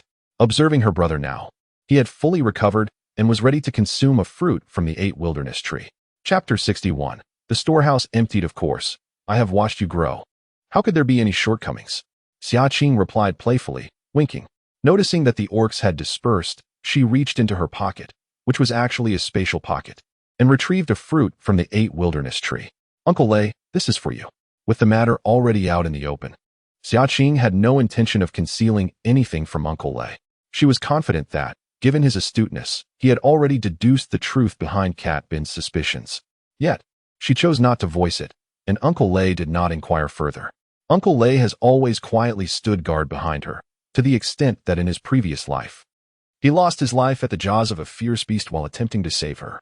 In Xia Qing's heart, Uncle Lei has long been like a father figure. It is only natural for her to show him filial piety. What is this? Uncle Lei questioned, his brow furrowed as he gazed at the spiritual fruit in his hand, his eyes suddenly widening in astonishment. The spiritual fruit of the 8 desolations wood. My dear child, such a precious item should be kept for your own advancement. Quickly, put it away before other beastmen notice. The fruit contained a unique spiritual energy, which Uncle Lei quickly surmised. However, Xia Qing pressed his hand down, insisting, Uncle Lei, please accept it. Both Yunzhe and I have already partaken of it, and my brother's share is still reserved. Should Uncle Lei refuse any longer, it would truly attract the attention of other beastmen. Yunzhe chimed in supportively from the side. Seeing the situation, Uncle Lei had no choice but to hastily tuck the spiritual fruit into his pocket, treating it like a precious treasure. Isn't this indeed a priceless gem? A spiritual fruit guarded by a 3rd-tier fierce beast. Were it not for Qing, he would never have had the opportunity to even touch it in his lifetime. Very well. My dear child, I shall accept it, Uncle Lei replied with a resigned expression. As the current chief, he was inundated with the myriad affairs of the tribe, leaving him perpetually busy. It is precisely his dedication and diligence that earned him the unwavering admiration of every beastman in the tribe. Upon entering the house, Xia Qing presented him with another 8 desolations wood fruit. Recalling the previous incident, she preemptively advised, Brother, this spiritual fruit is for your own consumption only. After eating, take your time to absorb it and enhance your strength. That way, you will be able to protect me in the future. There were only 5 fruits in total from the 8 desolations wood. With 1 remaining, Xia Qing intended to keep it for her elder brother to absorb gradually. Ultimately, the elder brother is not entirely mentally sound. Should his strength diminish further, he would merely become a target for bullying. He is her sole kin in this world. Compelling her to contemplate his welfare more earnestly, Xia Chuan cradled the spiritual fruit in her hands, nodding with a sincere and earnest demeanor, exclaiming, Yes, I shall strive to grow stronger and protect my younger sister. Meanwhile, Lianan trailed behind, nearly having her nose crushed. Observing this, Li Hua, filled with concern, pulled Lianan aside and inquired, What transpired, my dear? No, mother, Lianan replied, her expression grim as she recounted the events of the day. Malbin is a 3rd-tier beast man. How could he be bested by Xia Chuan in such a manner? Could he be deceiving us?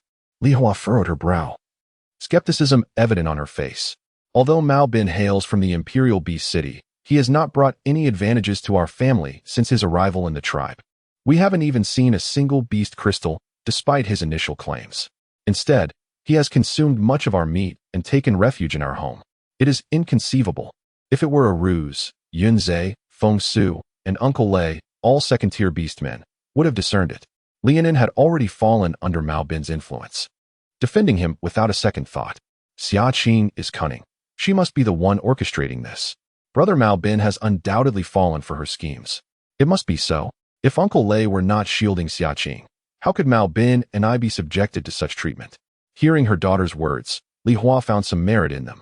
Indeed, Xia Qing is not one to be underestimated. But if you claim she has taken the 8 wilderness wood, what shall we do now?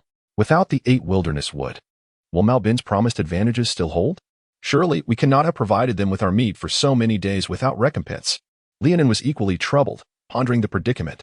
At that moment, the door swung open unexpectedly. Feng Su felt quite displeased, thinking about how his home had been usurped by Cat Bin, and how he had to hunt to support him, which left him in a foul mood. The once pampered cat Bin was nowhere to be seen. Where had that fellow gone? Feng Su stepped inside, frowning as he inquired. He left? Feng Su was momentarily taken aback, then elated at the thought. That annoying individual had finally departed. However, upon seeing the smile on Lianin's face, he felt a twinge of confusion. Did she not harbor a dislike for Cat Bin? Why was she still so cheerful at his absence? Yet, upon further reflection, he thought it was for the best. After all, he had little regard for Lianin at present. Once he had reconciled with Xia Qing and sought her forgiveness, he would expel Lianin and her family from the wooden house. When that time came, he would stand proudly beside Xia Qing. Gurgle. Feng Su's stomach growled twice. After a day of hunting without success, he needed to head to the storeroom to find some provisions to tide him over. Lianin typically did not wait for him at mealtimes. She often dined with Li Hua, selecting the finest dishes. It was a routine he was accustomed to.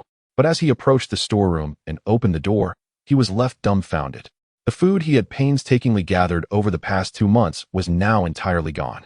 The storeroom appeared as if it had been cleansed by a torrential downpour, devoid of any remnants. With a forceful kick, the door was flung open. Lianin, where have all the provisions from the storeroom gone? Did you give everything to Cat Bin? Feng Su bellowed in fury. The odd behavior of Lianin earlier that day only solidified his suspicions. As he listened, rage coursed through him, and his vision darkened. He approached the bedside, gripping her arm tightly, his eyes aflame with fury. I see you have lost your mind. Those provisions were what I had stockpiled for the snowy season. Yet you have given them all away. Have you considered what our family will eat? What about the offspring in your womb? Lianin felt a surge of fear. Grimacing in pain, she forcefully withdrew her arm, exclaiming, You hurt me. What do you mean I gave everything to him? Do you think you were so impressive? Is there an abundance of food in the storeroom? With Brother Mao Bin here, I cannot even present him with anything decent. The food in the storeroom was already scarce, and we have nearly consumed it all. I merely provided him with 2 days' worth of sustenance. Lianin, feeling utterly wronged, unleashed all her grievances. I must have been blind to have chosen you, an utterly useless male. Upon hearing Lianin's words, Feng Su was instantly engulfed in fury. His mind spiraled out of control, and angry words spilled from his lips. You think I'm useless? And what about you? Have you looked in the mirror to see how you measure up to Xia Qing? Do you even deserve to compare? Chapter 62. It seems I am about to give birth. Feng Su, what did you just say? Repeat that. Lianin's eyes widened in disbelief as she gazed at Feng Su. In the past, she had feigned gentleness, and Feng Su had been attentive and considerate. Even when her true nature was revealed, he had remained relatively courteous, never uttering harsh words. But today, he had spoken cruelly to her, constantly belittling her in comparison to Xia Qing, striking directly at her sore spot. Feng Su was momentarily taken aback, realizing his words had been reckless. Yet he chose to persist, darkening his expression and repeating himself. Xia Qing ventured into the mystical forest for her daily hunts, having personally vanquished the blaze spider. And what of you? Terrified at the mere sight of the blaze spider, you dare to aspire for a partner like Yunzhe? Do you truly believe you are worthy? Lianin's face flushed with indignation. You, Feng Su, how dare you disdain me? I shall fight you. With hands transformed into claws, she lunged towards Feng Su's face. As a male, Feng Su naturally refrained from retaliating against a female. The two engaged in a spirited exchange of grievances. Unbeknownst to Xia Qing, the two were embroiled in their scuffle. After dinner, she excused herself to tend to her elder brother, effectively dismissing Yunzhe. For if her brother were to absorb the spiritual fruit tonight, Yunzhe would undoubtedly be restless. After a refreshing slumber, Xia Qing awoke to find Yunzhe wearing a mournful expression, while Xia Chuan appeared invigorated. She chose to disregard Yunzhe's glum gaze and smiled at her brother.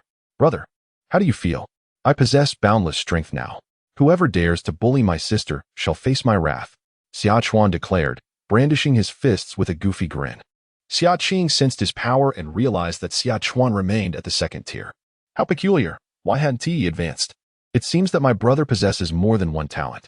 Although his strength talent has not ascended, his overall power has increased, likely due to the advancement of another talent. Yunzhe explained solemnly.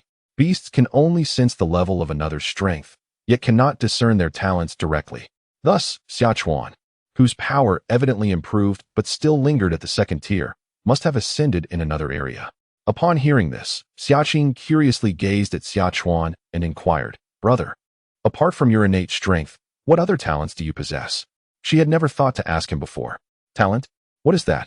Is it something delicious? I would always share any delightful treats with my sister first, Xia Qing replied, his face a portrait of confusion as he shook his head, even spreading his palms in a gesture of innocence. Xia Qing sighed. It's nothing. It's no longer important. Regardless, it's a good thing that you possess more than one talent, as long as you know how to utilize them. After breakfast, the two siblings followed their usual routine, leaving Xia Qing at home while they ventured into the illusory forest.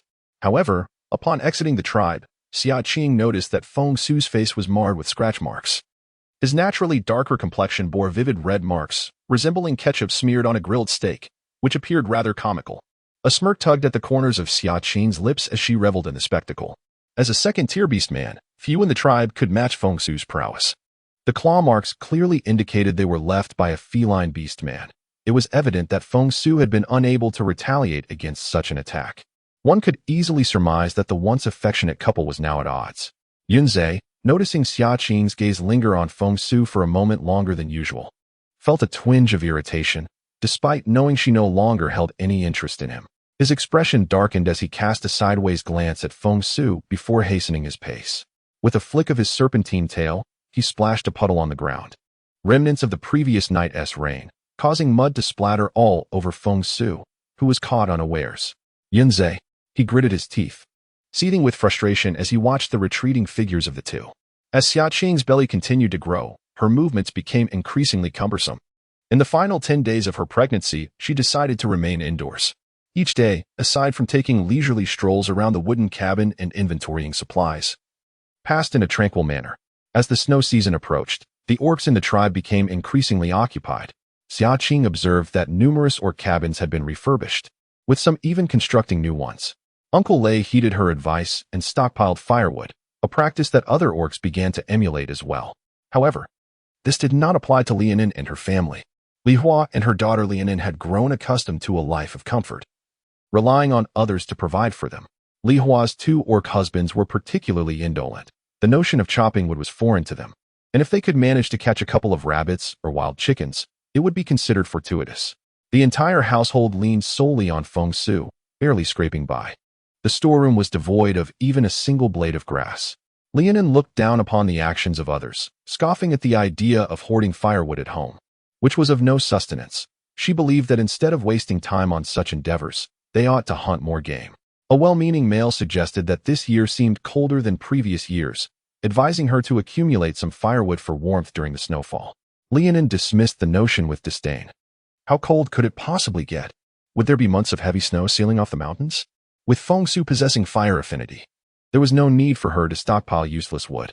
She was fully aware that the idea of gathering firewood had originated from Xia Qing. If she were to emulate Xia Qing's actions, it would only serve to validate that she was inferior to her. These orcs had been brainwashed by Xia Qing, prone to alarmist rhetoric. She refused to believe it. Upon seeing Lianin's refusal to heed his advice, the male no longer pressed the matter and turned to diligently chop wood instead. He had a partner, and even if the cold were to intensify, he would never allow her to suffer from the chill. Ah Qing, why aren't you resting in bed? The veterinarian mentioned that you were nearing your time. It is prudent to be cautious. Yunzhe set down his catch and strode over to Xia Qing's side, his anxious demeanor suggesting that she was as fragile as delicate glass. He had recently gathered a wealth of information regarding females giving birth, hearing tales of some who, through mere missteps or minor accidents, could tragically endanger both themselves and their offspring. Yunzhe wished fervently for the ability to be in two places at once, to remain vigilantly by a Qing's side at all times. Lying idle was excruciatingly dull. It had been 5 days since she had ventured into the illusory forest, naturally restless. The thought of forcibly expelling the cubs from her womb had crossed her mind. Soon, Ah Qing, just hold on a little longer. The sight of Xia Qing's swollen belly filled Yunzhe with sorrow. If it were possible, he would gladly endure her hardships in her stead. Noticing his brows furrowed in a deep frown, Xia Qing raised her hand to gently smooth the creases on his forehead, chuckling softly.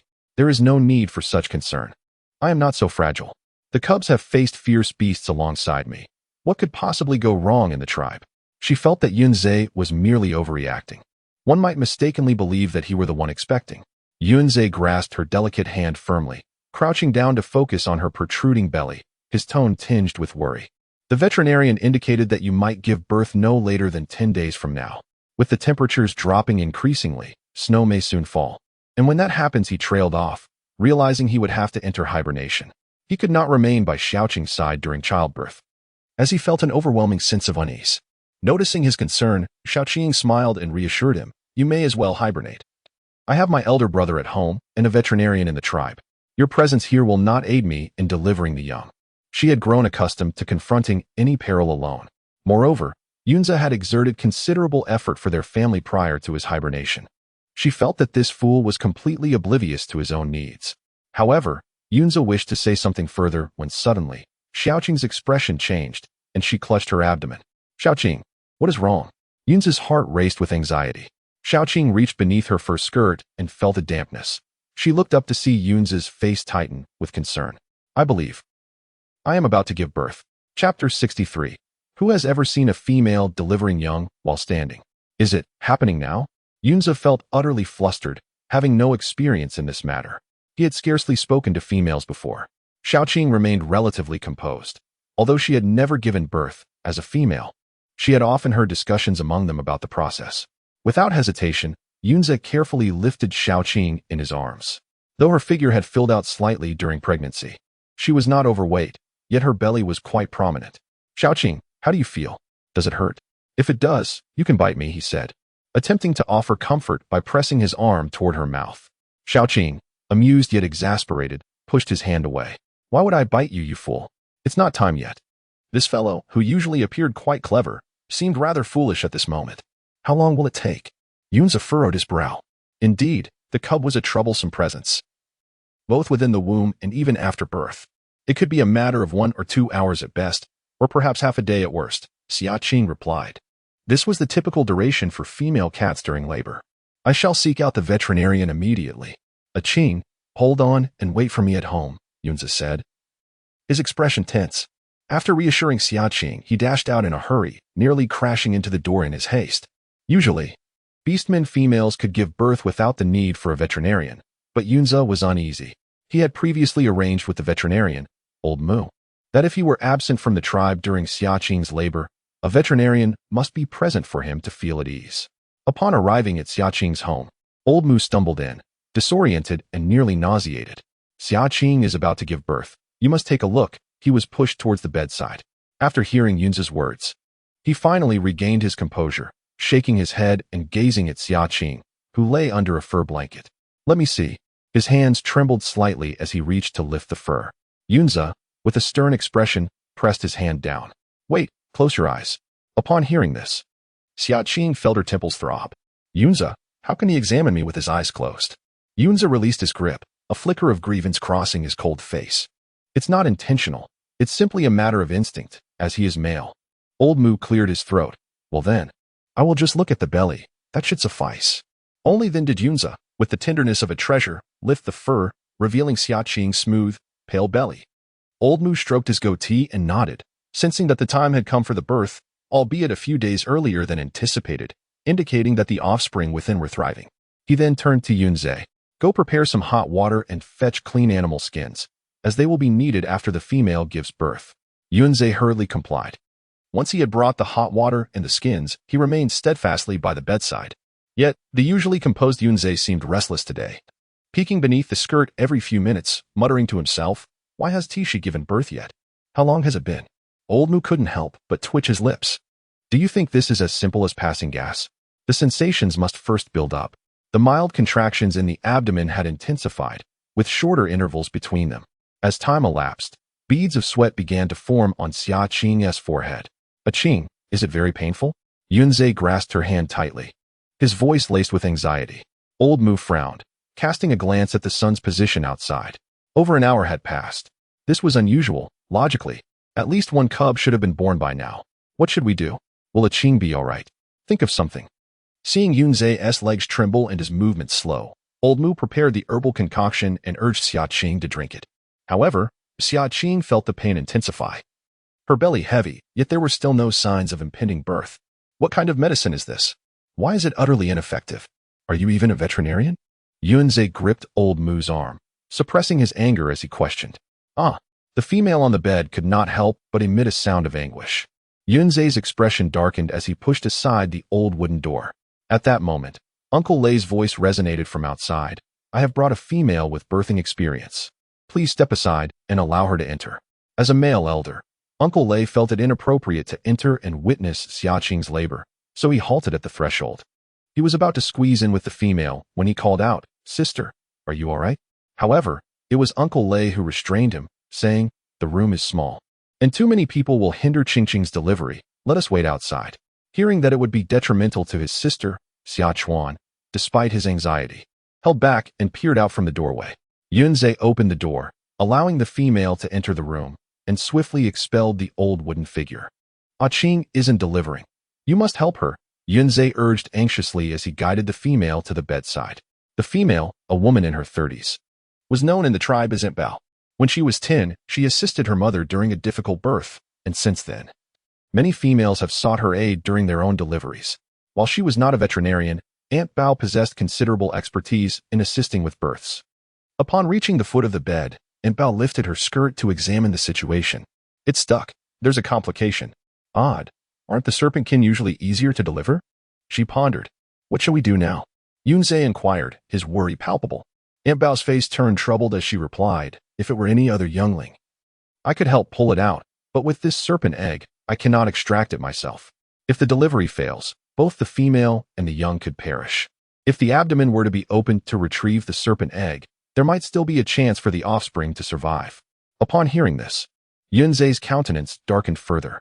To feign strength, one must also cast Aunt Bao aside. Ace, I am here. Qing, you speak. He grasped her hand, his eyes filled with anxiety.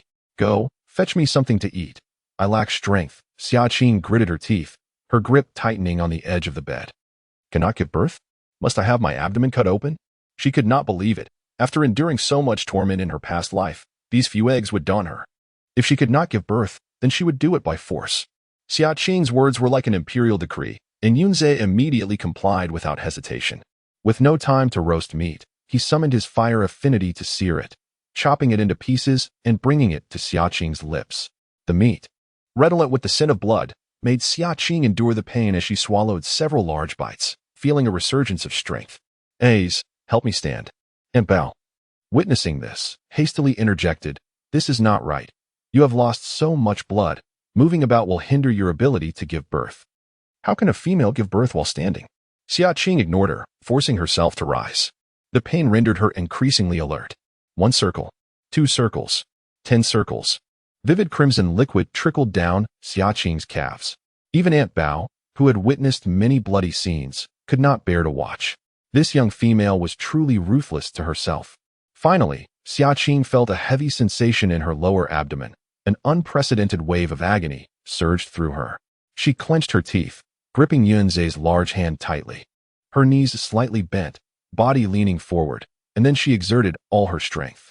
A slippery, round object plopped onto the ground with a splat. Chapter 64, 3 Serpent Eggs. She has given birth? Aunt Bao's eyes widened in disbelief as she beheld the scene before her. She had never witnessed such a birthing process. Qing, how do you feel? Yunzhe anxiously supported Xia Qing, his mind too preoccupied to attend to the snake eggs. Listening to Qing's agonizing cries, his heart tightened with worry. Xia Qing grasped Yunzhe's arm with fervor, beads of sweat cascading down her forehead, her voice nearly escaping through clenched teeth. And, continue. With a surge of determination, she braced herself against the next wave of pain and pushed once more. Soon, she felt 2 more entities slip from her body. When the final snake egg fell to the ground, the tension within her suddenly dissipated, leaving her utterly drained as she leaned against Yunzhe. Qing. Yunzhe's expression sharpened as he quickly caught her. Aunt Bao, seasoned in such matters, immediately discerned Xia Qing's condition. While examining the snake eggs, she explained to Yunzhe, "Oh, remarkably, 3 snake eggs have been laid. Truly impressive for a female of 6th-tier fertility. Just look at the size of these eggs. It's no wonder they took so long to arrive." She picked up one of the eggs, wiped it with animal hide, and carefully placed it into the prepared nest. "Yunzhe, you are indeed fortunate," Aunt Bao exclaimed, offering her congratulations. Yet, Yunzhe did not spare a glance at the eggs.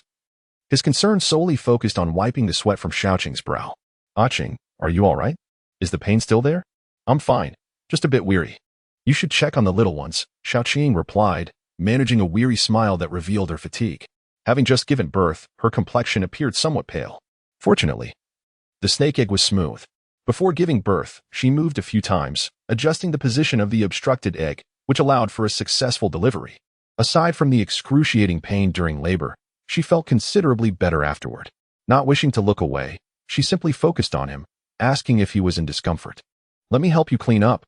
You should rest well." Yunza held her hand tightly, never leaving her side. The mere mention of the snake eggs caused his brows to furrow even more. These little creatures had inflicted such agony upon Xia Qing. Had he known, he would have prevented her from giving birth. Why should he even look at them? It would suffice to cast them away. Xia Qing found it amusing yet exasperating. But she lacked the strength to protest. With about taking care of the snake eggs, she relinquished control. Fresh from childbirth, she was drenched in a mixture of sweat, amniotic fluid, and blood, making her quite uncomfortable. Aunt Bao stepped outside to share the good news with Uncle Lei and Stouchuan. Upon learning that Xia Qing had delivered safely, both men breathed a sigh of relief. Once Yunza had finished cleaning Xia Qing up and replaced the soiled pelts with fresh ones, as well as tidied the bed, Stouchuan could no longer contain his excitement and rushed in. "Sister, you screamed so loudly just now. Were you in pain?" His first concern was for her well-being. Having spent days in the beast arena listening to the anguished cries of beast slaves, he was particularly sensitive to such sounds. Seeing the blood from his bitten lip, Xia Qing felt a pang of sympathy.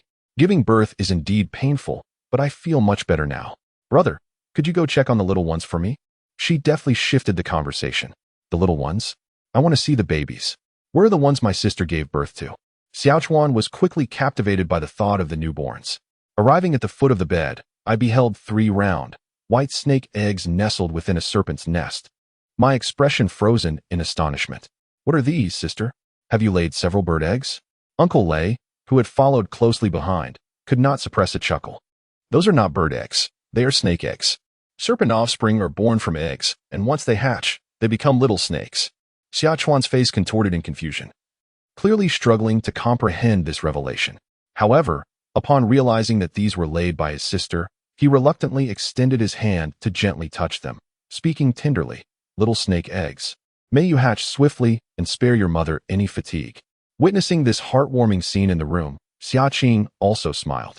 Their stay was brief, as Yunze soon ushered them away, citing Xia Qing's need for rest.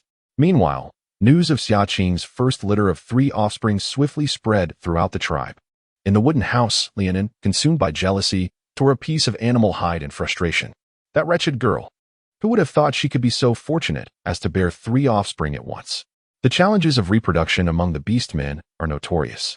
Females typically conceive but a single offspring per pregnancy, and birthing twins is a rarity reserved for the exceptionally gifted. To have 3 in one litter is unprecedented in the Haifeng tribe. This wretched girl would surely bask in her triumph for quite some time. She merely got lucky. Having wed a serpent clan beastman, what good does it do her? Whether those 3 snake eggs will even hatch remains uncertain, Li Hua consoled. Upon hearing this, the jealousy on Lianin's face softened somewhat. "Mother, you are right," she replied, a glimmer of resentment flickering in her eyes. "The snow season is approaching." Yunza was preparing to hibernate, leaving only the female Xia Qing, the foolish Xiaochuan, and 3 unhatched snake eggs at home, should an unforeseen circumstance arise. Whether Xia Qing and the 3 eggs could survive until Yunza's hibernation concluded remained uncertain. Outside the room, Feng Xiu had also learned of Xia Qing's laying 3 snake eggs. He clenched his fists. Had he been the one to bond with Xia Qing, those 3 hatchlings would have been his. Although Li Ainan was also pregnant, her belly was considerably smaller than Xia Qing's, meaning her offspring would undoubtedly lag behind Xia Qing's snake hatchlings. Regret once again enveloped Feng Xiu's heart. After consuming the medicinal soup Yunza had procured from Old Mu, Xia Qing fell into a deep slumber. Perhaps the toll of childbirth had drained her, for she slept soundly until the following morning. Yunza remained vigilantly by her side throughout the night. The next day, as Xia Qing awoke, she was greeted by a handsome face looming close, resting on the bedside. Perhaps due to worry, stubble had begun to sprout on his chin. As Xia Qing lifted her hand, Yunza stirred awake. "Ah Qing, you're awake. How do you feel? Is there anywhere you feel discomfort?" he inquired, his expression tinged with concern. Xia Qing found his anxious demeanor amusing. "I feel much better. It's just," Yunza's expression tightened. "Just a bit hungry," Xia Qing teased. Without hesitation, Yunza sprang to his feet, his demeanor softening. "I shall fetch something to eat immediately. What would you like, Ah Qing? Perhaps some roasted meat, with a splash of sour fruit juice?" I have a craving for something tangy, Xia Qing contemplated. Having consumed the medicine yesterday, her palate felt rather bland today. Without a moment's delay, Yunza set off and soon returned with a large platter of roasted meat. The succulent morsels of meat sizzled, exuding tantalizing juices. Yunza deftly split 2 small green fruits, squeezing their tangy essence onto the barbecued meat, offering it to Xia Qing. The grilled meat, enhanced by the tart fruit juice, was rich yet not overwhelming. In no time, Xia Qing polished off an entire plate of the delectable dish. Observing the returning color to her cheeks, Yunza felt a quiet sense of relief wash over him.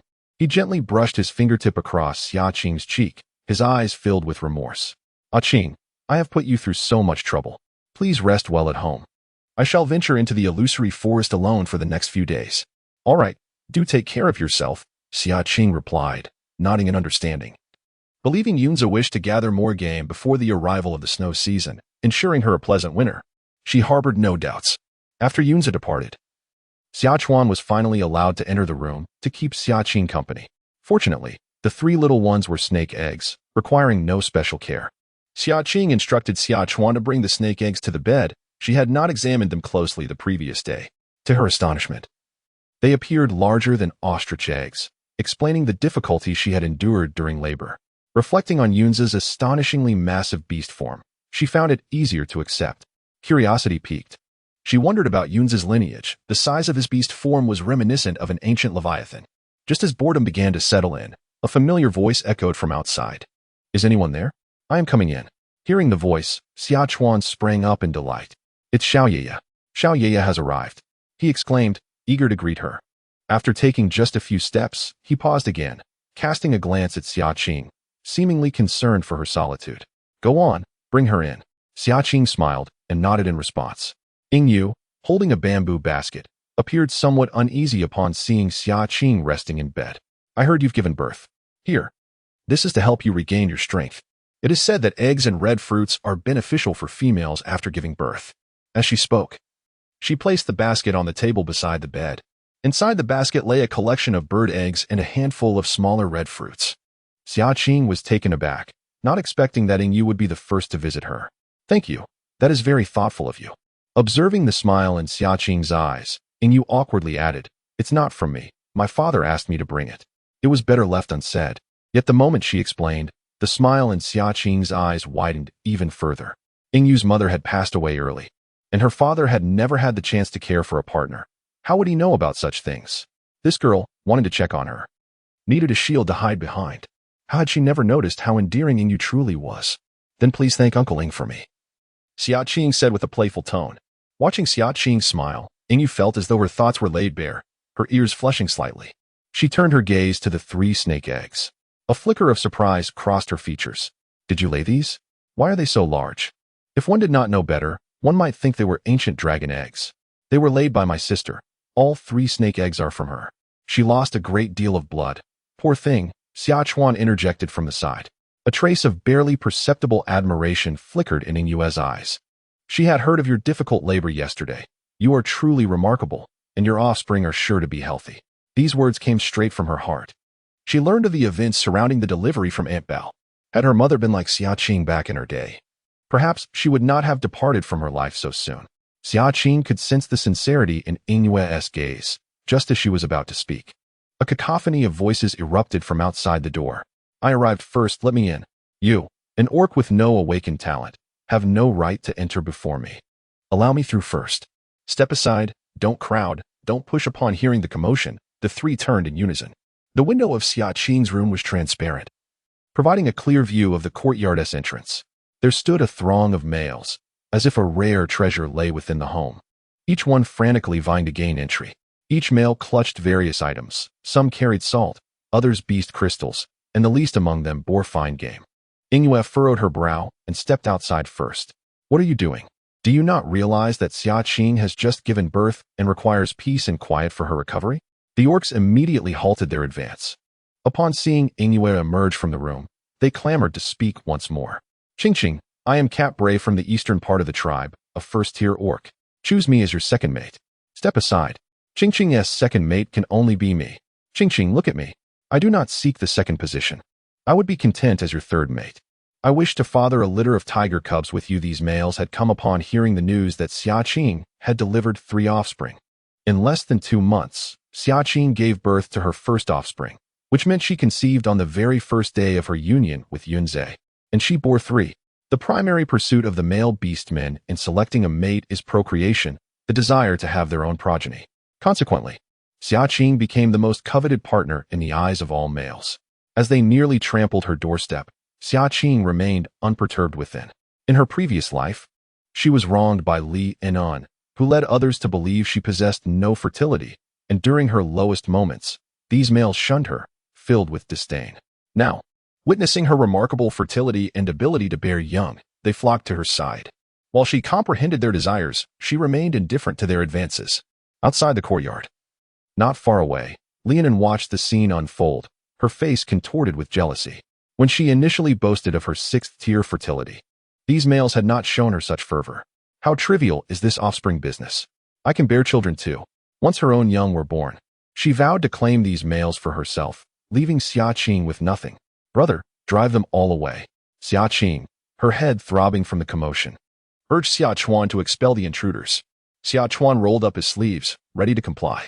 However, just as he stepped outside, a resounding thud echoed as a black serpent tail suddenly appeared in the courtyard, crashing down upon the heads of the gathered beastmen. Startled, the males fled, some flung away by the force of the serpent's tail. Yunzhe, with bloodstains adorning his long legs. He resembled a fearsome Azura emerging from the halls of the underworld, instilling dread in all who beheld him. The males trembled, retreating in fear. Just moments ago, who proclaimed their intention to become the 2nd and 3rd beast husbands of Xia Qing. Yunzhe approached the doorway, turned, and cast a frigid glare at the assembly of beast men. Having been absent for merely half a day, these ruffians could hardly contain their audacity. Attempting to encroach upon his territory, how could he possibly refrain from indignation? The once boisterous males, now resembling quails, shrank back, their necks drawn in, engulfed in a profound silence. His cold, murderous gaze seemed to promise imminent bloodshed. They certainly did not wish to court death. Perhaps due to prolonged oppression, one male mustered his courage, adopting a defiant demeanor as if to say, "Do as you will." He bellowed, "Yunzhe, even if you are a 3rd-tier beast man, Xia Qing cannot possibly have only you as her beast husband forever. She has just given birth and requires the care of a beast husband. You are about to enter hibernation. Have you considered what will become of Xia Qing? Despite your strength, you cannot be so selfish." In an instant, Yunzhe's countenance darkened. He raised his hand, and a bolt of purple lightning, as thick as a barrel, crackled towards the audacious male. With a resounding boom, the lightning struck, creating a deep crater over a meter in diameter before the male's feet. Get lost. The male, instantly paralyzed with fright, succumbed to terror, abandoning his desires as he turned and scrambled away in a frenzy. Chapter 66. Yunzhe's Hidden Treasures. The other males, witnessing the spectacle, scattered like startled birds. Some were even knocked down, hastily scrambling back to their feet, fearful that the next lightning strike would claim them. Xia Chuan trailed behind, wielding a stick he had scavenged from who knows where, pursuing them as if herding ducks. "You have disturbed my sister's rest. It is time to leave." Upon seeing Yunzhe retreat into the house, he hastily discarded his wooden stick to follow suit. Ingwei grasped his arm, shaking her head disapprovingly. "We shall remain outside to guard against any other beastmen disturbing Xia Qing." Recently, Xiao Chuan had been frequently visiting her, and it was evident that Yunzhe found his presence bothersome. At this moment, he surely did not wish to be interrupted by Xiao Chuan. Tilting his head in contemplation, Xiao Chuan deemed this suggestion agreeable and obediently stationed himself at the courtyard entrance. Ingwei found amusement in his simplicity, regardless of the circumstance, the moment it pertained to Xia Qing. He would unconditionally comply. She had never encountered such a pure-hearted and kind beast man. Inside the house, it had only been a brief while since his departure, yet Yunzhe, known for his hunting prowess, usually remained out until the afternoon. He felt reluctant to hibernate, fearing that he might lose control and act against them. Observing Yunzhe's jealous demeanor, Xia Qing couldn't help but smile, playfully pinching his cheek. How could that be? They could never overpower me. No beastman would dare to take me away. After this duration, she believed he had made significant progress in overcoming his insecurities. However, today she realized that given Yunzhe's profound affection for her, he would inevitably worry whenever a male was present. Allowing her to manipulate his face as if it were dough, Yanza remained silent for a while. It seemed he had come to a resolution as he took her small hand, his voice tinged with heaviness. Ah Qing, yes. If you wish to seek a new beast husband, then do so. As long as you are happy and he can care for you well. He pondered the words spoken by that male momentarily. Perhaps he truly was being selfish. Surrounded by several beastly suitors, he alone, despite the need for hibernation, wished for no other beastly companions by Ah Qing's side. Upon finishing his words, Yunza cast his gaze downward, resembling a wounded puppy, exuding an air of helplessness. Is this truly what you said? As Xia Qing's words pierced the air, Yunza felt as if his heart had been ruthlessly carved out. Yes, he replied quietly, clenching the fist hidden behind him, revealing the restrained veins on his arm. Initially, when they first bonded, he harbored a deep mistrust towards Ah Qing, convinced that she was merely toying with him by choosing to be with him. However, he later discovered that Ah Qing was sincere. She bestowed upon him an unparalleled happiness, leading him to almost believe that he could monopolize her affections. Yet today, he came to the painful realization of his selfishness, never once considering Ah Qing's feelings. He feared that he might lose control at any moment, unwilling to allow anyone to encroach upon Ah Qing. Observing Yunza's distress, a teasing smile danced in Xia Qing's eyes. She feigned a sigh, saying, I would love to, but alas, I can only love you, my sole male companion. No other can compare. Yunza's body stiffened. Realizing the weight of her words, he lifted his head, his golden beastly eyes wide with astonishment. Xia Qing, amused, cradled his face in her hands, gazing earnestly into his eyes. You foolish boy, I have told you before, you are the only beastly partner I desire. Not only are you the best in my heart, but even if other males are admirable, they are not you. I want only you A's. Do you understand?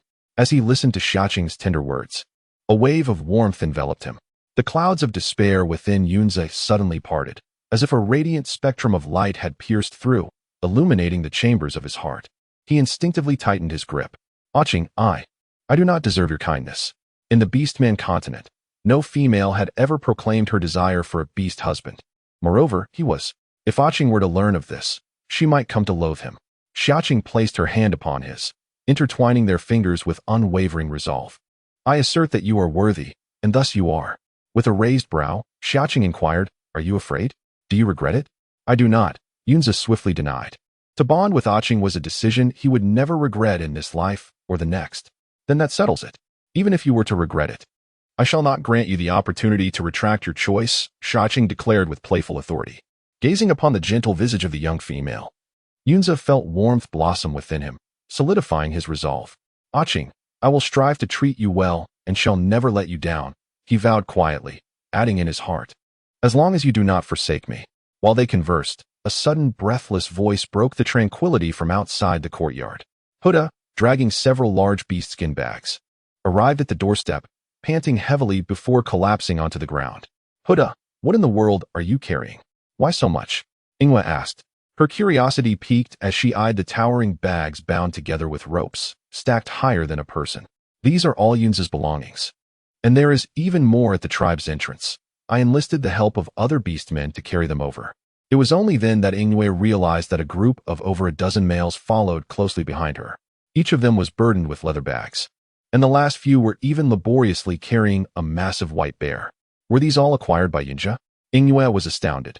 That appeared to be a third-tier ferocious beast. Did he single-handedly hunt down a third-tier beast?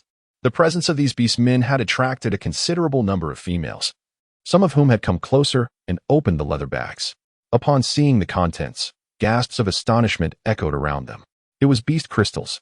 A whole bag filled with beast crystals. How could Yunja possess such a wealth of beast crystals? There were also the pelts of ferocious beasts, snow foxes, blood-winged horses, and demon-wood apes, all of which resided deep within the illusory forest. The females stared wide-eyed, filled with regret as they recalled their previous disdain for Yunja. Who would have thought that the orphan Yunja would amass such a fortune? Inside the dwelling, Xia Qing also caught sight of these items. She turned in surprise towards Yunja and asked, Where did you acquire all of this? Could it be that this fellow was secretly amassing a treasure trove in anticipation of becoming her mate? If he had revealed this sooner, he would not have been so poorly regarded within the tribe. Perhaps the females eager to mate with him would have been lined up all the way to the Imperial Beast City. Chapter 67. The killing intent of Fengshu. Upon hearing Xia Qing's inquiry, Yunjia felt somewhat embarrassed. I gradually accumulated these before I became your mate. Seemingly sensing Xia Qing's confusion, he promptly clarified, I did not intend to withhold these items. Rather, I have placed them in a cave within the enigmatic forest. Shortly before we became partners, I discovered some honey. To my misfortune, the honey attracted a formidable third-tier white bear, which has since claimed dominion over the cave. Alas, Xia Qing has accompanied me on daily hunts in the enigmatic forest, and it is only today that I found an opportunity to act alone. Upon hearing Yunzai's explanation, Xia Qing lifted her gaze to his earnest visage, her heart momentarily aching for him. He was solitary and vulnerable within the tribe, prompting him to risk danger by storing supplies in the enigmatic forest. From this day forth, she vowed to be his unwavering support. Xia Qing, please trust me. I have never contemplated concealing anything from you. Noticing her silence, a flicker of anxiety crossed Yunzai's eyes. He feared that Xia Qing might harbor reservations towards him, that she might doubt his sincerity. Yet, before he could finish his sentence, Xia Qing rose on her toes and gently pressed a fleeting kiss upon his lips, akin to a dragonfly skimming the water's surface before withdrawing. She gazed at him with a smile. Silly, no matter what you do, I believe in you. There is no need for explanations. With a bond forged over 2 lifetimes, she could never doubt him. Yunzai was momentarily taken aback, feeling the warmth that lingered on his lips. His heart swelled with gratitude. Xia Qing, thank you. Thank you for granting me your complete trust. He nervously grasped her delicate hand. Do you like these items? I know I am not yet worthy, but I will strive to ensure a better life for you and our child. The tall and handsome male, before Xia Qing, treaded cautiously, akin to a timid puppy experiencing love for the first time, fearful of being despised and abandoned at any moment. His golden, beastly eyes blinked unblinkingly, captivating Xia Qing to the point of melting her heart. I like it. Of course, I like what Ace gave me. Xia Qing was not merely flattering him. These resources were invaluable, even to her present self. Ace was exerting every effort to care for both her and their offspring, and she would never betray his kindness. Upon hearing Xia Qing's words, Yunzai's anxious heart finally found solace. Ling Yu, eavesdropping on their conversation, detected an unmistakable scent of romance, which made her wrinkle her nose in disdain, only to suddenly recall something. Wait a moment, you mentioned that this was hoarded before you and Xia Qing became partners. So, the second-tier beast crystals in that bag, and the treasures from these first-tier ferocious beasts, were also obtained when you were merely at the first tier? To possess the strength to slay so many second-tier ferocious beasts at only the first tier, what an extraordinary prowess. With Ling Yu's remark, the surrounding beast folk began to realize this fact. Their expressions towards Yunzai shifted to one of admiration and pity. Yet, regardless of their feelings, it had no bearing on their lives. Moreover, some females harbored envy and resentment towards Xia Qing, lamenting how all good fortune seemed to befall her. Why does she get all the good things? One female muttered in discontent. Another nearby female retorted, frowning. Do you dare to venture into the phantom forest to hunt ferocious beasts like Xia Qing does? After being challenged, those envious females fell silent, as they were not inclined to endure such trials. Ah Qing, this is the beast crystal from that third-tier white bear. Yunzai retrieved a milky white beast crystal from his bosom. The third-tier beast crystal is exceedingly precious, and with the addition of the snow-silver python's beast crystal, Xia Qing now possessed 2 third-tier beast crystals. In the realm of the orcs, resources are allocated by the females, and Xia Qing gladly accepted this bounty. She instructed Hu Da and the others to place the provisions in the courtyard, distributing 10 pounds of first-tier fierce beast meat to each individual as compensation for their labor. The males who assisted in the transportation beamed with joy, expressing their gratitude to Xia Qing. It was their first encounter with such a generous female. In the distance, Li Ainan watched this scene with envy, seizing the opportunity to berate the nearby Fengshu. While others generously bestowed such quantities of fierce beast meat, you, on the other hand, cannot even ensure my satisfaction. You spend all your time in the illusionary forest without any clear purpose. Fengshu, his countenance darkened, fixated his gaze on Xia Qing. Once Xia Qing had regained her composure, he resolved to impart a lesson to her about frugality. As he had no desire for her to become a second Li Ainan. Enraged, her face turned a shade of green. She raised her claws, intending to scratch Fengshu's face. Having learned from a previous misstep, Fengshu deftly evaded her grasp, coldly stating, as long as you refrain from feeding all the food to Mao Bin, you won't starve. You. Feng Su, is this how you speak to me? I am carrying your offspring. Li Anan stumbled back, exasperated. Feng Su's gaze fell upon Li Anan's protruding abdomen, having resolved to part ways with her. The offspring held no significance for him. Xia Qing would bear him stronger progeny. With a disdainful snort, he warned ominously, if you are aware of your condition, then behave accordingly. Having spoken, he disregarded Li Anan and turned to leave. He could not directly sever the bond with Li Anan and needed a pretext. If something were to happen to the cubs, or if Li Anan were to perish, that would indeed serve his purpose well. Li Anan, upon catching a fleeting glimmer of murderous intent in Feng Su's eyes, took a startled step back. Was it merely her imagination? Why did it seem as though Feng Su regarded her as nothing more than an inanimate object? Once Huda and Yingyu departed, Xia Qing instructed Xia Chuan and Yunzhe to organize the supplies. The valuable beast crystals were stored in the spatial compartment, while food was also placed inside to preserve its freshness. The bulky beast skins and bones were relegated to the storeroom. This way, even if someone harbored ill intentions during the snow season, they would find nothing of value. After everything was sorted, Xia Qing turned her gaze towards the corpse of the third-tier ferocious beast, the white bear. This bear was several times larger than an ordinary one, possessing ample meat. And its heart, gallbladder, and paws were all excellent sources of nourishment. Particularly, the bear skin was an unparalleled choice for warmth during the snow season. A's. This bear skin looks magnificent and sizable. Before the snow season arrives, let us tan it and make coats for you, your brother, and the cubs. Xia Qing contemplated, knowing that the hide of a third-tier beast was incomparable to other leathers. Moreover, bear skin was renowned for its thickness and warmth. Chapter 68. Father finally found you. Xia Qing had anticipated that Yunzhe would readily agree. However, to her surprise, Yunzhe furrowed his brow, his deep voice tinged with displeasure. The bear skin was not large enough. If they made too many garments, it would lose its warmth. Furthermore, the cubs were merely snake eggs, and even once hatched, they would have no need for clothing. Upon hearing his words, Xia Qing initially thought that Yunzhe was displeased due to her lack of understanding in raising snake hatchlings. After all, snakes are cold-blooded creatures. It seemed somewhat inappropriate for her to consider dressing the hatchlings. As she reflected on this, Yunzhe continued, "You have thought of me, my elder brother, and the hatchlings. But what about yours?" He earnestly hoarded these supplies, yearning to use them for Xia Qing. He wished for no one, not even the hatchlings or himself, to encroach upon Xia Qing's affections. Seeing the rare childlike expression on Yunzhe's face brought a smile to Xia Qing. The heavy snowfall had persisted for a month. Although Xia Chuan was somewhat lacking in intellect, he was still capable of work.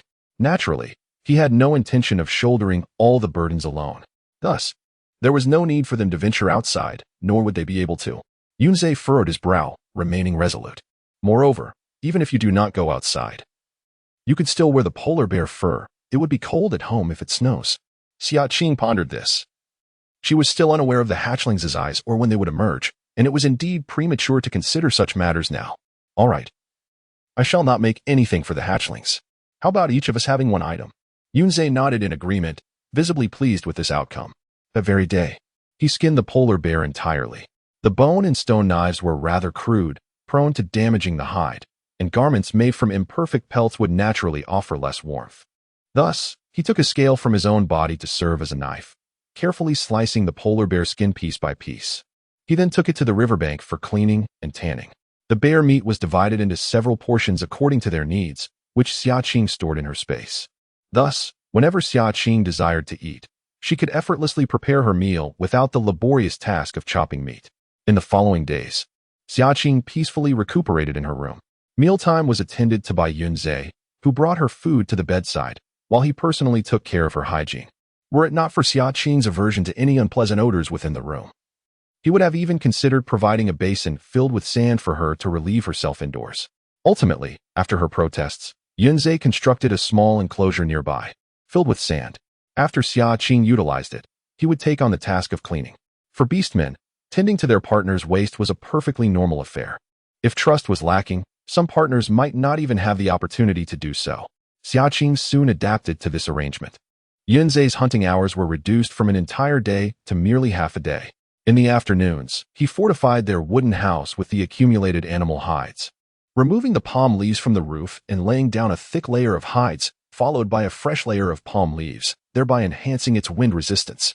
To ensure warmth during the snowy season, He even punctured a hole in the roof, collaborating with Yu to construct a long bamboo-like hollow tube that was inserted into the opening. Inside, stones and mud encircled the tube, leaving some space beneath for daily activities. This way, even with the doors and windows tightly shut, they could keep a fire burning for warmth without being suffocated by smoke. As the fumes would drift through the tube and outside the wooden house, Yunzhe tirelessly reminded Xia Qing of various chores to attend to after his departure. For instance, he advised her to regularly clear the accumulated snow from the roof after a snowfall to prevent it from collapsing under the weight. And he emphasized that the water given to a Qing must always be warm, ensuring she would not catch a chill. Alternatively, a Qing has a penchant for bold flavors, particularly favoring certain seasoned fruits, which must be remembered during meal preparations.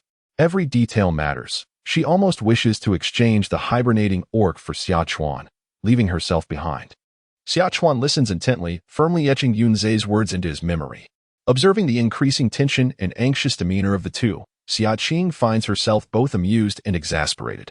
One might mistakenly believe that the impending season is not one of snow, but rather a foreboding invasion by savage beasts upon the tribe.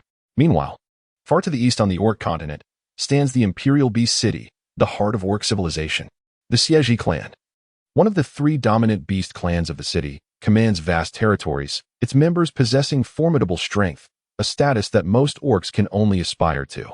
At this moment, within the lands of the Xia Qing clan, an elderly man in his 50s, his beard streaked with gray, clutches a beast bone emanating a purple glow, tears streaming down his face. The violet radiance envelopes a faint aura, the very essence of the offspring he has sought for over a decade. Xiaolan, my dear child. At last, I have found you. I always knew you were still alive. After weeping for some time, Jiao Fan finally composes himself.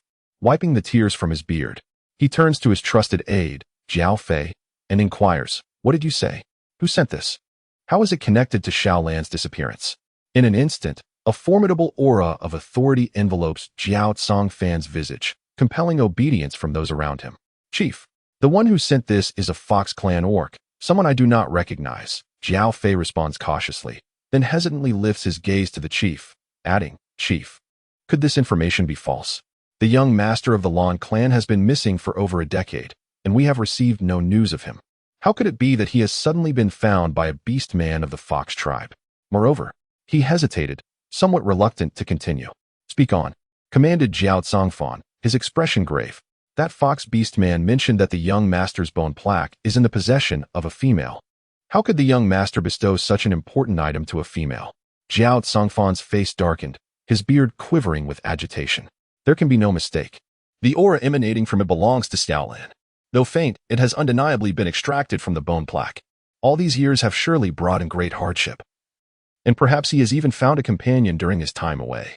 Seeing the chieftain's unwavering conviction, Jiao Fei dared not refute him. After all, this was the first lead regarding the young master that the elder had discovered after many years of searching, even if it were false. The chieftain was determined to investigate further. "Chieftain, the Fox Beastman stated that the female in possession of the bone plaque hails from the Blackwind tribe. Shall we send someone to seek her out?" "Yes," Jiao Fan ordered without a moment's hesitation. The female who could relinquish the bone plaque must hold great significance to Xiaolan. As long as Xiaolan cherishes her, the Xia Qing clan will treat her with the utmost respect, ensuring that she endures no further grievances. Chapter 69. 3 spatial rings. Unbeknownst to the distant Blackwind tribe, a band of beastmen was hastily approaching with great urgency. Within the tribe, Xia Qing found the past few days to be exceedingly dull. She had anticipated that the long winter season would be more bearable with the presence of younglings to keep her company, which would provide some amusement. Who knows that the 3 she gave birth to are all eggs, incapable of speech or movement, and require no care for sustenance. Seated in the room alongside the snake eggs, she believed she had brought forth 3 stones. The offspring were as good as non-existent. Seizing the opportunity while Yunze and Xia Qing were absent, she wrapped herself in thick beast hides and ventured out. After days of being pampered with exquisite food and drink, she had regained the strength to rise and move freely. The days had grown increasingly cold. As she walked through the tribe, Xia Qing could distinctly observe the hurried orc figures, all bundled in heavy furs. It felt as though snowflakes would soon descend from the sky. Alas, the weather has been dreadful lately. There are scarcely any prey to be found in the forest. Who could argue otherwise? This winter season is bound to be frigid. and I had hoped to hunt more game to fatten up during the snowy months, yet even the semblance of prey eludes us. This wretched weather is making it impossible for the animals to survive. As Xia Qing passed by the river, she overheard several males grumbling while cleaning their catches. She found it somewhat perplexing. In cold weather, shouldn't wild beasts appear more readily? It is not only the orcs who need to stockpile food. The beasts do as well. Why then are they becoming increasingly scarce? She had heard several males lamenting this issue, indicating that the situation was more dire than she had initially perceived. Fortunately, she had earlier alerted Uncle Lei to prepare for the snowy season, and the tribe's orcs had followed suit. Now, most households had stockpiled provisions to varying degrees.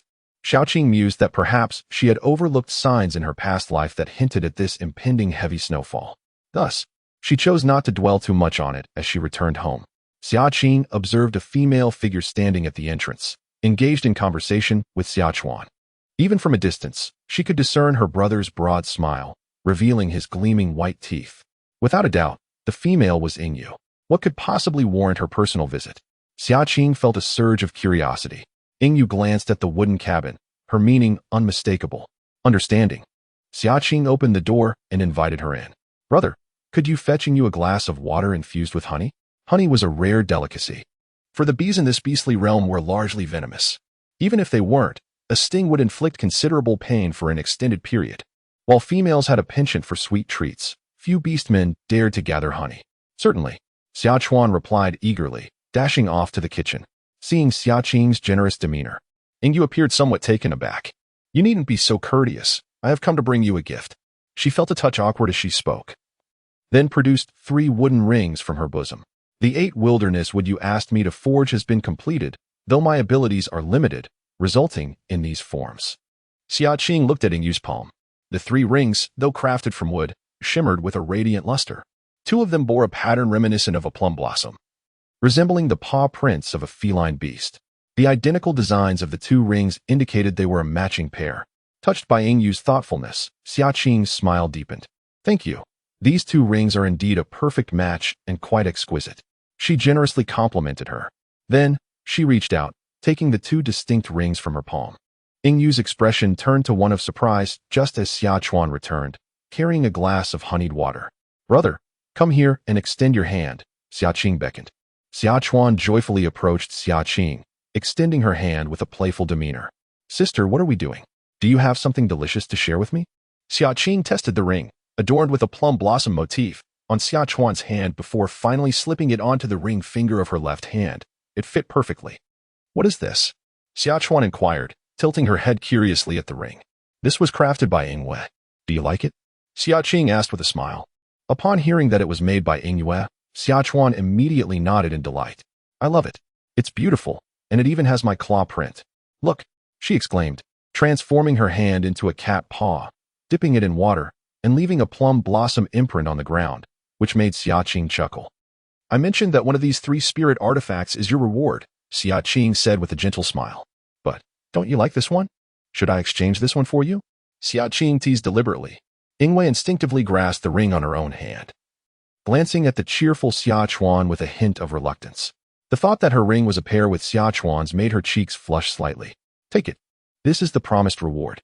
Otherwise, I would never have the courage to ask you for help in forging weapons again. Xia Qing's words dispelled Yinyue's concerns. Gratitude flickered in her eyes, but what nearly escaped her lips transformed into, this is what you promised me. Even if you change your mind, I won't return it.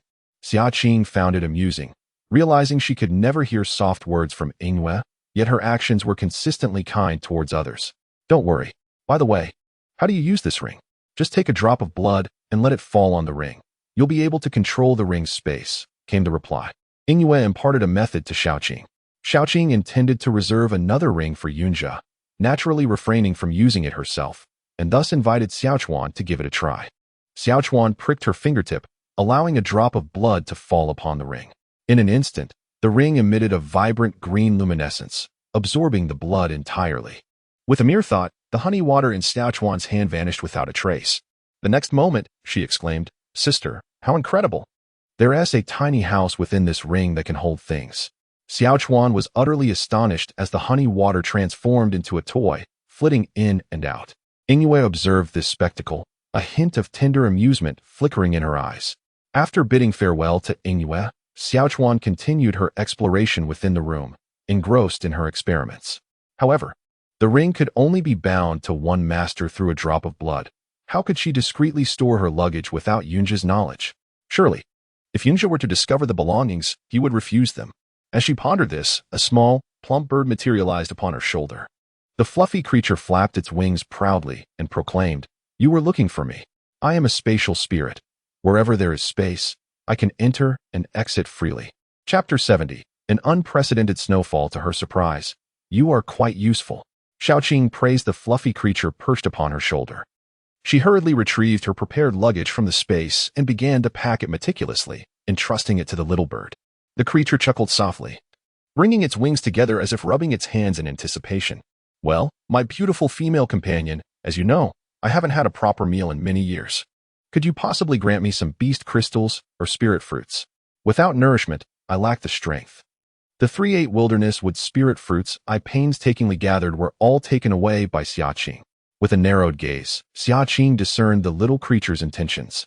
The small green-eyed creature blinked, a mixture of anticipation and trepidation evident on its face, uncertain whether this fierce female would suddenly turn hostile. "All right.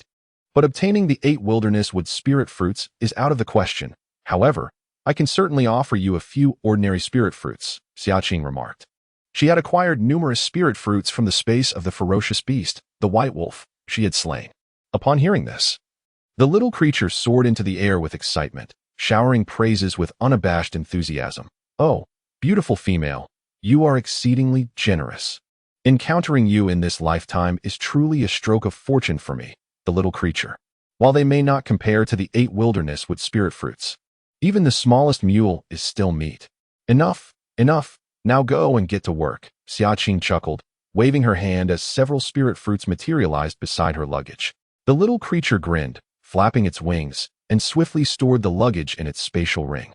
In the afternoon, Yunzhe did not dwell on it. He wholeheartedly obeyed Xia Qing's words without any dissent. As night fell, a chilling wave swept across the Beastman continent.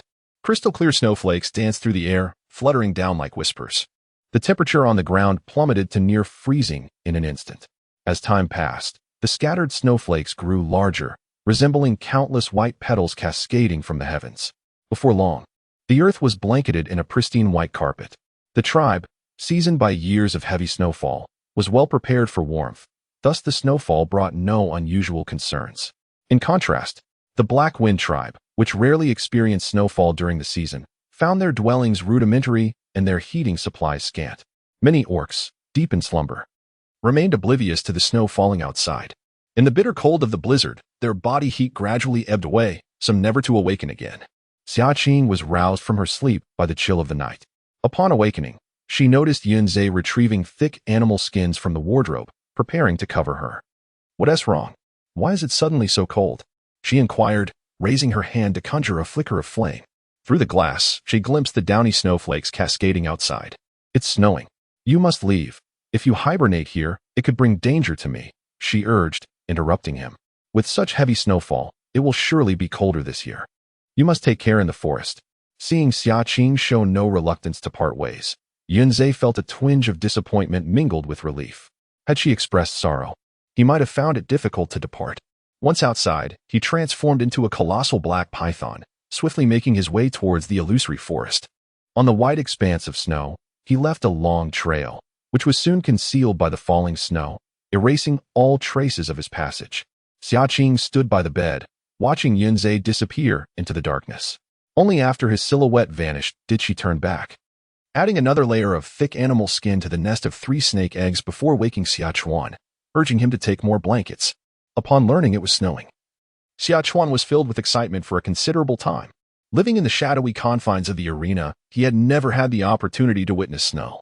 Hastily, he dashed outside, catching the falling snowflakes in his hands and even indulging in several mouthfuls, only to return indoors, shivering from the cold. The two kindled a fire in the fireplace at Yunza, and soon the room was enveloped in warmth. In the ethereal whispering forest, Yunza arrived at a preselected cave. Upon entering, he coiled a large stone with his serpentine tail to seal the entrance. The cave was spacious, approximately the size of 2 rooms, barely accommodating Yunza's beastly form.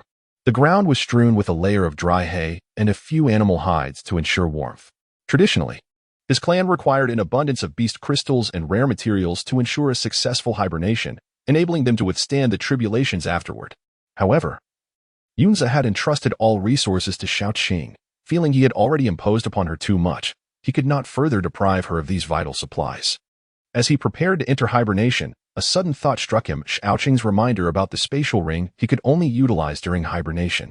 In the next moment, his consciousness slipped into the ring. Upon observing the contents within, Yunza was momentarily taken aback. There lay half of a snow-silver serpent's meat, half of a third-tier white bear's flesh, and a heap of various other beast meats. The space was divided. One half filled with the meat of ferocious beasts and the other half with precious, warming beast skins. Scattered on the ground was a pile of beast crystals, numbering 300 to 500. Among them, the most striking was a milky white third-tier beast crystal, precisely the one he had given to Xia Qing. Xia Qing. Yunza tightened his grip on the ring, a wave of warmth washing over him. This foolish female had bestowed upon him such a precious treasure.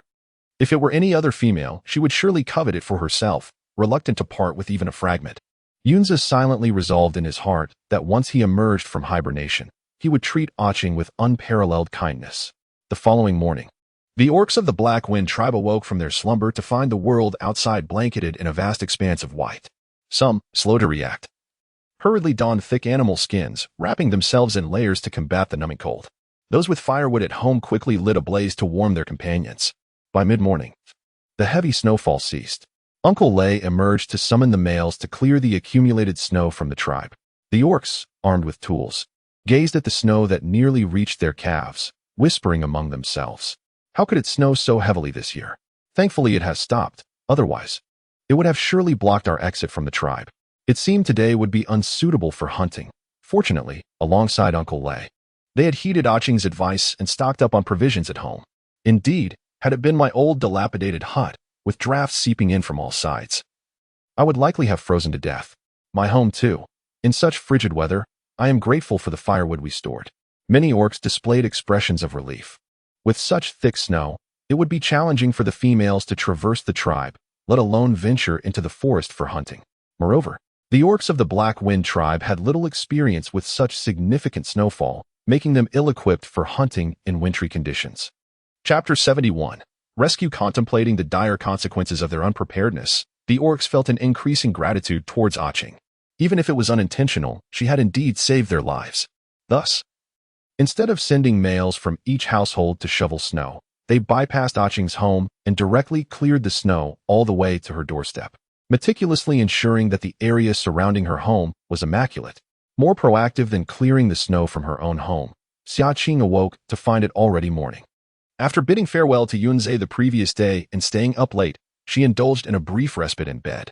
Upon recalling the events of the night before, she hastily sat up, intending to rouse Xia Chuan and send him outside to clear the snow. In her previous life, the heavy snowfall had reached knee-deep overnight. Although the snow had ceased for a few hours in the morning, it soon resumed, continuing for several days. Each day, there were only a couple of hours when the snow would relent. The elderly chieftain, neglectful and indifferent, remained holed up in his wooden cabin, utterly unconcerned for the welfare of others. Consequently, no orcs ventured out to clear the snow, each time they attempted to leave. As soon as they cleared the snow from their doorsteps, it would begin to fall again. Eventually, the accumulation became so profound that it buried the doors entirely, leaving many orcs trapped inside their homes, unable to procure firewood or food, ultimately succumbing to the cold. By the time others discovered them, they had frozen solid, along with their cabins. Such tragic fates were not uncommon. Xia Qing was confident that Uncle Lei would not remain apathetic, yet she had not intended to rely on others, planning instead to have her brother regularly shovel the snow. However, as she sat up and glanced out the window, she was taken aback. The area visible beyond the window was immaculate. The snow had been thoroughly cleared, revealing the original earth beneath, now adorned with a layer of small stones, perhaps for traction.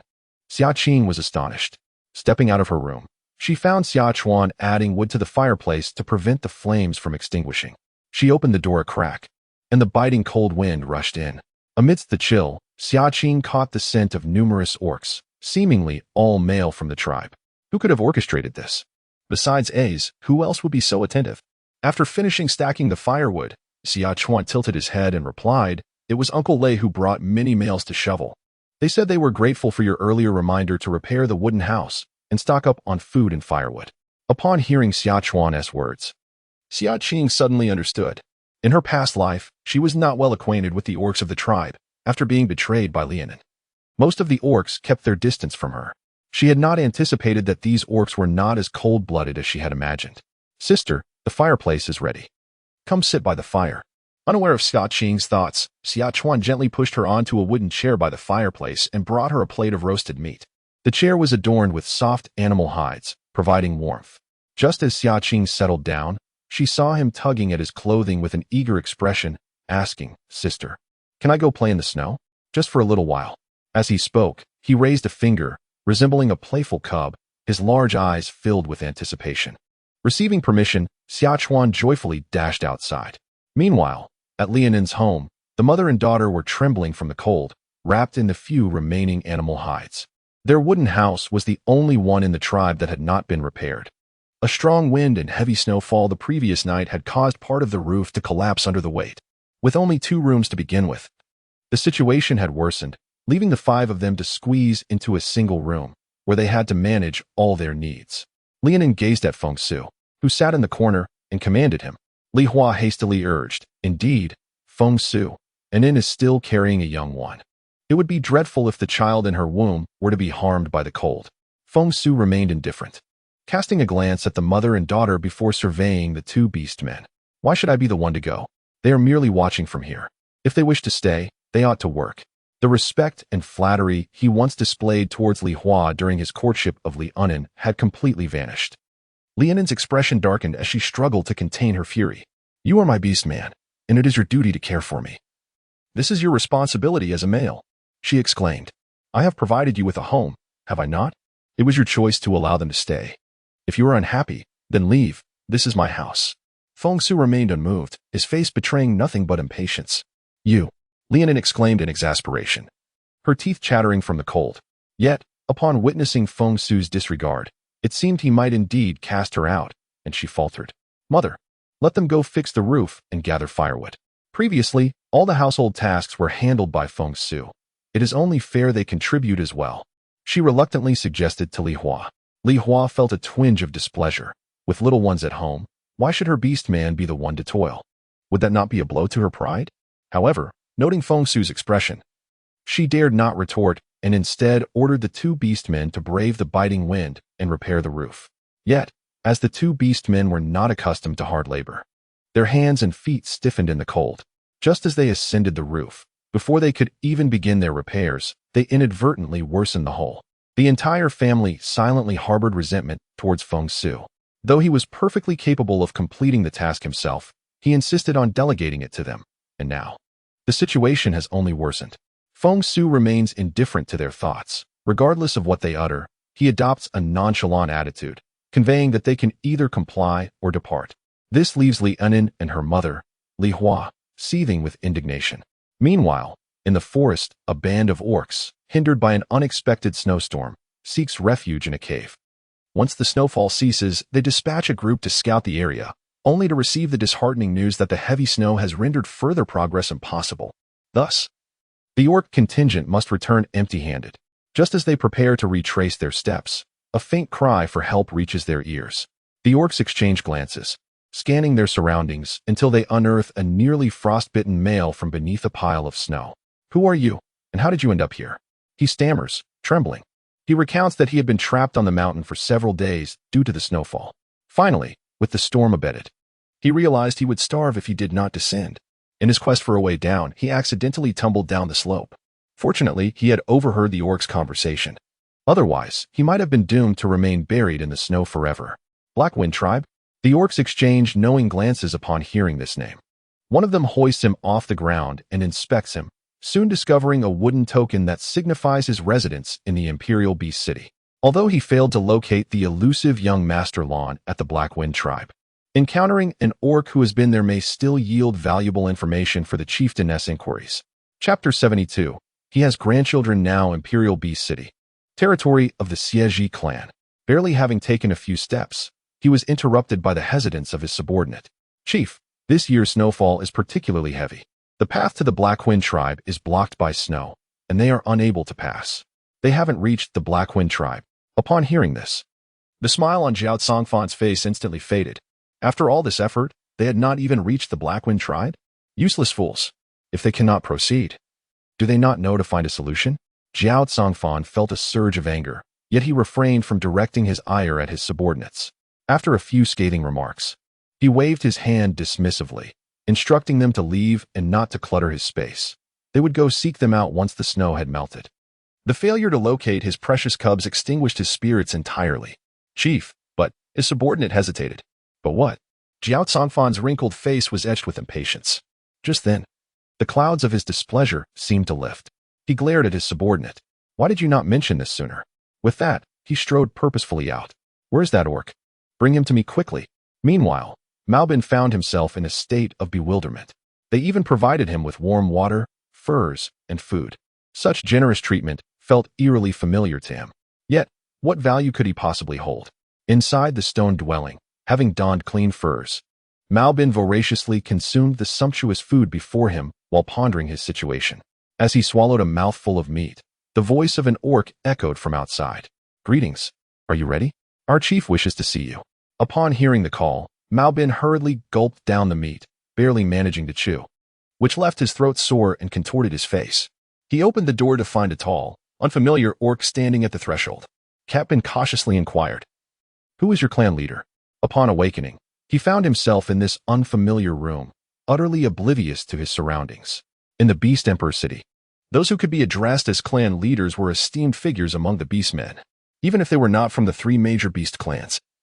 The leaders of the smaller clans were at least formidable fifth-tier warriors. Such prominent individuals, what would they want with him? The Xia clan, the very same Xia clan that is one of the three major beast clans in the Beast Emperor city? Captain swallowed hard, half wondering if he had misheard. Surely, there could not be another Xia clan in the Beast Emperor city. Observing Cat Bin's naive demeanor, the Beastman responded with a hint of pride. The Beastman admonished him, and Cat Bin hastily nodded in agreement, affirming, yes, yes. Even within the Beast Emperor city, the distinction between the three major beast clans and ordinary beastmen was as vast as the sky and the earth. Cat Bin could scarcely fathom the opportunity he had to set foot in the territory of the Xia clan and engage in conversation with their clan leader. He followed the Beastman obediently, and before long, they arrived at a grand stone chamber exuding an air of authority. As he stepped inside, he felt the presence of an overwhelmingly powerful figure standing before him. Cat Bin dared not breathe, lowering his head in deference. Zhao Songfan regarded the shrinking Cat Bin with a stern expression. Yes, yes. Cat Bin nodded vigorously. Are you familiar with the Blackwind tribe? Have you encountered a male of our Xia clan in his 30s? Zhao Songfan's brow furrowed slightly, revealing a hint of age, but then he seemed to relax. Xiaolan has not been found for many years. He should not easily reveal his true identity. The male in question possesses formidable second-tier strength, and it is understandable that he does not recognize Xiaolan. He shifted the topic and inquired whether I had encountered a female from the Cat clan, one of striking beauty who had awakened her innate talent. The message delivered by the orc from the Fox clan contained only these clues. However, females capable of awakening their talents are exceedingly rare, suggesting that locating her should not prove overly difficult. Malbin was taken aback. A female from the Cat clan with a fire-related talent. Could it be Xia Qing? Although Li Enin belonged to the Raccoon clan, her appearance paled in comparison to Xia Qing. Thus, it was apparent that Li Enin could not be the female referred to by the patriarch of the Xia clan. I have seen her, I replied eagerly. Are you searching for that female? Malbin nodded vigorously, curiosity piqued. Could it be that Xia Qing had a connection with the Xia clan? It seemed the information provided by the Fox clan orc was indeed accurate. What is the name of that female? Is there a powerful male by her side? Zhao Songfan pressed on, unable to contain his anticipation. Instantly, Malbin thought of Yunza as the formidable male. Yes, indeed. Her name is Xia Qing, and she certainly has an exceptional beast husband by her side. Upon realizing that the patriarch was familiar with Yunza, Malbin hastily flattered him. A sense of relief washed over Zhao Songfan. His Xiaolan was exceptionally gifted. Even at a young age, she had emerged as the strongest orc warrior among the youth of the Imperial Beast City. In a small tribe, she would undoubtedly stand out. Are they, well? Zhao Songfan asked, his eyes glistening with moisture. Malbin, observing his reaction, recalled that Xia Qing's mother had once been an orc from the Imperial Beast City, and deduced that Jiao Congfan was indeed searching for Xia Qing. He nodded affirmatively, saying yes. She is doing splendidly, and is even expecting a cub. Upon hearing this, Jiao Congfan was overwhelmed with joy. His little Lan has actually given birth to cubs? He now has grandchildren. Splendid, splendid. Knowing that little Lan is safe brings him great peace. At this moment, Jiao Congfan remains oblivious to the fact that his conversation with Mao Bin is entirely mismatched. Outside the territory of the Xieji clan, the leader of the Xieji tribe unexpectedly bestowed upon him 2 second-tier beast crystals. Could it be that Xia Qing shares a profound connection with the Xieji clan? Chapter 73. It is essential to cultivate a good relationship with Xia Qing. The cat mother reclined comfortably in bed, with 2 beastmen on either side warming the covers for her, while 3 other beastmen tended to several half-grown cubs outside. This was her 4th litter. The eldest did not survive, and he is the second. The subsequent 2 litters produced the 3rd, 4th, and 5th, who are still quite young. The family enjoys a bountiful life, largely due to his cunning and deceitful ways outside. Due to her ability to bear offspring, the cat mother often mingles with other males, officially having 5 partners, yet she maintains connections with over a dozen. Rising from the bed, she caressed the luxurious beast skin draped over Mao Bin, continuously clicking her tongue in admiration. This beast's skin must belong to a 3rd-tier ferocious creature, she mused. How could you afford such fine attire? Did Xia Qing provide it for you? I knew she must have reserved numerous treasures for Xia Qing.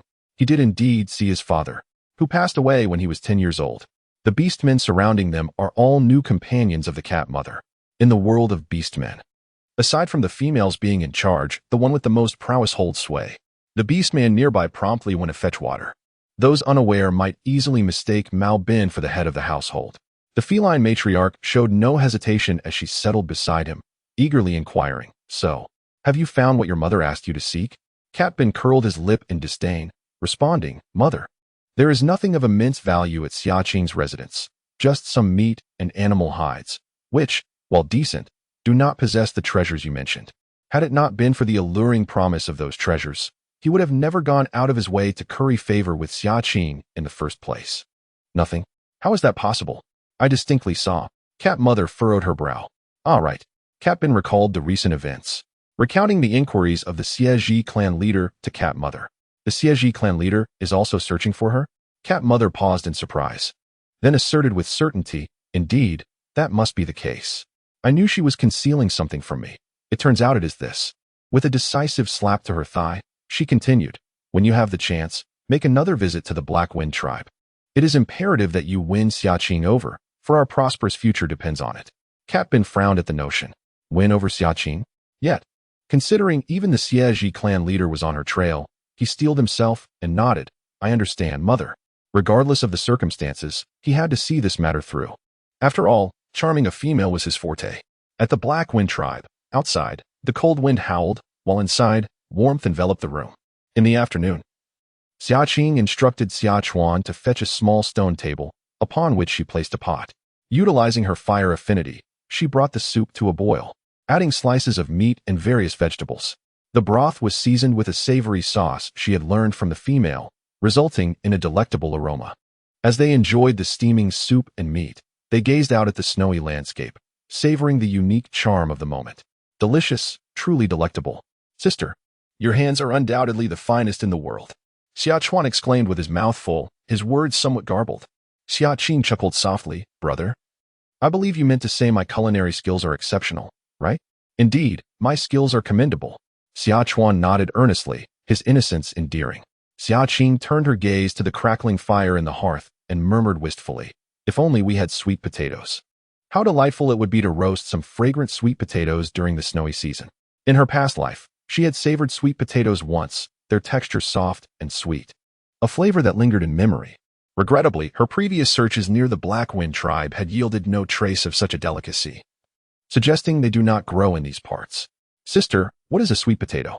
Is it tasty?" Xia Chuan inquired, his keen ears catching her words as he licked his lips, his bright eyes fixed upon her. His sole interests, apart from play, revolved around food. Truly a child at heart. Were it not for her concern about being unable to protect him at times, she would wish for him to continue living in such carefree bliss. "Hooray, hooray. Let us go find sweet potatoes." Xia Chuan clapped his hands and shouted exuberantly.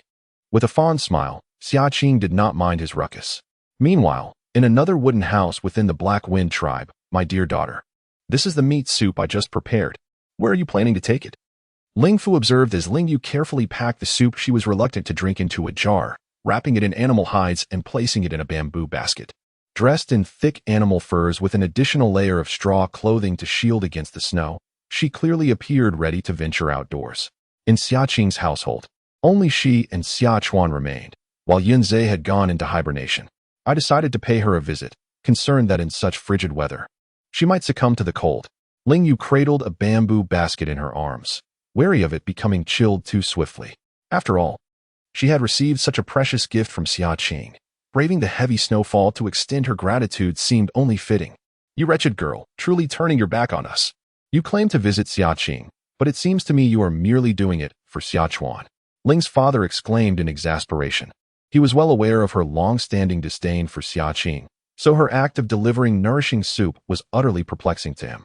Ling Yu glanced up at her father, retorting, I am genuinely visiting Xia Qing this time. As for Xia Chuan, given that we reside in proximity, I would undoubtedly see him as well. Noticing the pained expression on her father's face, she couldn't help but smirk. Was the wolf tooth bestowed upon her by Xia Qing a mutation from a ferocious beast? Not worth a mere bowl of soup? At her words, Ling's father appeared somewhat embarrassed. Ignoring his reaction, Ling Yu turned and stepped outside with her basket. The snow outside had been somewhat cleared, yet the relentless snowfall had already blanketed the ground anew with a thick layer. As she thought of Xia Qing, who had just given birth, Ling Yu felt compelled to quicken her pace. Though Xia Chuan was tall and robust, his mental faculties were incomplete, and he would surely struggle to care for Xia Qing adequately. She had heard that females who had just birthed were particularly vulnerable, requiring tender care. Otherwise, they might suffer lingering repercussions. Those unfortunate enough to neglect such needs could endure a lifetime of afflictions. Unbeknownst to Ling Yu, her concern for Xia Qing had transformed into something profound and sincere. Knock, knock. On a snowy day, Xia Qing and Xia Chuan were gathered around a small hot pot when suddenly, a knock echoed at the door. Puzzled, she glanced toward the entrance. How strange. Who could possibly be visiting on such a wintry day? Chapter 74. Father has approved of your relationship with Xia Chuan. Ling Yu stood outside, her hand trembling slightly from the cold as she knocked. She was uncertain about the situation within. Xia Qing was in a fragile state, and certainly, Xia Chuan wouldn't neglect to bring out the thick animal hides for her. She feared that no one would answer the door, yet was equally anxious about what awaited her inside. Would it be like an ice cave? She had heard that the Li family's roof had collapsed under the weight of the snow, leaving half their home resembling a frozen cellar, utterly uninhabitable. The more she pondered, the more her worries grew. Just then, the frozen door creaked open with a sharp sound, causing the snow that had settled upon it to tumble down, and it swung inward. Xia Qing had specifically designed the door to open inward, to prevent snow accumulation from obstructing it. As the door opened, a warm gust of air rushed forth. Ling Yu, what brings you here? Come in quickly, Xia Qing exclaimed, stepping aside to welcome her in.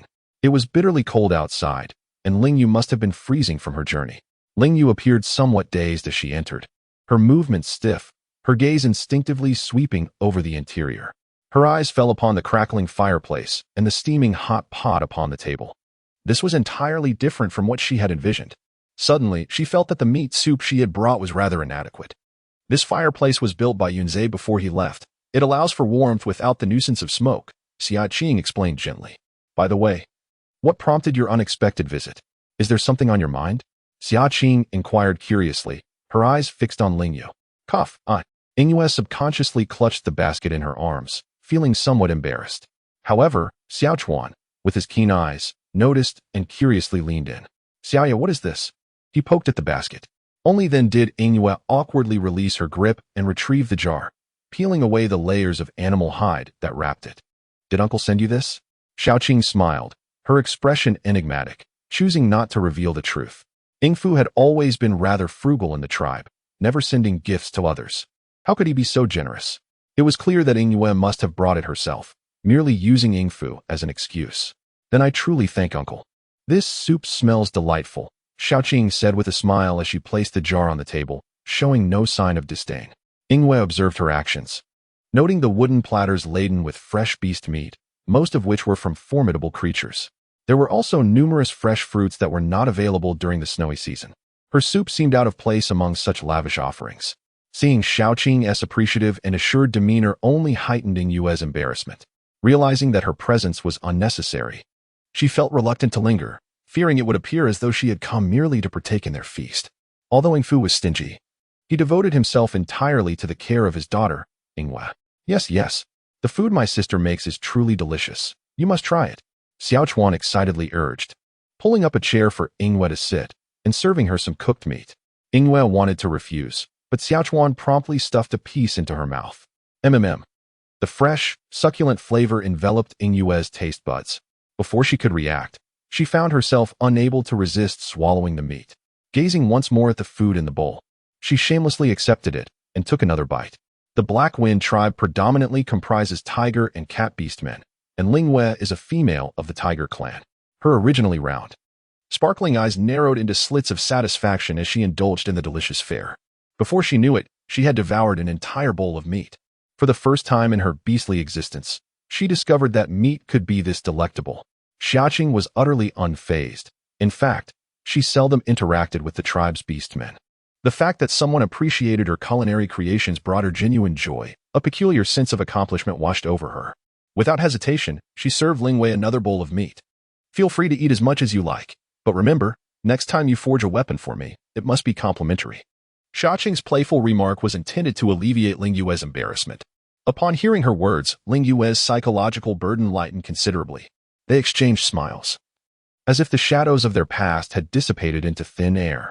Lingwei had only consumed 2 bowls, and though she yearned for more, she felt too bashful to continue. Thus, she rose to bid farewell. This time, Lingwei did not refuse. Oh, when did you acquire a bird? Is this your winter stockpile? Before departing, Lingwei noticed a plump little bird perched on Xia Qing's shoulder, flapping its wings in irritation. You are the stockpile, and your entire family is too. It squawked in exasperation. But to avoid revealing its identity, it spoke in bird language, which to Lingwei sounded like mere chirping. No, I raised this one for amusement. Winter can be rather dull, so I needed a little entertainment, Xia Qing explained with a smile. Casting a sidelong glance at the plump bird, it huffed and settled down obediently. Lingwei was somewhat astonished. This bird possessed quite a remarkable spirit. It seemed as though she could comprehend her words within the wooden cabin. Yingwe felt as if her ears were becoming calloused from listening. Her fingertips brushed against the spatial ring, as she prepared to retrieve something from within to silence her father. However, as her consciousness entered the realm of the ring, she was taken aback by the sight that greeted her. Being female, she was unable to venture out for hunting, and the ring contained only a few pieces of her own animal hides and some ordinary weapons. At that moment, the majority of the space was filled with beast meat. Numerous thick hides from ferocious beasts were piled up alongside a heap of firewood, and there was even a jar of fine white salt. For a brief moment, Yingwei was stunned, but she quickly regained her composure. In the entire Black Wind tribe, who else could possibly provide such an abundance of resources except for Xia Qing? Though she was unaware of how Xia Qing had managed to place the items inside, it was undoubtedly her. A profound sense of gratitude welled up within Yingwei. She and her father had always lived in poverty, with their supplies barely sufficient to stave off hunger and prevent freezing. This substantial bounty would allow the father and daughter to weather the snow season in comfort. Reflecting on her past animosity towards Xia Qing, a wave of guilt washed over Yingwei. She had wronged Xia Qing. With a focused thought, she arranged the provisions outside on the snow, then turned to face her father. She shifted her body to allow him a view of the entrance. Her father widened his eyes, rubbing them vigorously. Is all of this truly sent by Xia Qing through Xiaochuan? Yingwei raised an eyebrow in affirmation and cautioned, you mustn't speak of this to anyone. After speaking, he recalled something and turned to his daughter, acknowledging that he had been mistaken. It was indeed his duty to ensure that Xia Qing, without her beast husband by her side, was taken care of by her friends. He encouraged her to visit more often, chuckling. By the way, regarding your relationship with Xiaochuan, I have given my approval. Dad. Ling Yue's face flushed, and she glared at her father's retreating figure. Chapter 75. The mysterious offering from the beast man during the snowy season. The household remained ensconced in warmth while the beast men found themselves largely idle. The young females and their beast husbands busied themselves with procreation within the confines of their homes. With the harsh cold outside rendering it impossible to venture out, they found solace in activity, which kept them warm and conserved firewood. Although Xia Qing resided in a secluded area, ever since forging a blood pact with that young man, her senses had sharpened remarkably, particularly during the stillness of the night. The cacophony of sounds reverberating through the tribe prevented her from finding rest.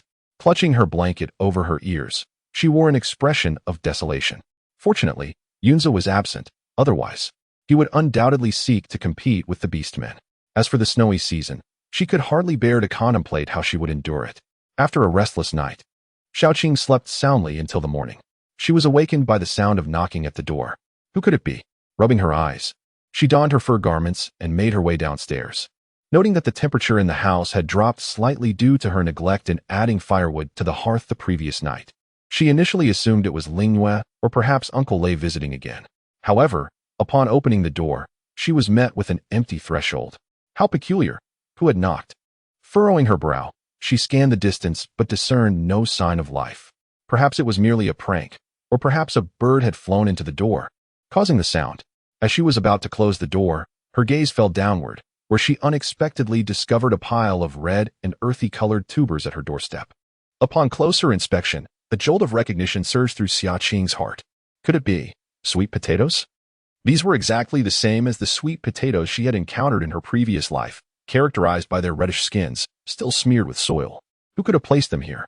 Xia Qing cautiously scanned her surroundings once more, but there were no signs of life, not even a single footprint. After a prolonged moment of fruitless searching for any beastmen, she decided to bring the sweet potatoes inside. Counting them, she found 18 perfectly round and plump tubers, resembling spheres, even more robust than those she had consumed in her past life. Yet, she was uncertain of their origin and opted not to eat them immediately, instead storing them in the pantry. It was prudent to ascertain the provenance of such mysterious gifts before indulging. To her astonishment, in the days that followed, each morning she awoke to find an array of food items at her doorstep. Sometimes, it was fresh fruits not typical of the snowy season. Other times, it was a freshly hunted stag, or even lively fish flopping about. Occasionally, she would also discover a few precious spirit fruits and beast crystals. At this point, Xia Qing was certain that these offerings were not from the beastmen of the Black Wind tribe. Could it be A's? Yet, she swiftly dismissed that notion. The sound of crunching footsteps on the snow interrupted her thoughts.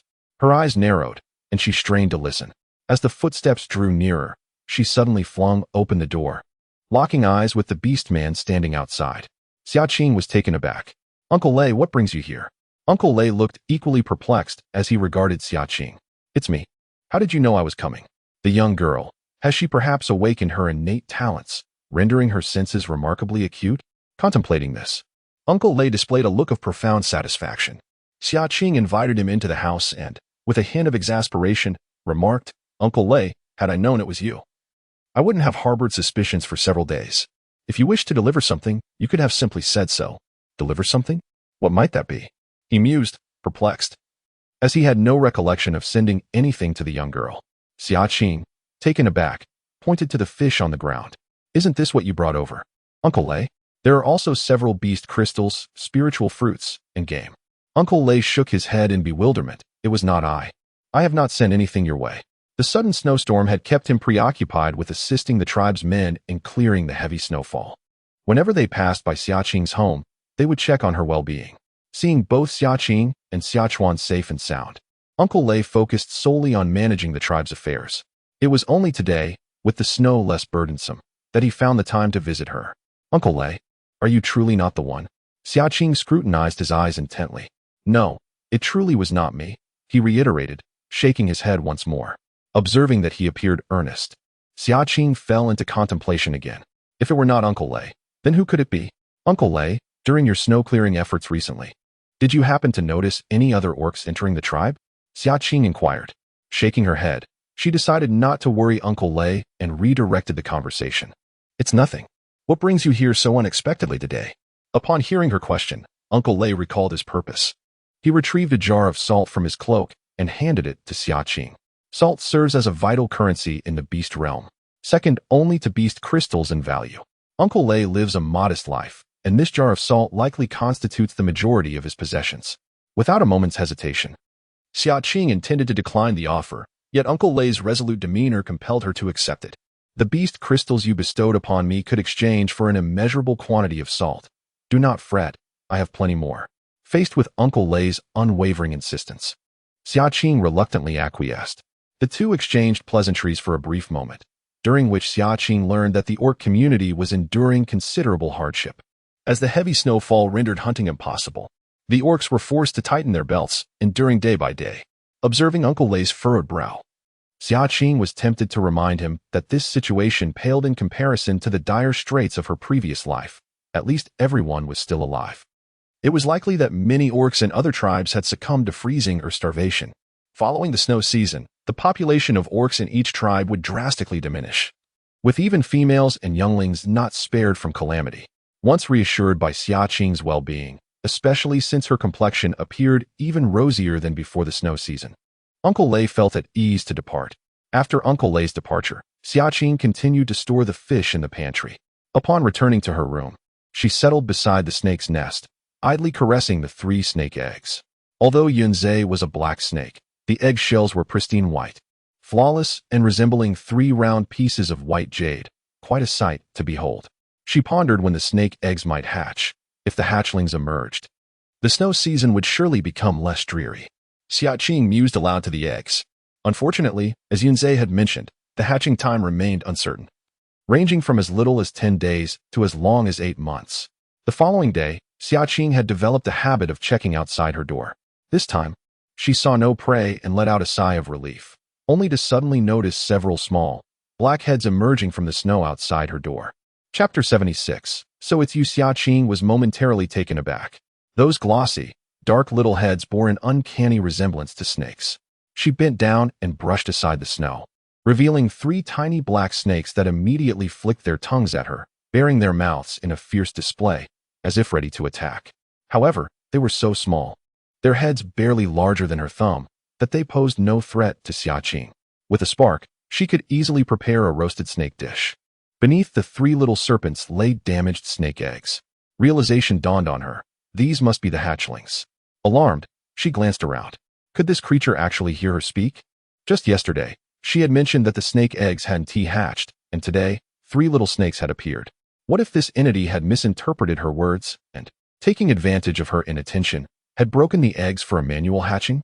The thought sent a shiver down Xia Qing's spine. The troubling part was that despite her keen senses, she had not detected any beastman encroaching upon her home. How had they overheard her? Furrowing her brow, she resolved to uncover this creature. Allowing a being capable of eavesdropping on her to roam freely outside was a significant security risk. Sister, what is this? Xia Chuan asked as she emerged from her room, noticing Xia Qing standing before the table, where a wooden box lay. He approached with the curiosity of a child. Peering in, a little snake. Sister, has your snake egg hatched? Such an adorable creature. It resembles my brother-in-law perfectly. A slight twitch appeared at the corner of Xia Qing's mouth. Fortunately, Yunzhe was not home. Otherwise, her brother's description would surely provoke his ire. This is not my offspring. It is merely a common hatchling, she clarified, then gestured for Xia Chuan to be silent. Xia Chuan promptly covered his mouth, obediently falling quiet, his large eyes sparkling with confusion yet displaying compliance. Xia Qing beckoned him closer, whispering a few words into his ear. Blinkingly, Xia Chuan nodded in understanding. During dinner, the two sat at the table. Sister, why does your face look so pale? Xia Chuan suddenly exclaimed. Xia Qing touched her face. Is it?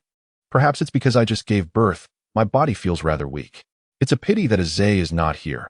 Otherwise, he could assist me in hunting ferocious beasts. The higher the grade of the beast crystal, the quicker my recovery would be. Her tone was casual, tinged with regret. Xia Chuan, however, raised his voice. But it's snowing heavily outside. Hunting would be difficult. Where would we find ferocious beasts? Observing her brother's lackluster performance, Xia Qing found it somewhat amusing. Fortunately, his childlike demeanor masked any unusual reactions. It's all right. I will recover in time, she reassured him before resuming their meal. 3 little black snakes poked their heads out of the wooden box, becoming considerably more docile after Xia Qing fed them a few morsels of meat. She perked up her ears, intently listening to the sounds outside. The stillness remained unchanged, enveloping the surroundings in silence. Yet she was acutely aware that the fellow had undoubtedly absorbed her words. After dinner, Xia Qing spread 2 animal skins beside the fireplace, and the 2 of them settled down to rest there. Throughout the night, Xia Qing did not close her eyes. Outside, the atmosphere was eerily silent. so quiet that one could almost hear the delicate sound of snowflakes landing upon the snowy ground. Before long, it was midnight, and the horizon began to reveal a faint azure light. Just as Xia Qing thought that the fellow would not arrive, a sudden rustling of wings echoed from outside the door. Could it be a bird-like beast-man? Xia Qing furrowed her brow, gripping the doorknob with one hand while wielding her black blade with the other, poised and alert. The sounds drew nearer, halting at the threshold. With a swift motion, she flung the door open and thrust her blade toward the source of the sound. The air was filled with the frantic flapping of wings, followed by a cascade of feathers. A blue beast crystal fell alongside the feathers. Xia Qing reached out to catch it, only to discover it was a fourth-tier beast crystal. So it is you. Who are you, truly? She frowned as she gazed ahead, only to see a shadow atop the bird beast. Startled, the creature shook off the shadow, which tumbled to the ground and flapped its wings in flight. Xia Qing suddenly understood. No wonder she had never spotted footprints. It was arriving seated upon the bird beast to deliver items. This fellow is indeed clever. The shadow remained silent, its diminutive form rolling in the snow before turning to flee outside the tribe. Brother, pursue him. Capture him. At Xia Qing's command, Xia Chuan dashed out immediately. The two of them flanked the shadow, which stumbled but was soon caught up by both. Xia Qing's objective was merely to capture the individual. She did not exert her full strength. When Xia Chuan obstructed the opponent's path, she unleashed two serpents of fire to block his other escape routes. To her surprise, the shadowy figure suddenly lifted his head, revealing a pair of emerald-green beast-like eyes, in which a fierce glint flickered for an instant. In the next moment, the fire serpent Xia Qing had just released seemed to sprout wings, changing direction and hurtling towards her face. Xia Qing felt a jolt of alarm and concentrated, only to discover that she could not control the fire serpents she had conjured. Could this individual truly manipulate her innate powers? Sister, Xia Chuan exclaimed in shock, ready to leap forward to shield her from the oncoming flames. However, in a heartbeat, the fierce expression in the shadow's eyes vanished, replaced by a hint of panic. In a swift movement, he appeared before Xia Qing, intercepting the fire serpents with his own body. The sizzling sound echoed as the shadow let out a muffled groan, raising his hand to extinguish the flames, yet wisps of black smoke still billowed from his form. Before he could fully comprehend the situation, Xia Chuan seized his arm, exclaiming in delight, "I've got him! I've got him!" Witnessing the figure's willingness to shield her from the flames with his own body, Xia Qing furrowed her brow even more tightly. Moreover, this silhouette seemed oddly familiar, as though she had encountered him before. Approaching him, she lifted his chin. And what met her gaze were those dark beast-like eyes, the young man's delicate features appearing somewhat pallid, with a trace of blood at the corner of his mouth. "Is it you? Are you the little beast-man imprisoned by the chief of the ferocious bear tribe?" Xia Qing recognized the youth at once. He had grown a bit taller since their first encounter and had gained a little weight, yet he remained quite slender, reminiscent of someone suffering from long-term malnutrition. The youth stiffened, taken aback by Xia Qing's recognition, and immediately struggled to escape. However, Xia Chuan possessed an astonishing strength, gripping him tightly with all his might, rendering any attempts at liberation futile. "Don't run. I mean you no harm," Xia Qing said, her brow furrowing, before turning her gaze to Xia Chuan. "Brother, please release him." She noticed the boy's arm, held captive by her elder brother, was seeping crimson liquid as he struggled, each drop splattering onto the snow, strikingly vivid against the white backdrop. Recalling the fourth-tier beast crystal from earlier, it was easy to deduce that these were injuries sustained during his hunt for a fourth-tier ferocious beast. Although she could not fathom why he had gone to such lengths to meet his own needs, Xia Qing sensed no malice from this boy. At the very least, had he harbored ill intentions, he would not have shielded her from harm moments ago. Xia Chuan, upon hearing her words, responded with an "oh" and obediently released the youth. Though he issued a warning, "Don't think about running." It seemed Xia Qing's plea had resonated, for the boy stood frozen in place, motionless. Only then did Xia Qing take a closer look at him. His beast skin was tattered and torn. Whether from the claws of a ferocious beast or simply its pre-existing condition was uncertain. The fabric was almost saturated with blood, revealing ghastly wounds beneath. The cold wind had reddened his skin, and the small figure trembled in the frigid air, a pitiful sight. Taking a deep breath, Xia Qing opened her front door and said, "Please, come inside. We will not harm you, I promise." Chapter 77. Why sign a blood pact? The youth's eyelids fluttered, and his deep green gaze lifted hesitantly to meet Xia Qing's for a fleeting moment before he stepped into the room under their watchful eyes. Relieved that he was willing to heed her counsel, Xia Qing exhaled softly. She exchanged a knowing glance with Xia Chuan, signaling him to clean up the blood stains outside, and the siblings hurriedly entered the house. The boy was peculiar, and she wished to avoid being discovered by the beastmen who would come to clear the snow the following day. Upon entering, they found themselves in the reception room. Xia Qing's quarters were located at the back, with a kitchen adjacent and a small room designated for sanitation. Aside from retrieving items from the storage, Xia Qing rarely needed to venture outside. As a result, the living room was adorned with a plush, gray fur carpet, enveloping the space in warmth. However, the boy paused at the threshold, seemingly reluctant to step inside. When Xia Qing entered, she noticed him standing awkwardly at the door, unwilling to advance further. Upon hearing her voice, the boy lowered his head. His bare feet were already reddened from the cold, marred by jagged streaks of blood that had melted and seeped into the carpet. It appeared that he sensed Xia Qing's gaze, as his toes curled tightly against the floor, attempting to minimize contact with the luxurious carpet. Xia Qing's heart softened inexplicably. The youth before her resembled a chastised cub. "It's all right. Come in and warm yourself by the fire," she urged, tugging gently at his arm, only to find him unyielding. With a hint of exasperation, she amended her offer. "Allow me to fetch you a clean fur, and my brother can take you to wash up before you come inside. How does that sound?" The boy remained silent, and Xia Qing took this as his tacit agreement. She entered her elder brother's room and utilized her fire affinity to boil a basin of hot water, instructing him to ensure the young boy was thoroughly cleaned, fearing he might attempt to escape. Although Xia Chuan was not entirely mentally sound, he would obey Xia Qing's words without fail. Before long, the boy donned a clean and robust tiger skin garment, which made his originally slender frame appear significantly sturdier. The freshly bathed youth was even fairer than Xia Qing had envisioned. Beneath his damp, tousled hair, his delicate and striking features were quite captivating, leading one to mistake him for a female. Surprisingly, the skin that had recently been marred by blood now appeared unblemished, entirely devoid of any signs of injury. Xia Qing assumed that his wounds were concealed beneath the beast's skin and gently inquired, "What is your name? The supplies at the entrance have all been delivered by you, correct?"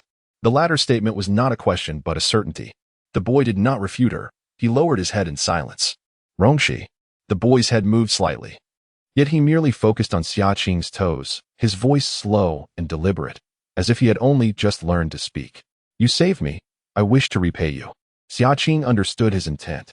The supplies he had brought were a means of expressing gratitude for her rescue from the Fierce Bear tribe. So, had the knife she provided aided him? "After leaving the Fierce Bear tribe, have you been following me all along? You must have dealt with the pursuers from the Fierce Bear tribe, correct?" Xia Qing inquired again. It was no wonder the traces she left behind were so evident.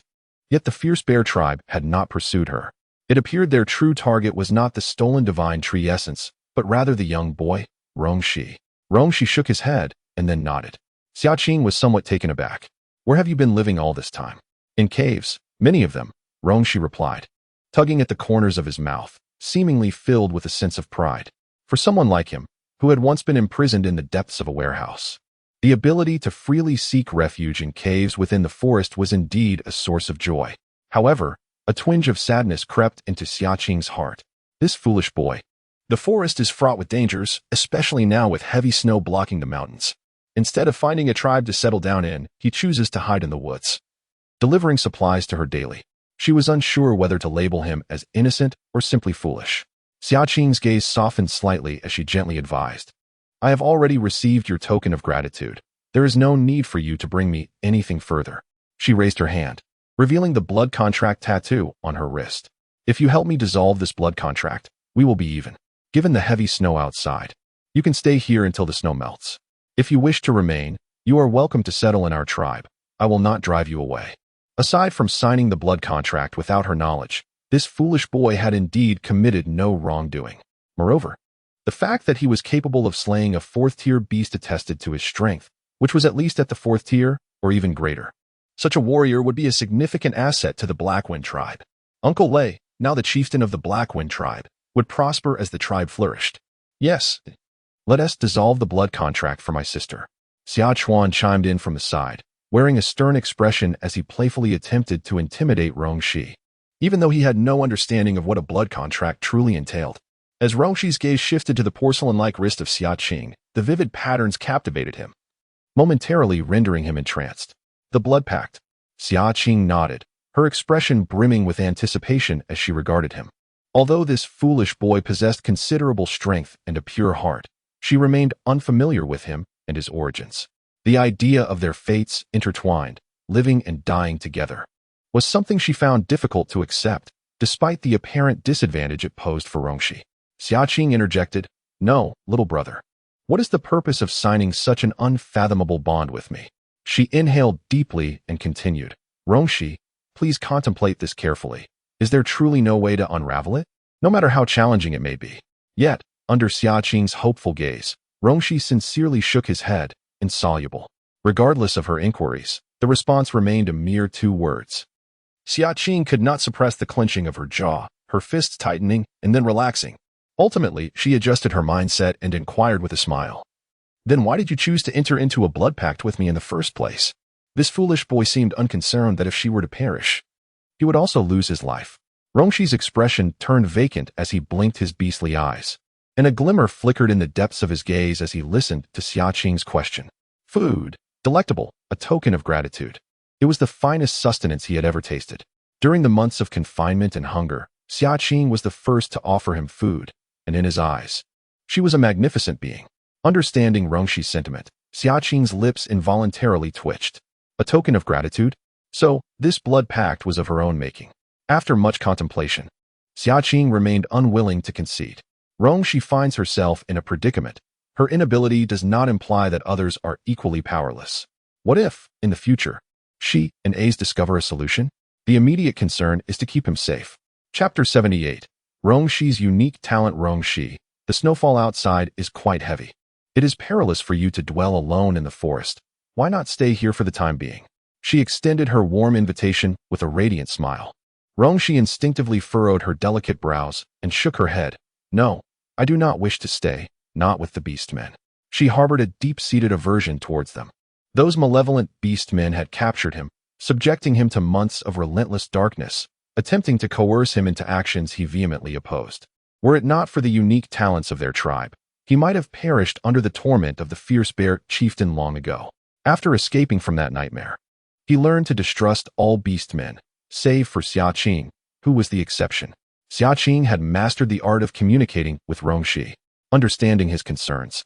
She offered a gentle assurance, "You need not fear. Here, no beastman will capture you again. I am here, and I shall ensure that the members of the tribe do not harm you." While the beastmen of the Black Wind tribe were known to be somewhat greedy for trifling gains, they lacked the fanatical cruelty of the fierce bear tribe. Moreover, she believed that someone like Rongxi, who struggled to integrate with the beastmen, might be more susceptible to deceit in the future. At least until the blood pact was dissolved, she could teach him vital survival skills and the art of social interaction. Rongxi blinked, and after Xia Qing spoke, the resistance in his eyes visibly diminished. "Protection?" he inquired hesitantly. With a gentle smile, Xia Qing nodded. "Yes, in the Black Wind tribe, I will protect you from harm." Without a hint of hesitation, Rongxi chose to place her trust in Xia Qing. "Sister, do you want him to stay with us to substitute for my brother-in-law?" Xiao Chuan suddenly inquired, his voice tinged with confusion.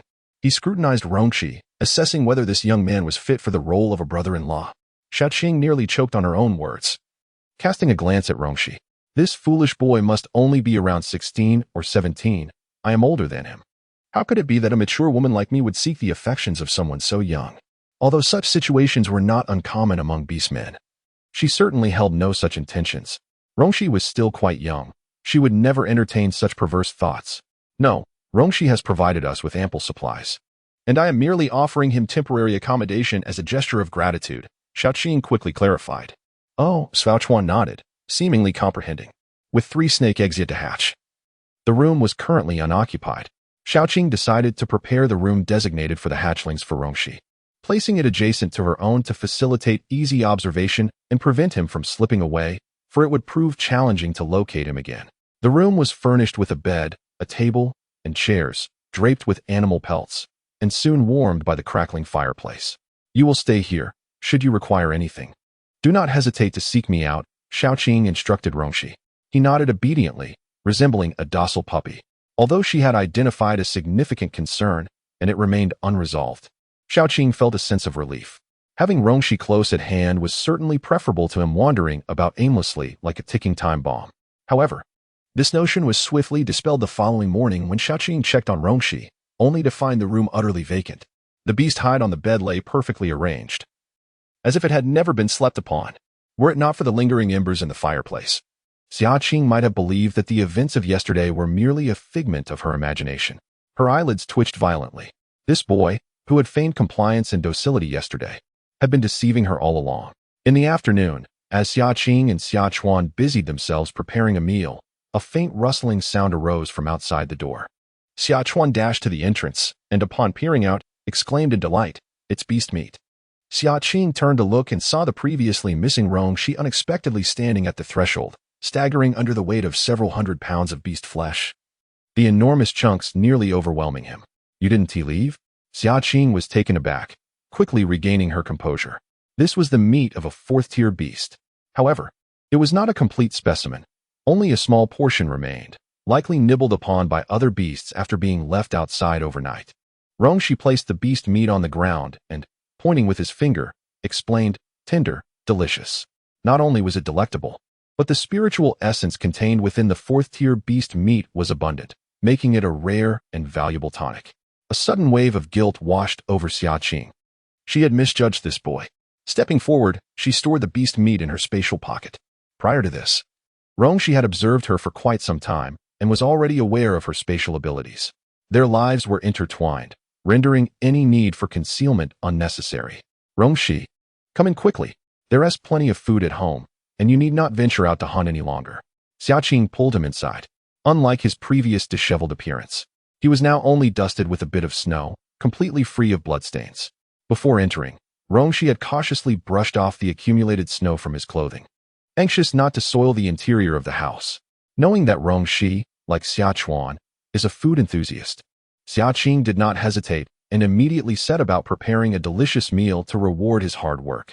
"Yay, delicious food!" Xia Chuan exclaimed, dancing joyfully as he rushed into the kitchen to grab a knife. However, when Xia Qing attempted to cut the fierce beast meat, the blade failed to penetrate, and instead, it shattered in her hand. How could the meat of a fourth-tier beast be so resilient? How would they consume it? Unfazed, Xia Qing seized another knife, determined to try again. Suddenly, the knife inexplicably soared from her grasp. Startled, she turned to see Rongxi standing beside her, his gaze fixated on the knife. As his eyes followed its movement, the knife gracefully descended onto the beast meat, deftly avoiding the hide and slicing through with ease. In an instant, the blade became dozens of times sharper, effortlessly reducing the beast meat into thin slices. Before long, a 10-kilogram chunk of beast meat was transformed into several plates of delectable slices. "How can our knife obey your command?" Xia Chuan asked, bewildered.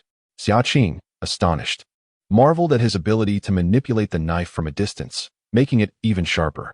What an extraordinary power. How did you achieve that? She couldn't help but inquire. Rongxi looked up, confused, and the uncontrolled knife clattered onto the table, producing a metallic sound. The beast hide was hard, while the meat was tender. This was the hide of a fourth-tier beast porcupine, tougher than stone. Shaking her head, Xia Qing clarified, "That's not what I meant. I meant, how did you make the knife? Cut the meat." She carefully chose her words, the astonishment in her eyes still palpable. Rongxi was momentarily taken aback, seemingly pondering how to articulate her thoughts. She then raised her hand and pointed to her temple. "Spirit, talent. Are you suggesting that this is your innate gift?" Xia Qing recalled something and inquired further. "Does that mean my sudden ability to perceive the trajectory of the enemy's attacks during battle was also due to this talent?" Chapter 79, an alternate talent of the elder brother Rongxi nodded. "Blood pact, talent, you possess." Xia Qing felt a surge of excitement within her. She had previously recognized the extraordinary power of this mysterious talent, but was unaware of its profound efficacy. It appeared that the spiritual talent could amplify other entities several times over. But what are the other talents? Could they also be enhanced under the influence of spiritual talent? She noted that Rongxi had used the word possess, and a bold hypothesis began to form in her mind. "Are you implying that even if our blood pact were to be dissolved, the spiritual talent you bestowed upon me would not vanish?" Rongxi shook her head, retaining only a single phrase in her memory: blood pact, unsolvable. "Very well, unsolvable. Can you teach me how you accomplished that just now?" Xia Qing asked, her eyes sparkling with eagerness as she gazed at Rongxi. She decided not to dwell on the matter any longer, since finding a way to dissolve the blood pact seemed elusive and would require considerable time in the future. she needed to strengthen her abilities. Now, another name had been added to her protection list, Rongxi. Since the blood pact had already been established, she must strive to maximize its benefits. Rongxi nodded, clearly willing to oblige. The purpose of the blood pact was, after all, the sharing of life and abilities. Thus, the journey began. Under the brief guidance of Rongxi, Xia Qing held her breath, focusing intently, her gaze fixed upon the knife resting on the table. Initially, the blade remained utterly still. Undeterred, Xia Qing persevered, attempting dozens of times until, to her astonishment, the knife's edge quivered ever so slightly. A surge of joy washed over her, and she delved deeper into concentration. Gradually, the knife transitioned from trembling to levitating, eventually responding to Xia Qing's will, executing any movement she desired, including slicing through the flesh of fierce beasts. Although her control paled in comparison to Rongxi's, clumsy, slow, and lacking in sharpness, Xiaochuan gazed at the scene in wonder, thinking, the knife seems to have come alive. Once Xia Qing had prepared 2 plates of meat, her mental energy nearly depleted, she paused to prepare a meal. Xiaochuan, cradling the knife, scurried to a corner, whispering to himself, "Come on, knife, fly, fly." Noticing the blade remained unresponsive, he mimicked the focus of Rongxi and Xia Qing, fixating on the knife. "Well, fly," he urged. The knife. After much contemplation, the fragrant aroma of the beast soup prepared by Xia Qing wafted through the air. Xiaochuan quickly abandoned the knife, his attention wholly captivated by the culinary delights. The flesh of the 4th-tier beast was indeed tender and brimming with vitality. Just a single bite infused warmth and strength throughout his meridians, flowing gently like a stream coursing within him. Unlike the mushiness of ordinary wild meat, the beast's flesh was robust. Xia Qing then retrieved the sweet potatoes that Rongxi had previously gifted her, placing them in the hearth to roast. Before long, the enticing scent of the sweet potatoes filled the air. After savoring the beast meat, Xia Qing indulged in a roasted sweet potato all to herself. Its charred skin concealed a soft, vibrant red flesh within, exuding an irresistible aroma. Xia Qing could not resist taking a bite. The familiar flavor was even more delightful than she remembered from her previous life. Alas, how she wished that A's were present to share this exquisite delicacy with her. No sooner had she finished her thought than she turned to glance at Rongxi, who, as anticipated, was looking her way. This foolish boy was quite stubborn. She feared that tonight, her bed might unwittingly accommodate a hibernating serpent. Very well. Rongxi nodded thoughtfully, seemingly striving to comprehend the implications of her words. How complex. It appeared he had much to learn in the days to come. In the ensuing days, Xia Qing diligently trained her mental aptitude according to Rongxi's methods. Like any other talent, mental prowess required constant exercise to enhance. Xia Qing had already mastered the manipulation of some intricate objects. She had intended to absorb some beast crystals to swiftly elevate her mental aptitude to the 2nd tier, thereby minimizing the gap with her other abilities. However, after several days of absorbing beast crystals, she found no improvement in her mental aptitude. Instead, her lightning affinity, which had previously been calm and undisturbed, had unexpectedly advanced to the 3rd tier. This progression was entirely beyond Xia Qing's expectations. Previously, her elevation had been achieved only through the absorption of divine tree essence. Life and death battles, or consuming beast crystals beyond her level. Yet this time, she had merely absorbed ordinary 1st and 2nd tier beast crystals, all while remaining comfortably at home. The sole difference this time was her practice of mental aptitude alongside Rongxi. Could it be that mental talent can accelerate the advancement of other abilities? Upon this thought crossing her mind, Xia Qing could hardly contain her exhilaration. Was this not the very method she had been seeking to enhance her strength? A premonition stirred within her. As her mental talent grew, she was certain to encounter unexpected delights ahead. Yet, how could she elevate her mental talent? Xia Qing inquired of Rongxi. However, Rongxi, lacking in communicative prowess, was unable to articulate clearly, merely conveying that it was more challenging to advance than other talents. Frustrated by the lack of answers, Xia Qing resolved to explore the matter on her own. Consequently, from the onset of the snow season until now, the provisions in her home had not only remained unchanged but had in fact multiplied. Observing the burgeoning supplies within her space, Xia Qing felt that soon her 2nd tier space would scarcely suffice. Thus, she urged the little furball to diligently enhance her spatial talent and expand the space. The little furball responded, "Why not just fit the entire house inside?" Yet, being dependent on others, it dared not protest and could only toil away dutifully.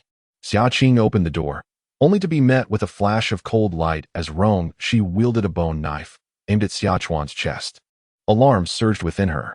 The two had been getting along harmoniously of late, often engaging in playful banter, yet they had never truly drawn weapons against one another. Brother! Just as Xia Qi was about to rush forward to pull Xia Qing away, a surge of mental force pushed her aside. In the next moment, the bone knife struck Xia Qing's chest. Shi, stop!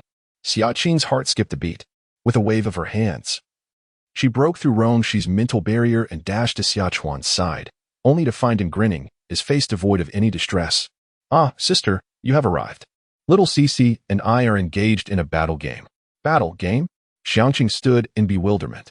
Xia Qing opened his leather tunic, revealing unscathed skin beneath.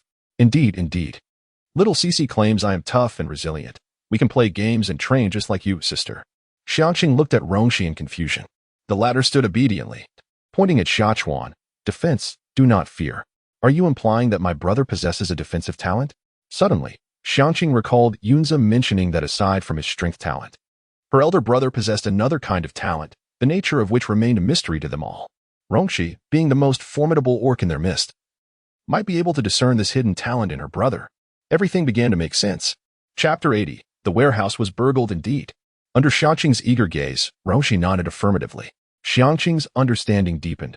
No wonder her elder brother had survived 3 years in the beast arena. Besides awakening his strength talent, he also possessed a defensive talent. This explained how he had managed to endure numerous bouts and still remain alive today. However, at that time, he had merely a first-tier defensive talent, his power being limited. Even though he was somewhat tougher and more resilient, the injuries and pain he endured were not diminished in the slightest. Xiangqing felt less surprise and more heartache. After a moment, she turned to Shi. Thank you for teaching me to train my mental talent and for engaging in combat with my brother to enhance his battle experience. Understanding Shi's awareness of Xia Qing's talent, Xiangqing realized his intentions. He was indeed helping them. Upon hearing this, Shi pressed his lips together and awkwardly revealed a shy smile. No, thank you, it is only right. He had indeed come to repay a debt of gratitude, and these actions were merely his duty. As time passed in the company of Shi, Xia Qing gradually came to understand more about him. At merely 17 years of age, Shi had once lived in a seemingly remote tribe, which rendered him somewhat inarticulate. In his rough and clumsy descriptions, he spoke of his tribe's orcs as being reclusive, shunning the light, and often remaining behind closed doors. As he approached adulthood, he had inadvertently left the tribe and encountered a malevolent bear orc. Lured by the bear chieftain with promises of food, he was unaware that it was a toxic fruit capable of sapping an orc's strength. The bear chieftain coveted his innate talents and sought to compel him to mate with the bear tribe's young master, aiding in the elevation of the latter to the position of the next tribe leader. Realizing he had been deceived, Shi was filled with rage and naturally refused. Thus began a prolonged captivity of several months, culminating in the scene that Xia Qing had witnessed. Upon learning of Shi's plight, Xia Qing could not help but lament the innocence of this naive young man. Curiosity about his tribe began to stir within her. What kind of tribe could raise such an orc? Time passed swiftly, and before long, 20 days had elapsed since the onset of the snow season. The three of them lived relatively harmoniously within the wooden cabin. One day, while Xia Qing was still deeply asleep in bed, a loud crash jolted her from her dreams. She sprang up from her bed, her drowsy eyes still clouded with confusion. Soon, she heard the raucous sound of conversation outside the door. Xia Qing furrowed her brow. During the snow season, scarcely anyone ventured outdoors. Those who did were typically orcs engaged in clearing the accumulated snow. Who was making such a commotion outside her door? She rose, donned her garments, and descended the stairs, only to find the front door ajar. Shi stood in the courtyard, resolutely clutching a male figure who struggled futilely against her grasp. The male bore several bruises upon his visage, and the sounds of his distress emanated from his lips. Perhaps due to the volume of his cries, a considerable number of orcs had gathered outside. Despite the frigid snow-laden air, many orcs had remained indoors for nearly 20 days, stifled by the monotony, and were eager not to miss the spectacle unfolding before them. Let me go? Who are you, orc, and why are you in our tribe? If you lay a hand on me again, the orcs of our tribe will not allow you to escape. Upon seeing Xia Qing emerge, a flicker of panic crossed the male's face, and he intensified his struggles while simultaneously denouncing Shi. It seemed he aimed to divert the crowd's attention towards the unfamiliar youth who was allegedly assaulting him. Shi, with her pristine complexion and unblemished attire, contrasted sharply with the male's battered appearance, making it evident who was truly the victim. In response, the orcs turned their wary and inquisitive gazes towards Rongshi. Rongshi, what has transpired? Xia Qing inquired, her trust firmly placed in Rongshi. Throughout these past 20 days, Rongshi had been remarkably well-behaved, never seeking to provoke any conflict. Even when orcs approached to clear the accumulated snow outside, she had maintained her distance. Rongshi expressed her disdain for the orcs. He stole. Rongshi pressed her lips together, assuming an indignant expression as she pointed towards the storeroom. The door to the storeroom was located at the opposite corner of the courtyard. Xia Qing shifted her gaze and soon realized that the storeroom door was ajar, and the supplies that had once been neatly arranged within were now scattered across the ground. The male's arms were bulging, as if concealing something within. Xia Qing narrowed her eyes. What audacity you possess, to steal from me. The male before her was indeed one of Li Hua's beast husbands. Who has stolen from you? I merely passed through and was caught by this little one. Receiving a beating in the process, he stammered defensively. Yet, in the next moment, Rongshi reached out and tore open the beast skin adorning his chest. Several pieces of preserved beast meat fell to the ground.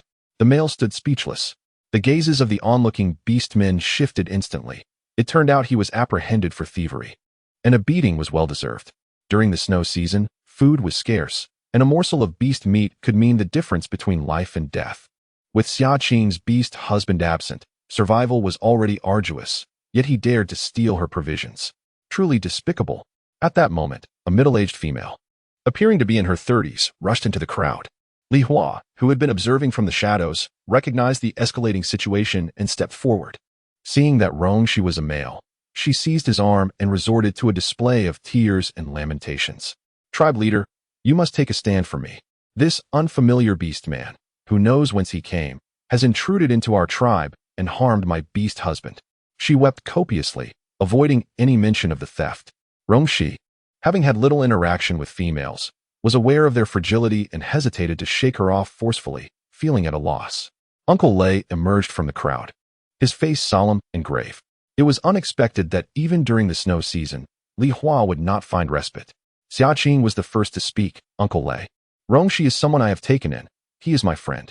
He intended to join our tribe, but due to the continuous heavy snowfall outside, I have yet to inform you. In their small tribe, the willingness of orcs to join is indeed a fortunate occurrence. Thus they generally do not refuse newcomers. Consequently, Rongshi harbored no objections to the inclusion of the Black Wind tribe. Since this individual was a friend of Qing, they were not regarded as a stranger. Uncle Lei naturally sided with Xia Qing, casting a cold gaze towards Li Hua and Chun. What brings you both here on such a snowy day? Have you come to steal food from Qing's home? Whose idea was that? Uncle Lei's words served as a reminder to the assembled orcs. Chun, being Li Hua's mate, was expected to heed her wishes. Li Hua's expression stiffened, and she reluctantly released her hold. Turning to Chun, disappointment etched on her face, she exclaimed, "How could you steal Xia Qing's food? I turned my back for just a moment, and you've gone and caused trouble." In mere phrases, she attempted to absolve herself of blame. Yet, the others were not fools. Without Li Hua's consent, would Chun have dared to undertake such an act? Xia Qing regarded her with a half-smile. Since it was theft, should there not be a consequence? Otherwise, if everyone begins to pilfer food, wouldn't he that throw the tribe into chaos? Li Hua inwardly cursed both Xia Qing and Rongshi numerous times. This naive fool was truly meddlesome. Her pilfering of Xia Qing's food was of no concern to him. Furthermore, it was merely a few pieces of meat. She had seen the ample supplies in the storeroom. What harm was there in allowing Chun to take a little? Everyone was struggling through the snow season. Must they be so petty? Chapter 81. What is that dog barking about? The surrounding orcs nodded in agreement. Regardless of their awareness, the fact remained that Chun had committed theft. Indeed, if there were no punishment, would it then be acceptable for my mate to steal from your home as well? Everyone is well aware of the scarcity of food during the snow season. The chieftain must impose severe punishment upon Chun. Li Hua's expression was one of utter dismay. She had not anticipated that Xia Qing could be so sharp-tongued. Uncle Lei, please spare Chun this time. He too has been driven to desperation. Since the onset of the snow season, neither my mother nor I have been able to eat our fill, subsisting solely on water to stave off hunger. For we have no firewood at home, leaving Uncle Chun with no choice but to consume snow. Lianan rushed to Li Hua's side. one hand cradling her swollen belly while the other wiped away her tears. Uncle A-chun acted out of necessity. It was not his intention, and he has already faced punishment and learned his lesson. Since Xia Qing's family has an abundance of food, might they not lend us a little? Once the snow season has passed, I shall repay you. She deliberately drew the attention of the beastmen towards the storeroom, confident that they would covet the provisions. The beastmen turned their gazes towards Liaonin, and upon seeing her heavily pregnant form, gaunt face, their hearts were stirred with compassion. At that moment, a derisive laugh emerged from the crowd. Who said that Feng Su, gifted with the fire element, could stay warm even without firewood during the snow season? What does it matter to you if Xia Qing's family has food? Why should they lend it to you? Your family has 3 males. And Uncle Lei previously advised everyone to stockpile provisions. It is your own fault for not preparing. If you starve, you have only yourself to blame. And you stepped forth from the crowd, arms crossed, her words sharp as daggers. The sympathy in her eyes vanished in an instant. One reaps what one sows. Moreover, Feng Su is her partner. Why should they concern themselves? Liaonin's face shifted through shades of blue and purple as she was confronted. Pursuing you. How is it that she has become so close with Xia Qing, opposing both her and myself at every turn? In Liaonin's eyes, fury erupted. She stamped her foot, and a column of water surged from beneath, instantly melting the surrounding snow and revealing a patch of hardened earth. Had Liaonin advanced to the second tier? The orcs displayed expressions of astonishment upon sensing her surge of power. Water, the essence of survival, would prove invaluable during the dry season, regardless of her combat prowess. It was unexpected that just last time, Liaonin had been frightened to the point of submission by a ferocious beast. Yet now she had swiftly ascended to the second tier. Such rapid progress indicated an extraordinary talent. A hint of pride graced Liaonin's face. Xia Qing, what are you so pleased about? She had absorbed the essence of Feng Su and several beast slaves, and now she too had reached the second tier. With both at the same level, Xia Qing could no longer look down upon her.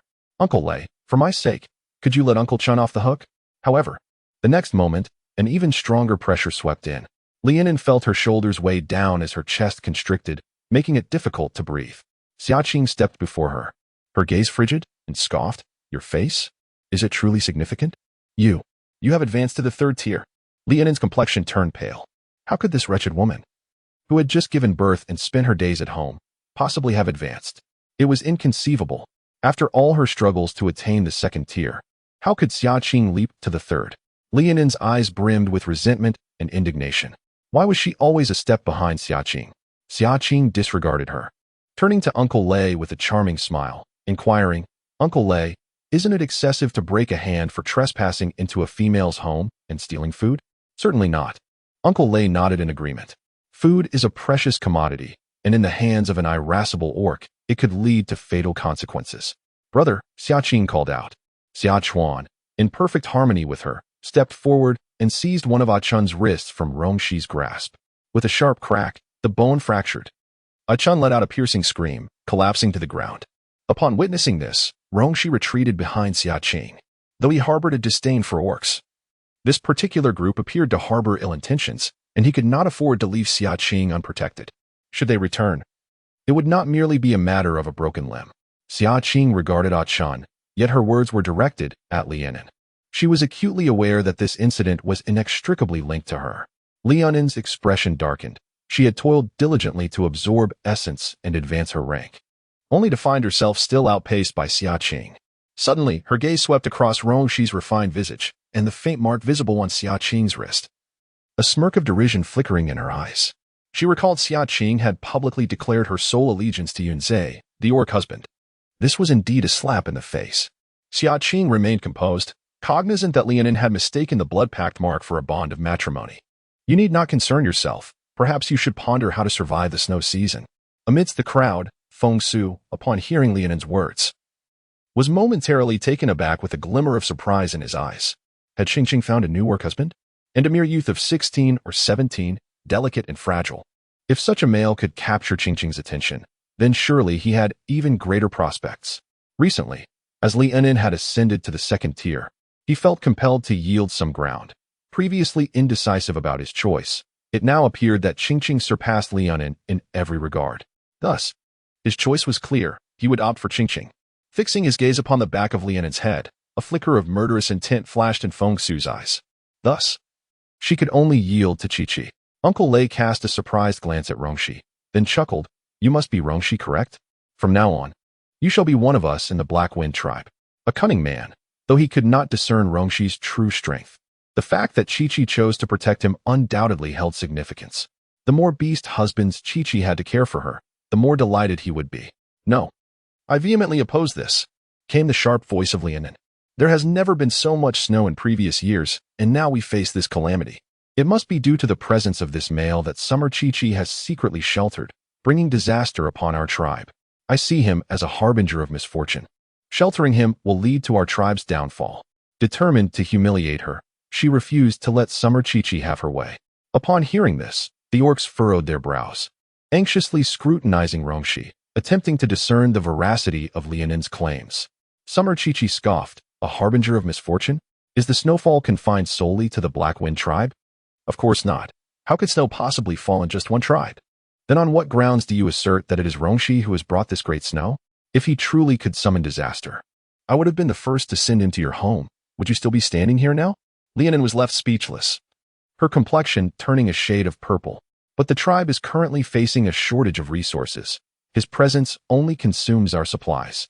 She attempted to maintain her stubbornness. Summer Qi coldly interrupted, "What are you barking like a dog for? Did I say he could stay at your place? What pitiful resources could your home possibly offer for others to squander?" Lianin, flushed with anger, bit down hard on her back teeth, wishing she could obliterate Summer Qi with her glare. The orcs also found merit in Xia Qing's words. If others did not mind raising a small beast husband, why should she interfere in their affairs? Uncle Lei stepped forward to quell the quarrel, yet the orcs lingered, reluctant to disperse. One male orc, unable to contain himself, spoke up. "Chieftain, the snow has fallen for 20 days. Our provisions have been exhausted, and we have gone several days with empty stomachs. Can you devise a solution? Indeed, if this continues, we shall either perish from hunger or freeze to death. Chieftain, what shall we do?" The number of orcs expressing their concerns grew increasingly evident on their troubled faces. Uncle Lei gazed at their sunken cheeks, his expression growing ever more grave. Chapter 82. Teaming up for a hunt. Uncle Lei had long dispatched orcs from the tribe to assess the situation. The heavy snowfall had rendered the mountains impassable, with the snow accumulating nearly to the height of houses. Reports indicated that many unprepared tribes had suffered numerous casualties, plunging their communities into a somber silence. Fortunately, their prior preparations had allowed them to endure thus far. Originally, Uncle Lei intended to wait for the snow to cease before embarking on a hunt, but he had not anticipated that this relentless snowfall would persist for 20 days without abating. He understood that the orcs before him could no longer endure, prompting their inquiries. After much contemplation, Uncle Lei solemnly declared, "In light of this, I shall personally lead the expedition tomorrow. The males of the tribe will accompany me for a collective hunt." The majority of the Black Wind tribe comprised ordinary orcs, for whom traversing the snow was arduous, let alone hunting. It was far more advantageous for a group of orcs to band together than to scatter. "Excellent. With Uncle Lei leading, we shall surely secure prey." Upon hearing his words, a glimmer of hope ignited in the eyes of the orcs. The awakening of male talents is indispensable. Lianin was preparing to leave. Hunting was of no concern to her, as it was the affair of males. Little did she know that a glimmer of determination flickered in Feng Su's eyes. Hunting? The forest in the snowy season is fraught with peril. Even if one avoids the illusory forest, the woods inhabited by ordinary beasts are far more dangerous than the tribe. His gaze fell upon Lianin's prominent belly. Any minor mishap could spell disaster. A heavily pregnant female is susceptible to losing both her life and that of her child. Just as Lianin took a step forward, her wrist was firmly grasped. Frowning, she heard Feng Su's voice. "Both Lianin and I will participate." Lianin's expression darkened as she shook off his hand. "I am a female. Why should I go hunting? Feng Su, have you lost your mind?" Recently, Feng Su had been treating her poorly, but it was only in front of others that she dared to speak boldly. "Your water system talent has reached the 2nd tier. The chances of catching prey are greater than those of an ordinary male. The chieftain has stated that powerful beastmen are prioritized for hunting," Feng Su asserted, seemingly indifferent to the gazes of the other beastmen. "But I am pregnant and will give birth in 10 days. Lianin exclaimed incredulously, her eyes wide in disbelief. Did he wish for her and her unborn child to perish in the forest? Summer Qing had also hunted in the illusory forest while pregnant, and she possessed an awakened talent. If she could go, Why could Lianin not? Upon hearing this comparison, Lianin clenched her fists. How could Feng Su dare to compare her to Summer Qing? The very thought she was most reluctant to acknowledge was that she was not as capable as Summer Qing. Of course, I can, Lianin instinctively replied. Only after speaking did she realize the weight of her words. Regret, alas, comes too late. Feng Su offers her no opportunity for remorse, having already submitted the list to Uncle Lei. Lianin clenches her teeth and abruptly turns to Xia Qing, asserting that if she must go, then so must Xia Qing. Uncle Lei furrows his brow, contemplating the fact that with Yunzhe absent, Xia Qing should prioritize caring for the young ones and that she need not venture forth, especially since she lacks for supplies. However, Lianin seems to anticipate his objections and swiftly silences him. Xia Qing is a third-tier beastman. If I, with my burgeoning belly, can go, why should she not? Once the snow season concludes, many beastmen will undoubtedly seek to seize resources. Everyone must conserve their strength to fend off external threats. Either she should distribute the supplies to all or join the hunt. There will always be those seeking shortcuts.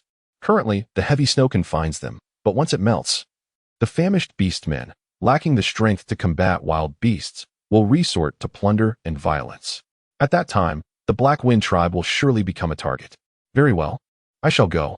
Xia Qing, not wishing to complicate matters for Uncle Lei, steps forward willingly.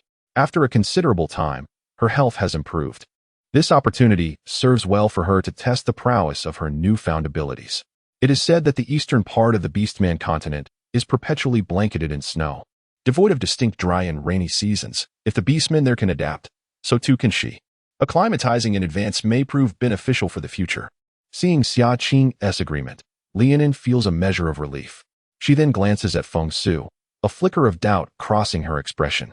This individual is becoming increasingly inscrutable, instilling in her a sense of uncontrollable uncertainty. It is clear that this is not how things ought to be. Uncle Lei, observing that Xia Qing does not appear to be coerced, finally concedes. The orcs dispersed, and Rongxi followed closely behind Xiao Qing, having overheard their conversation. Tomorrow, together. Are you going to? Sure. Since Rongxi was to be integrated into the Black Wind tribe, it would be beneficial for him to interact more with the tribe's orcs. I will go too, sister. I want to join. Xiao Chuan squeezed between the two, chattering excitedly. Wherever there was excitement, he was sure to be present. However, no. You cannot go. Why not? Xiao Chuan pouted, looking pitiful. He did not wish to be separated from his sister. Xiao Qing explained helplessly.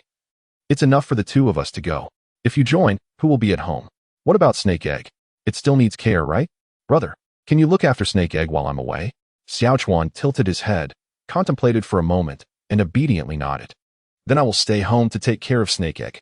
Snake Egg is just as important as my sister. I must help ease her worries. Just as my brother-in-law instructed before he departed, the three of them happily concluded their arrangements. Upon returning to her room, Xiao Qing habitually turned over the 3 snake eggs, inspecting them thoroughly. Being a mother to these snake eggs left her feeling quite detached. The next morning, Xiao Qing and Rongxi set out to meet the orcs of the tribe. Uncle Lei was counting the orcs at the tribe's entrance, ensuring the safety of the tribe. A total of 30 orcs were dispatched, while the remaining orcs stayed behind to ensure that there were capable males in case of any mishaps. Outside the tribe, everything was draped in a silvery white, blanketed by deep snow that seemed to elevate the ground itself. Fortunately, the accumulated snow had long since frozen solid, allowing the soft upper layer to provide some support. The orc steps did not sink too deeply. In the forest, a trail of footprints 10 centimeters deep marred the pristine snow. Beneath the blanket of snow, the ground's vegetation had succumbed to the frost, leaving only the buried trunks of ancient trees standing resolutely. The branches, stripped of their lush foliage, permitted light to effortlessly penetrate the forest's depths. Uncle Lei chose not to venture into the illusory forest, but instead scoured the jungles near the tribe in search of prey. The orcs trembled from the cold. Had they not remained active, they would have succumbed to frostbite long ago. In such a state, confronting a ferocious beast would be tantamount to courting death. Their objective was simple: to hunt wild animals and secure sustenance. Xia Qing and Rongxi followed closely behind Uncle Lei, leading the group. Lianin, hindered by her considerable size, was carried partway before being let down under the pretext of being too heavy. She transformed into her beast form, a diminutive raccoon with an unusually large belly, struggling to keep pace at the rear of the group. Out of consideration for her gender, The others deliberately slowed their pace and expanded their search radius, leaving no stone unturned. Suddenly, a discovery was made. Chapter 83. The early birth in the forest. A voice came from the orcs scouting ahead. Uncle Lei and Xia Qing hastily approached, only to behold an enormous footprint. Its peculiar shape, resembling that of a creature with only 3 toes, was larger than that of an adult orc. Chief, this does not appear to be the print of a wild beast. Could it be that a ferocious creature has emerged from the illusory forest? The scout's voice quivered uncontrollably. Just how massive must the creature be to leave such an imprint? The strength of the beast is undoubtedly beyond that of ordinary creatures, if they were to encounter one. He dared not imagine. Uncle Lei furrowed his brow, his expression grave. Perhaps due to the scarcity of food during the snowy season, the ferocious beasts have begun to hunt as well, and everyone must exercise caution. Should they truly encounter a fearsome creature, it would simply be a matter of unfortunate luck. The other beastmen, upon hearing this, grew tense. Yet, aside from remaining vigilant, there was little else they could do. Fortunately, the presence of ferocious beast tracks indicated the existence of prey nearby. Before long, Rongshi discovered a den of badgers, 5 in total, each weighing several dozen pounds, much to the delight of the onlookers. With collective effort, they also caught 2 squirrels and a litter of wild rabbits. These were once regarded as insignificant game by the beastmen before the onset of winter, but now they were treated as treasures. The wild animals were exceedingly cautious, and they expended considerable energy to capture their quarry. By midday, the group sought a clear spot to rest. Fearing that the blood might attract ferocious beasts, they refrained from killing their prey in the forest, opting instead to endure hunger and quench their thirst. Even so, sipping the hot water that Xia Qing had prepared using her fire affinity and gazing at their catch, the beastmen could not help but smile broadly. Lianin, unusually, did not sit next to Feng Su but rather beside other males. Internally unsettled, she stole glances at Feng Su. She had sensed something amiss during their hunt. Feng Su had not exerted himself at all, instead seemingly attempting to keep her distanced from the group. Her unease grew more intense, and fearing being left behind, she clung tightly to the other males. Perhaps due to her heightened anxiety, she felt a faint ache in her lower abdomen. Casting another glance at Feng Su, she gritted her teeth and bore it. Ching Ching. Where did you find that young beast man? He is quite impressive. Uncle Lei gazed at Rongshi with admiration. The recent prey had all been discovered by this young lad. He had not anticipated that such youthful vigor could harbor such remarkable skills. He believed there were even more hidden talents within the boy.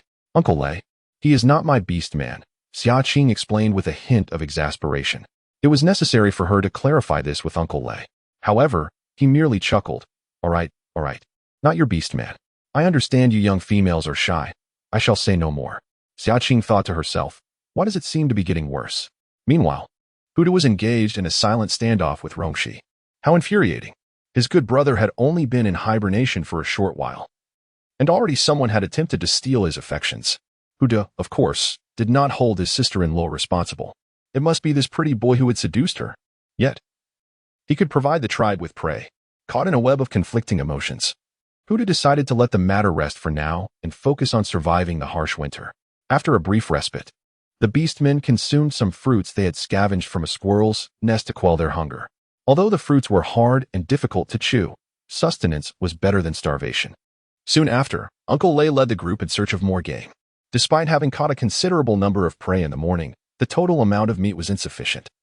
When divided among the tribe, each beastman received but a meager portion. They needed to expedite their hunt for more sustenance. Noticing this, Lianin hastily followed behind. However, Feng Su, behaving unusually, began to position himself close to her, even offering to carry her. Lianin, feeling uneasy, naturally declined. Observing her wary silhouette, Feng Su's gaze turned icy as he lagged a few paces behind, his eyes fixated on the branches above her, weighed down by the accumulated snow. With a flick of her fingertip, a crimson beam of light darted towards the branches. The air was suddenly filled with an unusual sound, and a sense of foreboding enveloped Lianin. Looking up, she was overwhelmed as a cascade of heavy snow descended like a waterfall. Lianin, heavily pregnant and cumbersome, was unable to evade the onslaught and was swiftly buried beneath the snow. Lianin, hurry, save her. As a female and with a child on the way, it was imperative for the males to ensure her safety. Together they quickly located her, but her complexion was ashen, either from the cold or sheer fright. with her lips quivering uncontrollably. "Are you all right?" a kind-hearted beast-man inquired. I'm fine," Lianin replied, shaking her head, though her hand clung fearfully to the beast-man's arm. Xia Qing squinted, gazing up at the direction from which the snow had fallen. The fractured branches appeared slightly charred. As she contemplated approaching to investigate, a sudden cry of agony pierced the air. "My stomach, it hurts so much." Lianin clutched her abdomen. Her face contorted in pain, as if she yearned to roll on the ground in distress. The beastmen, bewildered, exchanged anxious glances. "Chief, what is happening to her?" Hadn't he done anything? "She's bleeding. Lianin is bleeding. Could she be going into labor?" One male's eyes widened in alarm as he pointed to the liquid pooling beneath her. "What should we do? We have no experience with childbirth." The beastmen were in a state of panic. With snow all around, can she really give birth here? They were utterly unprepared for such an occurrence. As the situation unfolded, the beastmen unanimously recognized the urgency of the matter. Hunting could wait, for the act of bringing a new life into the world took precedence. They allowed Feng Su to be absent from the hunt, but the journey had been remarkably tranquil, so why did the snow suddenly descend upon her? Just moments ago, Feng Su had been walking behind her. "Inen, cease your stubbornness. This place is far too perilous." A flicker of darkness passed through Feng Su's eyes as he tightened his grip on her hand. When the time came, he would simply claim they encountered a ferocious beast and that he had become separated from Lianin. No one would place blame on him, nor would anyone harbor suspicions. Once Lianin was no more, he could unite with Xia Qing. After all, with Xia Qing's affection for him, the allocation of resources at home would surely be at his discretion. While Feng Su indulged in these fanciful dreams, a sudden, menacing roar erupted from the forest. A chilling wind swept through, carrying a foul stench.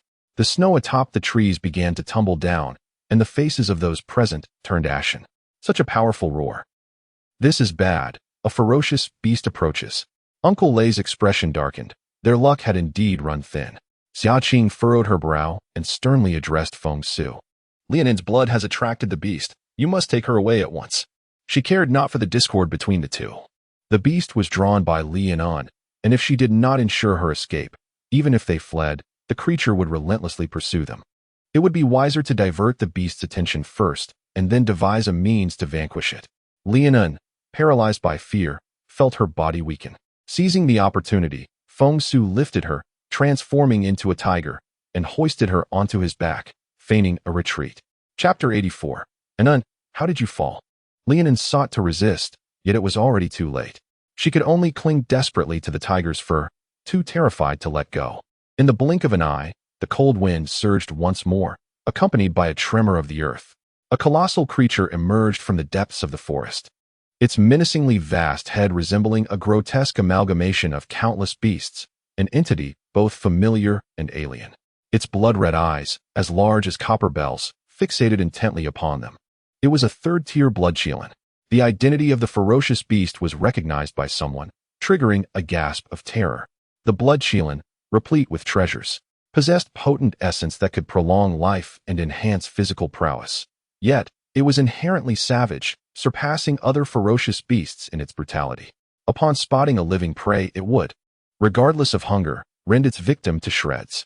As the bloodchelan set its sights on them, a flicker of despair ignited within the hearts of the onlookers.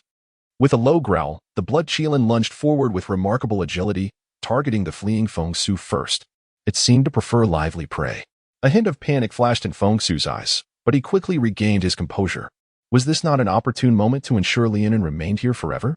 Lianin, her complexion pale, was about to urge Feng Su to flee swiftly when suddenly, a powerful force hurled her away, sending her crashing into the snow. She was momentarily stunned. Before she could even call out his name, the bloodchelan's gaping maw loomed ominously close. Feng Su felt a rush of satisfaction as he realized his scheme had borne fruit. With the bloodchelan entirely obscuring Lianin from view, a sense of dread washed over the beastman. It was over. Uncle Lei's expression darkened as he swiftly made a decision. The others scattered in a panic. The savage beast was a natural-born killer, and creatures of the same tier were significantly stronger than beastmen. Among their ranks, only Qingqing was a third-tier beastman, and he could not risk her safety alone. Moreover, Qingqing had only recently ascended to the third tier. How could she possibly contend with the bloodchelan? She tilted her head slightly, a flicker of confusion passing through her eyes. She seemed unable to comprehend why Uncle Lei forbade them from confronting the beast and instead urged them to flee. Was it not merely a third-tier ferocious beast? Did Uncle Lei not appreciate this blood-colored Qilin? Nevertheless, she obediently grasped Xia Qing's wrist, preparing to lead her away. Feng Su's gaze swept over the hands of Rong Shi and Xia Qing, a glint of malice flashing in his eyes. One death is still a death. It would be more prudent to eliminate this troublesome individual as well. This pretty boy appeared fragile. Xia Qing likely only valued his looks and his compliance. With this thought in mind, Feng Su immediately followed the two. As he ran, he shouted, "You go ahead. I will distract the blood Qilin for you." Yet, he remained closely on their heels. The other beastmen were too preoccupied to notice Feng Su's unusual behavior. Believing instead that he was genuinely trying to lead the ferocious beast away, feeling immensely grateful in their hearts, Xia Qing sensed something amiss. Turning her head, she saw Feng Su relentlessly pursuing them, his voice inadvertently attracting the blood Qilin. Damn, she cursed under her breath. Was this guy insane? Why did he have to lead it towards her? The ground in the forest trembled violently. Snow flew in all directions amid the commotion. And in the blink of an eye, the blood Qilin had arrived behind the trio. Rong Shi's elegant brow furrowed, with a twist of her wrist. She gently pushed Xia Qing away, an invisible force safeguarding her, ensuring she did not stumble. Feng Su was devising a way to separate the two when he suddenly witnessed Rong Shi voluntarily push Xia Qing aside and let out a cold laugh. This pretty boy certainly had a spirit of self-sacrifice. But did he think this was merely an ordinary wild beast? Desiring to impress Qing, one fails to truly assess their own capabilities. Feng Su swiftly evaded the grasp of the blood Qilin, deftly drawing it towards Rong Shi. As he passed by Rong Shi, he smugly remarked, "Kid, not every female is within your reach. You can only blame your own weakness." In the next instant, the blood Qilin bore down upon them. Feng Su was well prepared, leaping swiftly to Summer Qing's side, evading the creature's claws. Turning back, he beheld the towering form of the blood Qilin looming over Rong Shi, who appeared as insignificant as an ant attempting to shake an elephant. A smirk graced Feng Su's lips, satisfaction swelling within him. Today was indeed fortuitous. Having dealt with two troubles at once, Rong Shi stood defiantly before the blood Qilin, fully aware of her own strength, capable of confronting a third-tier beast with ease. However, Summer Qing's gaze darkened as she caught sight of Feng Su, who seemed to revel in the misfortune unfolding. Was he truly pleased by their peril? Furthermore, how could he, a male, fail to support his own partner, Lianin, when she was cast aside? This was dire. Poor Rong Shi. The enormous, heavy paw of the beast descended upon Rong Shi, akin to a mountain crashing down. Today, all the prey had been spotted by Rong Shi first, and everyone remembered his contributions, unwilling to see him harmed. Hearts raced in anxiety. Why were they still hesitating? Run, Rong Shi. The beastmen, oblivious to the potential attention it might draw from the blood Qilin, called out urgently, believing Rong Shi was merely paralyzed by fear. Feng Su's heart sank at the thought of Rong Shi's inevitable demise. Turning, he feigned sympathy to console Xia Qing, saying, Qing, do not despair too deeply. The forest is fraught with peril, life and death are commonplace. Allow me to escort you away from here. His agitation rendered him oblivious to the crucial details he had overlooked. The robust figure of a tiger approached Xia Qing, eager to impress. Xia Qing turned her gaze, her expression devoid of emotion and somewhat peculiar, as she calmly inquired, "Why should I be saddened?" Feng Su was taken aback, initially believing Xia Qing to be overwhelmed with grief or perhaps indifferent towards Rong Shi. Just as he began to feel a tinge of relief, he was abruptly startled by the astonished exclamations of other beastmen nearby. How can this be? Rong Shi, is he truly that formidable? Formidable? Wasn't Rong Shi supposed to have perished at the hands of the blood Qilin? Yet, the blood Qilin had retreated several paces, only to charge forward in a fit of rage once more. Confusion clouded Feng Su's mind until, in the next moment, he witnessed Rong Shi raising his hand, effortlessly blocking the heavy paw of the blood Qilin. Feng Su's eyes widened in disbelief. No, it was not a mere catch. Rong Shi's hand never even made contact with the beast's paw. The blood Qilin halted mid-attack, unable to advance another inch. How had he accomplished such a feat? Shock coursed through Feng Su as he recalled his earlier derision towards Rong Shi, his face flushed with embarrassment. It dawned on him that Rong Shi was not the fragile being seeking death. Rather, he possessed genuine strength to confront the blood Qilin. Chapter 85. What manner of creature is this? Rong Shi swept his arm to the side, sending the blood chelan soaring, crashing violently into the ground. The sound of countless trees snapping and toppling echoed through the forest. With a thunderous crash, the blood Kirin barreled into a cavern. Dead. Was it truly dead? Feng Su stared blankly into the distance, contemplating whether to approach and examine the creature. If it were indeed lifeless, extracting the beast crystal would be a remarkable achievement. However, in the next instant, a furious roar erupted, accompanied by a foul, chilling breeze. In the blink of an eye, the massive form of the blood Kirin reappeared. This was no ordinary beast. It possessed an innate speed that set it apart. The tremendous sound reverberated in Feng Su's ears, leaving him momentarily dazed and disoriented. Upon regaining his senses, he found the creature's gaping maw looming ominously above him. In a surge of primal fear, Feng Su's legs weakened, and he collapsed to the ground, overwhelmed by the terror of impending doom. The blood Kirin, with its formidable lineage, was far beyond the capabilities of an ordinary third-tier beast. Just as despair enveloped him, he felt a weight on his shoulder. Xia Qing had leapt onto him, balancing on one foot, while Rongshi's mental control rendered the blood Kirin's movements sluggish. Without hesitation, she unsheathed a dark blade from behind her waist, flames swirling around the edge, and thrust it toward the creature's forehead. The blood Kirin emitted a piercing shriek at that moment. Yet, Xia Qing did not relent. She intensified her grip and ignited her fire affinity further. Before long, the creature's movements grew increasingly feeble until it finally collapsed.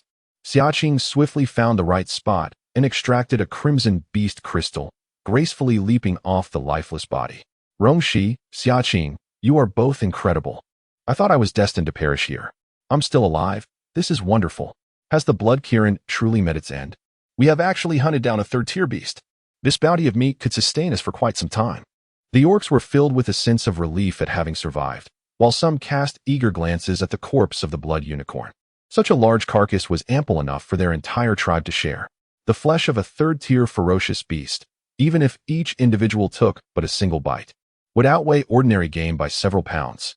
Yet, what were they thinking? This was the result of the efforts of Rongshi and Xia Qing. Had they contributed to the hunt? An elder orc, older and wiser, struck the forehead of the male who had spoken last. The latter, rubbing his head, protested with a hint of grievance. I was merely suggesting. Of course, he could not dare to contest with Xia Qing. They had all been too preoccupied with their escape. Xia Qing maintained her composure as she handed the blood unicorn's beast crystal to Uncle Lei. Since this was a team hunt, the spoils are naturally shared among us. After all, only Uncle Lei is qualified to utilize the third-tier beast crystal. During their flight, she had noticed how he had paused to remind Rongshi, and she appreciated his kindness. The other orcs nodded in agreement. Indeed. We cannot presume to claim the ferocious beast. This blood unicorn was slain by you. It rightfully belongs to you. We shall take only the ordinary game. Xia Qing turned to Rongshi, who remained indifferent to the matter, choosing to follow her lead. After a moment of contemplation, Xia Qing declared, the blood of the blood unicorn is a potent elixir for nurturing the body. It can aid in healing my brother's wounds. I shall accept the beast crystal and the blood, while the remainder shall be yours. The Blackwind tribe thrived together and fell together. And Xia Qing certainly wished for Uncle Lei to lead the tribe towards greater prosperity. She had no need for the ferocious meat herself. But for the orcs of the tribe, such sustenance was a lifeline. Upon hearing her words, the orcs could not help but swallow hard. Uncle Lei glanced at the crowd and ultimately nodded. Very well, we shall follow your lead. These meats can indeed save many of our kin. I only hope they will remember Qingqing's kindness and not be ungrateful. With a command from Uncle Lei, the orcs joyfully began to dismantle the carcasses of the fierce beasts. Naturally, Xia Qing had no intention of revealing her spatial talents before everyone. She merely observed from the sidelines. Feng Su was forgotten in a corner by the orcs, feeling quite disgraced. How could he have acted so cowardly just now? Then again, at least he had managed to eliminate the foolish Lianen. Feeling slightly reassured, Feng Su stood up with a composed expression, pretending as if nothing had occurred. However, at that moment, a hand suddenly emerged from a nearby snowdrift. Help, help me. A faint cry for assistance reached his ears. Feng Su's body stiffened, and he turned in disbelief. How could this be? The other orcs had already heard the voice and hurried over to investigate. It was Lianen. She was still alive. The group worked together to excavate her from the snow. Having been buried for a while, her lips had turned a deep purple, and her body trembled uncontrollably. The blood beneath her frozen into icy shards. upon seeing Feng Su's cold glare from behind the crowd. Li Ainan's face turned pale with fear as she clutched onto Uncle Lei's ankle. "Save me, Uncle Lei. Feng Sui tried to kill me." She was acutely aware that Feng Su had intentionally abandoned her, had it not been for her overwhelming will to survive. Using her water abilities to strike at the blood Qilin's throat and inflict pain, she would have been devoured immediately. Instead, she would have found herself in the belly of the blood Qilin by now. Unbeknownst to Feng Su, it was precisely his avarice, his desire to achieve two goals with one arrow, that allowed Li Ainan to escape this calamity. Uncle Lei and the gathered orcs immediately turned their attention to Feng Su. "Anin, what are you saying? It was you who accidentally fell just now. You are my partner. Why would I wish to harm you? What benefit would that bring me?" Feng Su forced a smile, albeit a strained one, and stepped forward to comfort her. The moment he approached, Li Ainan trembled uncontrollably. "It's you," she exclaimed, her voice sharp with accusation. Noticing the peculiar expressions on the faces of those present, Feng Su gritted his teeth, suppressing his fear as he explained, "Chief, Anin must have been frightened moments ago, and now she is speaking irrationally. Her offspring has yet to be born. We should first devise a way to assist her in delivering." He needed to divert everyone's attention, otherwise he would inevitably fall victim to Li Ainan's wrath. Upon hearing his words, the others found some sense in his reasoning. The female was timid, having just narrowly avoided danger from the blood unicorn. She might indeed be in a state of shock, speaking nonsense. Uncle Lei regarded Feng Su with a grave expression, then nodded and instructed the orcs to carry Li Ainan to a flat area. Observing her fear of Feng Su, he ordered him to keep his distance to avoid disturbing her during labor. In this urgent situation, the orcs, unaccustomed to privacy, surrounded Li Ainan to facilitate her delivery. Accompanied by her increasingly anguished cries, the orcs could hardly bear to witness her suffering. The agony of childbirth was overwhelming. They were deterred from allowing their partners to endure such pain. At last, amidst Li Ainan's pain moans, a bloodied mass emerged from between her legs. She had given birth. "Quick, look, has Li Ainan delivered a female or a male offspring?" The orcs exclaimed with delight. Some leaned in closer, eager to discover the gender of the newborn. If it were a female, she would be a treasure of the tribe. However, upon realizing what Li Ainan had given birth to, the orc recoiled in fear, exclaiming in terror, "Ah, what is this monstrosity?" Chapter 86. She actually guards against him. The other orcs, following his gaze, exhibited similar reactions, retreating in horror. Li Ainan, having just delivered, felt utterly weak, yet her heart surged with exhilaration and gratitude. She had survived and brought forth a cub. Just as she relished the thought of having overcome her ordeal, ready to reclaim her strength, she froze at the terrified expressions of the orcs. Struggling to prop herself up, she yearned to see her offspring. Xia Qing, her curiosity piqued, wondered what sort of cub could instill such fear in these males. She glanced over, unable to suppress a soft click of her tongue. Turning to Feng Su, she remarked, "The newly delivered female and her cub require the utmost care. You are the cub's father, should you not attend to them promptly?" Feng Su's countenance darkened. He too had seen the creature, and there was no way it could be his offspring. Yet, with so many orcs present, he could not disregard Li Ainan and was compelled to approach her despite his reluctance. However, as he drew near, his expression soured further when he picked up the cub. "Feng Su, return my cub to me," Li Ainan cried out, gripping his leg with a piercing voice. Feng Su, already resistant, lost his grip, causing the cub to tumble directly into Li Ainan's arms. In a flurry of confusion, she clutched the cub to her chest and focused her gaze. "No, this is not my cub. Where have you hidden my cub?" In her fright, Li Ainan hastily flung the cub away. Before them lay a bloodied and grotesque creature, having taken on a beastly form that was neither feline nor feline, but rather a bizarre entity with a human head atop a bovine body, complete with two dark horns protruding from its cranium. Even more astonishing was the presence of 5 legs on this strange offspring, a sight never before witnessed by the beastmen. "This is not my offspring. No, no." Li Ainan continued to scream, clutching her head in distress. Uncle Lei furrowed his brow and instructed the beastmen to cover her mouth. The forest was perilous enough, and they could not afford to attract more ferocious beasts, lest they face dire consequences. Soon, Li Ainan succumbed to unconsciousness due to excessive blood loss and overwhelming fear. "Chief, that's strange. Offspring has perished." Li Ainan, having given birth prematurely, had carried the young one in her womb for far too long, and by the time it emerged, it had already lost its life. There had been a chance for salvation, but their fright had caused them to miss the critical moment for assistance. They had been away long enough. And with sufficient provisions now at hand, Lianen's lingering unconsciousness rendered it impossible for them to remain. On their return journey, Xia Qing glanced at Lianen and then at the stoic figure of Feng Su at the rear of the group. Surely that creature could not be of Feng Su's lineage? When had Lianen had another beast husband? Yet, there were no signs of any other bonding marks upon her. What secrets lay hidden within Lianen? Might they be related to her sudden awakening of abilities? In the Haifeng tribe, a group of beast men returned triumphantly, laden with their spoils. Despite the harsh wind and snow, the tribe's members emerged eagerly to greet them. As they beheld the array of game, including a formidable third-tier beast, they were left in awe. When informed that the meat from the ferocious beast would be distributed among all the beastmen, disbelief washed over them. Is this truly what they deserve? Upon learning that the third-tier ferocious beast had been vanquished by the combined efforts of Rongxi and Xia Qing, an overwhelming sense of gratitude enveloped the crowd.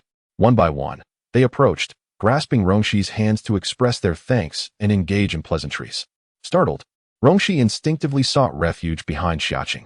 However, the enthusiasm of the beastmen escalated, resulting in a lively chase around Xia Qing, where one fled and a multitude pursued. In the previously silent snowy expanse, laughter and merriment filled the air. Observing this scene, Xia Qing found herself smiling, pondering that if the 3 serpent eggs were to hatch, the tribe would undoubtedly become even more vibrant. The beastmen, however, seemed to overlook Lianen entirely. This was not due to any particular concern for her well-being, but rather Uncle Lei's curiosity about the origins of such peculiar offspring. Old Mu, how is her condition? Having just given birth, her body is frail. She merely needs time to recuperate. Yet, concerning the offspring, after examining Lianen's health, Old Mu's gaze shifted to the younglings swathed in animal skins, his brow furrowing with worry. What have you disowned? Uncle Lei inquired, anxious. This is certainly not Feng Su's offspring. Li Hua, standing vigil by the bedside, turned pale, desperately attempting to refute the claim. Lianen has only Feng Su as a mate. The young ones must belong to him. Old Mu's expression darkened, revealing his grave concerns. It seemed that Lianen had committed some transgression against the beast god, for such monstrosities could not have arisen otherwise. I care not for your private affairs. Should you involve the tribe in this matter, woe betide you. He was a native beastman of the Black Wind tribe, much like Uncle Lei, wholly devoted to the tribe's welfare. Outside, Feng Su, upon hearing Old Mu's words, felt a wave of anger wash over him, turning his face a deep shade of green. That wretched Lianen had dared to seek out other beastly mates behind his back. After Uncle Lei and Old Mu departed, her eyes were bloodshot. Despite her visibly weak condition, she radiated a fierce demeanor. Li Hua's expression stiffened as she gently remarked, Lianen, that is your offspring. After uttering this, she quickly offered reassurance. It's all right, Lianen, this is merely an accident. The veterinarian assured us that you will conceive again. We shall try for another next time. However, Lianen's spirits plummeted to the depths of despair. This offspring represented her chance for redemption. Now that she had birthed a monstrosity, Feng Su even contemplated her demise. No male would ever wish to mate with her. Mother, there is no hope left for me. This arcane method cannot possibly yield normal offspring.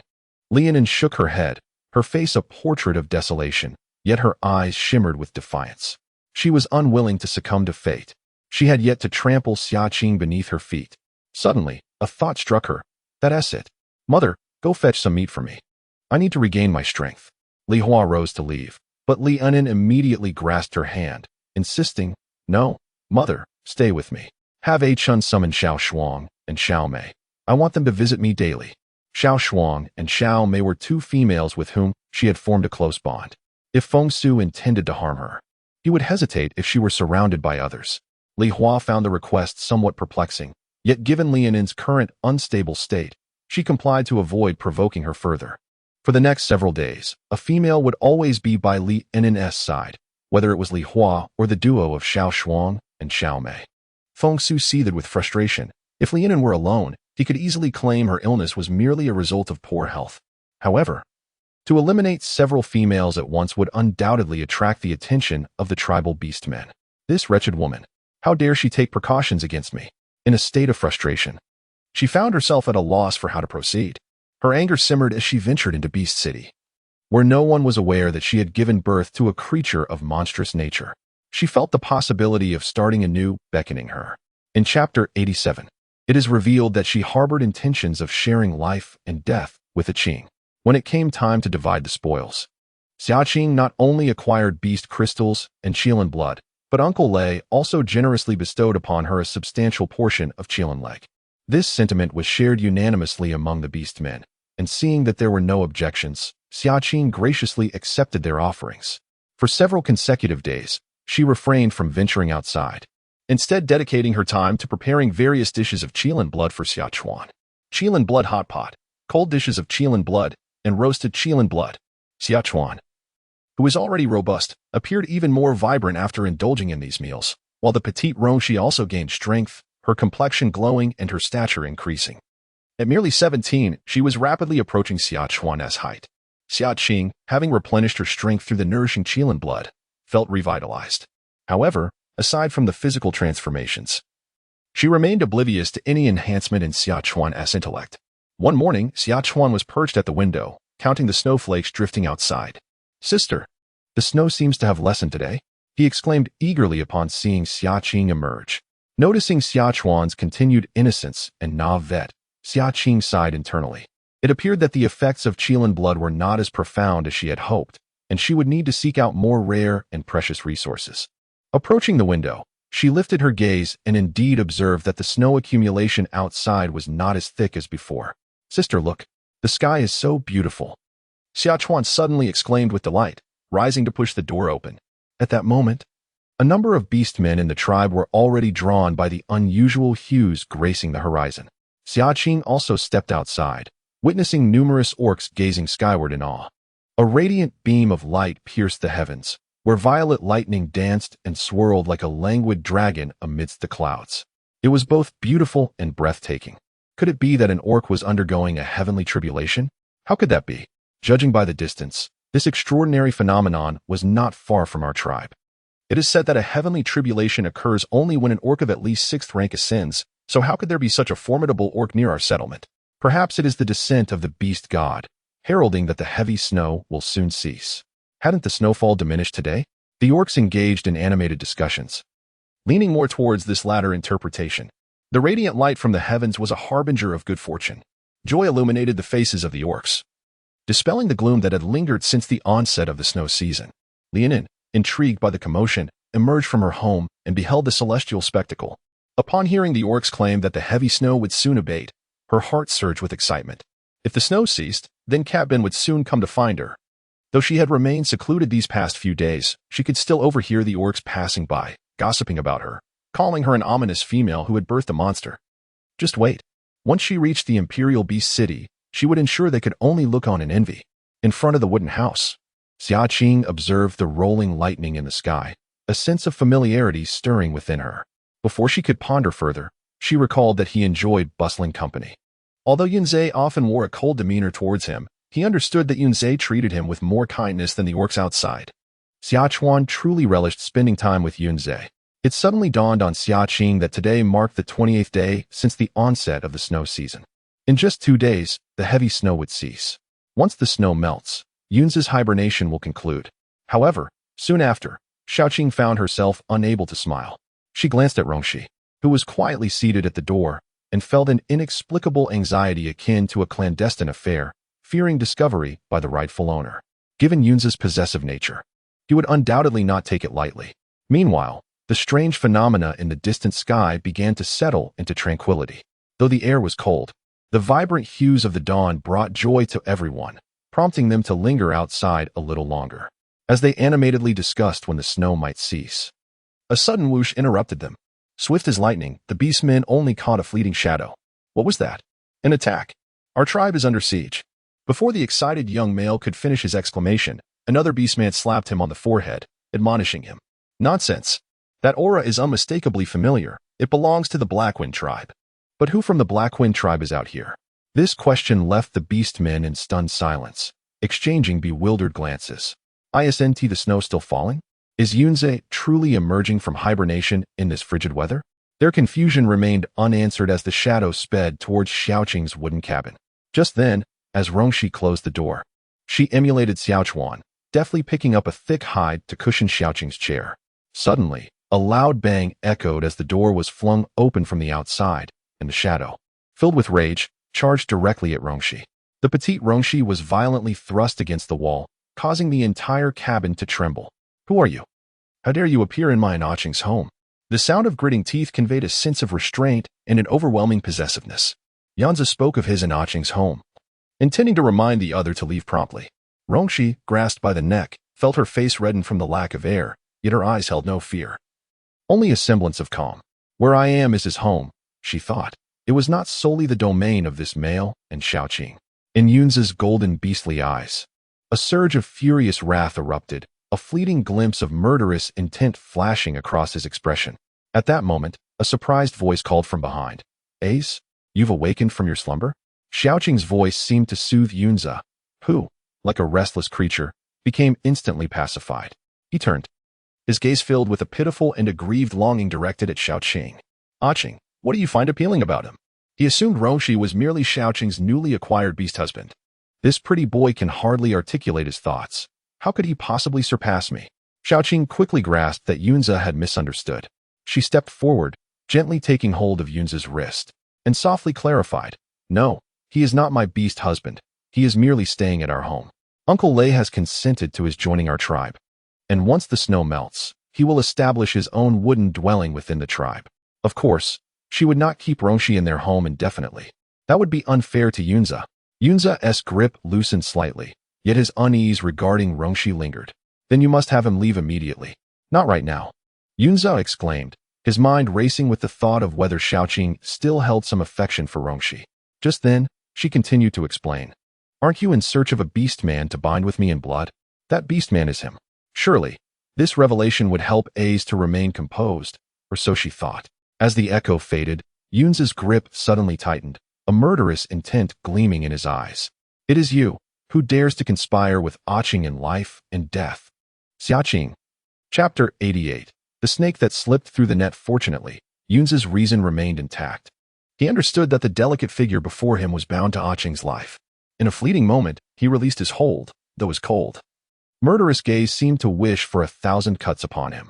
Rongshi, however, maintained his usual calm demeanor, unperturbed, for he knew that Yunzi would not harm him. While ordinary serpentine beasts may fall into a deep slumber during winter, he was different. Although his body was in hibernation, his consciousness remained alert. Thankfully, diligence pays off. And he had succeeded. Xia Qing's brow furrowed with concern as she grasped his hand. Would prematurely ending your hibernation harm your body?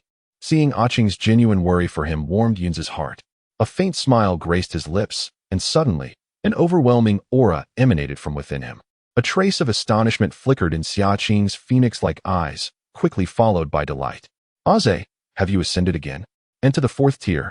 While other serpentine beasts hibernate merely for survival, Aze's strength surged dramatically during his slumber. Truly, he was worthy of her admiration. Yunzi nodded, casting a subtle glance at Rongshi before gently addressing Xia Qing, stating, our kind possesses a unique constitution. Each hibernation results in a significant leap in strength. Upon hearing this, Xia Qing's heart finally settled. Simultaneously, a surge of motivation welled within her. Yunzi had already ascended both talents to the 4th tier, while she remained at the 3rd. With her spatial talent at merely the 2nd tier, and her mental talent at a mere 1st tier, she must strive harder. What Xia Qing did not realize was that Yunzi had exerted all his strength to advance his dual elemental talent after awakening from hibernation, hoping to protect her better in the future. Unbeknownst to him, they had embarked on a path of mutual pursuit. Rongshi noticed Yunzi's gaze and turned her head. Merely a 4th tier, nothing more. Were not all 4th tier beastmen? Little did she know, her words ignited a spark akin to a lit fuse. Yunzi's expression darkened as he sprang to his feet, his eyes fixed on Rongshi with a fierce intensity, his tone brimming with challenge. If you have the capability, then let us engage in a duel. He was not inherently a belligerent individual. He simply could not abide Rongshi's pretense of foolishness to win Xia Qing's favor. Come, are you afraid? Rongshi showed no signs of trepidation. As the two stood poised for confrontation, Xia Qing felt a surge of exasperation. Before she could intervene, they had already exited the wooden cabin, neither assuming their beast forms, and began to spar in the open space at the door. In an instant, snow flew in all directions, the sounds of their clash resonating throughout the entire tribe. Witnessing Yunzi and Rongshi in combat, the onlookers transformed into eager spectators, buzzing with excitement. Who do you think is stronger? It must be Rongshi. He isn't afraid even of a third-tier ferocious beast. Yet, Yunzhe is formidable as well. Lianan clenched her fists in jealousy. Two such powerful males vying for Xia Qing's attention while she felt scorned. A voice within her whispered that all these accolades should rightfully belong to her. A profound sense of crisis surged within Feng Su. Both of them had become exceedingly strong, their every move radiating such potent energy fluctuations that even he, as an observer, dare not draw too close.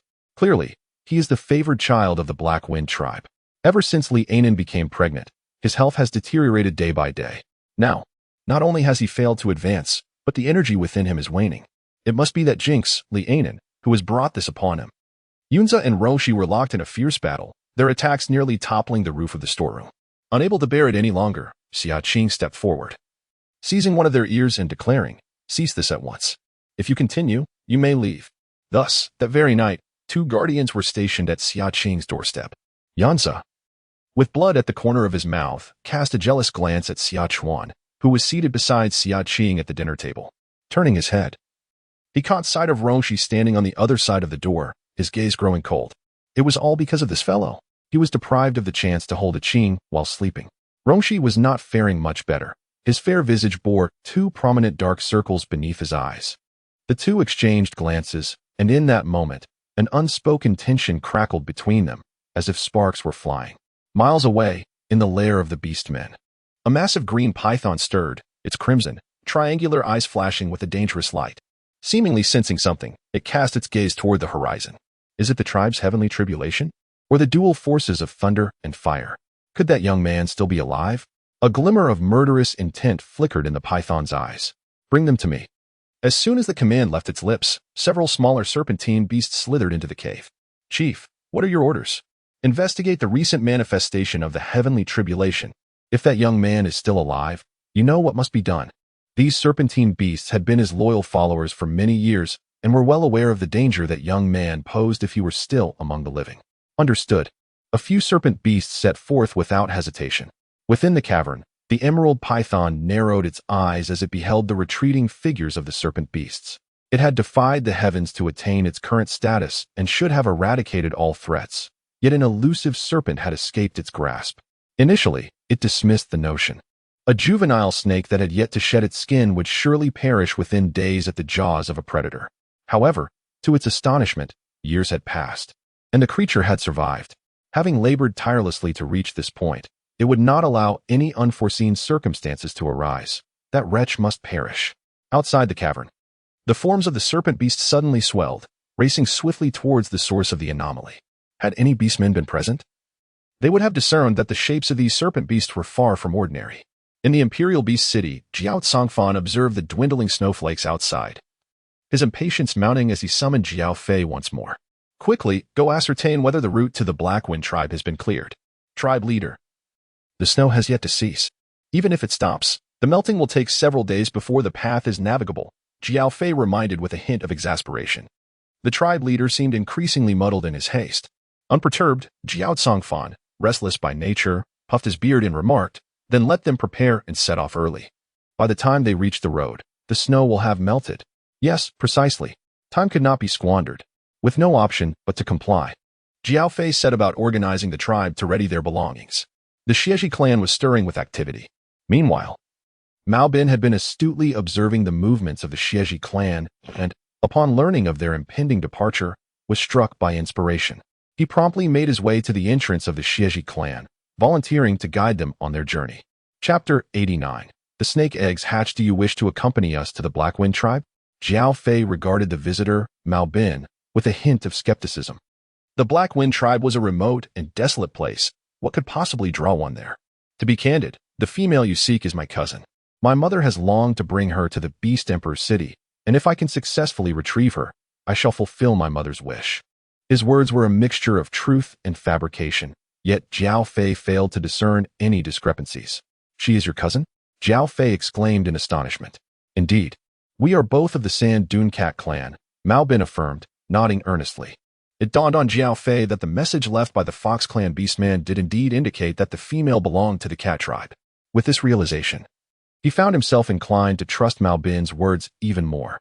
With a beastman from the Beast Emperor city as a guide, their endeavor would surely be more fruitful. Jiao Fei instructed him to remain, then proceeded to consult the tribe leader, Xia Qing, initially concerned for the two, fearing they might succumb to the harsh cold outside. Welcomed them indoors after dinner. However, it was not long before the two were at each other's throats, exchanging blows. Consequently, they forfeited their right to stay the night in the wooden cabin. The following morning, Xia Qing awoke, intending to check on the two. Yet, as she descended from her bed, her gaze swept past the snake nest, and her steps abruptly halted. To her astonishment, she observed several black cracks appearing on the once smooth and pristine snake egg, which were visibly expanding. Alarmed, she feared something was amiss with the egg. After all, she had been checking on it daily, and such an occurrence had never transpired before.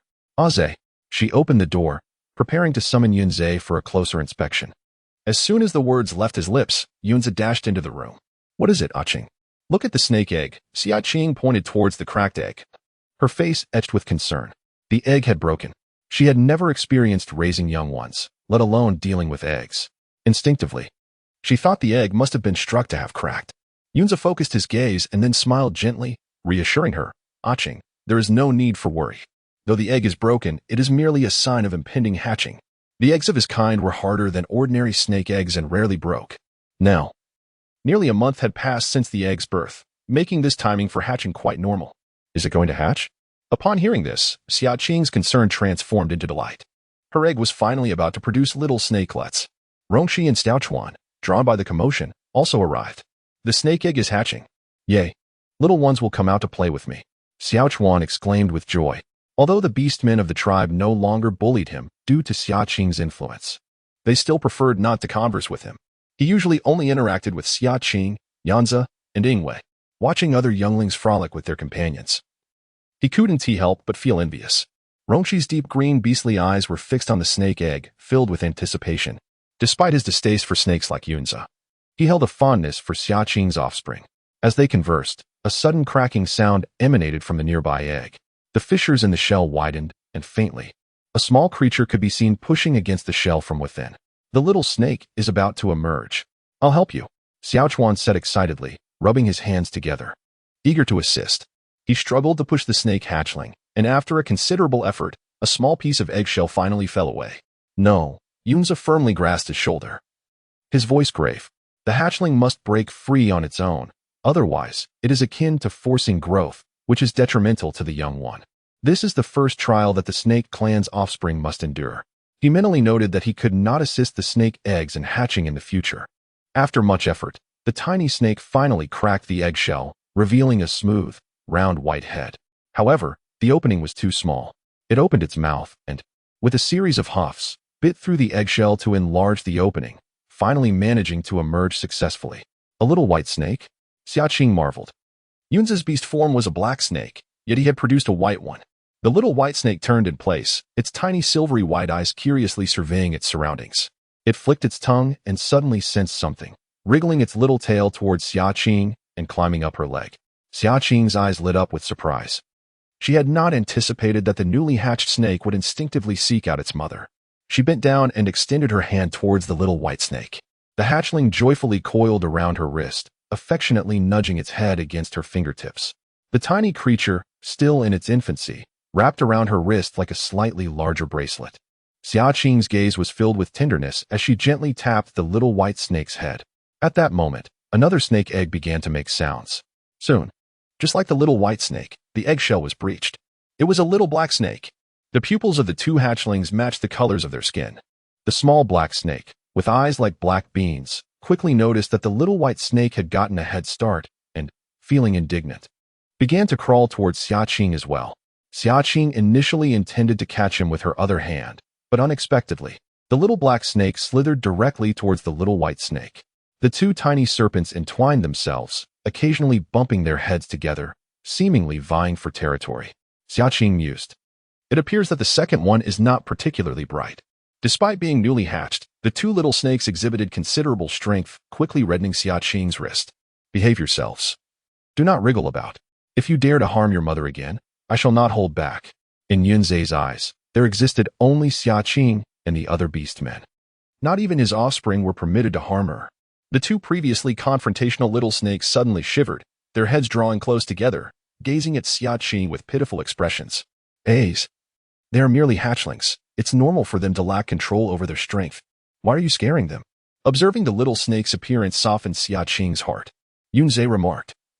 So you are already protective of them? What adorable little serpents, he added, smacking his lips. Xia Chuan watched, licking his lips in anticipation. The little snake that Rong she had sent him had met its fate in his stomach after a few days of care. The tiny snakes, with their pea-sized eyes filled with terror, huddled closer together. Xia Qing found it amusing and spoke soothingly to them, inquiring about what the little snakes could eat. She instructed Xia Chuan to fetch a bowl of finely chopped meat. As she fed them, she awaited the hatching of the third snake egg. However, even as the bellies of the two little snakes swelled with nourishment, the third egg remained still and silent. The little white snake even used its delicate tail to gently tap the eggshell, as if knocking on a door. Chapter 90. The third unhatched egg. Yunze furrowed his brow in concern, reasoning that the incubation period for snake eggs laid in a single clutch should not vary significantly. Could this egg be a stillborn? A stillborn?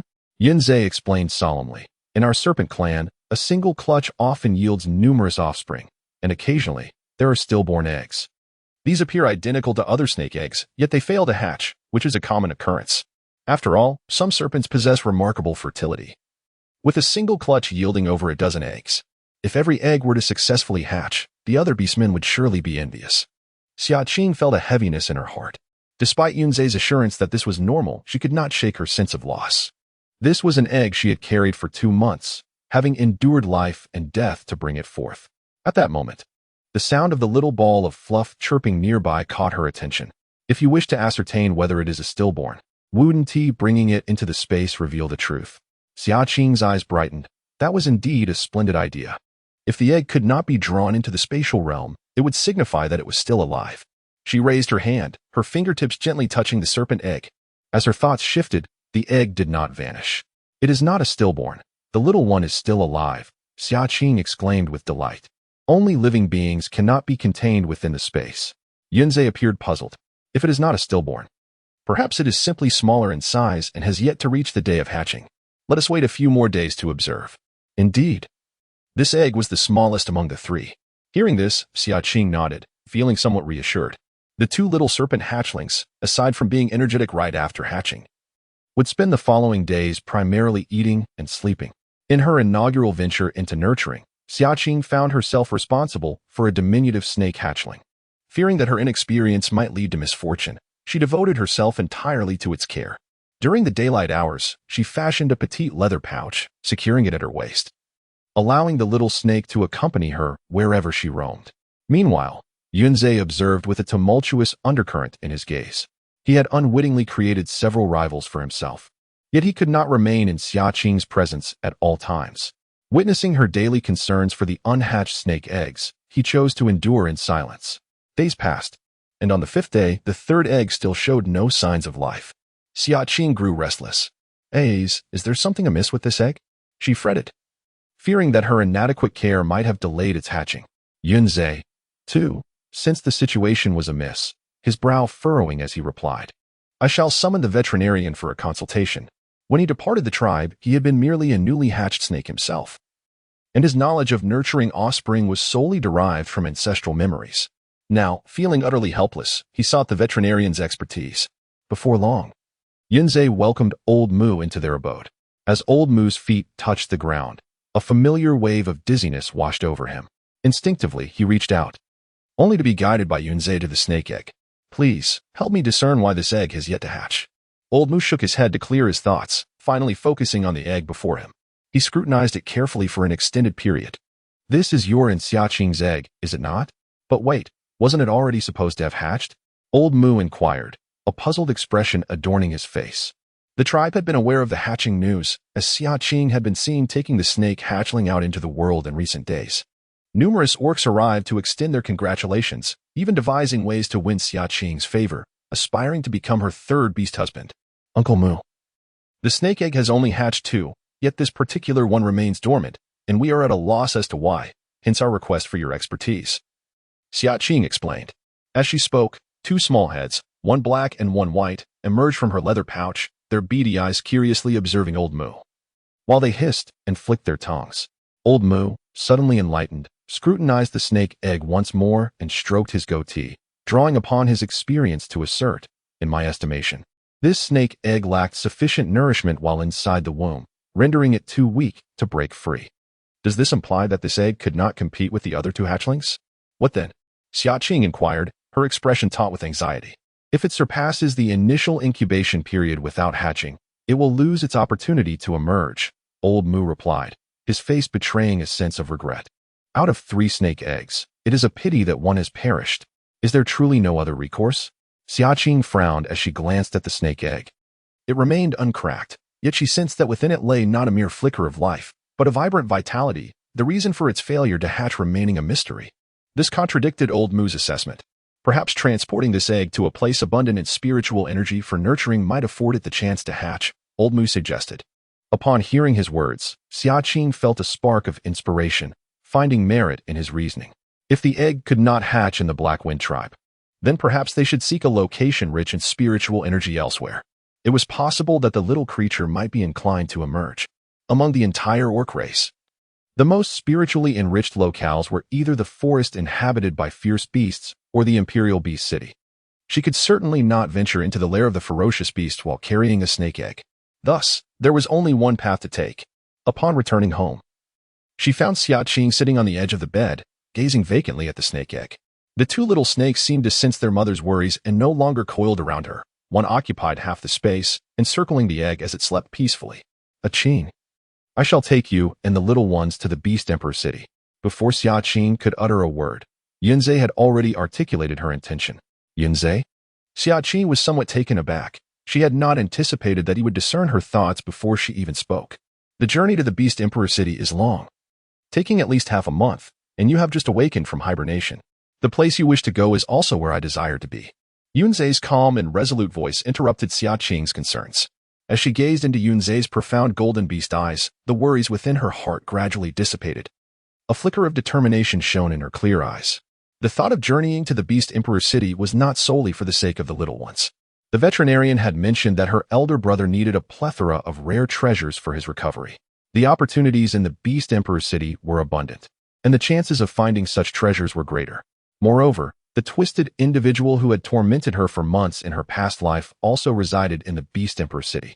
Now that Li Inan and Feng Su's schemes had failed, their future would not be bright either. It was time for her to seek her next target for vengeance. However, she pondered whether, in this life, as Li Inan grew close to Mao Bin, he would make the same choice as in her previous life when he sold her to that deranged shaman. The memories of countless days and nights filled with the agony of being drained and dissected in darkness surged back, and Xia Qing clenched her fists tightly. A few days after the heavy snowfall ceased, the accumulated snow outside began to melt.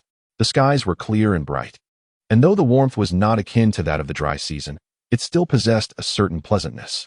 The orcs, elated by the absence of snowfall, eagerly ventured outside to hunt. Having endured the bleakness of the snowy season, the Black Wind tribe now flourished with vitality. Are you planning to go to the Beast Emperor City? Uncle Lei was taken aback upon hearing Xia Qing's farewell. Yes, Xia Qing affirmed, her clear eyes filled with determination. I have a snake egg that remains unhatched. I wish to take it to the Beast Emperor City. There is also a greater chance for my brother's illness to be treated there. She shared her intentions with Uncle Lei.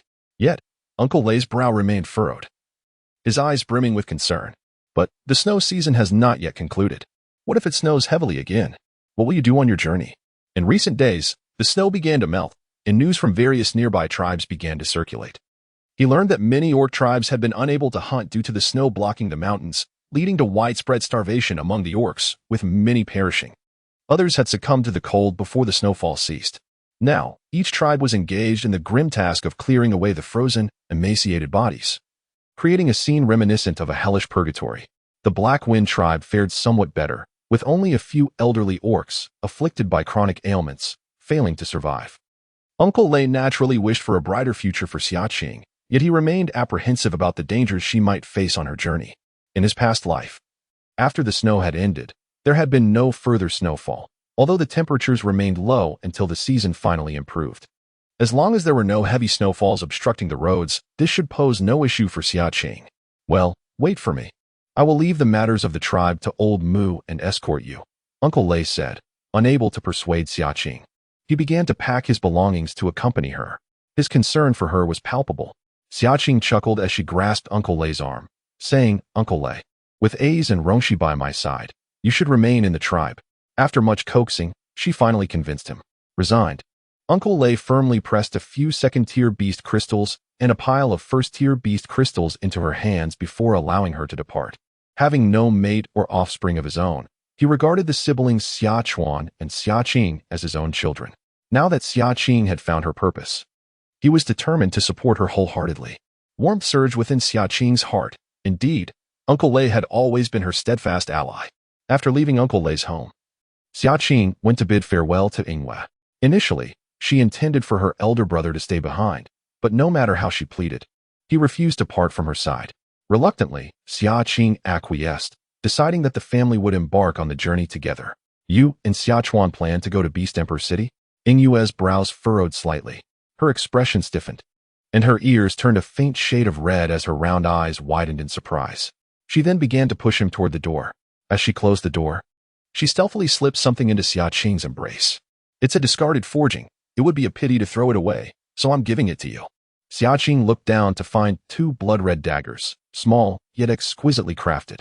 The daggers featured two blood grooves running down their centers, and if plunged into a beast, they would continue to draw blood even if left embedded, hastening the creature's demise. After a moment of surprise, Xia Qing recalled their significance. The last time she hunted the blood Kirin, she only requested the beast crystal, some Kirin blood, and a portion of Kirin meat, while the remainder was distributed by Uncle Lei. Yingwe and her father were the only two beast forgers in the tribe, and it is likely that the Kirin horns were allocated to them. Did Yingwe forge a weapon from the Kirin horns for herself? Observing the tightly shut door of the wooden hut, Xia Qing smiled gently and whispered her gratitude towards it. If Yingwe's father were to discover this, he would surely feel the pangs of loss for quite some time. After pondering for a moment, she retrieved some fierce beast meat and the last of the 8 desolation with spirit fruit from her spatial storage and placed them at the doorstep. While Yingwe could not absorb the beast crystal, the spirit fruit was a different matter. Consuming it would bolster her strength and vitality. After knocking on the door, Xia Qing turned to leave. What else could it be? Yingwe opened the door, expecting Xia Qing to exchange some sentimental words, only to find the area outside devoid of any presence. Yet the ground was strewn with food. Amongst it lay a fruit emanating a soft glow. Having forged with the 8 desolation wood before, Yingwe was naturally familiar with its essence. Stunned for a moment, she quickly glanced around and discreetly tucked the 8 desolation wood spirit fruit into her bosom. This Xia Qing must have lost her mind to carelessly discard such a significant item. No, she must collect it for Xia Qing. At noon, after Yingwe finished forging her weapon and emerged, she noticed the fragrant meat soup on the table. "Father, today's soup smells delightful. It tastes wonderful and makes me feel warm inside. What did you use to make it?" She took a sip, finding it far more delectable than even the fierce beast meat. "I simply added the fruit from your room to the fierce beast meat for the broth. Since you enjoy it, do indulge a bit more." Hee. Yingwe. The fruit from her room? The 8 desolation with spirit fruit. The news of Xia Qing's departure to the Beast Emperor City swiftly spread throughout the Blackwind tribe. The members of the tribe had already regarded her as their fortunate star, and they were deeply reluctant to see her leave. On the day of her farewell, they accompanied her for 10 miles, and to an outsider, it would seem as though they were escorting her all the way to the Beast Emperor City. The nearby tribes had suffered greatly due to the heavy snowfall, and they expressed their gratitude, saying, "If it weren't for you, we wouldn't have survived until now. With your departure, I feel a sense of unease." Amidst the crowd, a particularly poignant cry echoed. Huda gazed at Xia Qing, his eyes brimming with tears. Only heaven knows how bountiful his days had been with her presence. Now that she was leaving, it felt as though a piece of his heart had been torn away. "Who are you thinking of?" Yunza asked darkly, gripping Huda by the scruff of his neck, his eyes glinting with icy menace. Cough. "I was thinking of you and Brother Xiaochuan." Huda quickly corrected himself, sensing Yunza's murderous glare. The Blackwind tribe was the place where she had grown up.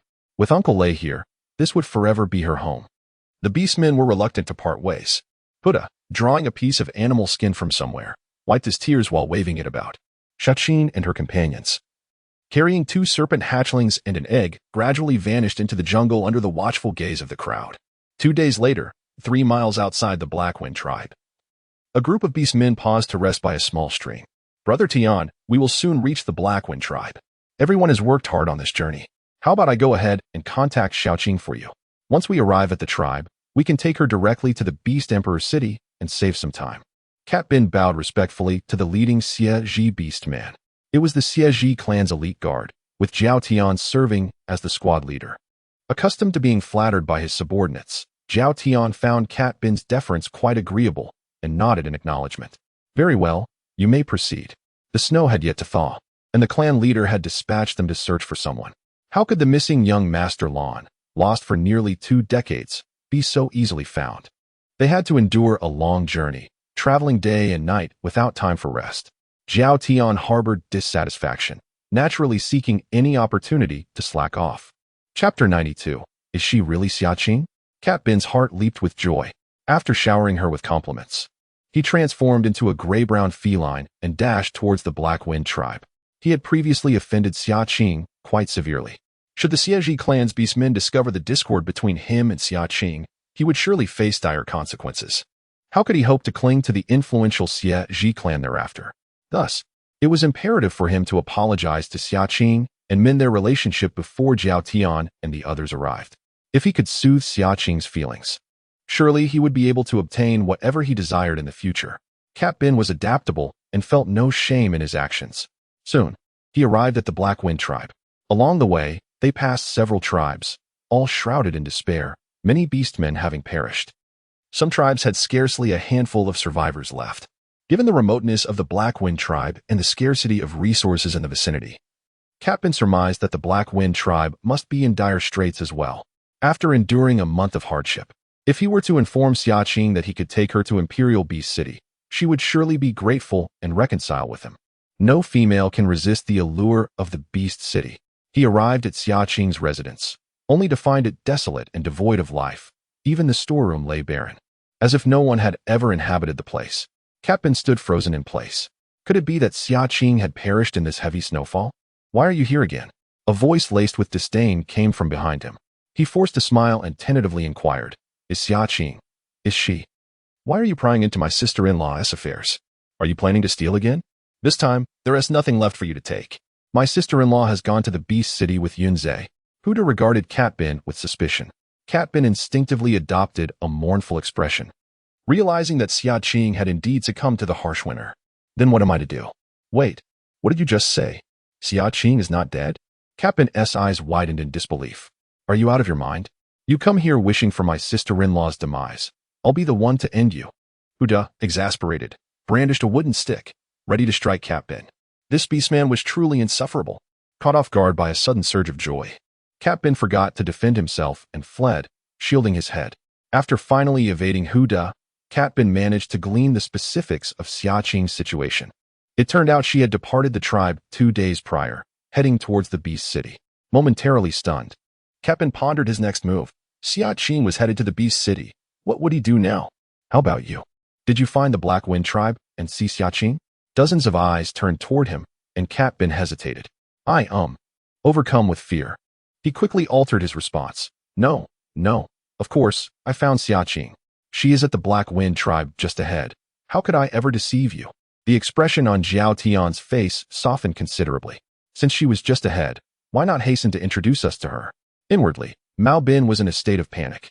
Yet he dared not reveal his turmoil, mustering his courage to lead the group towards the Black Wind tribe.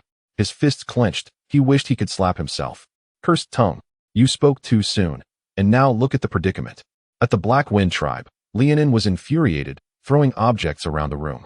How detestable. That wretched Xia Qing has gone to the Beast Emperor city before me.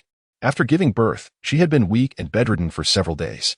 By the time she learned of Xia Qing's departure, Xia Qing had already been on her way for 2 days. Unin, do not fret. The Beast Emperor city is quite far, and since Xia Qing has never been there, it remains uncertain whether she will even make it, Li Hua consoled her, heart aching for her daughter. Upon hearing Li Hua's words, Lianin felt a twinge of relief. Remembering that Xia Qing had an unhatched serpent egg, she mused that it must be a stillborn, with a 6th-tier fertility that was not significantly superior to her own. A sense of equilibrium settled within her. Outside, the snow had begun to melt, and people were saying that this year's snow season would likely be free of snowfall. Perhaps Malbin would soon come to fetch you. No sooner had the words been spoken than a Chun's voice echoed from outside. Lianin, who had been incessantly musing about Mao Bin's impending arrival, found that Li Hua's two beastmen shared her conviction. She hurried out of the wooden cabin, excitedly pulling Li Hua along. "Mother, once I arrive in the Beast Emperor city and lead a prosperous life, I shall bring you there too." Li Hua, enchanted by her daughter's enthusiasm, urged, "Go quickly. Do not delay Mao Bin's time." Lianin inquired about Mao Bin's whereabouts and dashed off with fervor. Meanwhile, Mao Bin led Zhao Tian to the Black Wind tribe. Zhao Tian cast a disdainful glance, his imposing presence as a fourth-tier beastman unrestrained, causing the orcs of the Black Wind tribe to cower in fear, keeping their distance. But where was Xia Qing? She was. A cold sweat broke out on Mao Bin's forehead as he racked his brain for a solution. "Brother Mao Bin," came the delicate voice of Lianin. As he saw Lianin approaching with a light jog, a spark of realization dawned upon him. She was Xia Qing. Mao Bin pointed at Lianin and said to Zhao Tian, "Her?" Zhao Tian's gaze fell upon Lianin, his brow furrowing slightly. She was indeed a young female, that much was true, but her appearance. The chief had mentioned that Xia Qing was a striking beauty. However, the young female before him bore no resemblance to such beauty aside from her youth. Could it be that the chief's idea of a beautiful female was simply this? "Brother Mao Bin, what are you talking about?" Hearing Mao Bin's words, Lianin stood frozen in place, her face a mask of confusion. Did he mistake her for Xia Qing? "You don't recognize me." Before Lianin could finish her sentence, Mao Bin covered her mouth and pulled her aside. He exchanged a knowing glance with her, speaking in a tone only they could hear. "If you wish to go to the Imperial Beast City, just follow my lead." Having encountered countless individuals, he was well aware of Lianin's ambitions. Sure enough, upon hearing Mao Bin's words, Lianin immediately fell silent, no longer probing. As long as it meant reaching the Imperial Beast City, she cared little for whom Mao Bin mistook her for. Upon witnessing Lianin's demeanor soften, Mao Bin turned and, with a conciliatory tone, addressed Zhao Tian, saying, "Brother Tian, this is Xia Qing. It is simply that she is somewhat intimidated by encountering such a formidable fourth-tier beastman for the first time. Females tend to be timid. I hope you can understand." Zhao Tian let out a cold snort, maintaining his lofty stance, yet he was evidently pleased by Mao Bin's words. "You say she is Xia Qing. How can you substantiate that?" The clan leader had entrusted him with the task of finding someone, and he could not afford to make a mistake. "Xia Qing is a female of the Cat clan, and she has awakened her innate talent. Let her demonstrate it to Brother Tian," Mao Bin explained with a smile. Upon hearing that Zhao Tian was indeed a fourth-tier beastman, Lianin's gaze towards him transformed instantaneously. The fact that she accompanied Mao Bin suggested she was also from the Imperial Beast City, and a fourth tier at that. If he were to become her beast husband, wouldn't that place her above Xia Qing? Lianin's face lit up with a flattering expression as she swiftly transformed into her beast form. She then waved her hand, conjuring a column of water from her fingertips. It appeared that the clan leader's aesthetic sensibilities were indeed distinct from theirs. "Brother Tian, the Haifeng tribe is quite remote. The emergence of a female with awakened talent signifies the beast god's favor. I would never dare deceive you." Mao Bin raised his hand in a solemn oath, affirming his sincerity. Zhao Tian nodded, his doubts dissipating. Even in the Imperial Beast City, females capable of awakening their innate talents were exceedingly rare and precious. How could a mere Haifeng tribe possibly produce another? "Since you are indeed Xia Qing, do you know where young Master Lan is?" Zhao Tian inquired, directing his gaze towards Lianin. Lianin felt a bit bewildered and nervously glanced at Mao Bin. What did this mean? She was unaware. I. Young Master Lan has gone missing again? Seeing her at a loss for words, Zhao Tian furrowed his brow. He understood that locating the young Master Lan would not be an easy task. If the young Master Lan were truly present, how could he have remained unfound for so many years? Right, he has vanished, and I am unaware of his current whereabouts. Lianin's mind raced, nodding vigorously. Zhao Tian harbored no doubts. If the young Master Lan could not be found, then discovering his companion would suffice. In that case, prepare yourself and accompany me to the Imperial Beast City at once, Zhao Tian commanded, his tone authoritative. Even though she was the companion of the young Master Lan, whose fate remained uncertain, he felt no need to show excessive deference to this female. Surely, the future successor to the clan leader could not be someone who had been missing for years. All right. Lianin's face lit up with joy as she looked at Mao Bin. She had not anticipated that he would truly fulfill his promise. She would soon be on her way to the Imperial Beast City. Mao Bin, eager to please, smiled at Zhao Tian, Brother Tian. I have not seen my cousin Xia Qing in quite some time. May I go with her to pack my belongings and exchange a few words? Zhao Tian waved his hand dismissively. Go ahead, but be quick. With that, he stepped outside the tribe, disdainful of the Black Wind tribe, and unwilling to linger any longer. As for the orcs present, they were not even worthy of engaging him in conversation. Once out of Zhao Tian's sight, Mao Bin promptly explained the situation to Li Yinan, cautioning her to assume Xia Qing's identity and not to reveal her true self. After hearing this, Li Yinan felt a twinge of unease. They were searching for Xia Qing. What if, upon reaching the Imperial Beast City, they recognized that she was not Xia Qing? Moreover, Xia Qing had also gone to the Imperial Beast City. The thought of impersonation left her feeling somewhat guilty. The Imperial Beast City is no ordinary place, should one incite the wrath of the formidable beast clan residing there. Even a female would find herself in dire straits. Captain shot her a glare, taken aback by her timidity. What is there to fear? You and Xia Qing are both female members of the Cat clan, each having awakened your innate talents. Since he cannot even distinguish Xia Qing, who besides you and me would recognize that you are not her upon arrival at the Imperial Beast City? Moreover, the journey to the city is fraught with peril. It remains uncertain whether Xia Qing will even survive the trek. It is entirely possible that she has already succumbed along the way. Yet, Li Yinan remained somewhat apprehensive. She sensed that Xia Qing was not so easily defeated. Although reluctant to admit it, Xia Qing indeed possessed considerable prowess. Are you going or not?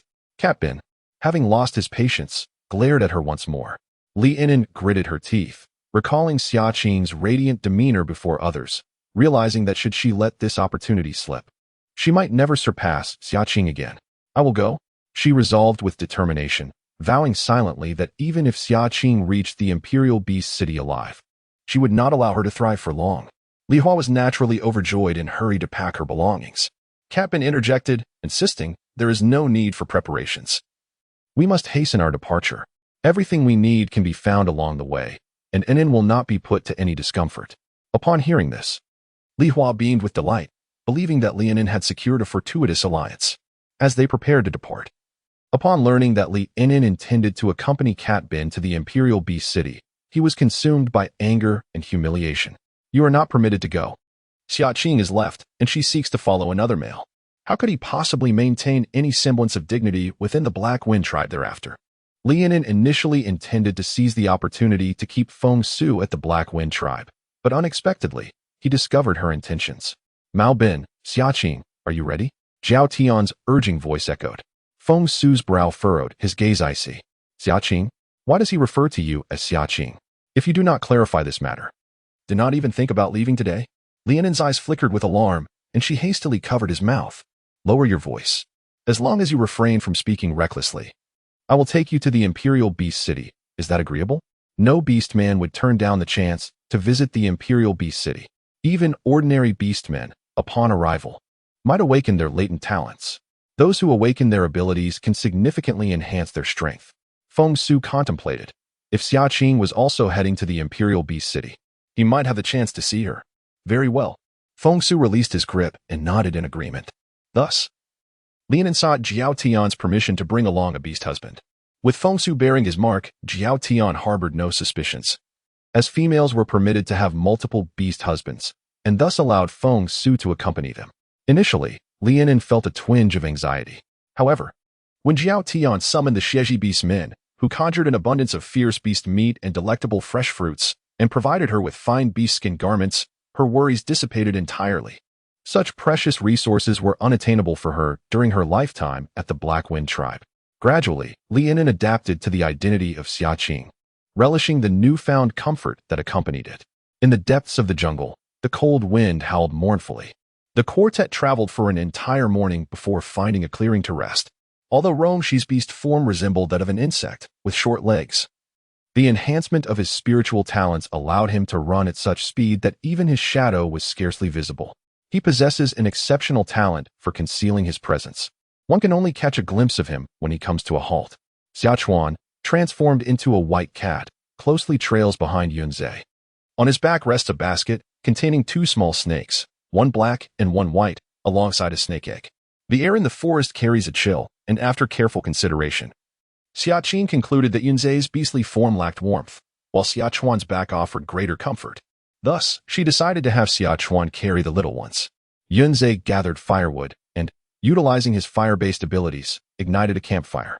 After laying down animal skins for Xia Qing to sit upon, he commenced roasting the meat of a fierce beast.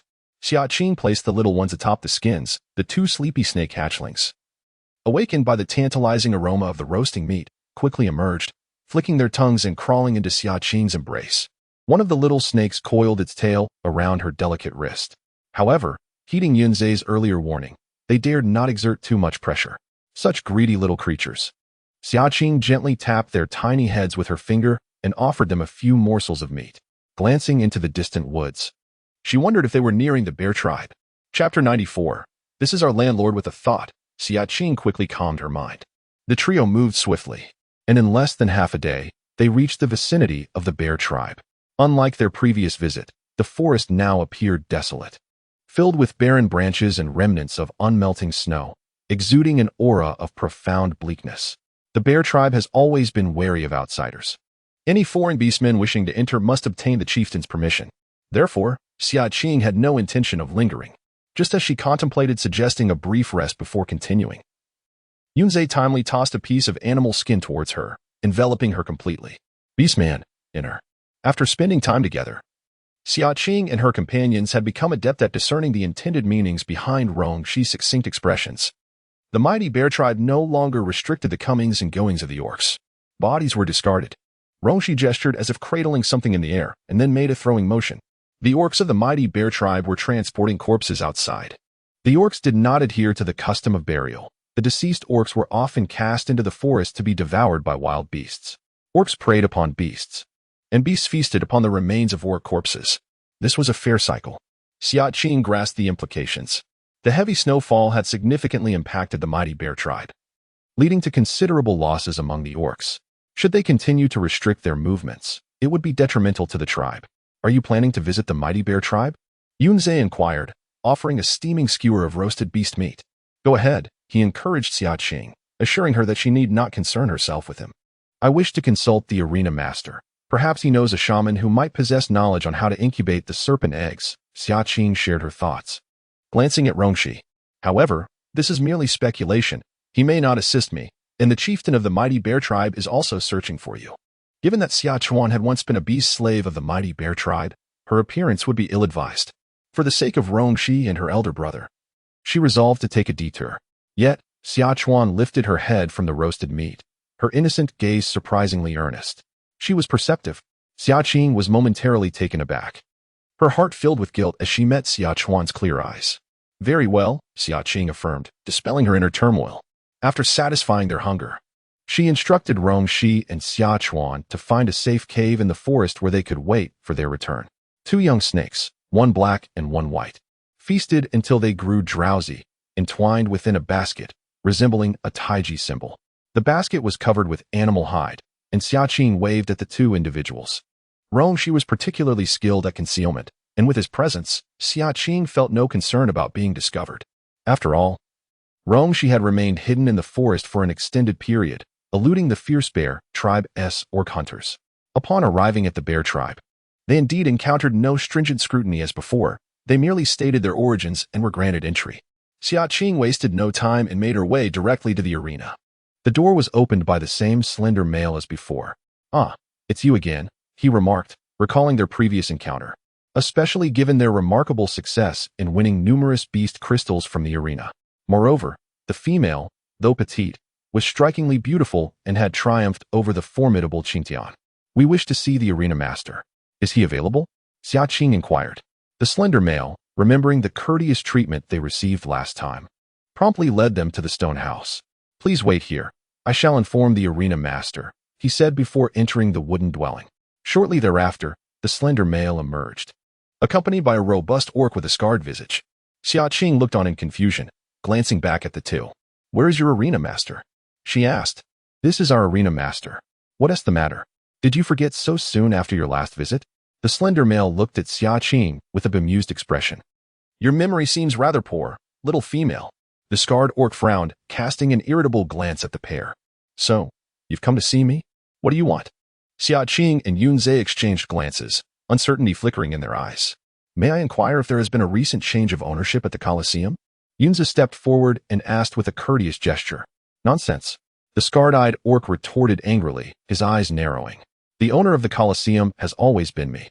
Are you two here to cause trouble? Get out. With a commanding tone, the scarred-eyed orc ordered the small male to usher them away. Hurry up. The owner is furious. Haven't you two caused enough trouble the last time you were here? It seems you are deliberately seeking confrontation. Xia Qing, feeling helpless, had no choice but to leave the Colosseum with Yunza. Outside the Colosseum, Yunza pondered for a moment, recalling that the Fox clan was skilled in illusionary arts. Perhaps there was a way to obscure one's appearance. The owner they encountered last time was indeed not the same as the one today. Xia Qing suddenly understood. It was not that the owner had changed. The small male they had met previously was indeed that fox. However, the small male did not share the same visage as the fox they had encountered before. To other orcs, Peiya might very well appear as today's owner. This made sense. No wonder Xiong Duo was intrigued by the handsome male, while Peiya remained unscathed here. It turned out Xiong Duo had never seen Peiya's true form. Their plan to gather information from Peiya had come to naught. Yet, Xia Qing felt no disappointment, as she had approached it with a tentative mindset. What intrigued her was the identity of this Peiya. Why would he resort to such measures to impersonate the owner at the Colosseum? Let us depart. Since we could not locate Peiya, there is little purpose in remaining at the bear tribe. Yunza nodded in agreement, and the two prepared to leave the tribe. Although one entered only to leave immediately, it was rather striking. Two individuals traversed the spacious streets of the bear tribe, flanked by remnants of snow that had yet to melt, now darkened with age. Scattered orcs laid out animal skins on the ground, displaying various goods they wished to exchange. Despite the chill in the air, the streets bustled with orcish activity. Suddenly, Xia Qing's nose twitched. Turning around, she found herself alone, no one passing by. As if recalling something, she raised her hand to touch her waist. Her small satchel had vanished without a trace. Inside were the jerky she had prepared for the two little snakes as treats, along with the black knife gifted to her by Yingwe. Chapter 95. I can only work for you, not devote myself in the bear tribe. Beneath the stone wall at the alley's end, a ragged youth with disheveled hair crouched on the ground, eagerly opening a beast skin satchel. A waft of savory meat filled the air. A joyful expression crossed Yobei's face. There was indeed meat. He seized the jerky, devouring it ravenously, barely chewing before hastily swallowing. Indifferent to the pain it caused his throat, he resembled a famished spirit, consumed by hunger. While he feasted, he cast glances at the black knife beside him, grinning at his good fortune. This knife was remarkably sharp, seemingly forged by a skilled smith, and might fetch a handsome price, perhaps enough to trade for more meat. Weapons crafted by ordinary orcs lacked the value of those made by master smiths. If he could acquire salt in exchange, that would be even better. Yubei meticulously calculated his options, completely oblivious to the two dark figures gradually approaching. It was not until a shadow loomed overhead that a chilling voice echoed from behind. Is the jerky tasty? The weasel, with its cheeks swollen and smacking its lips, relished the taste. Suddenly, it froze, a realization dawning upon it. One hand grasped the black knife, ready to flee. However, a large hand seized the nape of its neck, lifting it off the ground, its feet dangling. Help! Let me go! Let me go!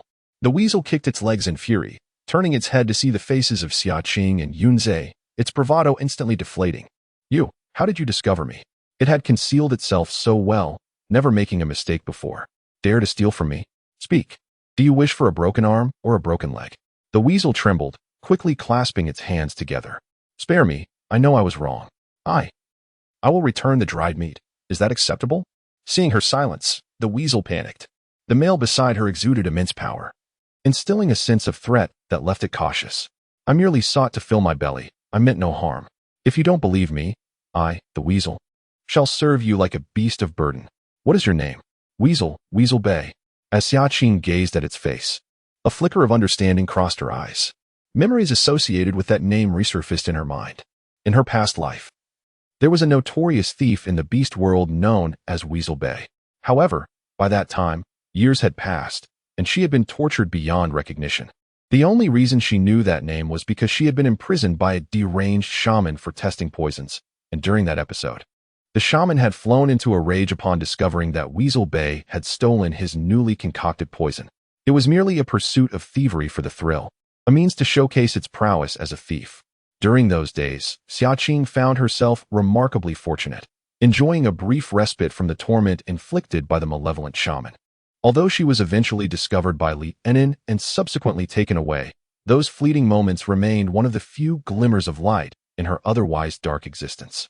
A flicker of gratitude and pity lingered in her gaze as she looked at Yu Bei. In time, Yu Bei shifted his focus onto Li Enin, incurring her wrath. Captured by Feng Su, he suffered the brutal fate of having his limbs broken and was deliberately exposed to the enemies he had wronged. Ultimately, Yu Bei met a tragic end at the hands of those adversaries, his life extinguished in his early 20s. "Why do you gaze at me so intently?" Yu Bei asked, feeling a chill creep over him. He presumed that Xia Qing harbored some romantic interest in him. After all, a young male like himself, handsome, charming, and capable, was a rare find. However, his father had warned him that females were dangerous creatures, devouring their prey without a trace, and thus he kept his distance from them. Yet Xia Qing suddenly broke into a gentle smile. "You must be famished, am I right? Craving some meat?" With that, she reached into her pocket, producing a package of meat wrapped in beast skin, which she handed to Yu Bei. Turning to Yunzhe, she instructed, "Release him." Despite the confusion in his eyes, Yunzhe complied. Trusting Xia Qing's judgment, he recognized that her insistence on freeing him must have been for a valid reason. As a beast husband, it was his duty to heed his partner's wishes, never to defy her. Yu Bei, now holding the offering from Xia Qing, stood there momentarily stunned. Instinctively, he lowered his gaze to unwrap the package. Beast meat. To his astonishment, it was indeed beast meat. "Why are you giving this to me? You can't possibly want me to finish it and then leave, can you?" Upon this thought, Yao Bei felt his legs weaken, as if he might kneel down to plead for mercy. "Seeing that we have a connection, I shall overlook what happened earlier. Take the items and leave. Remember, do not steal from the females again," Xia Qing said with a gentle smile. Although Li Enin posed no significant threat at the moment, helping Yao Bei avoid danger was her way of repaying him. Yao Bei may not be a commendable beast man, but that did not concern Xia Qing. "Is this truly for me?" "Yes." "So I can leave now?" "Yes." "Am I really leaving?" "Yes." Yao Bei cast a suspicious glance at the two, sensing something amiss with the female's mind. Without further thought, he turned and fled, disappearing in the blink of an eye. "A Qing, do you know him?" Yunzhe squinted his golden beast eyes, noticing a hint of something unusual. Although Yao Bei did not recognize a Qing, he sensed a semblance of familiarity in her gaze. A Qing did not exhibit such behavior towards unfamiliar beastmen. Xia Qing shook her head, then nodded, acknowledging, "I suppose I do know him. He inadvertently helped me once." Upon hearing this, the flicker of danger and jealousy in Yunzhe's eyes quickly dissipated, and the tightly clenched fist behind him gradually relaxed. A Qing's benefactor was indeed his benefactor. As the two stepped out of the alley, a chill in the air enveloped them, smooth and crisp. Although the mighty bear tribe was formidable, it housed many ordinary beastmen, and third-tier beast crystals remained exceedingly precious. Yao Bei's demeanor grew awkward as he stammered. "You needn't concern yourself with it. Just take it." In truth, he had just acquired it from other beastmen moments before. Yao Bei's face turned pale as he suddenly recoiled 2 steps. Realizing that Xia Qing was merely intimidating him, his cheeks puffed up with anger. He thought to himself that it was indeed his own fault, a situation he had brought upon himself, and he could not blame her. Furthermore, ever since his father's demise, no one had offered him a morsel to eat. His voice dwindled to a whisper, as faint as the buzzing of a mosquito. He was but a child when his father passed away, and his mother, deeming him worthless, cast him out of the tribe. From that point onward, he survived by scavenging the remnants left by others. One day, he discovered that he had awakened his innate talent, which led him to resort to thievery for sustenance. In truth, he wished to convey that he could now fend for himself and even provide for his mother. Chapter 96. Do you wish to embark on a grand venture with me? Yu Bei clutched the beast crystal tightly, staring blankly at Xia Qing, murmuring, "You remind me of my mother. Not the mother who harbored disdain for him, but rather the essence of a nurturing mother that every young cub should have, gentle, harmonious, and benevolent." Xia Qing chuckled softly. "I am not nearly as old as your mother." Yu Bei flushed crimson, eager to say more, but was silenced by Yunzhe's cold and perilous gaze, as if a blade were poised at his throat. Yunzhe's eyes narrowed. Why was this fellow so loquacious? Yu Bei swallowed hard, feeling a chill run down his spine, stammering, "Thank you, I will repay you." He wished to express his gratitude for her kindness, a rarity in this savage world. Xia Qing waved her hand dismissively, preparing to leave with Yunzhe. However, just as she turned, a sharp voice filled with surprise pierced the air. Is that you? The two forging beast apprentices from the Black Wind tribe? Before them lay a road obstructed by a formidable figure, a female resembling a mountain of flesh, with four tall and handsome males trailing behind her. Upon seeing the newcomers, Yunza's expression darkened, his beastly eyes brimming with disdain. In contrast, Xiang Duo's eyes sparkled with excitement. She had long regretted their previous parting. She had anticipated her father finding her a new beast husband, only to discover that the male had fled. Her thoughts had been consumed by Yunza, for he embodied the very ideal she desired. Not only was he strikingly handsome, but he also possessed considerable strength. To her astonishment, he had ascended to the 4th tier of beast men, perfectly aligning with her father's criteria for a mate. Their unexpected reunion felt like fate. She proposed. Why not come to my bear den as guests? Her eyes narrowed playfully as she fixed her gaze on Yunza. Liu Bei, taken aback, initially believed that Xia Qing had a connection with the young lord of the Fierce Bear tribe and felt a flicker of joy. However, Xiang Duo's demeanor shifted dramatically in an instant. Seize them, she commanded. She understood that winning this male would require unconventional methods. He was a prize she was determined to claim. As for Xia Qing, she could be disposed of later, once her partner was dead. The male would be free to bond with another female. No sooner had she spoken than a row of burly bear tribe warriors emerged behind her, their imposing presence palpable. Most were 3rd-tier beastmen, with 2 even at the 4th tier, an escort sent by the Fierce Bear clan leader for Xiang Duo's protection. At her command, a dozen warriors surged forward. Wait, I don't know them. Please don't capture me, Liu Bei exclaimed, raising his hands in surrender, ready to flee. Xiang Duo cast a fleeting glance at him, her disinterest in the timid male palpable. The Bear Clan orcs quickly understood. Their target was Xia Qing and Yunze. Liu Bei, feeling aghast at his feet, prepared to make his escape. Liu Bei mused, since we are destined to eliminate a female, what harm is there in adding one more? This time, she was determined to let no one thwart her pursuit of Yunze. Xia Qing exchanged a knowing glance with Yunze.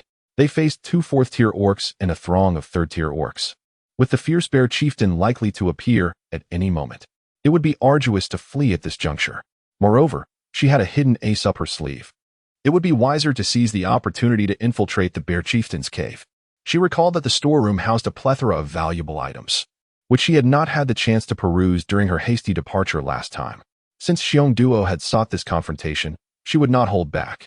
Yunze, understanding her intent, feigned resistance for a few moments before being subdued by the 2 4th-tier orcs. The orcs bound Yunze and Xia Qing with hemp ropes, while a 3rd-tier orc seized Liu Bei. You reek to high heaven, and you're merely a 3rd-tier orc. Is your only talent to emit foul odors? He quipped, simultaneously binding Liu Bei with rope. Liu Bei, his face flushed with embarrassment, remained silent. Xiang Duo pinched her nose in disdain, instructing the 3rd-tier orc to take him to the rear of the group. Yunze, a serpent beast, did not have a highly developed sense of smell, yet he detected a faint odor, wrinkling his brow. Xia Qing pressed her lips together, stifling laughter. Though others might be unaware, she knew that Liu Bei's beast form was that of a skunk, notorious for its capacity to incapacitate even the most keen-sensed beasts with its stench. Xiang Duo wasted no time in relaying this delightful tidbit to her father. You mean to say you captured a 4th-tier orc, barely in his 20s? The chief of the bear clan displayed a look of astonishment, which quickly morphed into delight. Haha, splendid. A young and capable male such as him is indeed worthy to serve as a mate for our dodo, although he may not compare to the one who fled. Achieving the rank of a 4th-tier beastman at merely 20 years of age is an extraordinary talent. It is worth noting that I was nearly 30 when I ascended to the 4th tier myself. The higher one ascends in strength as a beastman, the more challenging the advancement becomes. However, this male already has a partner, Bear Dodo interjected. The chief momentarily froze, then let out a dismissive snort. His eyes filled with fondness. And so what? As long as he is favored by our dodo, I shall ensure her wishes are fulfilled, even if he has a partner. At this, Bear Dodo beamed with joy, her voice taking on a sweet, affectionate tone. You are the best, father. Go tell him that as long as he is willing to bond with you, I can assist him in severing the partner contract with that female. If he is unwilling, then we shall eliminate her. Despite the rarity of a 4th-tier beastman's strength, if Dodo is pleased, a slightly weaker mate would suffice. There is ample time for him to seek out a stronger partner for her. Thank you, father. Bear Dodo exclaimed, her face brimming with joy, the flesh around her cheeks crinkling with delight. With that, she led the beastman to the cave where Xia Qing and her companions were imprisoned. Inside the dark cave, the three of them were bound and seated against the wall. Yunze sat between the other two, with Yubei on the far left, who, perhaps out of guilt, had remained silent since their arrival. The cave was eerily quiet. Your talent has reached the 3rd tier. You should be able to take us out while remaining concealed, correct? At that moment, Xia Qing's light and airy voice reached Yubei's ears. He gaped in shock, his eyes wide. How do you know what my talent is? He had never confided in anyone. Upon realizing that Xiong Duo harbored ill intentions, he contemplated escaping first, and then seeking an opportunity to infiltrate and rescue Xia Qing and Yunze. Is that feasible? Xia Qing did not respond, but countered with a question. Gazing into her crystalline eyes, Yubei averted his face and murmured, "It is indeed possible. But I can only remain invisible for half an hour. If we cannot exit within that time." Having arrived with his eyes covered, he found it difficult to discern the way out. He had anticipated seeing a look of disappointment and worry on Xia Qing's face. Yet unexpectedly, as he lifted his gaze, he was met with a pair of sparkling phoenix eyes. Xia Qing looked at him with a radiant smile, her rosy lips parted as if exuding an enchanting allure. "Do you wish to embark on a grand adventure with me?" Chapter 97. Are you capable? What does that mean? Yubei was somewhat taken aback. Why was this female not the least bit irked by his earlier intention to abandon them? An ominous premonition stirred within him, one that he felt on behalf of the Mengxiong tribe. Yunze cast a curious glance his way, his eyes reflecting a hint of affection. He was certain that a Qing would not allow him to be captured without a reason. She surely had other plans. Xia Qing gestured for the two to lean closer. Glancing at the unguarded cave entrance, convinced they could not escape, she whispered the plan in a tone only the three of them could hear. When Xiong Duo arrived at the cave, she deliberately left her 4 beast husbands behind. "So, have you made up your mind? Will you obediently be my partner? Or shall I eliminate her first, and then have you as my companion?" Yunze's face bore the semblance of frost. For a male could have but one companion in a lifetime. As for other males, my father possesses the means to dissolve your bond with her. Xiong Duo raised her chin with confidence. However, the excess flesh on her neck and cheeks obscured any clear definition of her jawline. A fleeting glimmer of brilliance flickered in Yunze's eyes, yet Xiong Duo misconstrued this as a sign of his attraction, continuing her coaxing. "Though this little female might be slightly inferior to me, she is still quite pleasing to the eye. Should you acquiesce to me, I could spare her life. I am aware of your sentimental nature. It is difficult for you to let her go. I could ensure her place within the Fierce Bear tribe, arranging for several high-ranking beastmen to be her companions, securing her a life free from want." This was, of course, mere flattery directed at Yunze. Xiong Duo would not permit any female to share a beast husband with her. This female must perish. At that moment, Xia Qing interjected, her furious gaze piercing with her glistening phoenix eyes. "Ace, you mustn't. Do not heed her words." Meanwhile, onlookers like Yubei felt a chill run down their spines, their skin prickling with unease. He bit down on his lip, stifling laughter at Xia Qing's dramatic display. Yet, Xiong Duo mistook this for fear, her heart swelling with pride. Resembling a victorious hen, Yunze furrowed his brow, his expression as frigid as ice, seemingly lost in contemplation. After a lengthy pause, he finally uttered, "The method you speak of to dissolve the bond, can you ensure that she will not suffer any harm?" "Certainly, I assure you," Xiong Duo replied. "Give me a moment to deliberate." Yunze closed his eyes, a pained expression crossing his features, as if caught in a dilemma. Xiong Duo had already steeled herself, knowing that success would not come easily. Yet unexpectedly, Yunze found himself somewhat swayed. If he could secure her entirely, it would undoubtedly be for the best, allowing him to firmly establish himself in the position of the Fierce Bear Clan leader. "Very well, however, my patience is limited. If you have not made up your mind within half an hour, I shall take her life." Xiong Duo narrowed her eyes into mere slits, casting a threatening glance at Xia Qing. With that, she turned and departed. Yunze was already wavering, a rift forming between them, and it seemed she would soon achieve her desires. Once Xiong Duo had left, the three within the cave immediately regained their composure. Yubei shrugged his shoulders and, after receiving a fleeting glance from Xia Qing, promptly straightened himself, adopting a serious demeanor. Internally, he scoffed. This female was indeed reminiscent of his mother, gentle yet stern, commanding respect without raising her voice. She bore a striking similarity to the predatory females his father had warned him about, albeit with subtle differences. Ace? If Xiong Duo truly possessed a means to dissolve the mate bond, could it also apply to severing the blood pact? He needed to remain and acquire that knowledge. You cannot possibly be genuinely tempted by Xiong Duo's words, can you? Let me assure you, she is no virtuous being. Do not be deceived by the appearances of her for beastly husbands. They undoubtedly suffer under her torment in private. Yu Bei gazed at Yunze in disbelief. He firmly believed his father's assertion that females could be predatory, largely due to Xiong Duo's influence. Although he held no fondness for the brooding Yunze, he did not wish to see Xia Qing distressed.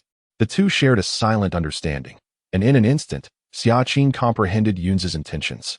If she were to leave, Xiong Duo would not divulge the method but would instead pursue her relentlessly. Yu Bei interjected, "What riddle are you two playing at?" Yunze intended to say something more, but was gently silenced by Xiao Qing's fingertip. Time was of the essence. We must depart at once. With a subtle movement of her finger, a gleaming silver dagger materialized in her hand, effortlessly severing the ropes that bound us. She then released the restraints on Yu Bei. A look of astonishment crossed Yu Bei's face. Where had that weapon come from? How had he failed to notice that this female possessed other arms? Could it be that she was a female with awakened spatial talents? Admiration flickered in Yu Bei's eyes. Shyly, he extended his hand, but under Yunze's icy gaze, he instead gestured for Xiao Qing to grasp the hem of his garment. In the blink of an eye, their figures melded into the shadows. A hint of astonishment crossed Yunze's face, quickly replaced by a calm demeanor. The talents of beastmen were indeed myriad and varied. It was not unusual to encounter abilities he had never witnessed before. A hulking bear beastman lumbered past the cave passage. Yu Bei spread his fingers and waved at him, pulling a silly face. What is that foul odor? The bear beastman abruptly halted, frowning as he surveyed his surroundings. A slender, pale hand grasped the nape of Yu Bei's neck, dragging him into a cave, where dirt was hastily smeared onto him. The bear beastman, now looking perplexed, continued on his way. Cough, cough, Xiao Qing, have you awakened a power talent as well? Yu Bei whispered, astonished as he gazed at Xiao Qing. This was not the kind of strength one would expect from a female. Is it simply innate strength? Yu Bei nodded vigorously in agreement, relieved it was not a dual talent, lest he feel utterly inadequate. The den of the Bear Clan leader is vast, and we may have to wait an eternity to locate the storeroom. The storeroom. With a sense of urgency, Yu Bei turned around and was nearly unable to contain his voice upon seeing the abundance of supplies behind him. How did you find this so quickly? I've been here before, Xia Qing replied, striding confidently into the space, wasting no time as she called out for Mao Qiu. Mao Qiu, get to work. All right. In a flurry of astonishment from Yu Bei, a plump little white bird materialized, flapping its wings atop Xia Qing's shoulder. With a single flutter, a multitude of beast crystals vanished into thin air, stuffing her arms full of beast crystals, and when there was no more room, she began to toss bundles of supplies, weapons, and spirit fruits directly onto Mao Qiu. Before they even approached, the thrown materials were absorbed into the void. The two were so busy that their feet scarcely touched the ground. Xia Qing left no stone unturned, even stripping away a layer of the wall in the hidden chamber below, ensuring not a single strand remained, before dusting off her hands. Just as she was about to make her exit, a sudden urgency arose. Hurry! Someone has breached the bear leader's den. Chapter 98. Fainting from the stench, both Xia Qing and Yu Bei were startled, swiftly hiding behind the entrance as they perked their ears to listen to the approaching footsteps. Growing ever closer, they pondered how to escape if discovered when the footsteps near the entrance abruptly retreated. Once the sounds faded into silence, Yu Bei revealed a puzzled expression and glanced at Xia Qing before stealthily making his way outside. Strange, they are not here to capture us, Yu Bei murmured quietly.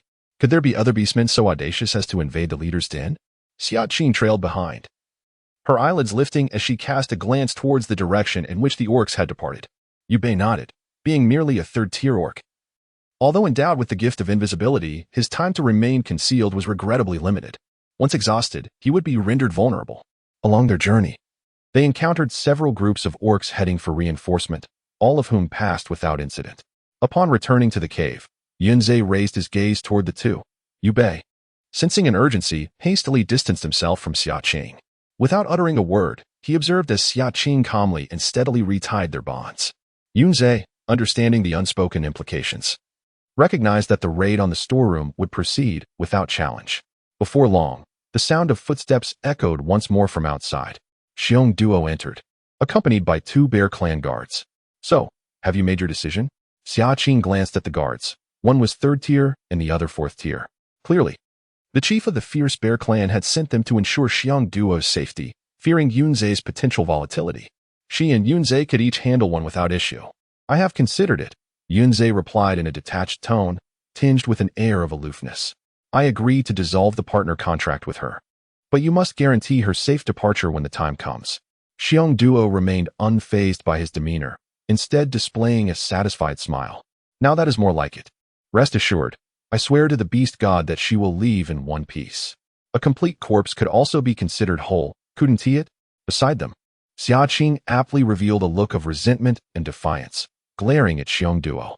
Her delicate, youthful face flushed with indignation, further igniting Xiong Duo's impulse to annihilate her.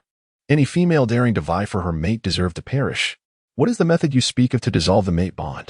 Yunzhe inquired, his golden beastly eyes glinting with a cold sheen. Xiong Duo retrieved a black box from behind her, crafted from a sturdy material that was not wood. Upon opening the box, a writhing green long worm emerged, adorned with short antennae and leaf-like appendages. This is the soul-returning vine, known for its affinity for consuming beast blood. If you allow it to feast upon the flesh and blood of both of you, it can serve as your proxy. Severing it will thus dissolve the mate bond. Xiong Duo explained with an unyielding smile. The soul-returning vine? Xia Qing's gaze sharpened. She had heard of this entity before. In the Beastmen continent, the majority of beastmen worshipped the beast god, yet others venerated different deities. Every few years, living beastmen were offered as sacrifices to the gods, employing myriad bizarre methods. Among these was the use of the soul-returning vine, which would substitute for the deity, consuming the blood and flesh of beastmen to provide sustenance for the gods and ensure the tribe's protection. She had not anticipated this alternate purpose for the vine. Do not entertain thoughts of escape. The ropes binding you are forged from the sinews of a fourth-tier dragon, impervious to ordinary weaponry, Xiong Duo declared with unwavering confidence, as if reminding him that obedience to her was his only viable path. Brandishing a stone knife, she approached Xia Qing, a glint of malice flashing across her greasy visage. Come now, let the soul-returning vine consume your blood, and the mate bond shall be severed. Once the contract was broken, she believed victory was assured. However, before the blade could make contact with Xia Qing's skin, there was a sudden lightness in her arms, as the black box was swiftly snatched away. Xiong Duo's expression shifted in shock as she gazed incredulously at the already standing Yunzhe. How could you possibly break free from the bindings of the dragon tendons? Beside her, Yu Bei grinned widely, displaying his sharp teeth, and with a mocking tone, he twirled the dragon tendons in his hand. You only said they couldn't be severed, but you never mentioned they couldn't be untied. It seems you possess nothing but flesh and no intellect. You, how dare you call me fat? Xiong Duo's face quivered in anger, for fat was her taboo. In the entire fierce bear tribe, none dared to utter a word related to her weight in her presence. This insolent boy was courting death. Seize them for me. Xiong Duo commanded furiously. Do you think you can escape? This is my territory. Although she had not awakened her innate talents, the warriors of the fierce bear tribe were at her command. Two bear guards quickly reacted, their expressions turning fierce as they transformed into black bears, charging toward Yunzhe and Yu Bei. As for Xia Qing, being a female, posed no threat in their eyes. Yunzhe tossed the black box to Xia Qing, then turned to confront the fourth-tier beastman. This fourth-tier beastman was the very one who had initially subdued Yunzhe and captured him. The fierce bear face revealed a disdainful expression. With your capabilities, you think you can escape? Our young master considers you fortunate to have his attention. He swung his massive black fist, aiming for Yunzhe's abdomen, mindful not to strike his face, lest they incur the wrath of their young master. With a stoic expression, Yunzhe clenched his fist and prepared to retaliate. The black bear scoffed, daring to clash with me head-on? With those puny limbs of yours, do you not fear breaking? Before he could finish his sentence, a flash of violet lightning streaked before them, and before the black bear could even connect with Yunzhe's fist, it let out an unrestrained shriek, emanating a putrid scent of burnt flesh as it collapsed to the ground. Xia Qing caught the black box and stowed it away, poised to confront another third-tier beastman. However, before she could make her move, Yu Bei flicked the dragon tendons in his hand, ensnaring the third-tier beastman, binding it tightly. He then mounted it and released a noxious flatulence directly into its face. The beastman, overwhelmed by the stench, rolled its eyes back in agony, instantly rendered incapable of resistance. Beside them, Xiong Duo retched uncontrollably, covering her mouth and nose as she staggered backward. The moment she opened her mouth, she inadvertently inhaled the foul air and collapsed backward, fainting. Xia Qing mused on the uniqueness of this method of attack. After incapacitating the two, Yubei untied the dragon tendons and tucked them away, taking the opportunity to vent his frustration by stomping a few times on Xiong Duo's face, remarking, "This is what you get for calling me smelly." Just as he was about to turn and call for Xia Qing and Yunze to leave, he noticed that they had already exited the cave, keeping their distance from him. Yubei felt a pang of rejection. Xia Qing and Yunze had stuffed their nostrils with pieces of animal hide and hurried towards the bear cave. On their way, another group of beastmen rushed past them, exclaiming, "Hurry. It's said that the thief who entered the bear cave is that little thief from before.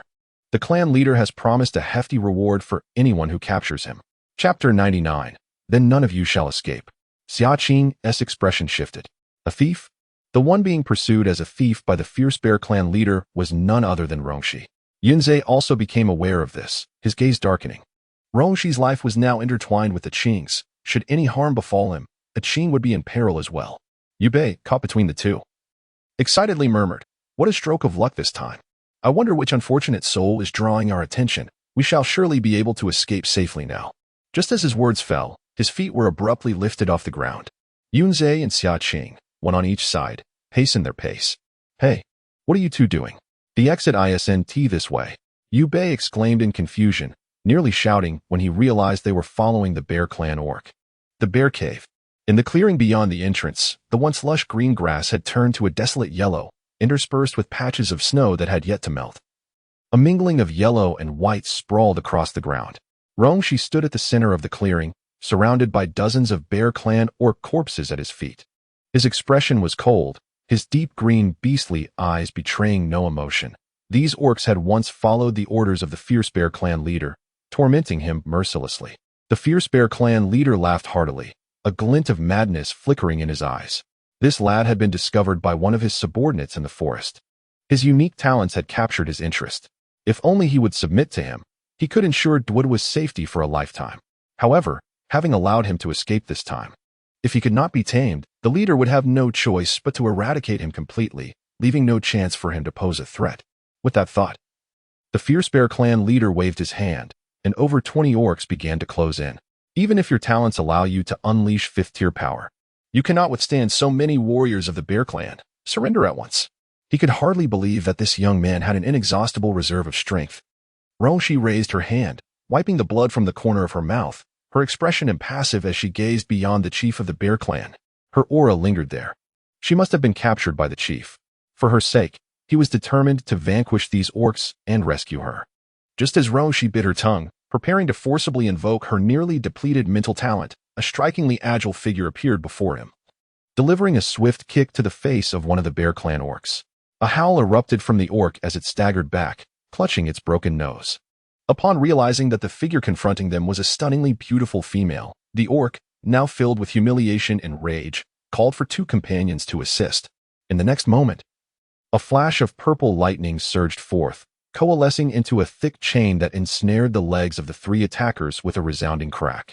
With a cold wave of his hand, Yunze sent the 3 bear clan orcs flying, crashing into a throng of other orcs. The air was filled with anguished cries as the lightning struck, the scent of scorched flesh wafting through the atmosphere. Yunze swiftly positioned himself beside Xia Qing, turning to shield her from view, his icy gaze sweeping across the surroundings, instilling immediate fear in the orcs. Where did this orc come from? His presence was overwhelmingly formidable, rivaling that of their own chief. "What do you intend to do?" "Oh no, we can't escape now." The breathless Yubei trailed behind the two, wearing an incredulous expression, yet he remained steadfastly at their side, showing no inclination to flee amidst the chaos. The chief of the bear clan wore a dark expression as he observed the trio emerging from the bear den. "Where's Duo? What has happened to Duo? To dissolve the partner contract and form a new bond so swiftly is inconceivable. There must have been an unforeseen incident. Are you all right? How did you manage to find this place? Did I not instruct you to wait outside?" Xia Qing felt a mix of gratitude and helplessness, unable to voice any reproach. This foolish boy, having already been captured once and bearing such terrifying memories, still dares to venture in alone to seek her out. Is he truly unafraid of death? Yunze also turned his head, casting a cold glance at Rongxi, his tone frosty and disdainful. Before attempting to show off, one should first assess their own capabilities. "Stronger than you," Rongxi retorted defiantly, unperturbed by Yunzhe's demeanor. Witnessing that the others regarded him with such disregard only served to darken the expression of the Bear Clan leader. Since they had arrived, none of them were permitted to leave. Enraged, the Bear Clan leader's form suddenly expanded, abandoning his commands to his subordinates as he transformed into a towering, robust black bear, ready to engage personally. Xia Qing, hurry, run. The Bear Clan leader is attacking. Yu Bei's face paled, as a third-tier beastman. Facing off against a fifth-tier Bear Clan leader would surely reduce him to mere pulp beneath a paw. You go ahead. This is no concern of yours. Xia Qing swiftly instructed Yu Bei, then turned to Yunzhe, Ace. The two exchanged a glance, having fought side by side countless times, their minds in perfect sync. In that fleeting moment, they understood each other's intentions. The confines of the cave were too narrow. In an instant, they moved. One wielding a chain of fire, and the other a chain of thunder, charging forth, side by side. Seeking death, the chieftain of the fierce Bear Clan bore a fierce expression between his brows, letting out a low growl that erupted into a formidable aura of power as he swung his fist towards Xia Qing. This female was dear to Yunzhe, and he understood that striking her would cause Yunzhe the greatest anguish. The other Bear Tribe warriors quickly reacted, roaring as they charged forward. Observing this, Rongshi stepped in to shield the two from the onslaught of the bear warriors, allowing them to focus on their own battle. Standing at the rear, Yu Bei found himself in a dilemma, neither advancing nor retreating. You all.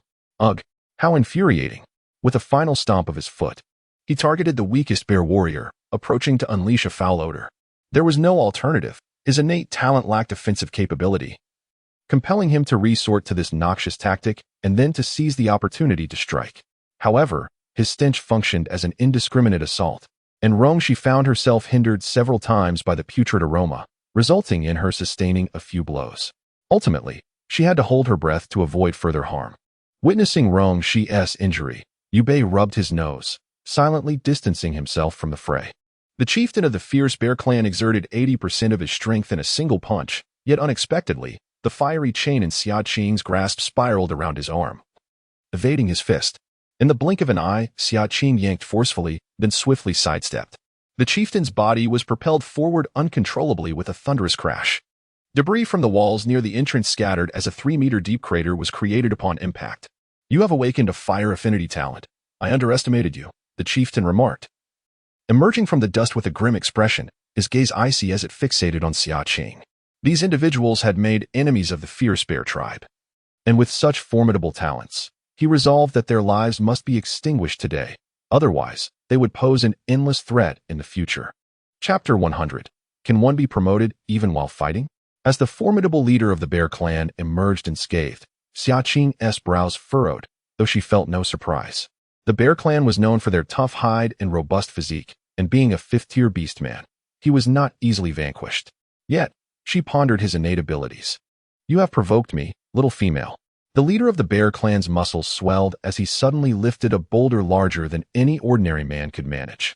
In an instant, the stone transformed from a bluish-gray to a deep black, emanating a chilling glow. As he spoke, he charged towards Xia Qing, boulder in hand. Simultaneously, Xia Qing and Yunzhe summoned fire and lightning, launching their attacks. However, apart from leaving a few sparks on the boulder, their efforts seemed futile against him. A sense of gravity weighed on Xia Qing as she recalled the black chains that once imprisoned Rongshi beneath the storeroom, unbreakable even by the sharpest blade. Could it be that those chains were crafted from the leader's innate abilities? Lost in thought, the leader of the Bear Clan hurled the boulder at the duo. Xia Qing narrowly dodged, but the leader was already upon them. She raised her hand and swiftly conjured a fire serpent. Yet, upon contact with the leader, the flame could not ignite and extinguished in an instant, as if he were an insulator against her magic. In a desperate move, Xia Qing drew a silver dagger from her spatial pocket, wielding a weapon in each hand, and plunged them towards the leader's heart. The clash echoed like two weapons colliding, sparks flying as he effortlessly swatted her blades away. Little female, if you wish to harm me, you are still too tender. Today, you shall leave your life here, and I might just go easy on you, the leader declared, his face alight with mockery and pride. With a swift motion, he raised his hand and struck towards Xia Qing's head. A black serpent's tail coiled around her waist, swiftly yanking her backward, evading the fierce blow from the Bear Clan chieftain. Boy, I advise you to surrender quickly and obediently mate with my precious duo. My innate talent renders me impervious to blades and bullets. You cannot harm me in the slightest. Ha ha. At this moment, the chieftain of the bear clan did not forget to rally support for Bear Duo. Yunzei's expression turned icy. He too discerned the truth. The opponent's gift allowed him to transform himself and anything he touched into something as unyielding as stone. Defeating him would prove exceedingly arduous. However, the chieftain's arrogant demeanor lasted but a few fleeting seconds. Suddenly, a jet-black liquid arced gracefully through the air. With a splat, it landed squarely on the chieftain's face. In an instant, the chieftain's expression froze, a pungent stench assaulting his senses. His once dark skin gradually returned to normal, overwhelmed by the foul odor that stripped away his rationality. Take that, you arrogant fool. The scent of our skunk clan is not to be underestimated. Bei, the skunk, stood with hands on hips, reveling in the chieftain's misfortune. Nearby, several black bear orcs had been reduced to just 2 or 3 still standing. And upon catching a whiff of the noxious smell, they leaned against the wall, retching uncontrollably. The lethal potency of this scent was astonishing. Xia Qing's eyes sparkled with determination. What a perfect opportunity. Grasping her silver dagger with both hands, she leapt gracefully to the chieftain's rear. With a swift motion, the sharp blade sliced open a gash on the chieftain's shoulder. In pain, he wiped his face, his humiliation morphing into rage as he frantically swung his fists towards Xia Qing. As a 5th-tier beastman, even without his speed-related talent, his swiftness was remarkable. The disparity between her and the 3rd-tier beastmen was not negligible. Yunzhou was taken aback, even though he knew that Qing's attacks could slow down. The punch of the bear chieftain was simply too swift. He had already set his heart on murder, intent on taking Qing's life. Xia Qing's eyes narrowed. Yet she did not hastily retreat. The power within her surged uncontrollably through her veins, half of it ascending to infuse her gaze with a chilling glimmer. The movements of the bear chieftain became sluggish, yet they remained several times faster than before. Just as his fist was about to strike her heart, the other half of her strength descended, flooding into her legs. In an instant, it felt as if she were buoyed by willow fluff, moving of its own accord, resembling a flash of lightning. Liu Bei's eyes widened. He could only see that fist, as large as a sandbag, graze past Xia Qing's cheek. Remarkably, she emerged unscathed. That fist had been poised to crush her, yet how had she suddenly become so swift? Coupled with her earlier fire affinity, could it be that she had awakened a speed affinity as well, thus possessing 3 talents? Liu Bei's countenance was etched with disbelief. The bear chieftain, furious and humiliated, could not bear the loss of face after repeatedly failing against a female adversary. Consequently, a chase ensued between him and Xia Qing in the open space. After leading him in circles, the bear chieftain pounded his chest in a fit of rage. Ace, Xia Qing smirked and softly called out. Her black serpent tail poised for action, it ensnared the bear chieftain tightly. His eyes reddened with fury as he struggled incessantly. Although Yunzhou was a 4th-tier beastman, his unique bloodline endowed him with strength comparable to that of a 5th tier. Thus, escape was far from easy. Xia Qing ceased her retreat, gripping her silver blade. She lunged toward the bear chieftain's exposed shoulder. Yet, the silver blade remained thwarted by his tough hide. Haha, I told you, you cannot harm me. The chief of the bear clan laughed heartily. Xia Qing remained unfazed, holding her breath and focusing her energy. The scarce spiritual power within her suddenly surged forth like a dry lake replenished by a stream, revitalizing her and filling her with even greater vigor than before. That may not be the case, Xia Qing retorted with a cold smirk, her grip tightening suddenly. Break from me. With a piercing sound. The chief of the bear clan winced in pain, incredulously staring at his pierced shoulder. You actually ascended at this moment? The power emanating from the female was undeniably a sign of her elevation. Was she mad? Ascending even in the midst of battle? Fear flickered in the chief's eyes for the first time, as he realized that the orcs before him were not to be trifled with. And he found himself unable to move. At that moment, a sharp pain pierced through his mind, as if a long, thick needle had been driven into his skull. The chief of the bear clan threw his head back, letting out a pain scream. Xia Qing turned in surprise, only to find Rongshi fixated on the chief. As he closed his eyes, crimson liquid streamed from the corners, and the chief slumped to the side like a deflated balloon, though he had not yet drawn his last breath. Let us go, Rongshi spoke, his voice a mere whisper, laced with frailty. Liu Bei reacted the quickest, shouting, Xia Qing, run, run. Understanding the urgency, Xia Qing and Yunzei swiftly disengaged from the chief and, in their beast forms, dashed towards the exit of the bear cave. not pausing until they reached the tribe's entrance. Their speed was astonishing, and with Yu Bei and Yunza stationed there, the orcs they encountered on the way were either frightened away or flung aside by a mere swipe of a tail, leaving no opportunity to obstruct their path. In the bear cave, when Xiong Duo awoke and rushed to the clearing, she only heard Yu Bei shout, "Xia Qing, run," before witnessing the figure of the fierce bear chieftain collapse. Her expression turned to one of panic as she hurried forward. "Father, what has happened to you?" After a while, the fierce bear chieftain's gaze finally refocused. Xiong Duo felt a wave of relief wash over her, overlooking the clear, foolish glimmer in the depths of the chieftain's eyes.